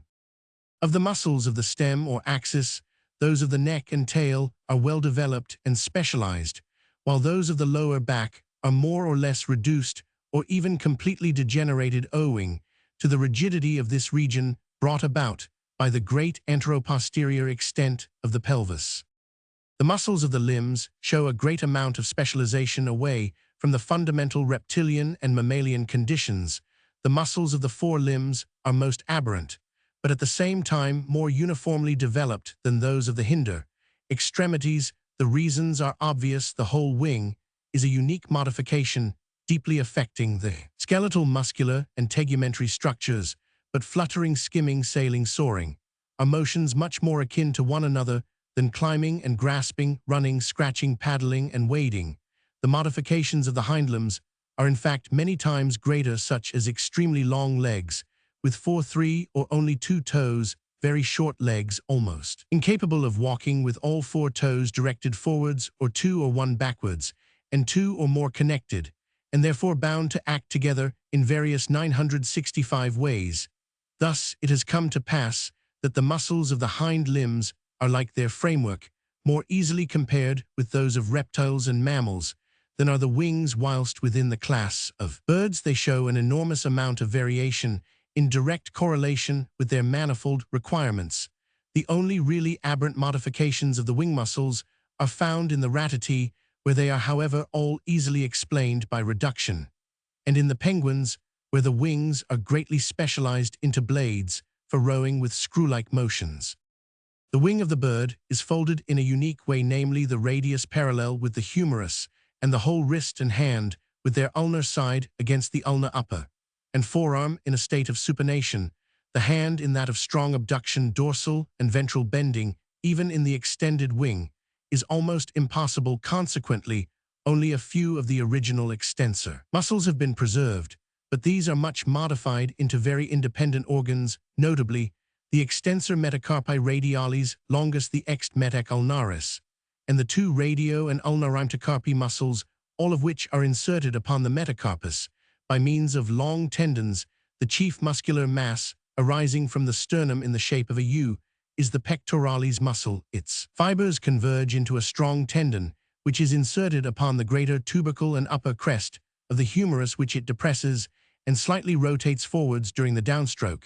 This great muscle covers completely the supracoracoideus, generally described as the second pectoral or subclavius muscle, in reality homologous with the mammalian supraspinatus muscle. This arises mostly from the angle formed by the keel with the body of the sternum, passes by a strong tendon through the foramen triaceum, and is inserted upon the upper tubercle of the humeral crest, which it rotates and abducts. The extent of the origin of this muscle from the sternum, on which it leaves converging parallel or diverging impressions, is of some taxonomic value. From Newton's Dictionary of Birds, by permission of a Roman 100 Black. Fig 14. Wing muscles of a goose by biceps elast sec elastic vinculum, and expsec expansor secundarium PTBR, and PTLG short and long propatagial muscles triceps. Much labor has been bestowed by A.H. Garrod and Max Furbringer upon the investigation of the variations of the inserting tendons of the patagial muscles. Fig 14. Mainly, from a taxonomic point of view, the propatagialis longus muscle is composed of slips. From the deltoid pectoral biceps and cucularis muscles, its strong belly originates near the shoulder joint from clavicle coracoid and scapula. Its elastic tendon runs directly to the carpus, forming thereby the outer margin of the anterior patagium, or fold of skin between the upper and forearm, which it serves to extend together with the propatagialis brevis muscle. This runs down the anterior and outer side of the upper arm and is attached to the proximal tendon of the extensor metacarpi radialis longus, a little below the outer condyle of the humerus. In most birds, the tendon is split into several portions, one of which is often attached to the outer side of the ulna below the elbow joint, while others are in variable but characteristic ways connected with similar slips of the propatagialis longus. The posterior patagium, the fold between trunk and inner surface of the upper arm, is stretched by the metapatagialis muscle, which is composed of slips from the serratus superficialis latissimus dorsi, and the expansor secundarium muscles. The stretcher of the cubital quills, is a very interesting muscle, arising as a long tendon from the sternoscapular ligament. It passes the axilla by means of a fibrous pulley, accompanies the axillary vessels and nerves along the humerus, and is inserted by a few fleshy fibers on the base of the last 2 or 3 cubital quills. Here alone, at the distal portion of the tendon, occur muscular fibers, but these are unstriped, belonging to the category of cutaneous muscles. We have here the interesting fact that a muscle portion of the triceps humeri of the reptiles has been reduced to a tendon which in a secondary way has become connected with cutaneous muscles, which, when strongly developed, represent its belly. The flexor digitorum sublimis muscle arises fleshy from the long elastic band, which extends from the inner humeral condyle along the ventral surface of the ulna to the ulnar carpal bone, over which the tendon runs to insert itself on the radial anterior side of the first phalanx of the second digit. Owing to the elasticity of the humerocarpal band, the wing remains closed without any special muscular exertion, while when the wing is extended, this band assists in keeping it taut. The arm muscles have been studied in an absolutely exhaustive manner by Furbringer, who, in his monumental work, has tabulated and then scrutinized the chief characters of 14 selected muscles. The results are as interesting from a morphological point of view, showing the subtle and gradual modifications of these organs in their various adaptations, as they are sparse in taxonomic value, far less satisfactory than are those of the hindlimb. He was, however, the first to show clearly that the ratati are the retrograde descendants of flying ancestors, that the various groups of surviving ratati are as such a polyphyletic group, and he has gone fully into the interesting question of the development and subsequent loss of the power of flight a loss, which has taken place not only in different orders of birds, but also at various geological periods, and is still taking place. Very important are also the investigations which show how, for instance, in such fundamentally different groups as petrels and gulls, similar bionomic conditions have produced step by step a marvelously close convergence, not only in general appearance, but even in many details of structure. Of the muscles of the hindlimbs, likewise only a few can be mentioned: the ambiens muscle, long and spindle-shaped, lying immediately beneath the skin, extending from the pectineal process or iliopubic spine to the knee, is the most median of the muscles of the thigh. When typically developed, its long tendon passes the knee joint, turning towards its outer side, and lastly, without being anywhere attached to the knee, it forms one of the heads of the flexor perforatus digit Roman II or Roman III, one of the functions of this peculiar muscle, which is similarly developed in crocodiles, but absent or not differentiated from the iliotibial and iliofemoral mass in other vertebrates, is that its contraction helps to close the second and third toes. Too much has been made of this feature, since Sir R.O. Encyclopaedia Roman 1p 296, 1835, following Ga Borelli de Motu Animalium Rome 1680, explained that birds are enabled to grasp the twig on which they rest whilst sleeping without having to make any muscular exertion, because the weight of the body bends the knee and ankle joints, over both of which pass the tendons of this compound muscle. There are many perching birds, for example all the passers, which do not possess this muscle at all, whilst many of those which have it fully developed, for example answers, can hardly be said to perch. Garrod went so far as to divide all the birds into homologonati and anomalogonati, according to the presence or absence of the ambiens muscle. This resulted in a failure to appreciate this.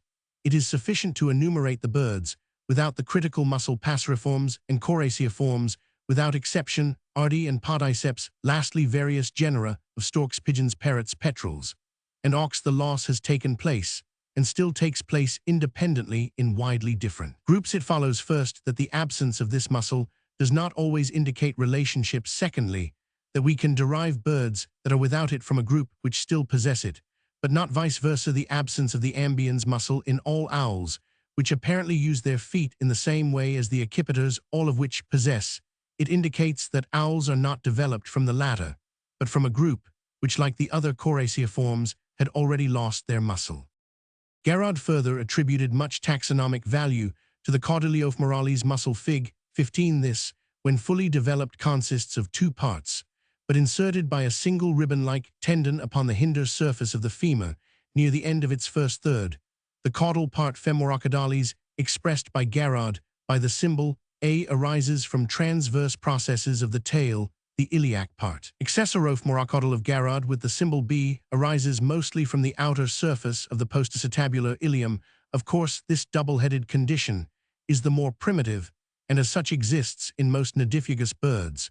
But in many of these, as well as in many nidicolous birds, either the caudal or the iliac head is absent, and in a very few Cancroma, Dicolophus stetornis, and some catharts, the whole muscle is absent. The caudilio-flexorius semitendinosus of most authors arises from the transverse processes of the tail, and from the distal half of the posticetabular ilium, thence passing as a broad ribbon to the popliteal region, where it splits into two portions. One of these, broad and fleshy, is inserted upon the posterior surface of the distal third of the femur. This portion, morphologically, the original, was named the accessory semitendinosus, with the symbol Y. The other portion descends on the hinder aspect of the leg, and joins the fascia of the inner femoral head of the gastrocnemius muscle. In many birds, the insertion is shifted from the femur to the neck of the tibia, in which case the accessory head is said to be absent, a condition expressed by Garrod by the symbol Roman 10. By combining the four symbols a B, X, Y according to their presence or absence, Garrod got a considerable number of formulae, each of which was overruled, so to speak, by the two categories of the presence or absence of the ambiens muscle. It needs hardly to be pointed out why such a purely mechanical scheme was doomed to 966 failure. Its author, with a considerable mathematical and mechanical bias, reckoned entirely with the quantity, not with the quality of his units, and relied almost implicitly upon his formulae. It is, however, fair to state that his system was not built entirely upon these muscular variations, but rather upon a more laborious combination of anatomical characters, which were so selected that they presumably could not stand in direct correlation with each other, notably the Augland Kika. Carotid's nasal bones, and above all the muscles of the thigh, he was indeed the first to show clearly the relationship of the heron-like birds with the stegonopods of stork-like birds. With the American vultures, the great difference between the latter and the other birds of prey, the connection of the gulls and auks with the plovers, and that of the sandgrouse with the pigeon's discoveries expressed in the new terms of the orders Ciconiiformes and Charadriiformes. These are instances now well understood that almost every organic system, even when studied by itself, may yield valuable indications as to the natural affinities of the various groups of birds. That Garrod has so very much advanced the classification of birds is ultimately due to his comprehensive anatomical knowledge and general insight. From Newton's Dictionary of Birds. Fig 15 left thigh muscles of a rail outer view after removal of the Roman 49 FB iliofibularis and Roman 49 tib iliotibialis. A caudal B iliac portion of caudaliofemoralis. X caudalioflexorius. Y accessory portion of the same. Pif pubisciofemoralis. N sciatic nerve. Isphum ischiofemoralis. Isphal ischiofibularis. Zart sartorius.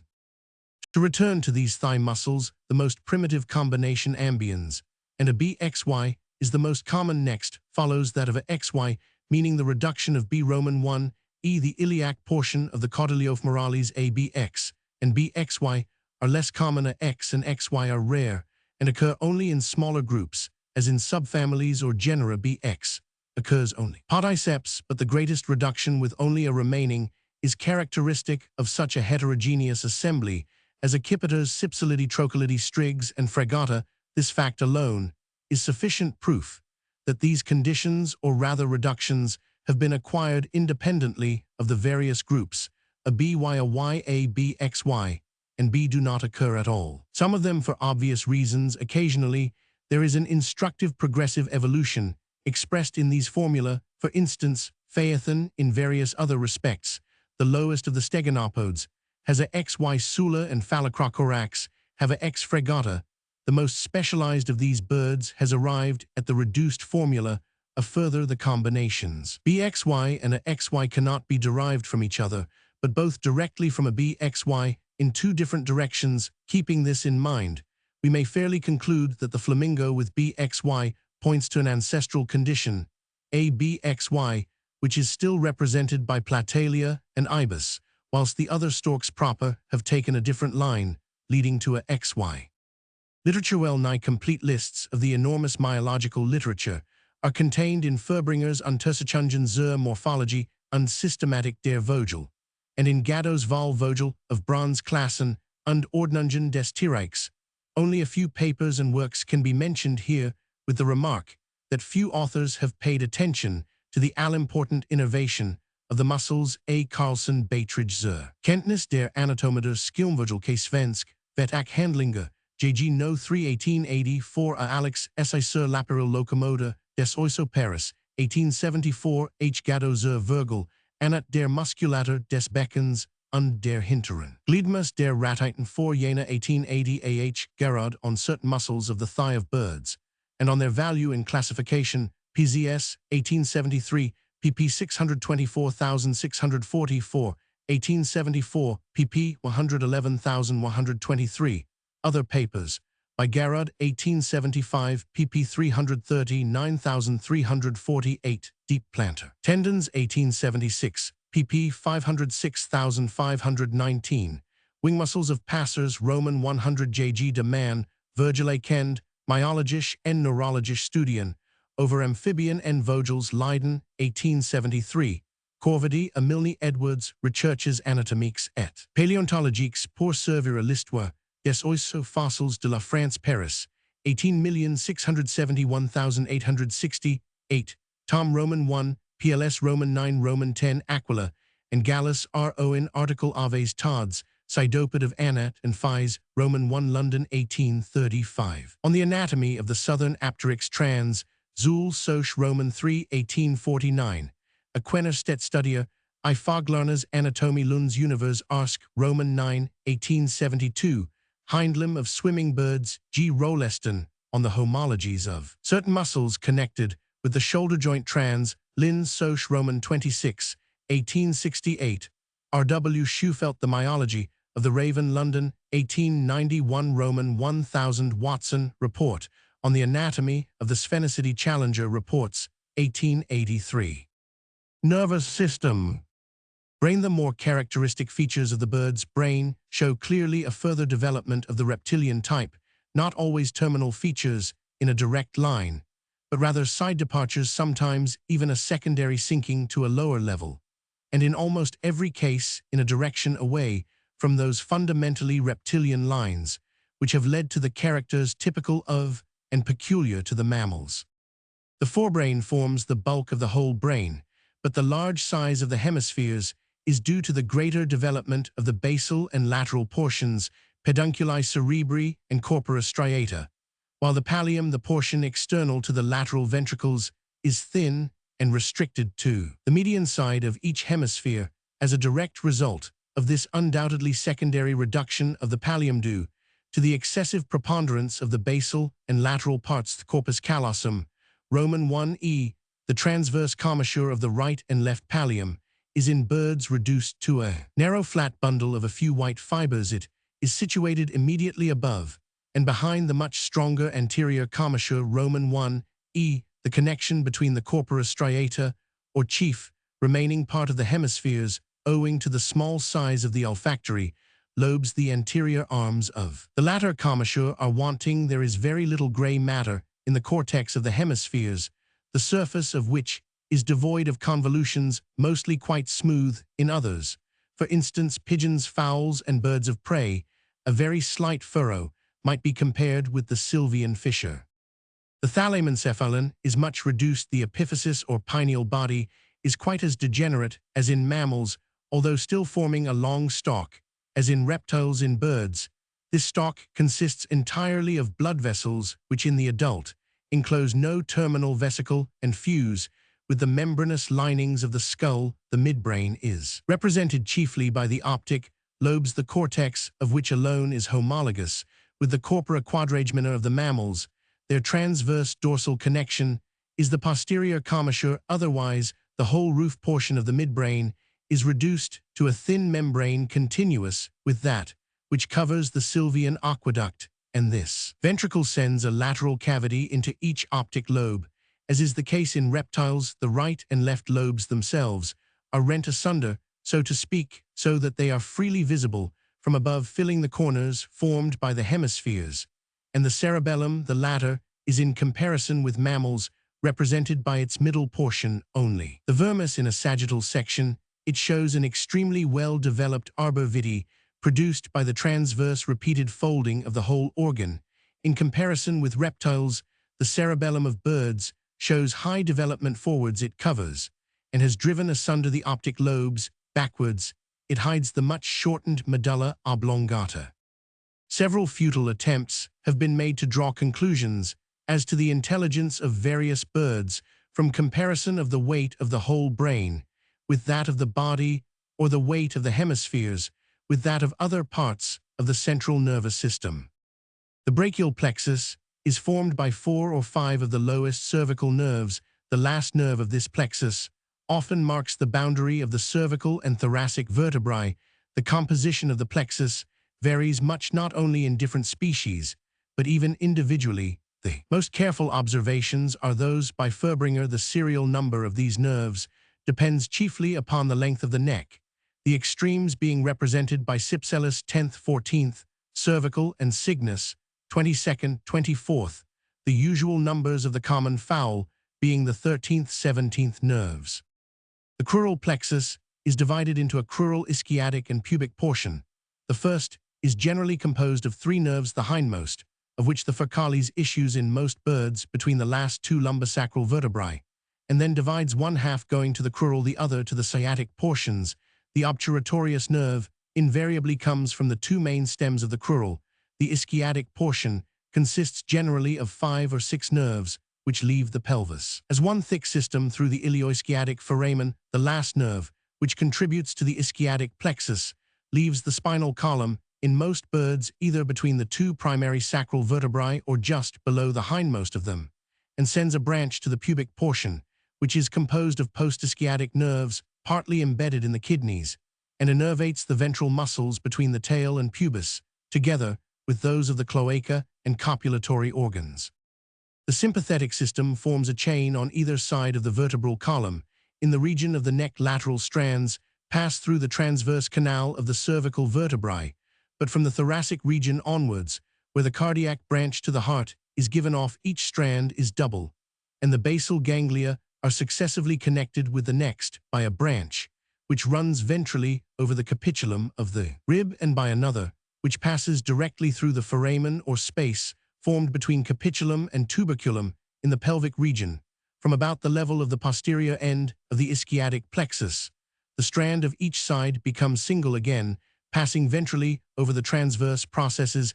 Lastly, towards the caudal region, the right and left strands approach, and anastomose eventually coalescing in the midline.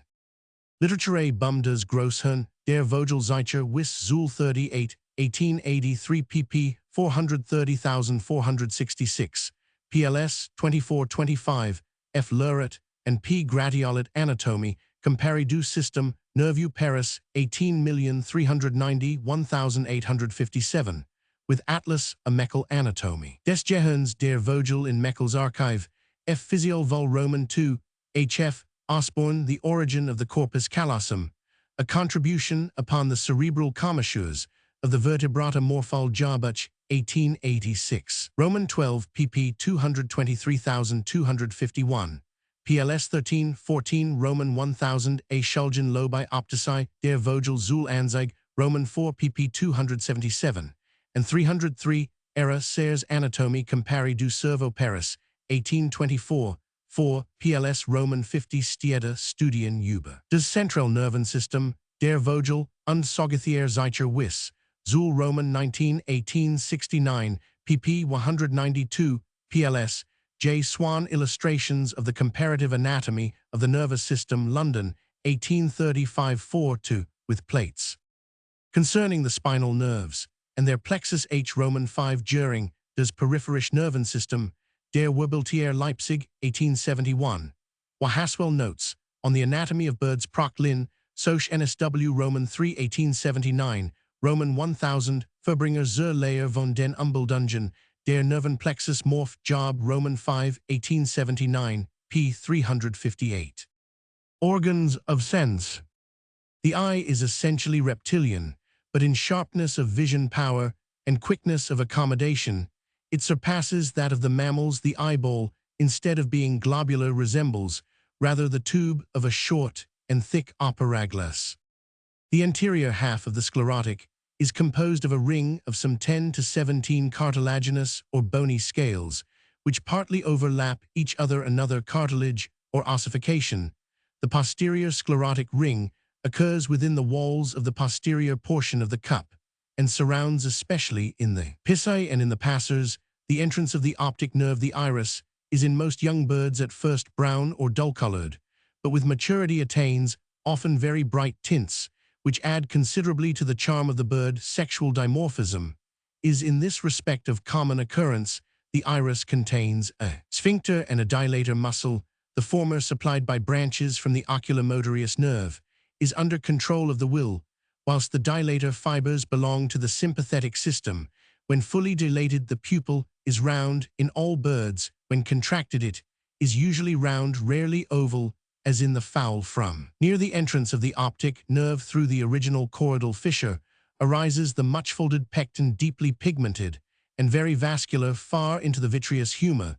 The number of its folds varies considerably, from 3 in Caprimulgus to nearly 30 in Crow Corvus apteryx, which since Owen has generally been stated to be devoid of such an organ, likewise possesses a pecten. Its base is, however, trumpet-shaped, covers almost the whole of the optic disc, and extends nearly to the lens in the shape of a thick, densely pigmented cone, without any plications, resembling in these respects the pecten of many lacertilia. C. G. Roman 50 Johnson, Phil Trans 1901 p. 54. In the retina, the cones prevail in numbers over the rods, as in the mammals, and their tips contain, as in other sauropsida, colored drops of oil mostly red or yellow near the posterior pole of the fundus, but somewhat eccentrically placed towards the temporal or outer side, is the fovea centralis, a slight depression in the retina, composed almost entirely of cones, the spot of most acute vision. Many birds possess, besides this temporal fovea, a second fovea nearer the nasal side. It is supposed that the latter serves monocular, the other the binocular vision, most birds being able to converge their eyes upon one spot. Consequently, the whole field of vision of these birds possesses 3 points where vision is most acute. It may here be remembered that of the mammalia, man and monkeys alone are capable of convergence and have a circumscribed macular area. Of the outer eyelids, the lower alone is movable in most birds as in reptiles, and it frequently contains a rather large saucer-shaped cartilage.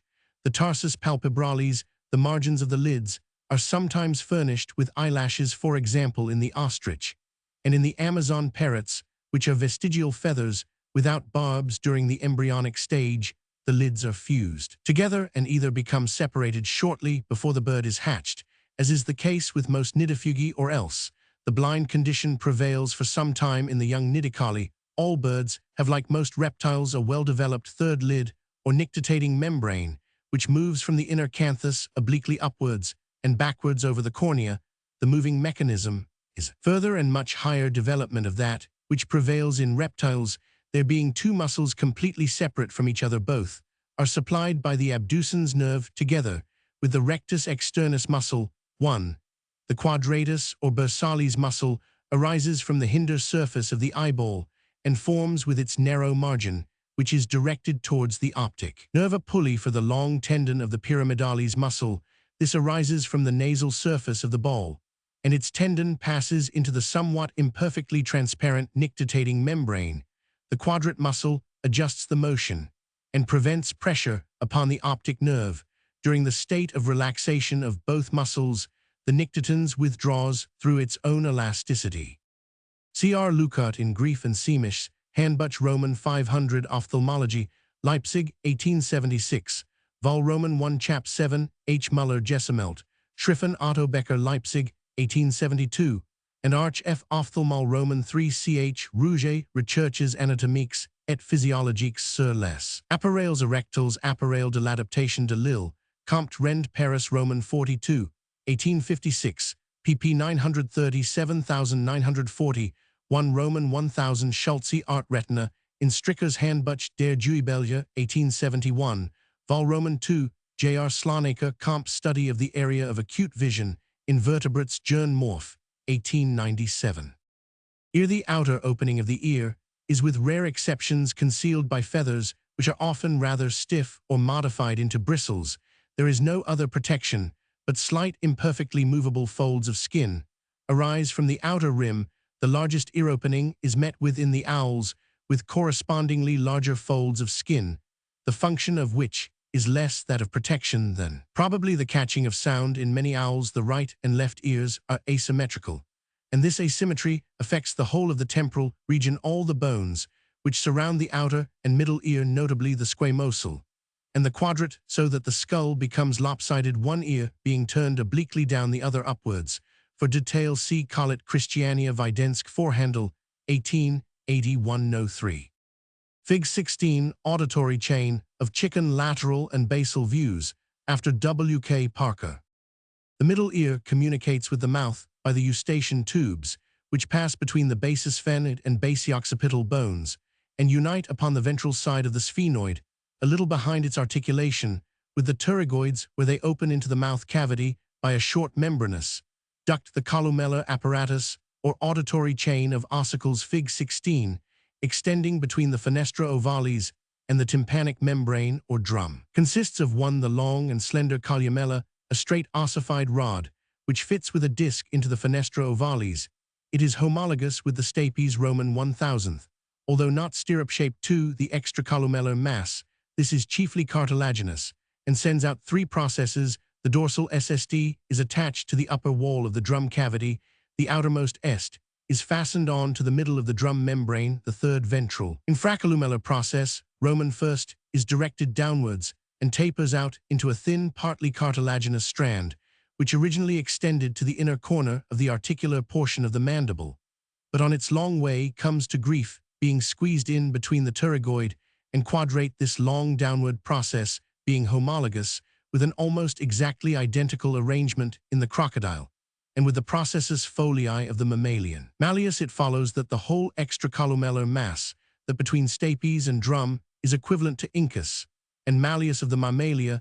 There is in birds no annulus tympanicus. Birds possess an ear muscle, which at least acts as a tensor tympani. It arises near the occipital condyle, passes through a hole into the tympanic cavity, and its tendon is in various ways attached to the inside of the membrane and the neighboring extracolumellar processes. As regards the inner ear, the endolymphatic duct ends in a closed saccus embedded in the dura mater of the cranial cavity. The apex of the cochlea is turned towards and almost reaches the anterior wall of the occipital condyle. At most, it makes but half a twist or turn. It possesses both Reissner's membrane and the organ of Corti, although the scala tympani is so rudimentary, not reaching a higher level than in most of the reptiles, and remaining far below the mammalia. Birds do not only hear extremely well, but they distinguish between and understand pitch notes and melodies. C.G. Brechet, Recherches anatomiques et physiologiques sur l'organe de l'audition, chez les oiseaux Paris, 1836, with Atlas Roman 100, has various papers in Zeicher, F. Wis Zul Vol Roman 17, and in Anatomisch Studien PTS Roman 2, and Roman 4 Brescu, 1871, Roman 1, Ibsen Atlas Anatomicus Oris Interni, Copenhagen, 1846, G. Ritzius, Des Gehörorgan, Der Wirbelthier, Stockholm, 1884, Roman 2, pp. 139,198, PLS, 1520. Knows the olfactory organ is poorly developed, and it is still a question whether birds possess much power of smell. Many are certainly devoid of it. The olfactory perceptive membrane is restricted to the posterior innermost region of the nasal chamber, where it covers a slight bulging out prominence on the nasal wall. This so-called third upper or posterior conch is not a true conch, nor is that of the vestibulum. Only the middle one forms a scroll, and this corresponds to the only one of reptiles, and the lower of the mammals. The nasal cavity communicates with the mouth by the choni or posterior nares situated between the palatine process of the maxillary, the palatine, and the vomer. The outer nares or nostrils are most variable in size and shape in the stegonopods. They tend to become much reduced, for example, in cormorants Phalacrocoracidae, and especially in Sula, where the nasal slits become completely closed up, and the greater portion of the nasal cavity is also abolished, being restricted to the olfactory region with its unusually wide choni. The nasal septum is often more or less incomplete, producing nares pinnae, for example, in the catharti, in the answers, gulls, rails, and various other aquatic birds. The secretions of the mucous membrane of the nasal cavity, and a pair of nasolacrimal glands, not to be confounded with the Harderian. And the lacrimal glands moisten and clean the chamber. The glands are variable in size and position. When very large, for example in plovers, they extend upon the forehead, causing deep impressions on the bones of the skull. Jacobson's organ has been lost by the birds, apparently without a trace in the embryonic fowl, but T.J. Parker has described vestiges of the corresponding cartilages in the apteryx, Phil. Trans. 1890. See Roman 100 Gegenbor über die Nasenmuscheln, der Vogel jener Zeicher, Roman 7, 1873, pp. 121. Vascular system. The heart lies in the middle line of the body, its long axis being parallel with that of the trunk. The whole ventral surface of the pericardium is exposed. When the sternum is removed, the right and left halves are completely divided by septa. No mixture of the venous and arterial blood being possible, and advance upon reptilian conditions, even the highest. The atria are comparatively small, the walls being thin, especially those of the right, which possesses numerous muscular ridges projecting into the cavity, presenting a honeycombed appearance. The interauricular septum is mostly entirely membranous. In the middle, it is thinner, rather transparent, but there is no depression or fossa ovalis. The whole sinus venosus has become part of the right atrium. It receives the three great venous trunks of the body, namely the vena cava superior, dextra, the vena cava superior sinistra more dorsally, and the vena cava inferior more to the right, and below the opening of the last is guarded by two prominent valves. In place of the mammalian valvula eustachiae, the right ventricle occupies the ventral portion of the heart. The communication with the atrium is guarded by a valvula cardiaca dextra, which only in function represents the mammalian tricuspid. It consists of an oblique reduplication of the muscular fibers together with the endocardiac lining of the right ventricle, while the opposite wall is convex, and forms neither a velum nor papillary muscles nor chordae tendineae. The right anterior corner of the right ventricle passes into the short stem, guarded by three semilunar valves, which divides into the two pulmonary arteries. There are likewise two pulmonary veins entering the left atrium by one orifice. Two or three membranous flaps, held by numerous chordae tendineae, form a true mitral valve, and allow the blood to pass through the left ostium atrioventriculaire. The blood leaves the heart past three semilunar valves by the right aorta, this being alone functional, a feature characteristic of and peculiar to birds. Remnants of the left aortic arch persist sometimes in the shape of a ligamentous strand. The aortic trunk is very short, sends off the coronary arteries, and then the left aorta brachiocephalica, while the rest divides into the right brachiocephalic and the aorta descendens. Each brachiocephalic soon sends off its subclavian, while in the normal or more usual cases, the rest proceeds as the carotid trunk inclusive of the vertebral artery. But the carotids show several interesting modifications, which have been examined chiefly by Roman 100 Roman 50 Nietzsche, and by A.H. Garrod. 1. The right and left carotids converge towards the middle and extend up the neck, embedded in a furrow along the ventral surface of the cervical vertebrae. This is the usual arrangement. 2. The two carotids are fused into one carotides conjuncta, embedded in a special median osseous semicanal of the vertebrae, for example, herons, flamingos, and some parrots. 3. There is one carotides conjuncta, but the basal portion of its original right component is obliterated, leaving so-called Roman 100 primaria sinistra, an unfortunate name. Such aves levicarotidinae of Garrod are common, for example, all the passeriforms, for the reverse of the third modification, producing a Roman 100 primaria dextra in the bustard eupodiotes. In other likewise very rare cases, a left and right superficial carotids are developed and take the place of the then vanished deep or primary carotids. Venous system. The bird's liver receives nearly all the blood from the stomach, gut, pancreas, and spleen, as well as from the left liver itself, into the right hepatic lobe. By a right and left portal vein, the venae hepaticae magni join the vena cava posterior, and thereby form with it the vena cava inferior. The left hepatica magna receives also the umbilical vein, which persists on the visceral surface of the abdominal wall, often anastomosing with the epigastric veins. A likewise unpaired vena coccygiamacenterica is usually present. There is no renal portal system, excepting unimportant vestiges of such a system in the head kidneys. Lymphatic system. The white blood corpuscles are produced in the follicles at the base of the intestinal Roman 105. The lymph vessels of the tail and hinder parts of the body enter the hypogastric veins, and at the point of junction on either side lies a small lymph heart, which often persists until maturity. The red blood corpuscles are invariably oval discs with a central nucleus, which causes a slight swelling, hence they are oval and biconvex. C. A. H. Garrod, On the Carotid Arteries of Birds, Proc. Zul Soch, 1873 pp.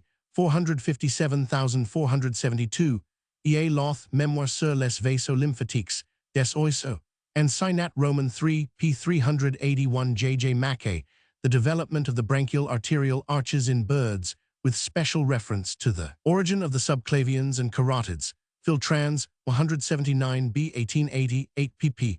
111,140.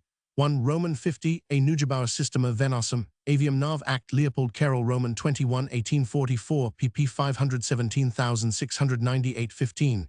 PLS R. Gash Beitridge, Zur Virgul Anatomic, des Herzens der Vogel, und reptilian arch, F. Natergesch, 1888. Respiratory system. The lungs are small and occupy only the dorsal portion of the thoracic cavity. There is only one right and one left lobe, each traversed through its whole length by a mesobronchium, whence arise about 10 secondary bronchia. These send off radially arranged parabronchia, which end blindly near the surface. The walls of these tertiary tubes send out in all directions canaliculi aerophori, which ending in slight swellings recall the mammalian alveoli. Highly specialized air sacs are characteristic of all birds. They are very thin-walled membranes, very poor in blood vessels formed by the bulged-out pleural or peritoneal covering of the lungs. Through the parabronchial tubes, of which they are filled with air, their function is not quite clear. The usual suggestion that the warm contained within them assists the bird in flight balloon-like is absurd. They assist in the extremely rapid and vigorous ventilation of the lungs, the latter being capable of but very limited expansion and contraction in birds. Exchange of gas through the walls of the air sacs, almost devoid of blood vessels, can at best be much restricted. There are 5 pairs of larger sacs belonging to the pulmonary system, one prebronchial or cervical extending sometimes far up the neck, even into the cranial cavities. The throat bags of the prairie fowls, Cupidonia and pediocetes, are a further development, 2 subbronchial or interclavicular, 3 and 4 anterior and posterior thoracic, or intermediate 5 abdominal sacs. Most of these extend through narrow apertures foramina pneumaticanto, the hollow bones. Sometimes, for example, in hornbills and screamers, into every part of the skeleton, or in the shape of innumerable pneumatic cells even beneath the skin. There is also a nasopharyngeal or tympanic system of air sacs, restricted to the head, cf. the siphonium described in connection with the mandible, but filling also such curious organs as the frontal excrescence of Casmorhynchus, the Brazilian bellbird, the throat bag of the adjutant stork, and the gular pouch of the bustard. The trachea or windpipe is strengthened by numerous cartilaginous, often osseous complete rings, but in the emu several of these rings are incomplete in the medioventral line and permit the inner lining of the trachea to bulge out into a large neck pouch, which is used by both sexes as a resounding bag. In hummingbirds and petrels, the trachea is partly divided by a vertical longitudinal cartilaginous septum. In some of those birds, which have a peculiarly harsh or trumpeting voice, the trachea is lengthened, forming loops, which lie subcutaneously, Caperculi curassow, or it enters and dilates the symphysis of the furcular-crested guinea fowl, or for example in the cranes, and in the hooper swan even the whole crest of the sternum becomes invaded by the much elongated manifolded trachea. The syrinx or lower larynx is the most interesting and absolutely avan modification, although absent as a voice-producing organ, probably due to retrogression in most ratty storks, turkey, buzzards, catharts, and steganopodes. The syrinx is a modification of the lower part of the trachea, and of the adjoining bronchi. Essential are vibrating membranes between the cartilaginous framework and neck. Special muscles for regulating the tension. The majority of birds possess a pair of internal tympaniform membranes forming the inner or median walls of the bronchi, which are there furnished with semirings. Only external tympaniform membranes, 969, exist, with great variations between the specialized 1 or 2 last tracheal and some of the first bronchial rings. According to the position of the chief sound-producing membranes, 3 types of syrinx are distinguishable. 1, trachea bronchial, by far the commonest form, of which the 2 others are to a certain extent modifications. The essential feature is that the proximal end of the inner membranes is attached to the last pair of tracheal rings. Outer tympaniform membranes exist generally between the 2nd, 3rd, and 4th bronchial semirings. This type attains its highest development in the Oscines, but it occurs also in many other orders. 2 syrinx bronchiales. The outer membranes are spread out between 2 or more successive bronchial semirings, a distance from the trachea, which is in typical cases devoid of sounding membranes, some cuculi caprimulgi, and some owls. 3 syrinx tracheales. The lower portion of the trachea consists of thin membranes, about half a dozen of the rings being very thin or deficient. Inner and outer membranes may exist on the bronchi. The tracheophony among the passeriforms, the possessors of this specialized, although low type of syrinx, form a tolerably well-marked group entirely neotropical, but indications of such a syrinx occur also in pittidy pigeons and gallinaceous birds, Gallidae, the last cases being clearly analogous. Whilst the type of syrinx affords no help in classification, it is very different with its muscles thesias, indicated by their supply from a branch of the hypoglossal nerve, which descends on either side of the trachea, so to speak a detached, now mostly independent colony of glossopharyngeal muscles. Omitting the paired tracheoclavicular muscles, we restrict ourselves to the syringeal proper, those which extend between tracheal and bronchial rings. Their numbers vary from 1 pair to 7, and they are inserted either upon the middle portion of the bronchial semarynx, mesomeody, or upon the ends of these semarynx, where these pass into the inner tympaniform membrane acromeody.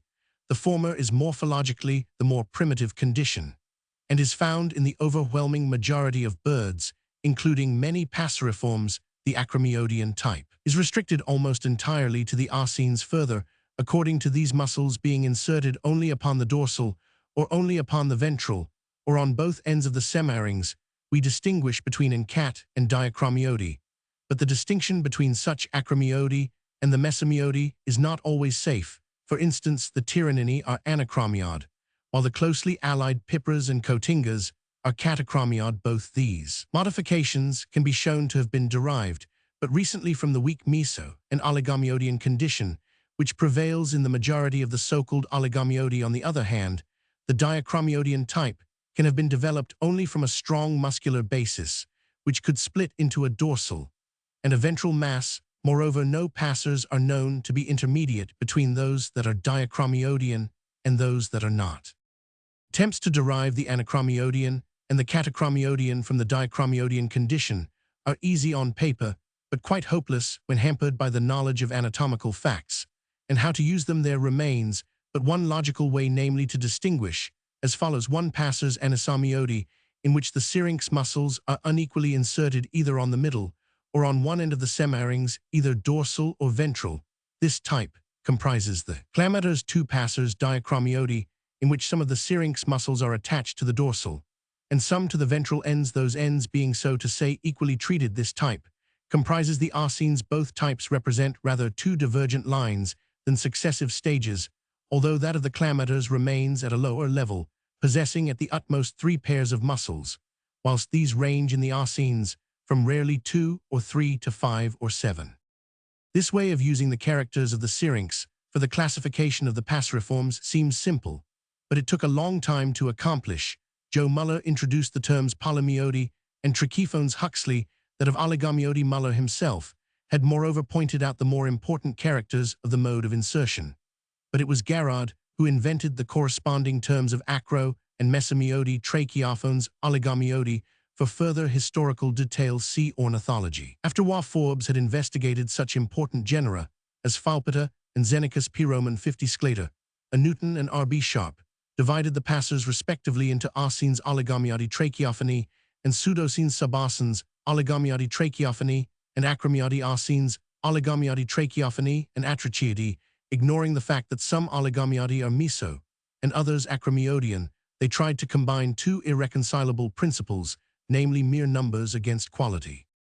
Bibliography: Roman 1000 Bear Beta Z Kentness, Roman 500 8 Bei den Vogeln Zeicher Wiss, Zul Roman 61 pp. 420,498, Campana Physiologie de la Respiration, Chez les Oiseaux, Anatomie de l'Appareil Pneumatique, Paris, 1875, A. H. Garrod. Major divisions of passerine birds: Syrinx, Roman 100 PZS, 1876, pp. 506,519, and on the conformation of the thoracic extremity of the trachea, in the class Aves PZS, 1879, pp. 357,380, J. Muller Stimorgane, Der Passerinen Muller's Arch, 1847, and Ab Akkad. Wiss Berlin, 18,451,847.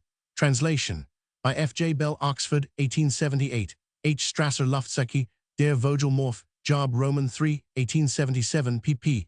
179,227, Roman 100 Wunderlich unter Kehlkopf, Der Vogel Nov Act Liep Carroll 1884 ph. Roman 100 Sappi, Recherches sur l'appareil respiratoire des oiseaux Paris, 1847 Wa, Forbes' Contributions to the Anatomy of Passerine Birds, Syrinx, PZS, 1880, pp. 380,386, 387,390, 1880, 1 pp. 435,737, 1882, pp. 544,546, 569,571. W. Yarrell Observations on the Tracheae of Birds trans Lin Soch, 1827, pp. 378,391. Digestive system. For a general account of the digestive organs, see alimentary canal. Here only a few peculiar features may be mentioned. The young pigeons are fed by both parents with a peculiar stuff, the product of the strongly proliferating epithelial cells of the crop, which cells undergo a cheese-like fatty degeneration, and mixed with mucus, perhaps also with the proven ventricular juice, make up a milk-like fluid. Should the young die or be removed during this period, the parents are liable to die suffering severely from the turgid congestion of the hypertrophied walls of the crop. The male of the hornbills, Bucerotini, feeds his mate, which is imprisoned or walled up in a hollow tree during the whole time of incubation, by regorging his food. This bolus is surrounded as by a bag by the cast-up lining of the gizzard. Since this process is repeated for many days, the habitual reaction of the stomach well-nigh exhausts the male. A graphic account of this is given in Livingstone's Travels. The Hoaxin opisthocomus feeds to a great extent upon the leaves of the aroid Montrichardea or Caladium arborescens. The crop is modified into a large and very rugose triturating apparatus, while the gizzard, thereby relieved of its function, is reduced to the utmost. The large and heavy crop has caused a unique modification of the sternal apparatus. The keel is pushed back to the distal third of the sternum, whilst the original anterior margin of the keel is correspondingly elongated, and the furcula fused with the rostral portion.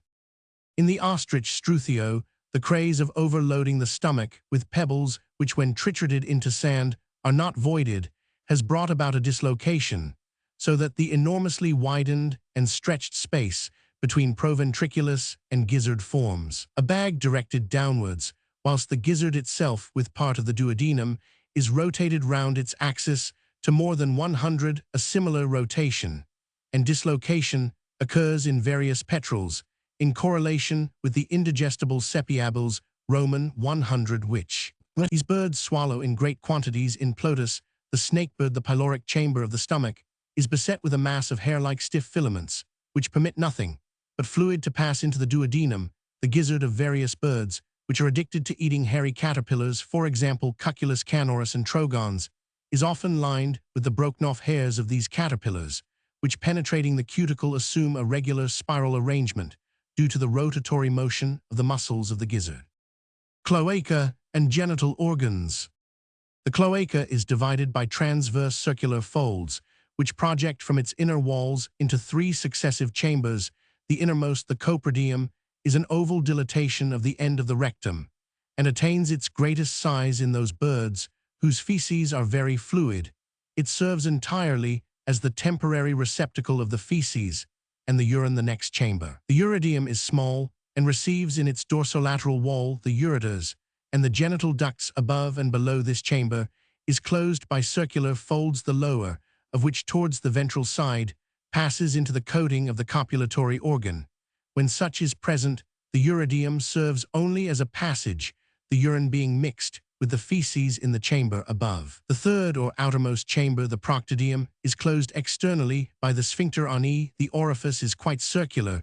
It lodges the copulatory organ, and on its dorsal wall lies the bursa fabrica, an organ peculiar to birds. It is most developed in the young of both sexes, is of unknown function, and becomes more or less obliterated in the adult. Only in the ostrich it remains throughout life, being specialized into a large receptacle for the urine, an absolutely unique arrangement, a true urinary bladder. Roman 1e, a ventral dilatation of the uridium, is absent in all birds.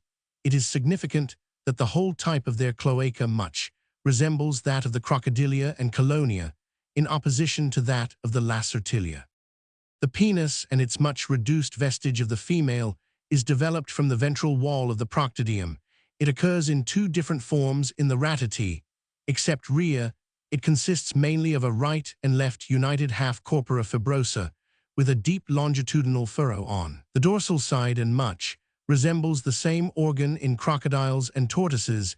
It is protruded and retracted by special muscles, which are partly attached to the ventral distal end of the ilium. Another type exists in rhea, and in the anseriforms greatly specialized by being spirally twisted and partly reversible like the finger of a glove.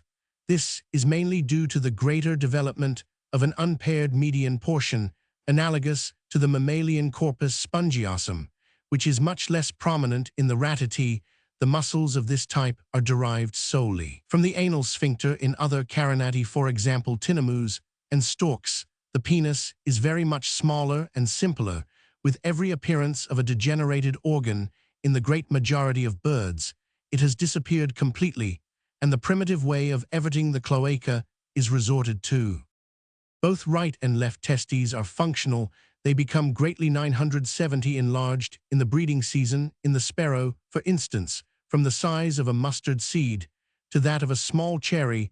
The vas deferens descends with many undulations down the lateral side of the ureter of the same side, and opens upon a small papilla into the uridium. Extraordinary increase in length during the breeding season causes the vasa deferentia in some of the African weaver birds to protrude or to bulge out the cloacal walls beyond the vent. The spermatozoa exhibit many differences in shape, size, and proportions in the various groups of birds. They have been studied minutely by E. Balowitz. Only the left ovary becomes functional, with rare individual exceptions.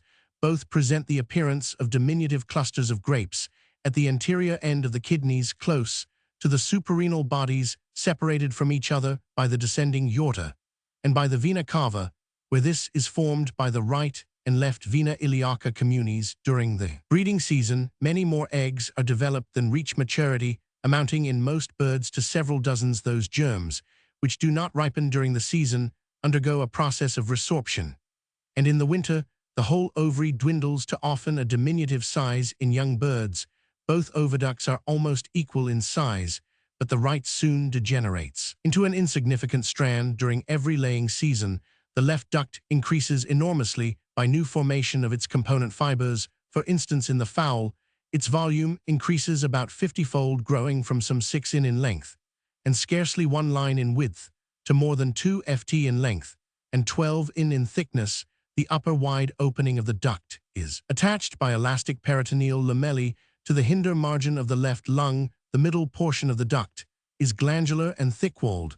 For the deposition of the albumin, it is connected by a short constricted isthmus, where the shell membrane is formed with a dilated uterus, in which the egg receives its calcareous shell and eventual pigmentation. Bibliographiae Roman 5 Brunrückbildung, nicht ausgestoßene Eierstockser Hennel Festschrift, Bonn 1882, E. Balowitz die Spermatozoen der Vogelarchmika, Annat Roman 32, 1888 PLS. 1418 Roman 1000 Sacae, Contribuzioni, all'Istiologia dell'Ovidato dei Sorpsidi, at Soch, Ital Milano Vol Roman 30, Wa Forbes, on the Bursa Fabrica in Birds, PZS, 1877, pp. 304,318 h. Gatto remarks on the cloaca and on the copulatory organs of the amniota filled trans, 1887, pp. 537, PLS 25 Martin, Saint-Ange Edu de l'Apéril, reproducteur dans les 5 classes. Danamox vertebras, mem ac Soch Paris Roman 14, 1856, e rhetera contribution, à l'étude du cloque et de la bourse de Fabricius Robbins, Journe de l'Annat, et Physiol 1880, 5 pp. 369,454, PLS 1719. B. Fossil birds. Much had naturally been expected from the study of fossil birds, but so far as the making of classifications is concerned, they have proved rather a source of perplexities so long as the characters of new fossils are only of specific and generic value. It is mostly possible to assign the birds to their proper place. But when these characters indicate new families or orders, for instance Hesperornithes, Ichthyornithes, Palelodi, their owners are put outside. The more tersely constructed classifications applicable to modern birds, it is no exaggeration to say that the genus, often even the species, can be determined from almost any recent bone.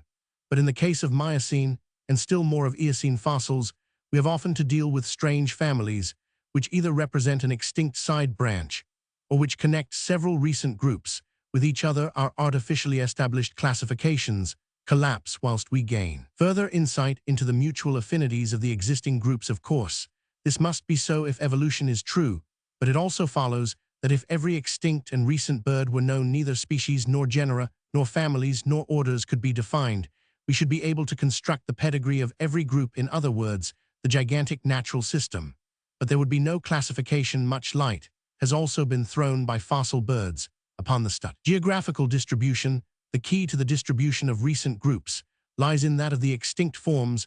Not only have many absolutely new families been discovered, but many kinds of modern birds are now known to have existed also in countries which they are now extinct. There were, for instance, trogons, secretaribirds, parrots, and other now Ethiopian forms. In Miocene France, ostriches, undistinguishable from struthio, have been found in Samos and in the Sivalik Hills.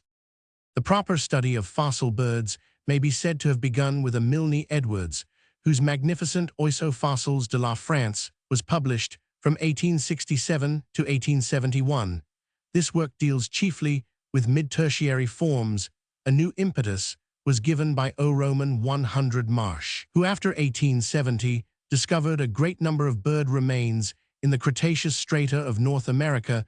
The most important result is the proof that until the end of the Cretaceous epoch, most, if not all, birds were still possessed of teeth. See Odontornithes. The oldest known bird is the Archaeopteryx Curoman 5 of the Upper Oolite in Bavaria. The imprints in the enormously older New Red Sandstone or Lower Trias of Connecticut and originally named ornithochnites belong to dinosaurian reptiles. A wide gap separates Archaeopteryx from the next order of fossil birds of the Cretaceous epoch, and since freshwater deposits of that age are rare, bird remains are uncommon.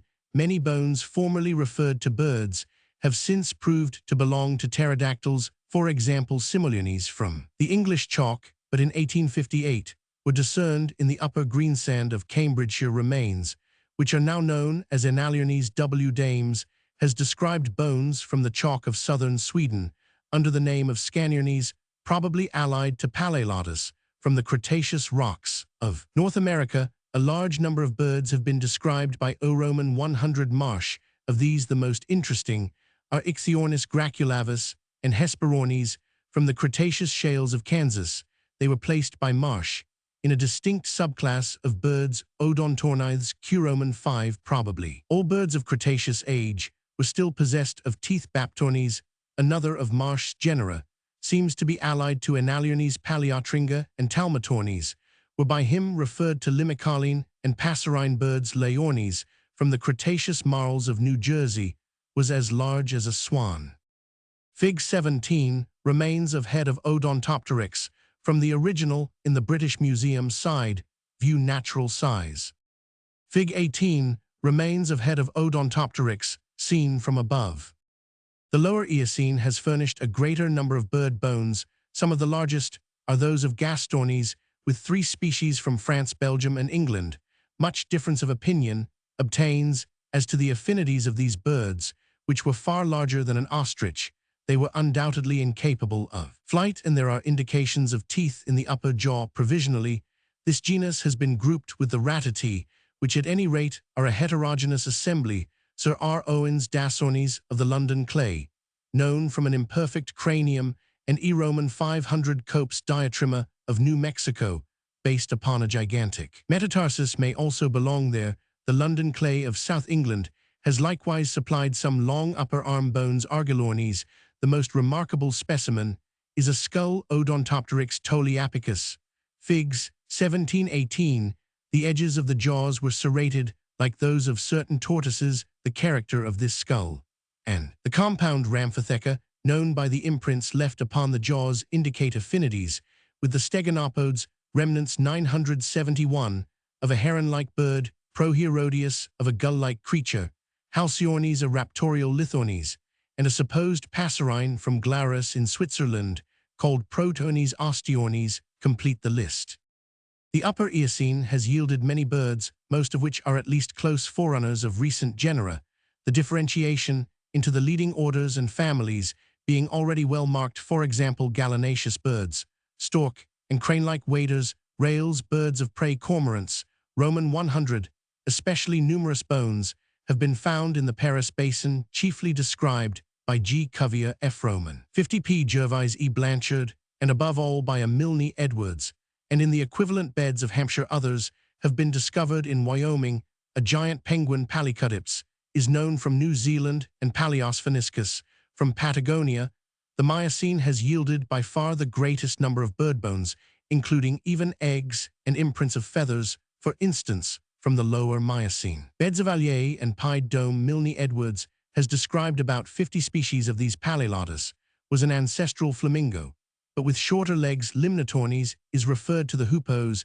The existing genera include Anas aquila bubo, Columbus Cypselus lanius picus, Phalacrocorax, Sula Roman 100. Very interesting is the fact that Serpentarius psittacus and Trogon are amongst this list of birds, which are now restricted to the tropics. A similarly mixed avifauna has been found in the mid-Miocene beds of various other parts of France, Germany, and Italy. In Colorado and New Mexico marsh has detected bones of Meligris puffinus, Sula, and Uria, all existing genera, but the first is especially suggestive since it is one of the most characteristic forms of the New World. Here may be interpolated a short account of the very peculiar avifauna found in the tertiary strata of Santa Cruz in Patagonia, instead of the age of Lower Eocene. As had been stated originally, these beds are not older than mid-Miocene, and not a few of the bones are of a much younger, even latest tertiary date, discovered and partly described by F. A. Mgino. The bones have been sumptuously monographed by F. P. Morneau and a Mercerat, who proposed for them the name of Stereoanithes, a new order of birds mostly gigantic in size, and said to combine the characters of answers, Hierodians, and Accipiters, but the whole mass of bones is in hopeless disorder, apparently without any record of association. At any rate, the Stereoanithes, accepted as such in Braun's Theuraic and in Newton's Dictionary of Birds, had to be dissolved as an unnatural haphazard assembly. Many of these birds, to judge from the enormous size of their hindlimbs, were undoubtedly flightless, for example Brontornes, and remind us of the Eocene Gastornes of Europe. For Orhacos, the most extraordinary of all, belongs to the gruiforms, perhaps also Peliciones and Leornes. On the other hand, the late tertiary Dryones is a member of the Catharti or American vultures, and Mesembriones, likewise of late tertiary date, is a close forerunner of the recent genus Rhea. Pliocene remains are less numerous than those of the Miocene. From Pykerme in Greece is known a Gallus aphacianus and a large grus from Samos, a large stork Amphiplargus, and a typical Struthio from the Sivalik Hills on the southern flanks of the Himalayas, also an ostrich, and another ratite with 3 toes Hypsilornes, as well as Leptoptilus pelicanus and Phalacrocorax. The fossil egg of a Struthious bird, Struthiolithus, has been found near Cherson, South Russia, and in North China, the Suffolk crag has yielded the unmistakable bones of an albatross, Diomdia. Most Pleistocene birds are generically, even specifically, identical with recent forms. Some, however, have become extinct, or they have become exterminated by man. A great number of birds' bones have been found in caves, and among them some bearing marks of human workmanship. In France, we have a large and extinct crane, Grus primigenia, but more interesting are the numerous relics of 2 species, the concomitants even now of the reindeer, which were abundant in that country at the period when this beast flourished there, and have followed it in its northward retreat. These are the snowy owl Nyctia scandiaca and the willow grouse Lagopus albus. A gigantic swan, Cygnus falconeri, is known from the Zebug cavern in Malta, from caves of Minas Gerais in Brazil. Owinge has determined at least 126 species, of which nearly all still survive in the country kitchen middens of England, Ireland, and Denmark. Reveal the existence of the Caperculi tetraurogalus and of the great auk or Gerfol alca impennies, both species long since vanished from those countries in the fens of East Anglia have been found two humeri, one of them immature, of a true pelicanus, a bird, now no longer inhabiting Middle Europe. Until a very recent epoch, there flourished in Madagascar huge birds referable to the ratite, for example Epiornis maximus, which laid enormous eggs, and not unnaturally recalls the mythical roc that figures so largely in Arabian tales. New Zealand has also yielded many flightless birds, notably the numerous species and genera of Dinornithidae, some of which survived into the 19th century. See Moa pseudopteryx, allied to the kiwi cinemiones, a big flightless goose aptornis, and Notornis flightless rails and harpagornis, a truly gigantic bird of prey with tremendous wings and talons. From a tracing by Roman 1000 A. Milne Edwards of the original drawing in a MS journal kept during Wolfert Harmenszoon's voyage to Mauritius, A. Roman 5,001,602 pens, H. Schlegel Proc. Zul Soch, 1875 p. 350, reduced. Fig. 19, extinct crested parrot of Mauritius Lophopsidacus mauritianus. It is of course quite impossible in a survey of extinct birds to divide them into those which are bona fide fossil, subfossil, recently extirpated, and partially exterminated, nor is it possible, except in a few cases, to decide whether they have come to an end through the agency of man, or through so-called natural causes, like other creatures. Birds have come some to flourish and stay others to die out. Fig. 20, mandible of a Phanopteryx, side view from the original in the Museum of Zoology of the University of Cambridge. Mauritius is famous for the dodo killed off by man. There was also a curiously crested parrot, Lophopsidacus. Fig. 19, in the Mare Ox songs have been found the bones of another parrot, of ducks, pigeons, rails, herons, geese, and of a dwarf darter, Plotus nanus, all subfossil. Now extinct, very interesting, is a Phanopteryx. Fig. 20, a long-billed flightless rail, practically the same as Erythromachus of Rodriguez and Diaphoropteryx of Chatham Island Reunion, possessed the peculiar starling Fregilupus rodriguez, was inhabited by Peziphaps the solitaire. Necropsidacus and Paleornis ex Sul, which is now 972, probably extinct. The Antilles tell a similar tale. The great auk, once common on the British coasts, those of Denmark, the east coast of North America, then restricted to those of Newfoundland, Greenland, and Iceland, has been killed by man, and the same fate has overtaken the Labrador duck, the Phillip Island parrot Nestor productus, and the large cormorant of Bering Island Phalacrocorax perspicillatus. And how long will the flightless cormorant P.H. heresy of the Galapagos survive its quite recent discovery? Fig. 2, L-pied duck, Somateria labradora, male and female, from specimens in the British Museum, reduced. Authorities A. Milne Edwards, Recherches anatomiques et paléontologiques, pour servir à l'histoire des oisofossils de la France, Paris, 18,671,868, F.P. Morneau, and a Mercerat Catalogo de los Pajeros Fossils de la República Argentina, Annals Muse La Plata, 1891-21, PLS O. Roman 100 Marsh, Odontornithes, a monograph of the extinct toothed birds of North America, New Haven Con, 1880, R. Lydekker article Fossil birds, in a Newton's Dictionary of Birds, London, 1893, Cat Foss Birds, Brit Museum. 1891, K. Roman 5, Zittel Handbuch der Paläontologie, Roman 1, 18,871,890, Roman 100 W. Andrews, on the extinct birds of Patagonia, Tr. Zul Soch, Roman 15, 1899, pp. 5586, PLS, 1417. Roman 100, Geographical distribution. The study of the extinct organisms of any country leads to a proper appreciation of its existing flora and fauna, while on the other hand, a due consideration of the plants and animals, which may predominate within its bounds, cannot fail to throw more or less light on the changes it has in the course of ages undergone. That is to say, the distribution of forms in time is a subject so much connected with the distribution of forms in space that the one can hardly be separated from the other. Granting this is a general truth, it must yet be acknowledged as a special fact that in fossil birds we have as yet but scanty means of arriving at any precise results, which will justify bold generalization in the matter of avian distribution, remains of extinct birds are compared with those of other classes of vertebrates exceedingly scarce, and these have been found in very few widely separated countries.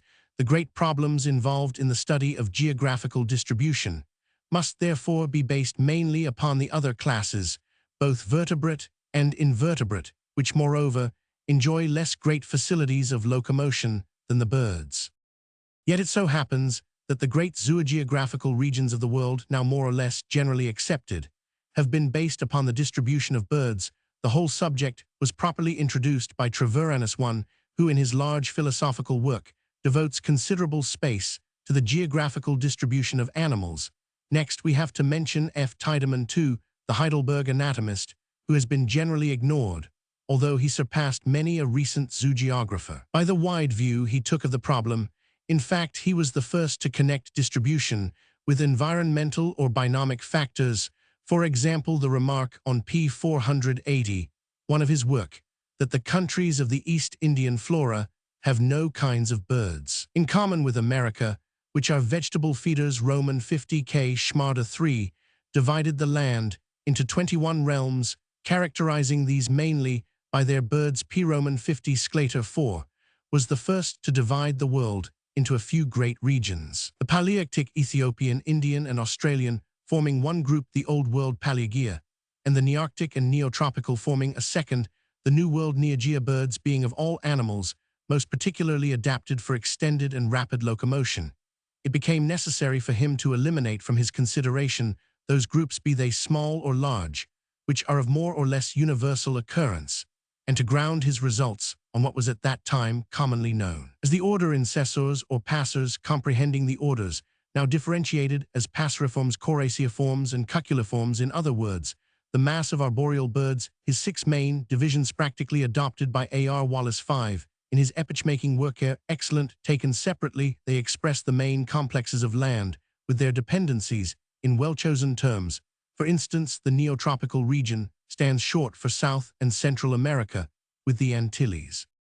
But these 6 divisions of Sclater and Wallace are not all equivalent, only some are of primary importance. They require co- and subordination. This most important advance was made by T.H. Huxley. Some of the regions have now to be called subregions, for example the Nearctic and the Palearctic. The reduction of the Oriental to a subregion with consequent provincial rank of its main subdivisions will probably be objected to, but these are matters of taste and prejudice. Above all, it should be borne in mind that nearly all the last subdivisions or provinces are of very little real value, and most of them are inapplicable to other classes of animals.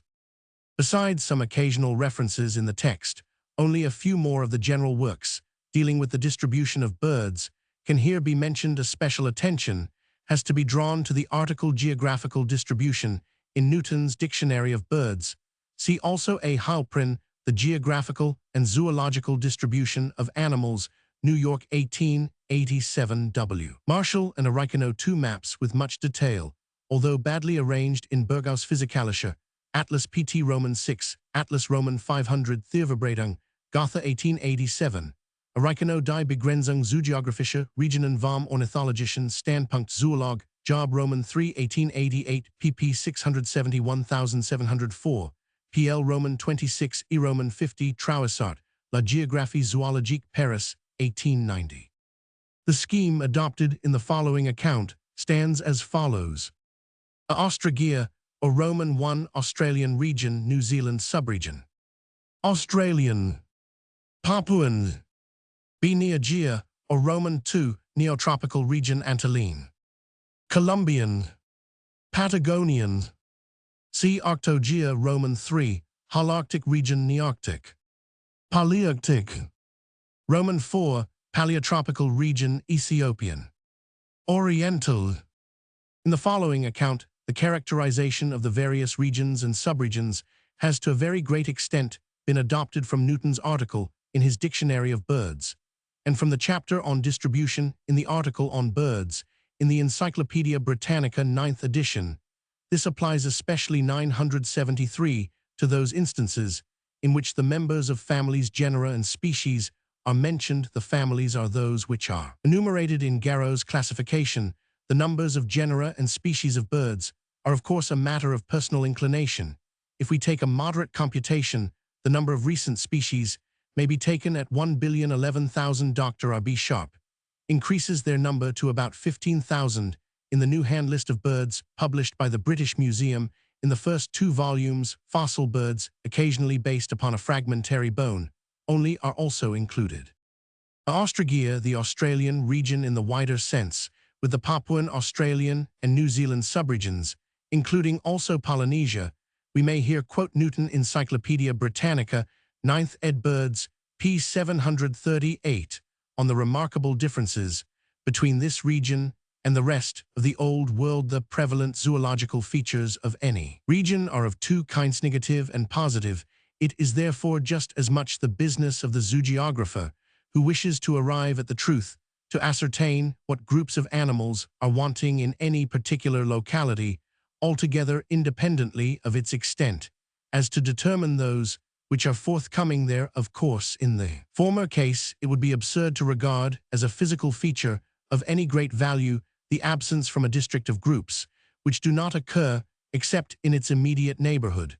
But when we find that certain groups, though abounding in some part of the vicinity, either suddenly cease from appearing or appear only in very reduced numbers and occasionally in abnormal forms, the fact obviously has an important bearing. Now mere geographical considerations, taken from the situation and configuration of the islands of the so-called Indian or Malay archipelago, would indicate that they extended in an unbroken series from the shores of the Strait of Malacca to the southern coast of New Guinea, which confronts that of North Australia in Torres Strait, or even farther to the eastward.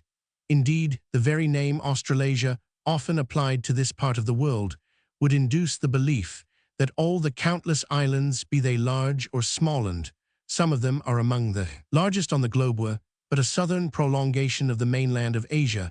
But so far from this being the case, a very definite barrier is interposed, a strait some 15 Roman 1,000 or so in width, and separating the 2 fertile, but otherwise insignificant islands of Bali and Lombok, makes such a frontier as can hardly be shown to exist elsewhere. The former of these 2 islands belongs to the Indian region, the latter to the Australian, and between them there is absolutely no true transition. That is, no species are common to both, which cannot be easily accounted for by the various accidents and migrations that in the course of time must have tended to mingle the productions of islands so close to one another.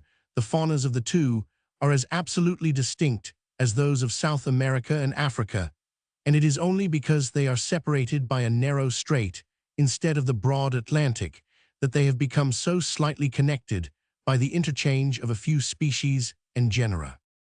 Now first of the forms of birds, which are prevalent throughout the Indian region, but are entirely wanting in the Australian, we have at once the bulbuls Ixidae, very characteristic of most parts of Africa and Asia, including the subgroup Philornithinae, which is peculiar to the Indian region, the widely spread families of barbets Megalemonidae and vultures Vulturidae, and the pheasants Phasianidae, which attain so great a development in various parts of the Asiatic continent and islands that there must their home be regarded as fixed. Some naturalists would add the finches Fringillidae. Rightly, if we assume that the Plosidae or weavers constitute a separate family then of forms which are but weakly represented, we have the otherwise abundant thrushes Turdidae, and above all the woodpeckers Pisidae, of which only very few species out of 400 just cross the boundary and occur in Lombok Celebes or the Moluccas, but are unknown elsewhere in the region.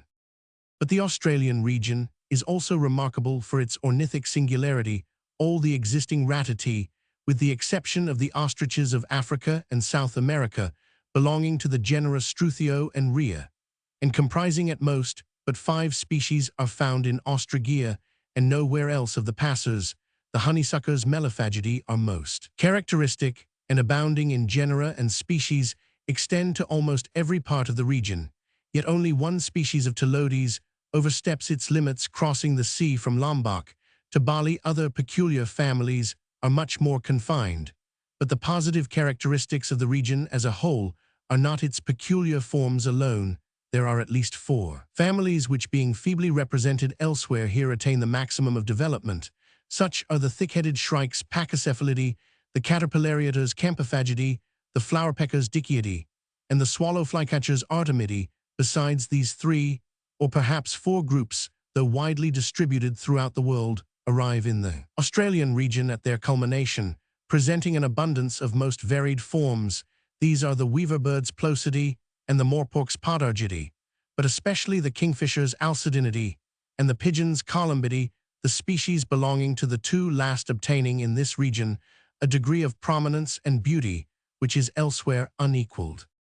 The boundaries of the subregions are not well defined. Fig 22, extinct Phillip Island parrot nestor productus, from specimen in the British Museum, reduced. The New Zealand subregion, considered by Professors Newton and Huxley and various other zoogeographers as deserving the rank of a region, is, and to all appearance, has long been more isolated than any other portion of the globe. Besides the three larger islands, numerous satellites belong to the subregion as Lord Howe, Norfolk and Kermadec Islands with the Chatham, Auckland and Macquarie groups. The main affinities of the avifauna are of course Australian. The most extraordinary feature is unquestionably the former existence of the gigantic dinornithes or moas Curoman 5, and another family of ratati, the weird-looking kiwis, or apteryges, which are totally unlike any other existing birds of other peculiar genera. It will suffice to mention only the more remarkable rallidae present the very noteworthy woodhens Ocedramus, and the Takai notornus, which is almost extinct. The widely spread plovers Charadriidae have two not less singular generic developments, Thinornis and the extraordinary ribal Anarhinchus.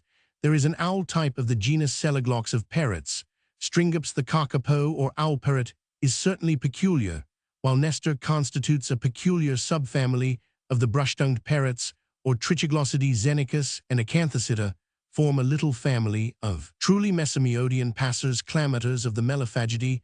The genera Prosthematera Pogonornis and Anthornis are peculiar. The starling Sternidae are represented by Callias credian, and the very abnormal Heterolocha, the gallinaceous birds, are represented by a quail Cotonyx novi zelandii, now exterminated. A large flightless goose Cinemiones, allied to the Australian Seriopsis, and the gigantic rapacious Harpagornis have died out recently with the moas. In all there is a wonderful amount of specialization, though perhaps in a very straight line from generalized forms, but the affinity to Australian or Polynesian types is in many cases clearly traceable, and it cannot be supposed but that these last are of cognate origin with those of New Zealand. A very long period of isolation must have been required to produce the differences so manifestly to be observed, but a few forms seem at rare intervals to have immigrated, and this immigration would appear to be kept up to our own day, as shown by the instance of Zosterops lateralis, which is said to have lately made its first appearance, and to have established itself in the country, as well as by the fact of two cuckoos 974, the widely ranging Eudynamis taitensis and Chrysococcix lucidus, which are annual visitors. Polynesia forms, of course, part of Australia. Its extent is so vast that it necessarily contains some peculiar outlying forms, so to say forgotten, which in their long-continued isolation have specialized themselves. For instance, the Kagu rhinocetus of New Caledonia, a queerly specialized form with groin affinities, pointing only to South America. The tooth-billed pigeon Didunculus is restricted to Samoa. Most interesting is the avifauna of the Sandwich Islands, entirely devoid of psittaci and of coracia forms. These islands show an extraordinary development of its peculiar family Drepanidae, which are probably of South or Central American descent. Acrulocircus is a melophagon and a peculiar genus. There are a raven corvus, a coot fulica, the well-known Sandwich Island goose Bernicla sanvicensis, now very commonly domesticated in Europe, and some flycatchers and thrush-like birds. The Australian subregion comprises Australia and Tasmania in the north. It is influenced, of course, by its proximity to Papuasia, whence there is a considerable admixture of genera which do not proceed beyond the tropics, and of these Casuarius is a striking example. The Cape York Peninsula practically belongs to Papuasia. As a whole, Australia is rich in parrots, of which it has several very peculiar forms, but Picarians in old-fashioned parlance of all sorts, certain kingfishers except they're few in number. And the pigeons are also comparatively scarce, no doubt, because of the many arboreal predaceous marsupials. The continent, however, possesses the two important genera of the pseudoscenes, namely the lyrebirds menura and the scrubbirds atrichia. Among the more curious forms of other landbirds may be especially mentioned the Megapodiidae lipoa, and Tailgulus, the rail tribonix, and Pedionomus, which represents the otherwise paleotropical turnises. Australia, the presence of bustards eupodotes, is a curious example of interrupted distribution, since none other of the Auditidae are found nearer than India. The Ratatidae are represented by two species of Emu dromeus, besides the cassowary of Cape York Peninsula, and the extinct Dromornis and Geniornis, with its enormous skull. The Papuan subregion, chiefly New Guinea, with its dependencies, the Timor group of islands, the Moluccas and Celebes, on the whole its avifauna, presents some very remarkable features. Its most distinctive characteristic is the presence of the birds of paradise, which are almost peculiar to it, for granting that the bowerbirds Chlamydodra and others of Australia belong to the same family, they are far less highly specialized than the beautiful and extraordinary forms which are found within very restricted limits in the various islands of the subregion. Another chief feature is the extraordinary development of the cassowaries, the richness and specialization of the kingfishers, parrots, pigeons, honeysuckers, and some remarkable flycatchers. It has several marked deficiencies compared with Australia, among which are the babblers, Timeliidae, weaver birds, Plosidae, the Platycercini, among parrots, diurnal birds of prey, and the emus as a whole. The birds of Papua are remarkable for their brilliance of plumage or their metallic coloring. The birds of paradise, the racquet-tailed kingfishers, Tanysiptera, the largest and smallest of parrots, Calypdrinchiais and Nassaturna, and the great crowned pigeons Gura, are very characteristic, and so are the various megapodes. B. Neogea, or the neotropical region excepting towards the north, where in Mexico it meets and inosculates with the Nearctic subregion. The boundaries of the neotropical region are simple enough to trace, comprehending, as it does the whole of South America and all Central America besides, including the Falkland Islands to the southeast, and the Galapagos under the equator to the west, as well as the Antilles or West India Islands, up to the Florida Channel. Owing to the comparatively scanty number of harmful mammalian types, the birds play a considerable part in this large region, and some authorities consider its avifauna the richest in the world.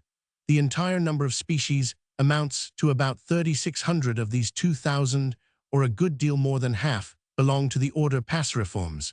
But the characteristic nature of the avifauna is more clearly brought out when we learn that of the 2,000 species just mentioned, only about 1070 belong to the higher suborder of Oscines.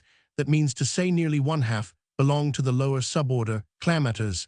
This is a state of things which exists nowhere else, for except in Australia, where a few indigenous and peculiar low non-Oscines are found, and in the Nearctic country, whither one family of Clamaters, viz. The Tyrannidae, has evidently been led by the geographical continuity of its soil with that of the neotropical region. Such forms do not occur elsewhere. Accordingly, their disproportionate prevalence in South America points unerringly to the lower rank of the avifauna of the region as a whole, and therefore to the propriety of putting it next in order to that of the Australian region, the general fauna of which is admittedly the lowest in the world. Huxley has urged with his wonted perspicuity the alliance of these two regions, as Notagea, basing his opinion, besides other weighty evidence, in great measure on the evidence afforded by the two main sections of the galley, viz. The Peristeropods and the Electoropods, the former composed of the families Megapodiidae, almost wholly Australian, and the Crassidae, entirely neotropical. Cf. PZS,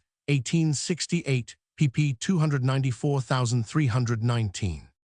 Leaving, however, this matter as in some degree hypothetical, we have as genera, families, or perhaps even larger groups, a great many very remarkable forms, which are characteristic of or peculiar to the neotropical region. In part, if not as a whole of families, we find 23, or maybe more absolutely restricted thereto, besides at least 8, which, being peculiar to the New World, extend their range into the Nearctic region, but are there so feebly developed that their origin may be safely ascribed to the southern portion of America. First, in point of importance, comes the extraordinarily beautiful family of hummingbirds Trochilidae, with nearly 150 genera, of which only 3 occur in the Nearctic region, and more than 400 species, than the tyrants Tyrannidae, with more than 70 genera, 10 of which range into the northern region, and over 300 species. To these follow the tanagers Tanagnidae, with upwards of 40 genera, only one of which crosses the border, and about 300 species, the picalules Dendrocoloptidae, with as many genera, and over 200 species, the anthrushes Formicariidae, with more than 30 genera, and nearly 200 species. Together with other groups, which if not so large as those just named, are yet just as well defined and possibly more significant, namely the Tapaculos Pteroptochidae, the toucans Rhamphistidae, the jacamars Galbulidae, the motmots Monotidae, the toadies Todidae, the trumpeters Sophiidae, and the screamers Palamdeidae, besides such isolated forms as the Seriema cariama and the sunbittern Eurypiga. The nature of the South American avifauna will perhaps become still more evident if we arrange the characteristic members as follows. Birds which are restricted to probably indigenous of the region Rhea Palamdea, and Chona the screamers Tanami Sophia Dicolophus Eurypiga heliones of the gruiform assembly Thinicaries, and Atagis Crassidae Opisthocamus of parrots Ara and Conurus, with their allies Monotidae Incultoda Stetornis Galbulini and Buccanini Rhamphistidae Formicariidae Pteroptochidae, and of the Tyrannidae the Cotingini. Birds which are indigenous, but extend far into North America Catharti Trochilidae Tyrannidae. Birds which are originally immigrants from North America Pediciptidae, with the flightless Centropluma on Lake Titicaca Surel, the only genus of kingfishers in the New World, all the Arsines. More or less cosmopolitan groups like herons Falconidae answers, Columbi Roman 100, and circumtropical families like Paridae Trogonidae Capitonidae are to be excluded from these lists, as indifferent the differences between the neotropical avifauna and that of North America are fundamental and prove the independence or superior value of the neotropical region as one of the principal realms. It is difficult to subdivide the neotropical region into subregions. The best suggestion is that of Newton Antillean, with the exception of the islands of Trinidad and Tobago, as well as those which lie on the northern coast of South America Patagonian, including Chile and part of Peru Colombian, comprising the rest of the continent and also Central America. The Antillean subregion is in many respects one of the most suggestive and interesting, comparatively small though it be for narrow, as are the channels between Cuba and the opposite coast of Central America, between the Bahamas and Florida, and between Grenada and Tobago. The fauna of the Antillean chain, instead of being a mixture of that of the almost contiguous countries, differs much from all, and exhibits in some groups a degree of speciality which may be not unfitly compared with that of oceanic islands, except such as are of coral formation.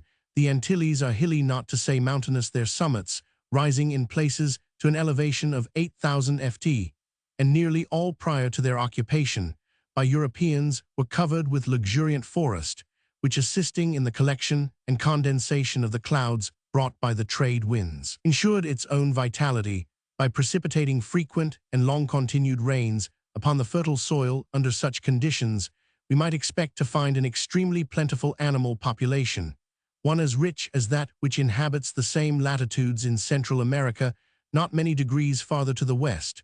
But no instance perhaps can be cited which shows more strikingly the difference between a continental and an insular fauna, since making every allowance for the ravages of cultivation by civilized man, the contrary is the case, and possibly no area of land so highly favored by nature is so poorly furnished with the higher forms of animal life here as over so large a portion of the Australian region.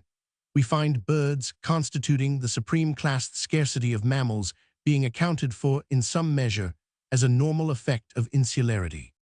There is one peculiar subfamily Todini, represented by only 4 species of Todus. We note the absence of Ratati, Tanami, Crassidae, Rhamphistidae, and any of those gruiform genera which are so characteristic of the continent. There is no family of birds common to the Nearctic area and the Antillean subregion, without occurring also in other parts of the neotropical region, a fact which proves its affinity to the latter. The Patagonian subregion, most extratropical, is naturally devoid of a good many typically tropical birds, or these are but poorly represented. For instance, Cerebidae, Amniotyltidae, Tanagridae, Virinidae. On the other hand, some of the most characteristic 975 features of the whole region are here. Well represented, for example, Rhea, Tanami, Chona, Dicolophus, Atagis, Pteroptochidae, and indeed therein we find some of the best evidence of the antiquity of its population, both recent and extinct, cf. the numerous fossils of the Santa Cruz Formation, and also the nearest resemblance to the fauna of Australia. Arctogaea is Huxley's well-chosen term for all the rest of the world, including the Nearctic, Palearctic, Indian, and Ethiopian regions of P-Roman 50 sclater, in opposition to Notogaea faunistically. Although not geographically, the Nearctic and Palearctic areas must form the two subdivisions of one great unit, for which the Holarctic region is now the generally accepted term. The Holarctic region, comprising North America and the extratropical mass of land of the Old World, may from an ornithological point of view be characterized by the Columbi Alcidae Gallidae or Electoropods galli, and the Arsines which have here reached their highest development, while Ratati, Tanami, Psittaci, and non-Arsine passers, with the exception of Tyranidae extending into North America and Conurus carolinensis, are absent. Nearctic subregion, the close affinity of North America with the Palearctic avifauna, becomes at once apparent if we exclude those groups of birds which we have good reason to believe have their original home in the neotropical region, notably numerous Tyranidae hummingbirds and the turkeybuzzards. The following groups may be mentioned as characteristic and typically American, and since we consider them as comparatively recent immigrants into the neotropical region, as originally peculiar to the Nearctic area, Amniotyltidae, Virinidae, Icteridae, Meligris, and various Tetraioninae. Restricted to and peculiar to the subregion is only the little Arsine family of Chamaeidae, restricted to the coast district of California. More than one-third of the genera of Nearctic birds are common also to the Palearctic subregion. If we take the number of Nearctic species at 700, which is perhaps an exaggeration, and that of the Palearctic at 850, we find that exclusive stragglers, there are about 120 common to the two areas. Nearly 20 more are properly Palearctic, but occasionally occur in America, and about 50 are Nearctic which from time to time stray to Europe or Asia. This, however, is by no means the only point of resemblance of many genera. The so-called species found in the New World are represented in the Old by forms so like them that often none but an expert can distinguish them, and of such representative species about 80 might be enumerated Newton-dict birds, p. 335.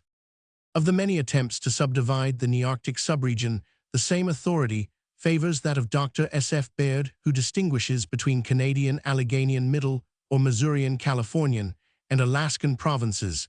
Dr. Hart Merriam takes the broad point of view that the whole of extratropical North America consists of but two primary life regions, a boreal region which is circumpolar and a Sonoran or Mexican tableland region, which is unique. The first of these supports Newton's contention of the essential unity of the Nearctic and Palearctic areas.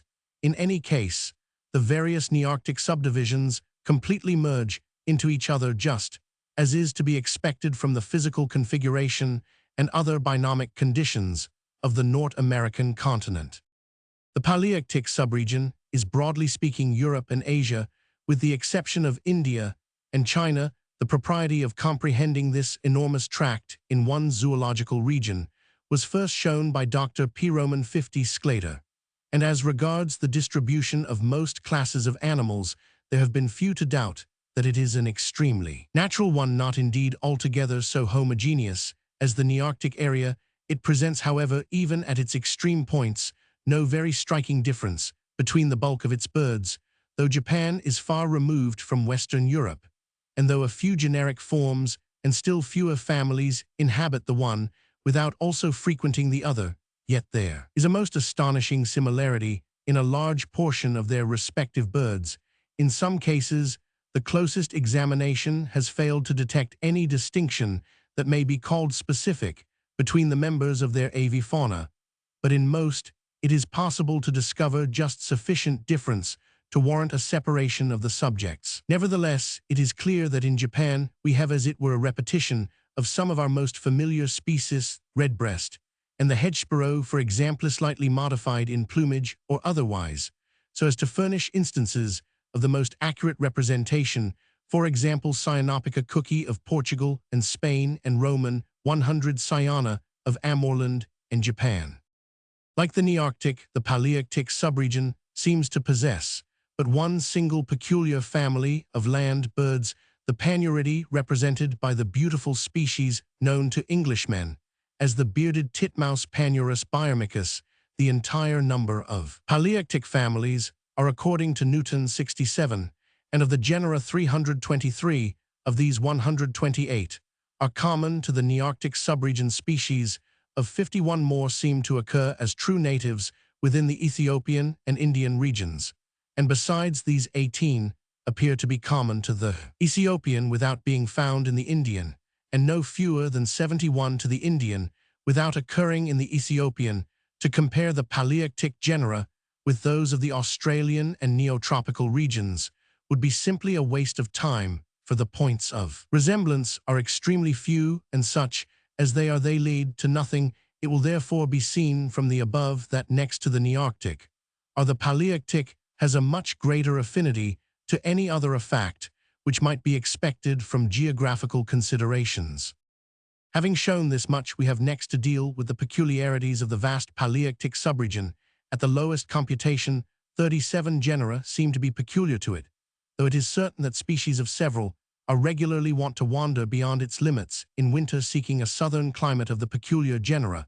Only a few examples may be mentioned: Urinorhynchus, the spoon-billed sandpiper of Siberia; Cirrhaps, the sand grouse of Central Asia; Musicicapa of Europe.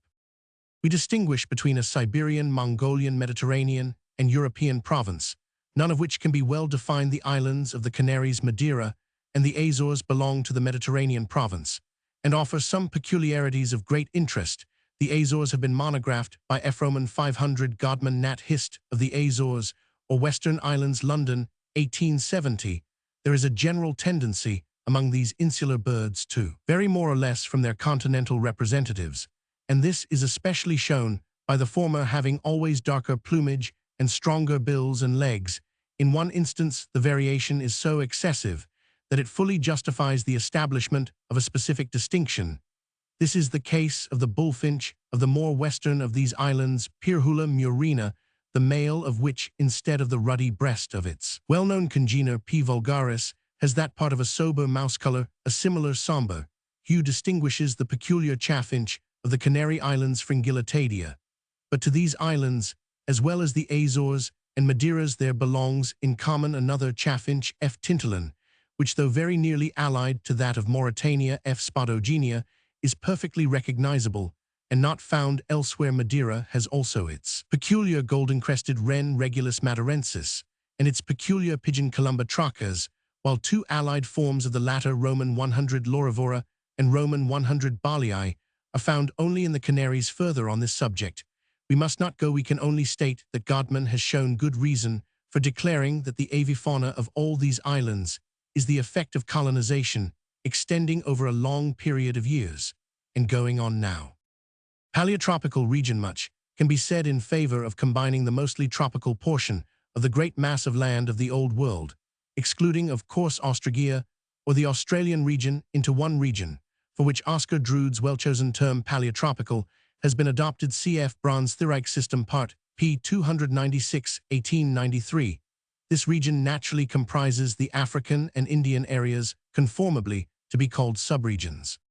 Both subregions possess, besides others, the following characteristic birds: ratati, viz. Struthio in Africa and Arabia, fossil also in the Sivalik Hills, and Epiornithidae in Madagascar; Pittidae, Bucerotini, and Upupini, of which Upupa itself in India, Madagascar, and Africa; Coracidae, Pycnonotidae, or bulbuls; Trogonidae, of which the Asiatic genera are the less specialized in opposition to the neotropical forms; Vulturidae, Leptoptilus, Anastomus, and Ciconia; among the storks, Pteroclidae, Trerinini; among pigeons of other families, which however extend their range more or less far into the Australian realm, may be mentioned Ottididae, the bustards Meropidae, or beaters Muscicapidae, or flycatchers Sternidae, or starlings. The Ethiopian subregion comprises the whole of Africa and Madagascar, except the Barbary states, but including Arabia in the northeast. The subregion melts into the Palearctic between its limits, still farther to the eastwards through Baluchistan, and even beyond the Indus. So large a portion of the Ethiopian subregion lies between the tropics that no surprise need be expressed at the richness of its fauna, relatively to that of the last two subregions. We have considered between 50 and 60 so-called families of land birds alone are found within its limits, and of them at least 9 are peculiar, the typical genera, of which are Baphaga Euryceros Philpata Musiphaga, Irizer Leptosoma coleus, Serpentarius Struthio Epiornis. It is singular that only the first 3 of them belong to the order Passeriformes, a proportion which is not maintained in any other tropical region. The number of peculiar genera besides those just mentioned is too great for them to be named here. Some of the most remarkable on the continent are Ballyniceps, the whale-headed heron Balearica, the crowned crane Podica finfoot numida, and allied genera of guinea fowls. The natural division of the subregion is that into an African and a Madagascar province subdivision of the continental portion is beset with great difficulties, and none of the numerous attempts have proved long-lived. The forest-clad basin of the Congo, with the coastal districts of the Bay of Guinea, seem to form one domain in opposition to the rest. The Malagasy province comprises, besides Madagascar, the Mascarenes, Comoro, and Seychelles Islands. It may be safely deemed the most peculiar area of the Earth's surface, while from the richness and multifariousness of its animal, and especially of its ornithic population, New Zealand cannot be compared with it. In a Grandadier's magnificent Histoire physique naturelle et politique de Madagascar, Vol. Roman 12 Paris, 18,751,884, are enumerated 238 species as belonging to the island, of which 129 are peculiar to it, and among those are no fewer than 35 peculiar genera. Euryceros, of the 976 Arsenes and Philpata of the Clamatids, are remarkable enough to form the types of Passeriform families, and Mesites, halfway between Galli and Gruiformes, is of prime importance the Passerine Falculia, with its recently extinguished allies Fregilupus and Necropsar of the Mascarenes. The Coracean Brachypteratias, Aitlornis, and Geobiasts are very abundant, while Heliodilus is an owl belonging to that subfamily, which is otherwise represented only by the widely spread barn owl Strix flammea. Lastly must be noted the extinct tall ratite species of Epiornis, with its several fancy genera. But as Newton charmingly puts it, Dict Birds p. 353, the avifauna of Madagascar is not entirely composed of such singularities as these. We have homely genera, even among the true passers, occurring there, such as Alauda acrosphalis motacilla and pratincola, while the Cisticola madagascariensis is only distinguishable from the well-known fan-tailed warbler Roman 100 sconicola of Europe, Africa, and India by its rather darker coloration. But there are also species, though not passerine, which are absolutely identical with those of Britain: the barn owl, common quail, pygmy rail, and little grebe or dabchick, all of them common and apparently resident in the island Mauritius. Had the dodo Curoman 5 Lophopsidacus and Aphanopteryx Rodriguez, had the solitaire Necropsidacus and Necropsar Bourbon or Reunion, had Fregilupus. Fig. 23, extinct starling of Reunion Fregilupus varius, adapted from figures by Daubenton Levelant, and others reduced. Some of the Malagasy avifauna is certainly ancient aboriginal, and even points to India. Other forms indicate clearly their African origin, while lastly such strikingly characteristic Indo-African birds as hornbills are unaccountably absent. The Oriental subregion comprises all the countries and numerous islands between the Palearctic and Australian areas. It possesses upwards of 70 families, of which, however, only one is peculiar. But this family, the Urolimidae or broadbills, is of great importance since it represents all the subclimaters of the many characteristic birds. May be mentioned Pycnonotidae or bulbuls, of which the Philornithinae are peculiar Campophagidae or cuckoo, shrikes dicroridae or drongos nectarinidae, or sunbirds, pheasants together with pavo and gallus. Some of the similarities to the Ethiopian and the great differences from the Australian avifauna have already been pointed out. Naturally, no line whatever can be drawn between the Oriental and the Palearctic subregions, and many otherwise essentially Indo-Malayan families extend far into the Australian realm, far across Wallace's line, whilst the reverse takes place to a much more moderate extent. Certainly, the Oriental area, in spite of its considerable size, cannot possibly claim the standing of a primary region. It is a continuation of the Great Arctogea into the tropics. Following H.J. Elwes, we subdivide the whole subregion into a Himalo-Chinese, Indian, and Malayan province.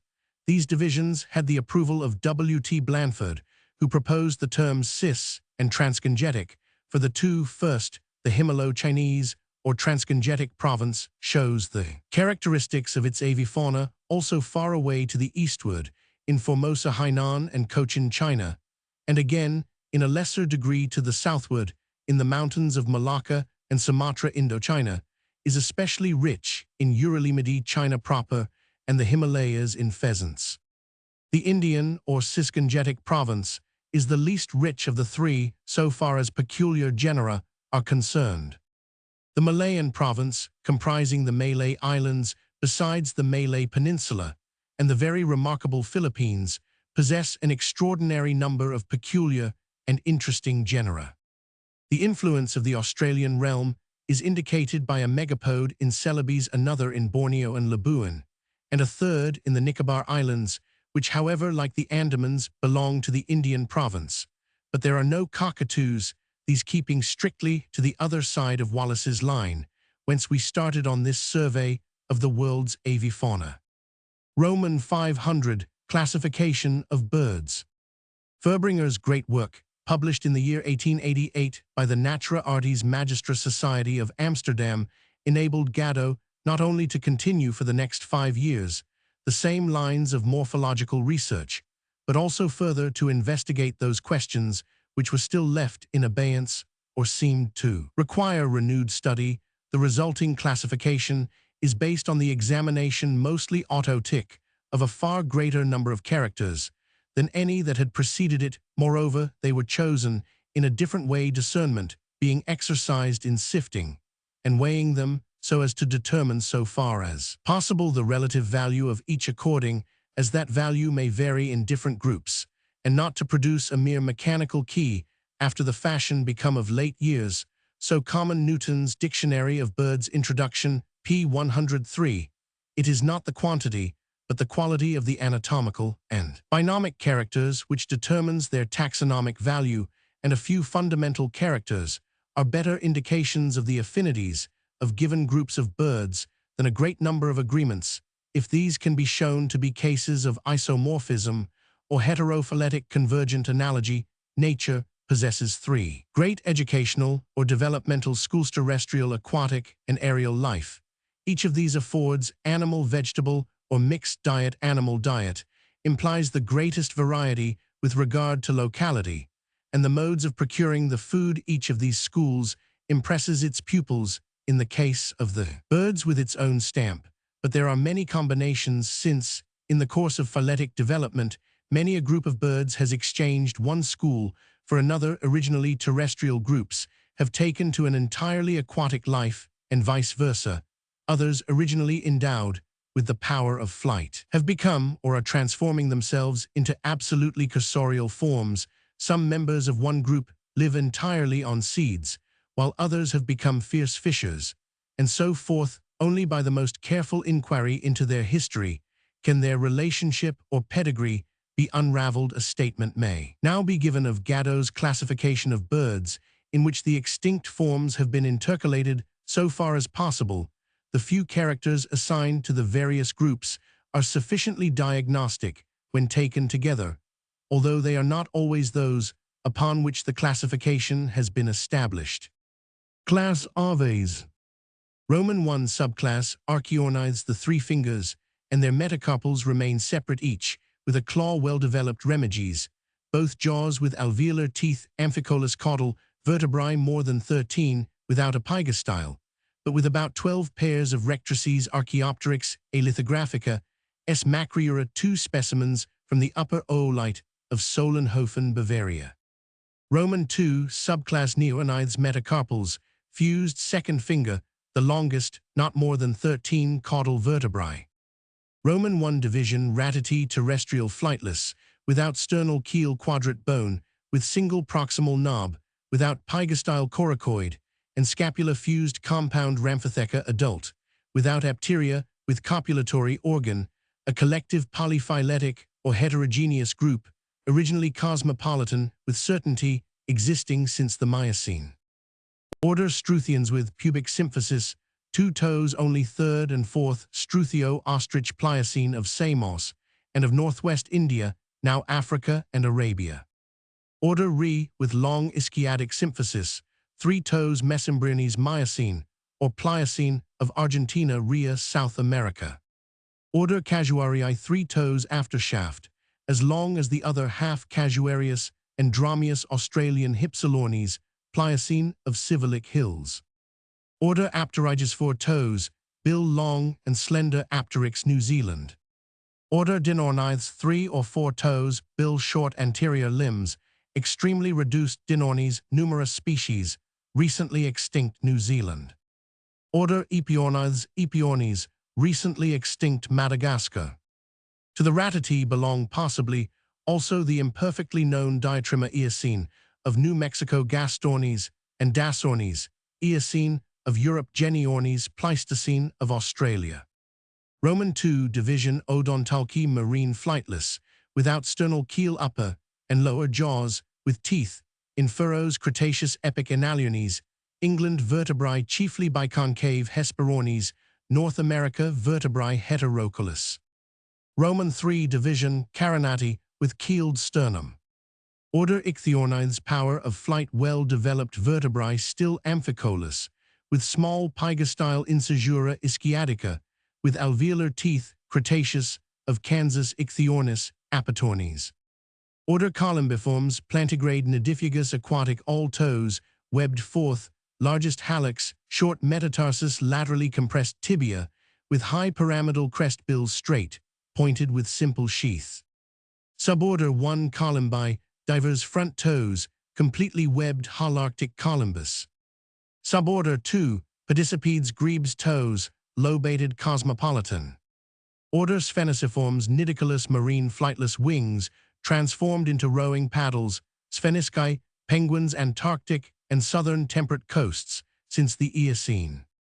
Order Procellariiformes, well-flying pelagic nidicolous hallux, absent or vestigial Ramphotheca, compound cosmopolitan tubinaires, petrels and albatrosses. Order Siconiiformes, swimmers or waders Desmognathus, without basipterygoid processes, with 1 pair of sternotracheal muscles. Suborder 1 Stegonopods, well-flying aquatic nidicolous, with all the 4 toes webbed together Ramphotheca, compound cosmopolitan phaethon tropic bird, Sula gannet, Phalacrocorax, cormorant, and Plotus snakebird, Fregata frigate bird Pelicanus, here also Pelagornis Miocene of France, Argilornis, and probably Odontopteryx, from the London clay. Suborder 2 Ardi piscivorous nidicolous waders, with complicated hypotarsus, and with long cervical apteria Ardadi cosmopolitan, including Cancroma neotropical Baliniceps, Scopidi, Ethiopian Prohierodius Eocene of England. Suborder 3 Ciconii Zoophagous nidicolous waders, with simple hypotarsus, and without cervical apteria cosmopolitan Ciconiidae, storks Ibidi ibises, and spoonbills Propellargus oligocene. Suborder 4 Phoenicopteri flamingos nidifugus waders, with simple hypotarsus, and without cervical apteria front toes, completely webbed hallux, very short or absent feed, chiefly on small aquatic invertebrates, Phoenicopterus cosmopolitan oligocene Alornis, and allied Palaelotus. Order Anseriformes, Desmognathus, nidifugus, with 2 pairs of sternotracheal muscles, with complete basipterygoid processes, and with a penis. Suborder 1 Palamdi, screamers ribs, without uncinate processes, hypotarsus, simple neotropical Chona Palamdia. Suborder 2, Answers family Anatidae hypotarsus, complex, Answer honors cygnus, since Miocene Cenemurnes Pleistocene, New Zealand flightless. Order Falconiforms birds of prey carnivorous Desmognathus, nidicolous, without functional kika, terrestrial aerial. Suborder 1 Catharti American vultures, with Nares purvii catharts, turkey buzzards, Sarcorhamphus gryphus condor, Gypagus, papa king vulture.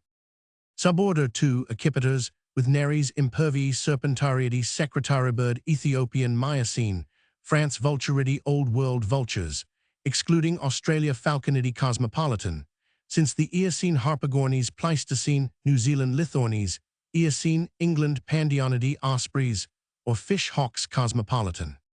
Order Tinamiforms Nidifugus, with Incisura ischiatica, without pygostyle herbivorous, terrestrial neotropical crypturi, Tinamous. Order Galliforms Schizognathus herbivorous terrestrial, with 10 functional remiges, with strong spiny sterni. Suborder 1 Mesites, without basipterygoid processes, and with large spina interna, Mesites, Madagascar. Suborder 2 Turnus's hemipodes or buttonquails, Nidifugus, vomer large sternum, without processus obliqui, hallux, absent, or vestigial Old World Turnix pedionomus. Suborder 3 Gallywith large spina communis, and with large processus obliqui hallux, functional megapodiidae, Australian region Crassidae curaçaos, and Guan's neotropical Gallidae cosmopolitan. Suborder 4 Opisthocomi arboreal, with long spina externa, without basipterygoid processes, Opisthocomus, Huatzin Guyana Venezuela, and Amazon countries. Order Gruiforms legs of the wading type, without basipterygoid processes, without spina interna nidifugus, essentially Schizognathus rallidae cosmopolitan, since Oligocene Rallus fulica, Osidromus, Roman 100 Gallinula Nesiodes, Tristan D. Acunha flightless Notornus, New Zealand flightless, nearly extinct Aptornis, New Zealand flightless extinct Aphanopteryx, Mauritius Erythromachus, Rodriguez Diaphoropteryx, Chatham Island flightless, and recently extinct Gypsornis, Upper Eocene, France Gruidae cranes, cosmopolitan allied Phororhacos tertiary of Argentina Dicolophidae, Cariamas neotropical Otididae, bustards Old World Rhinochettidae, Cagus New Caledonia Europigidae, sunbittern neotropical Heliornithidae, finfoots tropical. Order Charadriiformes Schizognathus, with 11 remiges, of which the terminal, very short aquintocubital spiny, sterni short separate. Suborder 1 Limicali nidifugus, without spina interna sterni hypotarsus, complicated Charadriidae, plovers Ctenididae sheathbill Glarilidae wading swallows, and coursers, Thinocorythidae seed snipes, Oedicnematidae thicknes parody. Suborder 2 Lariaquatic vomer complete, without basipterygoid processes front toes, webbed hallux small or absent large supraorbital glands, since Miocene Laridae gulls cosmopolitan Alcidae, ox northern half of Periarctic region. Suborder 3 Pterocles sandgrouse nidifugus vomer vestigial, with large crop and kika, hallux, vestigial or absent, since Oligocene Africa to India and Siberia pterocles and cirhaps. Suborder 4 Columbi pigeons nidicolous vomer vestigial, with large crop vestigial kika, columbidae cosmopolitan, since Miocene Dididae, flightless recently extinct Didus, dodo Mauritius pezophaps, solitaire Rodriguez. Order Cuculiformes Desmognathus nidicolous zygodactylus, or with the outer toe reversible. Suborder 1 Cuculi cuckoos quinticubital Cuculidae cosmopolitan Musophagidae plantineators, and Turacos Ethiopian, since Miocene. Suborder 2 Psittaci parrots Zygodactylus aquintocubital cosmopolitan, chiefly tropical Trichoglossidae, Lories Austro-Malayan Nestor, New Zealand Cyclopsidacus, Eus laureus Roman, 100 Psitticidae tongue smooth, Inkle stringops. Order Coraciiformes nidicolous nares, impervii holorhinal, downs restricted to the apteria, or absent 13 to 15 cervical vertebrae, mostly Desmognathus deep plantar, tendons connected with each other. Suborder 1 Coracii, either one with long spina externa sterni Coracidae, rollers Old World Marmotidae neotropical motmots, and toadies Alcidinidae, kingfishers cosmopolitan or 2, with long spina communis, Meropidae beaters, Old World Eupupidae eupupini, hupos palearctic, and paleotropical bucerotini, hornbills paleotropical irisorini, wood hupos Ethiopian. Suborder 2, Strigzowls, outer toe, reversible schizognathus, long kika flexor, tendons, normal hypotarsus, simple cosmopolitan. Suborder 3, Caprimulgi, nightjars nocturnal, with gaping mouth 10 remiges, and 10 rectrices, spiny sterni vestigial kika, functional Stetornithidae, Stetornis, oilbird, or Guacharo South America, Podargidae Australasian, Caprimulgidae cosmopolitan. Suborder 4, Cypselli 10th terminal remex, the longest, with short spiny sterni, without kika Cypselidae swifts, cosmopolitan Trochilidae hummingbirds American. Suborder 5, Colii mousebirds 1st and 4th toes, reversible Ethiopian. Suborder 6, Trogons heterodactyl 1st and 2nd toes, directed forwards 3rd and 4th backwards, tropical Trogon Gallicus Miocene of France. Suborder 7, Pisci zygodactylus tendon of the flexor hallucis, longus muscle, sending a strong vinculum to that of the flexor profundus muscle, the tendon of which goes to the 3rd toe, only Galbulidae puffbirds, and Jacamars neotropical Capitonidae, barbets tropical Ramphastidae, toucans neotropical Pisidae, woodpeckers cosmopolitan, excepting Madagascar and Australian region. Order Passeriformes nidicolus aegythognathus, without basipterygoid processes, spina, externa, sterni large spina, interna, absent quinticubital toes, normal apparently since the Upper Eocene. Suborder 1, Passers anasomiati syrinx, muscles entirely lateral or attached to the dorsal or ventral corners of the bronchial semarynx. 1. Subclimators deep plantar tendons, connected by a vinculum urolimidae, broadbills Indian and Indo-Malayan. 2. Clamators deep flexor tendons, not connected Pittidae paleotropical Xenicidae New Zealand Tyrannidae American Formicariidae Pteroptochidae neotropical. Suborder 2. Passers dichromiati syrinx, muscles of either side, attached to the dorsal and ventral corners of the rings, hallux strong, with a large claw. 1. Subarsons, with Menura lyrebird and Atrichia scrubbird. In Australia 2. Oscines, the true singing birds, with more than 5,000 recent species, are mostly divided into some 30 families, few of which can be defined. The 14 orders of the Carinati are further congregated into 4 legions. Roman 1. Calimbomorphi, ichthyornithes, Calimbiformes, Spheniciformes, Prosolariiformes. Roman 2. Pelargomorphi, Syconiiformes, Anseriformes, Falconiformes. Roman 3. Electoromorphi, Tinamiformes, Galliformes, Gruiformes, Charadriiformes. Roman 4. Coraceomorphi, Cuculiformes, Coraceoformes, Passeriformes. These 4 legions are again combined into 2 brigades, the first of which comprises the 1st and 2nd legions, while the 2nd brigade contains the 3rd and 4th legions. Thus the whole classification becomes a rounded-off phylogenetic system, which at least in its broad outlines seems to approach the natural system, the ideal goal of the scientific ornithologist. The main branches of the resultant tree may be rendered as follows. The Odontolci seem to be an early specialized offshoot of the Calimbo-Pelargomorphous brigade, while the Ratati represent a number of side branches of early Electoromorphi.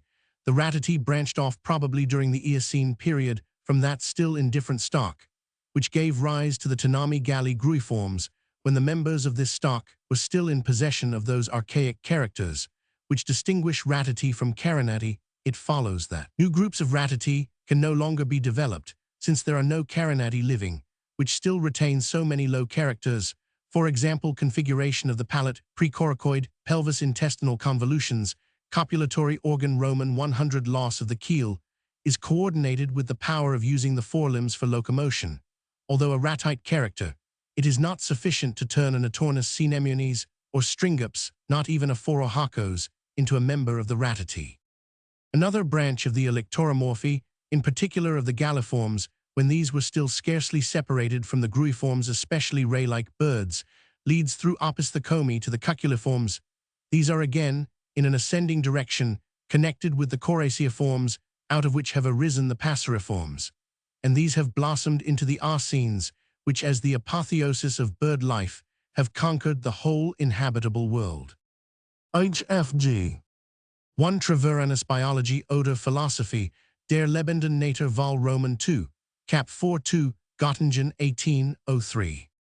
2 F. Tiedemann Anatomie und Naturgeschichte der Vogel Vol Roman 2, 127,255, Heidelberg 1814.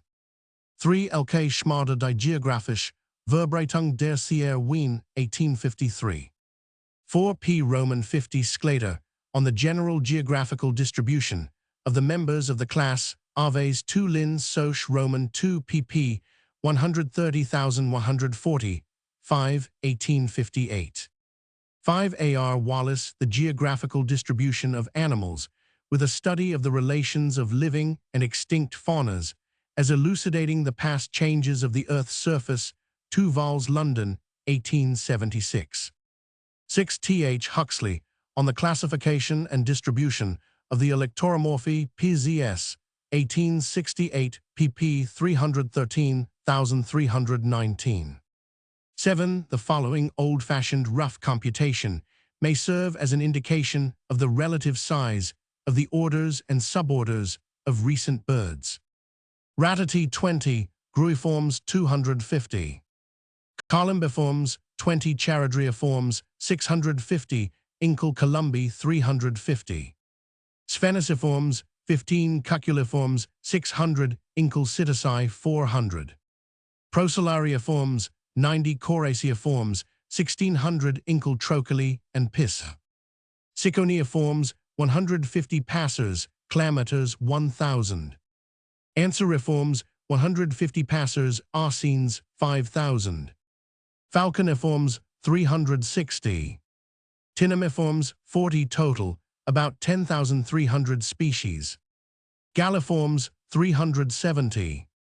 Birdlouse, any small, flat, degenerate, wingless neuropterous insect of the group Molophaga, parasitic upon birds and mammals and feeding upon dermal excretions, or upon the softer parts of hair and feathers.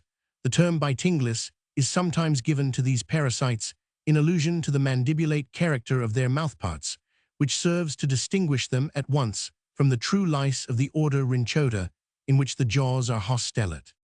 Birds say a name applied to various small bright flowers, especially those which have a small spot or eye in the center.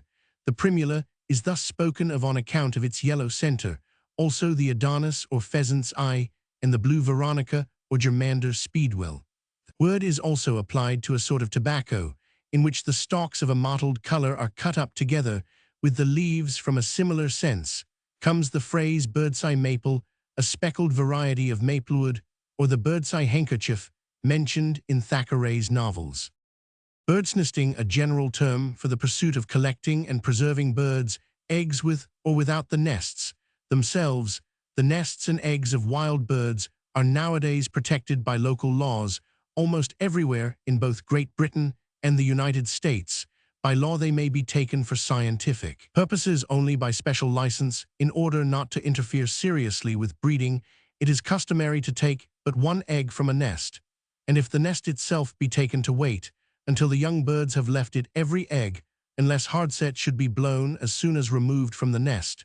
This is done by opening a small hole in its side by means of a drill with a conical head manufactured for the purpose, a minute hole for the insertion of the drill head having first been made in the shell, with a needle, which is then used to stir up the contents, so that they shall flow easily. A blowpipe with a curved mouth is then inserted. The egg is held whole downwards, and the contents blown out. The old-fashioned method of making 2 holes in the egg is thus superseded. Should the egg be hardset, a somewhat larger hole is made, and its edges reinforced with layers of paper pasted round them. Minute forceps are then introduced, and the embryo cut into pieces small enough to pass through the hole. The inside of the egg is then rinsed out with clean water, and also before being placed in the cabinet with a solution of corrosive sublimate, which prevents decay and consequent discoloration of the inner membrane. Finally, the egg is placed with the hole downwards upon a sheet of white blotting paper to dry the authentication of the eggs is the most important duty of an egg collector. Next to identifying the specimens according to some, the best method is to mark with a fine pen on the egg itself the variety, scientific name, locality of nest, date of taking, and the initials of the collector, as well as a reference to his notebook or catalog. Others advocate keeping the authentication separate with only a numbered reference on the egg itself. Eggs should not be transported in bran or sawdust, but in strong woolen boxes. The best cabinets are fitted with drawers pulled out to inspect the eggs, but at other times closed to preserve them from the light, which is injurious to their delicate coloring. When an entire nest is taken, it should be disinfected with hyposulfite of soda or insect powder. See Bird Nesting and Bird Skinning by E. Newman, London, 1888, The Young Collector's Handbook of British Birds' Nests and Eggs by W. H. Bath, London, 1888, Birds' Nests, Eggs, and Egg Collecting by R. Kirton, London, 1890, British Birds' Eggs and Nests by J. Roman 100, Atkinson, London, 1898, Nests and Eggs of North American Birds by Ernest Ingersoll, 18,801,881. Standard Wing Bird of Paradise, Semioptera wallacei. Birds of paradise, a group of passerine birds inhabiting New Guinea and the adjacent islands, so named by the Dutch voyagers in allusion to the brilliancy of their plumage, and to the current belief that possessing neither wings nor feet, they passed their lives in the air, sustained on their ample plumes, resting only at long intervals, suspended from the branches of lofty trees by the wire-like feathers of the tail, and drawing their food from the dews of heaven and the nectar of flowers. Such stories obtained credence from the fact that so late as the year 1760, when Linnaeus named the principal species Apoda, or footless, no perfect specimen had been seen in Europe, the natives who sold the skins to coast traders invariably depriving them of feet and wings. The birds now usually included under this name belong to the family Paradisidae, closely allied to the crows. The largest is the great emerald bird Paradisea. Apoda, about the size of the common jay, its head and neck are covered with short thickset feathers resembling velvet pile of a bright straw color above, and a brilliant emerald green beneath. From under the shoulders on each side springs a dense tuft of golden-orange plumes about 2 ft in length, which the bird can raise at pleasure so as to enclose the greater part of its body. The 979 two-center tail feathers attain a length of 34 in, and being destitute of webs, have a thin wire-like appearance. This splendid plumage, however, belongs only to the adult males, the females being exceedingly plain birds of a nearly uniform dusky brown color and possessing neither plumes nor lengthened tail feathers. The young males at first resemble the females, and it is only after the fourth molting, according to A.R. Wallace, who has studied those birds in their native haunts, that they assume the perfect plumage of their sex, which, however, they retain permanently afterwards, and not during the breeding season only, as was formerly supposed. At that season, the males assemble in numbers varying from 12 to 20 on certain trees, and there disport themselves so as to display their magnificent plumes in presence of the females. Wallace, in his Malay Archipelago Vol. Roman II, thus describes the attitude of the male birds at one of those sakali or dancing parties, as the natives call them. Their wings, he says, are raised vertically over the back. The head is bent down and stretched out, and the long plumes are raised up and expanded till they form 2 magnificent golden fans, striped with deep red at the base, and fading off into the pale brown tint of the finely divided and softly waving points. The whole bird is then overshadowed by them, the crouching body, yellow head, and emerald green throat forming but the foundation and setting to the golden glory which waves above it. Is at this season that those birds are chiefly captured. The birdcatcher, having found a tree thus selected for a dancing party, builds a hut among the lower branches in which to conceal himself. As soon as the male birds have begun their graceful antics, he shoots them one after the other with blunt arrows for the purpose of stunning and bringing them to the ground without drawing blood, which would injure their plumage. And so eager are those birds in their courtship that almost all the males are thus brought down before the danger is perceived. The natives, in preparing the skins, remove both feet and wings So as to give more prominence to the commercially valuable tuft of plumes, they also remove the skull, and the skin is then dried in a smoky hut. The great emerald bird, so far as yet known, is only found in the Aru Islands, the lesser bird of paradise, Paradisea, minor though smaller in size and somewhat less brilliant in plumage in other respects, closely resembles the preceding species. It is also more common and much more widely distributed, being found throughout New Guinea and the neighboring islands. Its plumes are those most generally used as ornaments for ladies' headdresses. Both species are omnivorous, feeding voraciously on fruits and insects. They are strong, active birds and are believed to be polygamous. The king bird of paradise, Cicenorus regius, is one of the smallest and most brilliant of the group, and is specially distinguished by its two middle tail feathers, the ends of which alone are webbed and coiled into a beautiful spiral disc of a lovely emerald green. In the red bird of paradise, Paradisea rubra, the same feathers are greatly elongated and destitute of webs, but differ from those in the other species in being flattened out like ribbons. They are only found in the small island of Waigiu off the coast of New Guinea. Of the long-billed paradise birds, the most remarkable is that known as the 12-eared seleucids, albeit its delicate yellow plumes, 12 of which are transformed into wire-like bristles nearly a foot long, affording a striking contrast to the dark metallic tints of the rest of its plumage. Birdwood, Sir George Christopher Molesworth, 1832, Anglo-Indian official and writer, son of General Christopher Birdwood, was born at Belgaum in the Bombay Presidency on the 8th of December 1832. He was educated at Plymouth Grammar School and Edinburgh University, where he took his Roman 1000 Roman 500 degree, entering the Bombay Medical Service. In 1854, he served in the Persian War of 185,657 and subsequently became professor at the Grant Medical College, registrar of the university, curator of the museum and sheriff at Bombay, besides acting as secretary of the Asiatic and Horticultural Societies. His work on the economic vegetable products of the Bombay Presidency reached its 12th edition in 1868. He interested himself prominently also in the municipal life of the city, where he acquired great influence and popularity. He was obliged by ill health in 1868 to return to England, where he entered the Revenue and Statistics Department of the India Office, 18,711,902.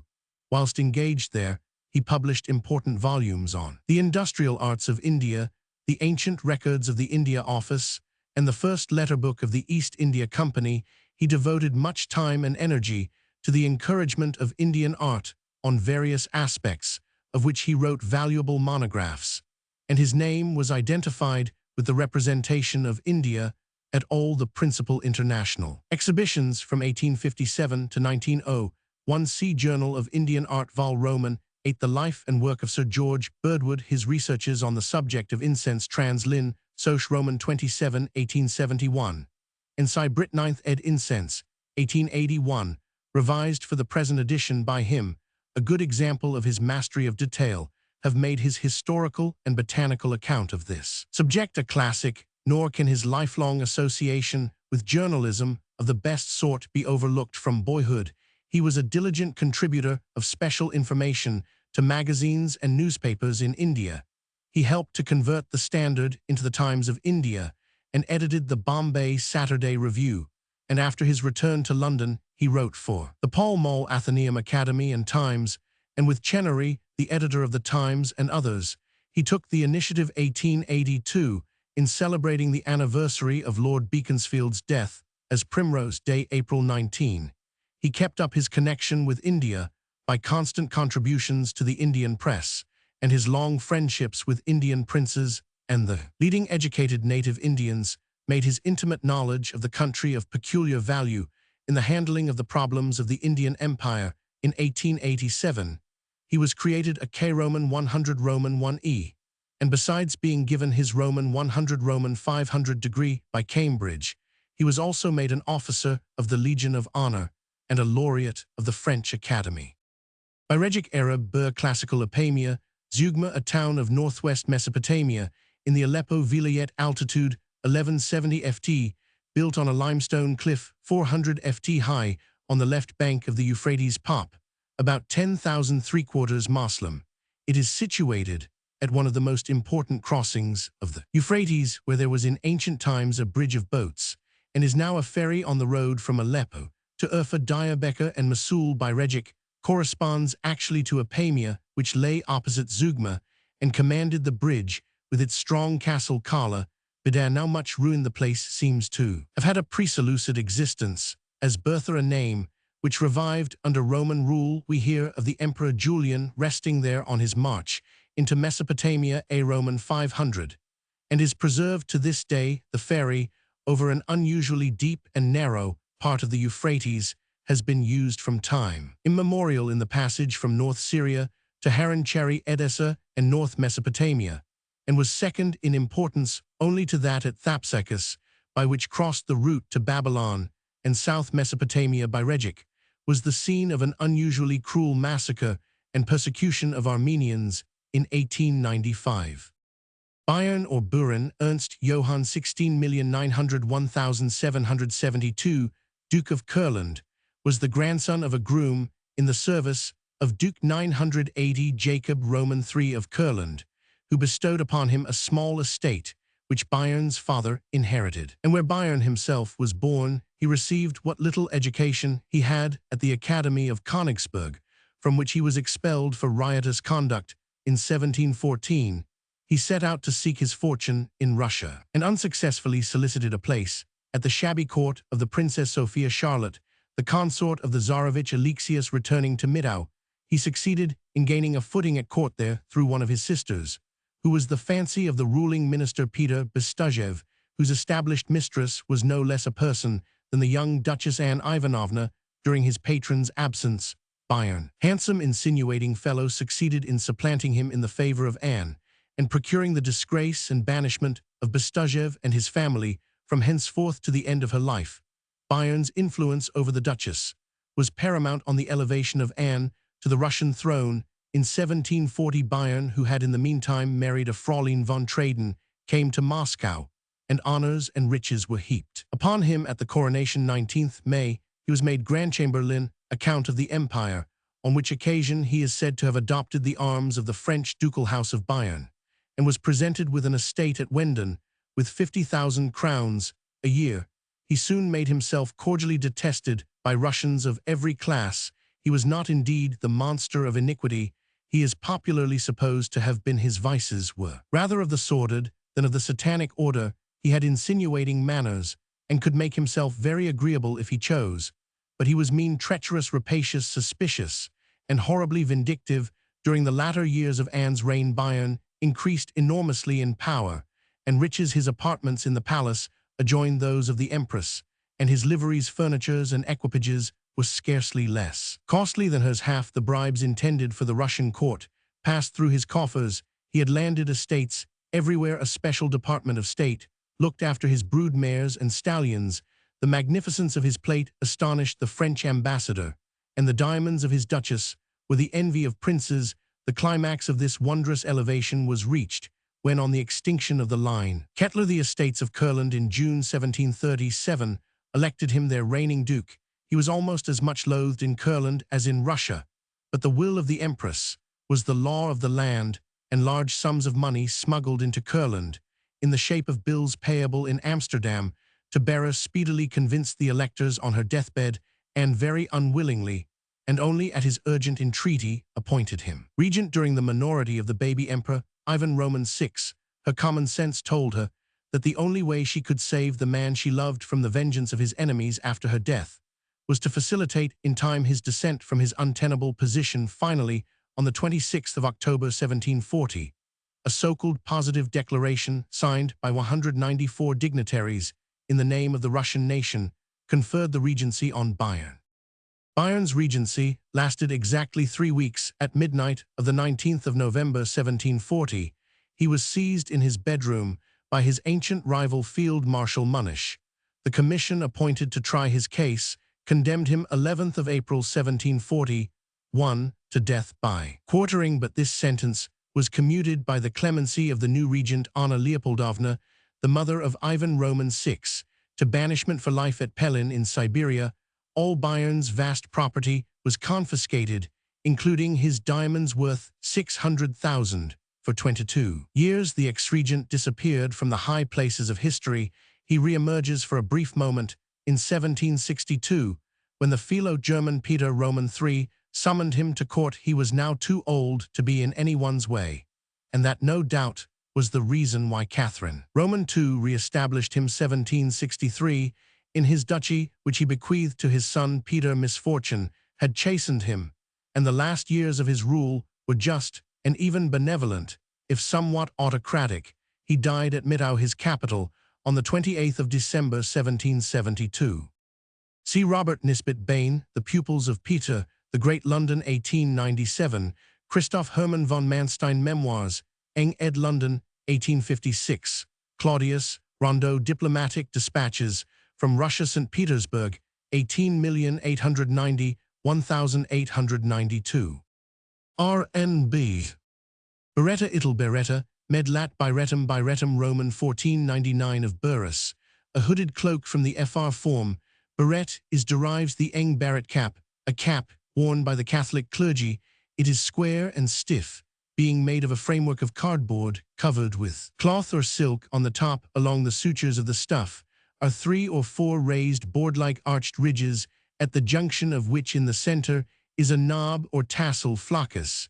Its color varies with the rank of the wearer, that of the Pope being white, of the cardinals red, of bishops purple, and of the lower clergy black. It is not in the strictest sense a liturgical headdress, its use not being confined to liturgical functions. In these functions, moreover, its use is strictly limited. For example, it is worn at low masses by the priest only when he goes to and from the altar, at high masses also when the celebrant sits during the singing of the Kyrie, Gloria, and Creed, and at processions when these take place outside the church and are not sacramental, and so on. Though the form of the beretta devised in the 17th century is peculiar to the Roman Church, it is but a variant of the original biretum, which developed in various countries into head coverings of different shapes and significance. At the outset, there was little to distinguish the biretum from the pileus or pileolus skull cap, a non-liturgical cap worn by dignitaries of the church under the mitre, and even under the beretta. When the word biretum first appears in the 13th century, it practically means no more than cap, and is used as a synonym of pileus, as an ecclesiastical vestment. The cap can be traced under the name of pileus to the 12th century, under that of infula to the end of the 10th. It would seem to have been worn by the cantors as a protection against cold. The same utilitarian reason led to its introduction among the clergy generally. Thus, in 1243, Pope Innocent Roman IV granted leave to the Benedictines of St. Augustine's at Canterbury, and to those of Winchester, to wear the pileus in choir, with the extension of its use too. The custom grew up Roman 100 of investing clerks with the biretum as the symbol of the transfer of a benefice, a custom which survives in Roman Catholic countries in the solemn delivery of the red beretta by the head of the state to newly created cardinals, who afterwards go to Rome to receive the red hat. This red beretta is called the tsukedo. This use of the biretum as a symbol of office or dignity was not confined to the clergy. With various modifications of form, it was worn by all persons of standing, for example barons, judges and doctors and masters of the universities. The biretum was also used in the investiture of laymen with office, for example, a duke or the prefect of the city of Rome. Ducange gloss S Roman 5, berretum, the cap of maintenance or cap of estate, still borne before the British sovereign on state occasions, is a barret cap of the type of the 14th and 15th centuries.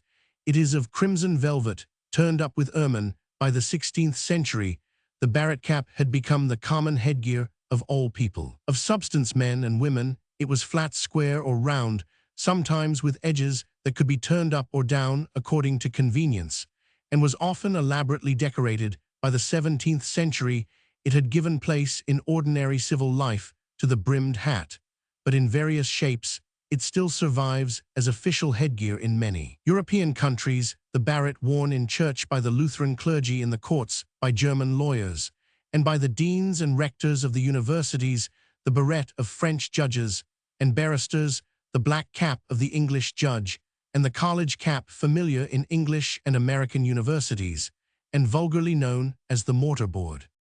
Fig. 1. Apilius of Archbishop Warham, Roman 500. B square cap of Archbishop Cranmer, Roman 500. C square cap of Archbishop Parker, Roman 500. D square cap of Archbishop Whitgift, Roman 500. E square cap of Archbishop Laud, Roman 500. All these are from portraits at Lambeth. F square cap of George Morley, Bishop of Winchester, Roman 500. G modern college cap. Meanwhile, the ecclesiastical developments of the birrettum are not without interest and significance. Originally, this had been a round cap, low or moderately high, slightly bulging out at the top, and ornamented with a round knob. By the 16th century, both in England and on the continent, a tendency had begun to emphasize the ridges of the sutures, and thus produce a square shape. Henceforth, the evolution followed different lines in England. In the 17th century, the square flat top began to be 981, enlarged, forming a rim of thick stuff, projecting beyond the close-fitting cap. This was the square cap, so virulently denounced by the Puritans as a symbol of high church Erastianism. With the triumph of high church principles at the Restoration, it was natural that a loyal clergy should desire to emphasize this squareness, and the consequent exaggeration of the square top of the cap necessitated a further stiffening in the 18th century. Accordingly, the top began to be made of a board of wood or card, covered with cloth. The close-fitting cap proper retired farther from the edges, the knob developed into a long tassel, and the evolution of the modern college cap was complete. See Fig. On the continent, meanwhile, in the Roman Catholic Church, the birrettum had also developed into its present characteristic form, and by a very similar process, by the end of the 16th century, the square shape was everywhere prevalent. At the beginning of the 17th century, cardboard was introduced to stiffen the sides and emphasize the squareness, and the actual form of the biretta, as described above, had become fixed. See Fig. 2. Only in Spain has the biretta continued to be worn without the raised ridges. Redrawn from bronze liturgische Gutenberg. Fig. 2. Illustrations of the birrettum from monuments in the cathedrals of A. Brandenburg, 1281. B. Augsburg, 1342. C. Bamberg, 1483. D. Regensburg, 1550. E. Wurzburg, 1521. F. Regensburg, 1564. G. Ib, 1605. H. Bamberg, 1626. The use of the Roman biretta has been introduced by a certain number of the clergy into the Anglican Church.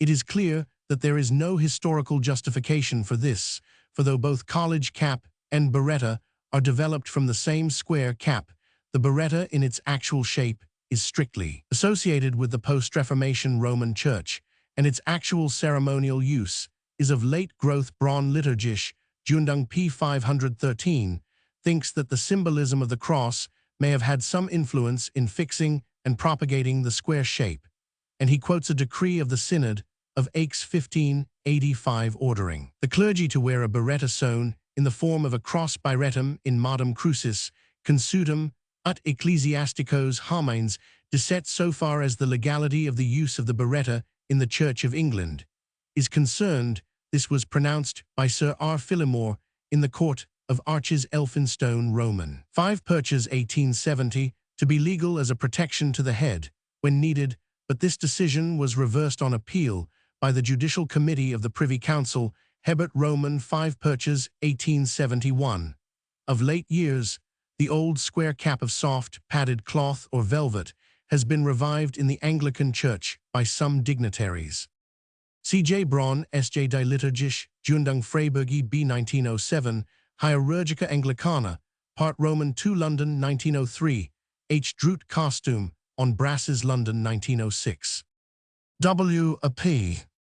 Birger 1266, Swedish statesman, nephew of Birger Brosa, and the most famous member of the ancient noble family of the Folkengeten, which had so much to say for itself in early Swedish history, was created Jarl of Bjälbo by King Erik Eriksson in 1248 and married the king's sister. On Erik's death, 1250, Birger's son, Valdemar, was elected king. While his father acted as regent during the 16 years of his sway, Sweden advanced greatly in fame and prosperity. In 1249, he led an expedition to Finland, built the fortress of Tavastehus, and thus laid the foundations of Sweden's oversea empire. He also built Stockholm and enriched it by making it the chief mart for the trade of Lubeck, with which city he concluded a commercial treaty. As a lawgiver, also Birger labored strenuously in the interests of civilization. In his old age, he married the daughter of King Abel. There is a fine statue of the great Jarl in the Riddarholm Church at Stockholm, erected by Faugerberg at the expense of the Stockholm magistracy in 1884. He is also the central figure of Fr. Hedberg's drama Bröllopet på Ulvasa, 1865. See Sveriges Historia, Vol. Roman 1, Stockholm, 18,790, 1883.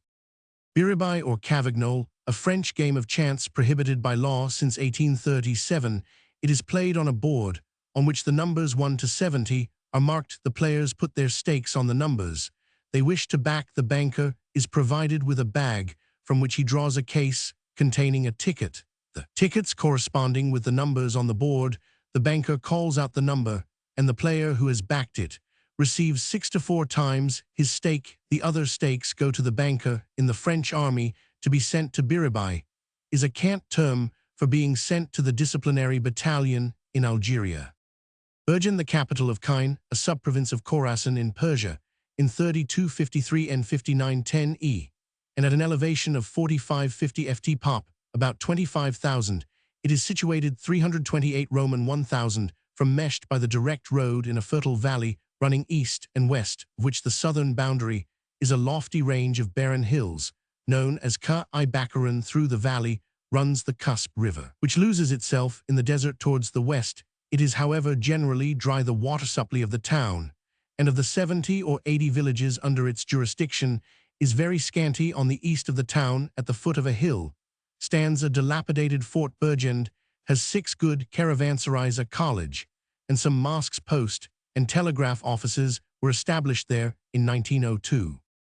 Birkbeck George, 17,761,840, one English physician and philanthropist, was born at Settle in Yorkshire on the 10th of January 1776. He early evinced a strong predilection for scientific pursuits, and in 1799, after graduating as Doctor of Medicine, he was appointed to the chair of natural philosophy at the Andersonian Institution of Glasgow. In the following year, he delivered, for the benefit of the working classes, a gratuitous course of scientific lectures, which were continued during the 2 following years, and proved eminently successful. He removed to London in 1804, and there he endeavored to prosecute his philanthropic schemes, at first without much encouragement, but ultimately with marked success. In 1823, he contributed to found the Mechanics' Institute, the name of which was afterwards changed to Birkbeck Institution or College, in honor of its founder. He was appointed director of the institute, which he had originally endowed with the sum of 3,700, and held the office till his death on the 1st of December 1841. The sphere of usefulness of the institution was gradually enlarged, and an enlargement of the buildings was carried out in 18,831,885. The college now holds day and evening classes in many of the sciences, in literature, languages, and art. Birkenfeld, a town of Germany, capital of the Principality of the same name, on the Zimmerbach 25 Roman 1000 SE of Trier, and on the main line of railway from Bingerbruck to Nunkirchen Pop, 2500 close by, on an eminence, lie the ruins of the castle of Birkenfeld, dating from the 14th century. Once the residence of the Counts Palatine of Zweibrücken, the town has an evangelical and a Roman Catholic church, a grammatical high school, and a hospital, besides brewing and tanning. Its industries include the manufacture of tobacco and chicory. There is also a considerable trade in cattle. The Principality of Birkenfeld is hilly, and well-forested agriculture prospers on the cleared lands, and fruit is grown in the valley of the Nash. The principal stream ironstone and roofing slates are quarried, and there is some industry in agate policing and the manufacture of trinkets. The Principality 982 has an area of 312 sq Roman 1000 and a population 1900 of 43,409, chiefly Protestants. It is formed out of the former lordships of Dachstuhl and Oberstein, of part of the ancient countship of Sponheim and sections of the Duchy of Jülich, which were granted to the Grand Duke of Oldenburg by the Congress of Vienna in 1815. It is entirely an enclave in Prussian territory, and though it is represented in the Oldenburg Diet, it is governed by a separate Regierungskollegium consisting of a president and 2 members who are responsible to the Oldenburg Ministry. Birkenhead, a municipal county and parliamentary borough, and seaport of Cheshire, England, on the River Mersey, 195 Roman 1000 NW, of London Pop, 1901 110,915. It lies opposite Liverpool on the east shore of the peninsula of Wirral, and is served by the Birkenhead London Northwestern and Great Western Joint, and the Wirral Railways. It is wholly of modern growth, although the name of Biect is traced to the forest, which is believed to have extended between the mouths of the Dee and the Ribble in Lancashire. A Benedictine monastery was founded Roman 100 by Hammond de Massey, 3rd Baron of Dunham Massey, and dedicated to St. Mary and St. James. It drew its main revenues from tolls levied at the Mersey Ferry, and its prior sat in the Parliament of the Earls of Chester, enjoying all the dignities and privileges of a Palatinate baron. A fine crypt along with remains of the prior's lodging, refectory, and chapel may still be viewed, as the priory was purchased by private subscription and handed over to the municipality in 1896.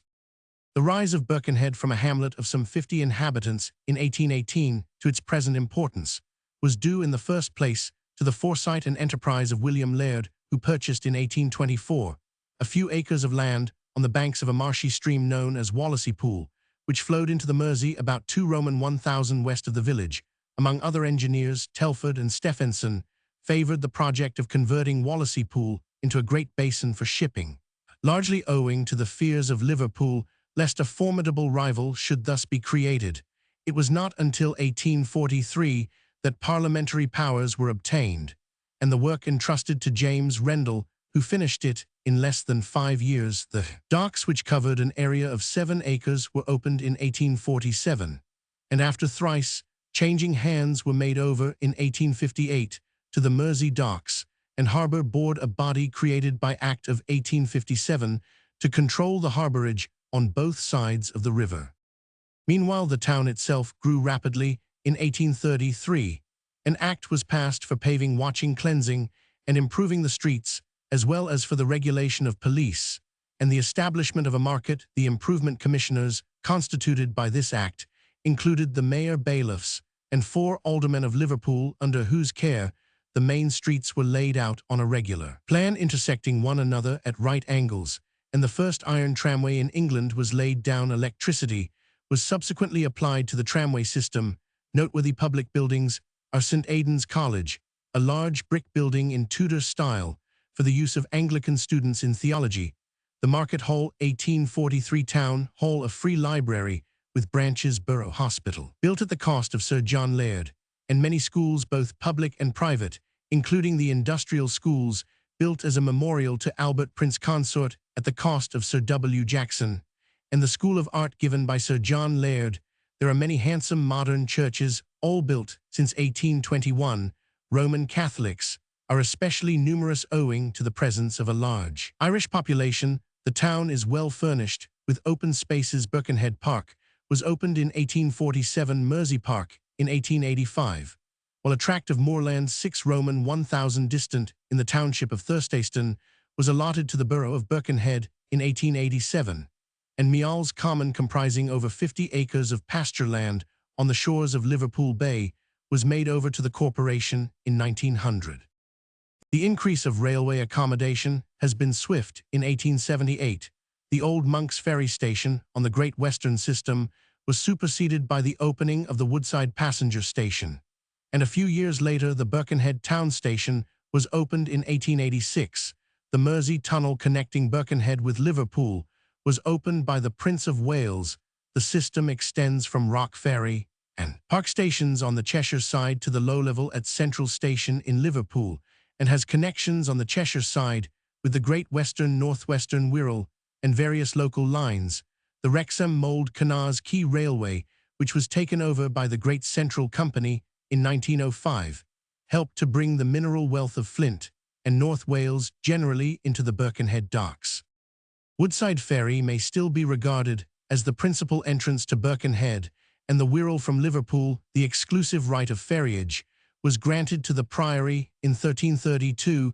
In 1842, the Birkenhead Commissioners purchased it under an Act of Parliament from the Lord of the Manor, Mr. F.R. Price. In 1897, the corporation further acquired the rights over the Rock Ferry and the new ferry at the southern end of the town. Despite competition from the Mersey Tunnel, these ferries continue to transport millions of passengers annually and have a considerable share in the heavy goods traffic.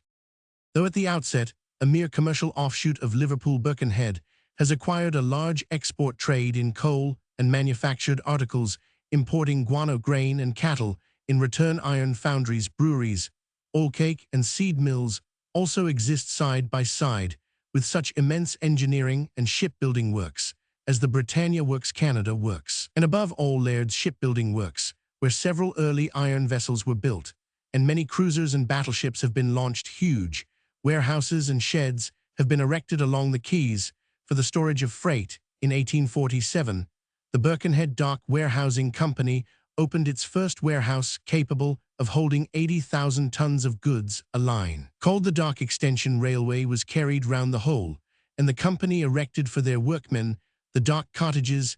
This entire property is now under the authority of the Mersey Docks and Harbour Board. The pile of buildings known as the corn warehouses are traversed by a canal which gives access to its several departments and are provided with mechanical grain elevators. There are also extensive larages for livestock and cold storage for dead meat on the north and northeast, and partly on the east. Birkenhead is bounded by its docks, which extend for a distance exceeding 1,000 from the landing stage at Woodside Ferry to the Wallasey Bridge. Of these, the principal are the Egerton, Morpeth Branch and Wallasey docks, while the Alfred Dock, with its 3 entrances, 19 pairs of lock gates, 8 acres of water, and 460 lin ids of quay space, fulfills the part of an entrancelock to the whole system. The Great Float, now occupying the site of Wallasey Pool, separates Birkenhead from Poltuncombe Seacombe. In the parish of Wallasey, it forms an immense dock of 120 acres, with a quay space of about 1,000, and communicates on the E with a low-water basin of about 14 acres, and with the Alfred Dock on the SE with the Morpeth Branch and Egerton Docks. The Morpeth Dock, about 11 acres, quay space 1,299 lin ids, is in communication with the Morpeth Branch Dock, about 312 acres, quay space 600 lin ids, both being set apart for the use of steamers. The total water space of these docks amounts to 165 acres, and the lineal quay space is about 912 1,000. The entrances to the Birkenhead docks are capable of docking the largest class of steamers afloat. The massive iron bridges across the dock entrances are opened and closed by hydraulic power, which is likewise applied to the cranes, coal hoists, warehouse lifts, and other machinery about the docks. At the extreme western end of the West Float are 3 large graving docks, 2 about 750 ft in length and 130 and 80 ft respectively in width, while the largest measures about 900 ft in length and 130 ft in width.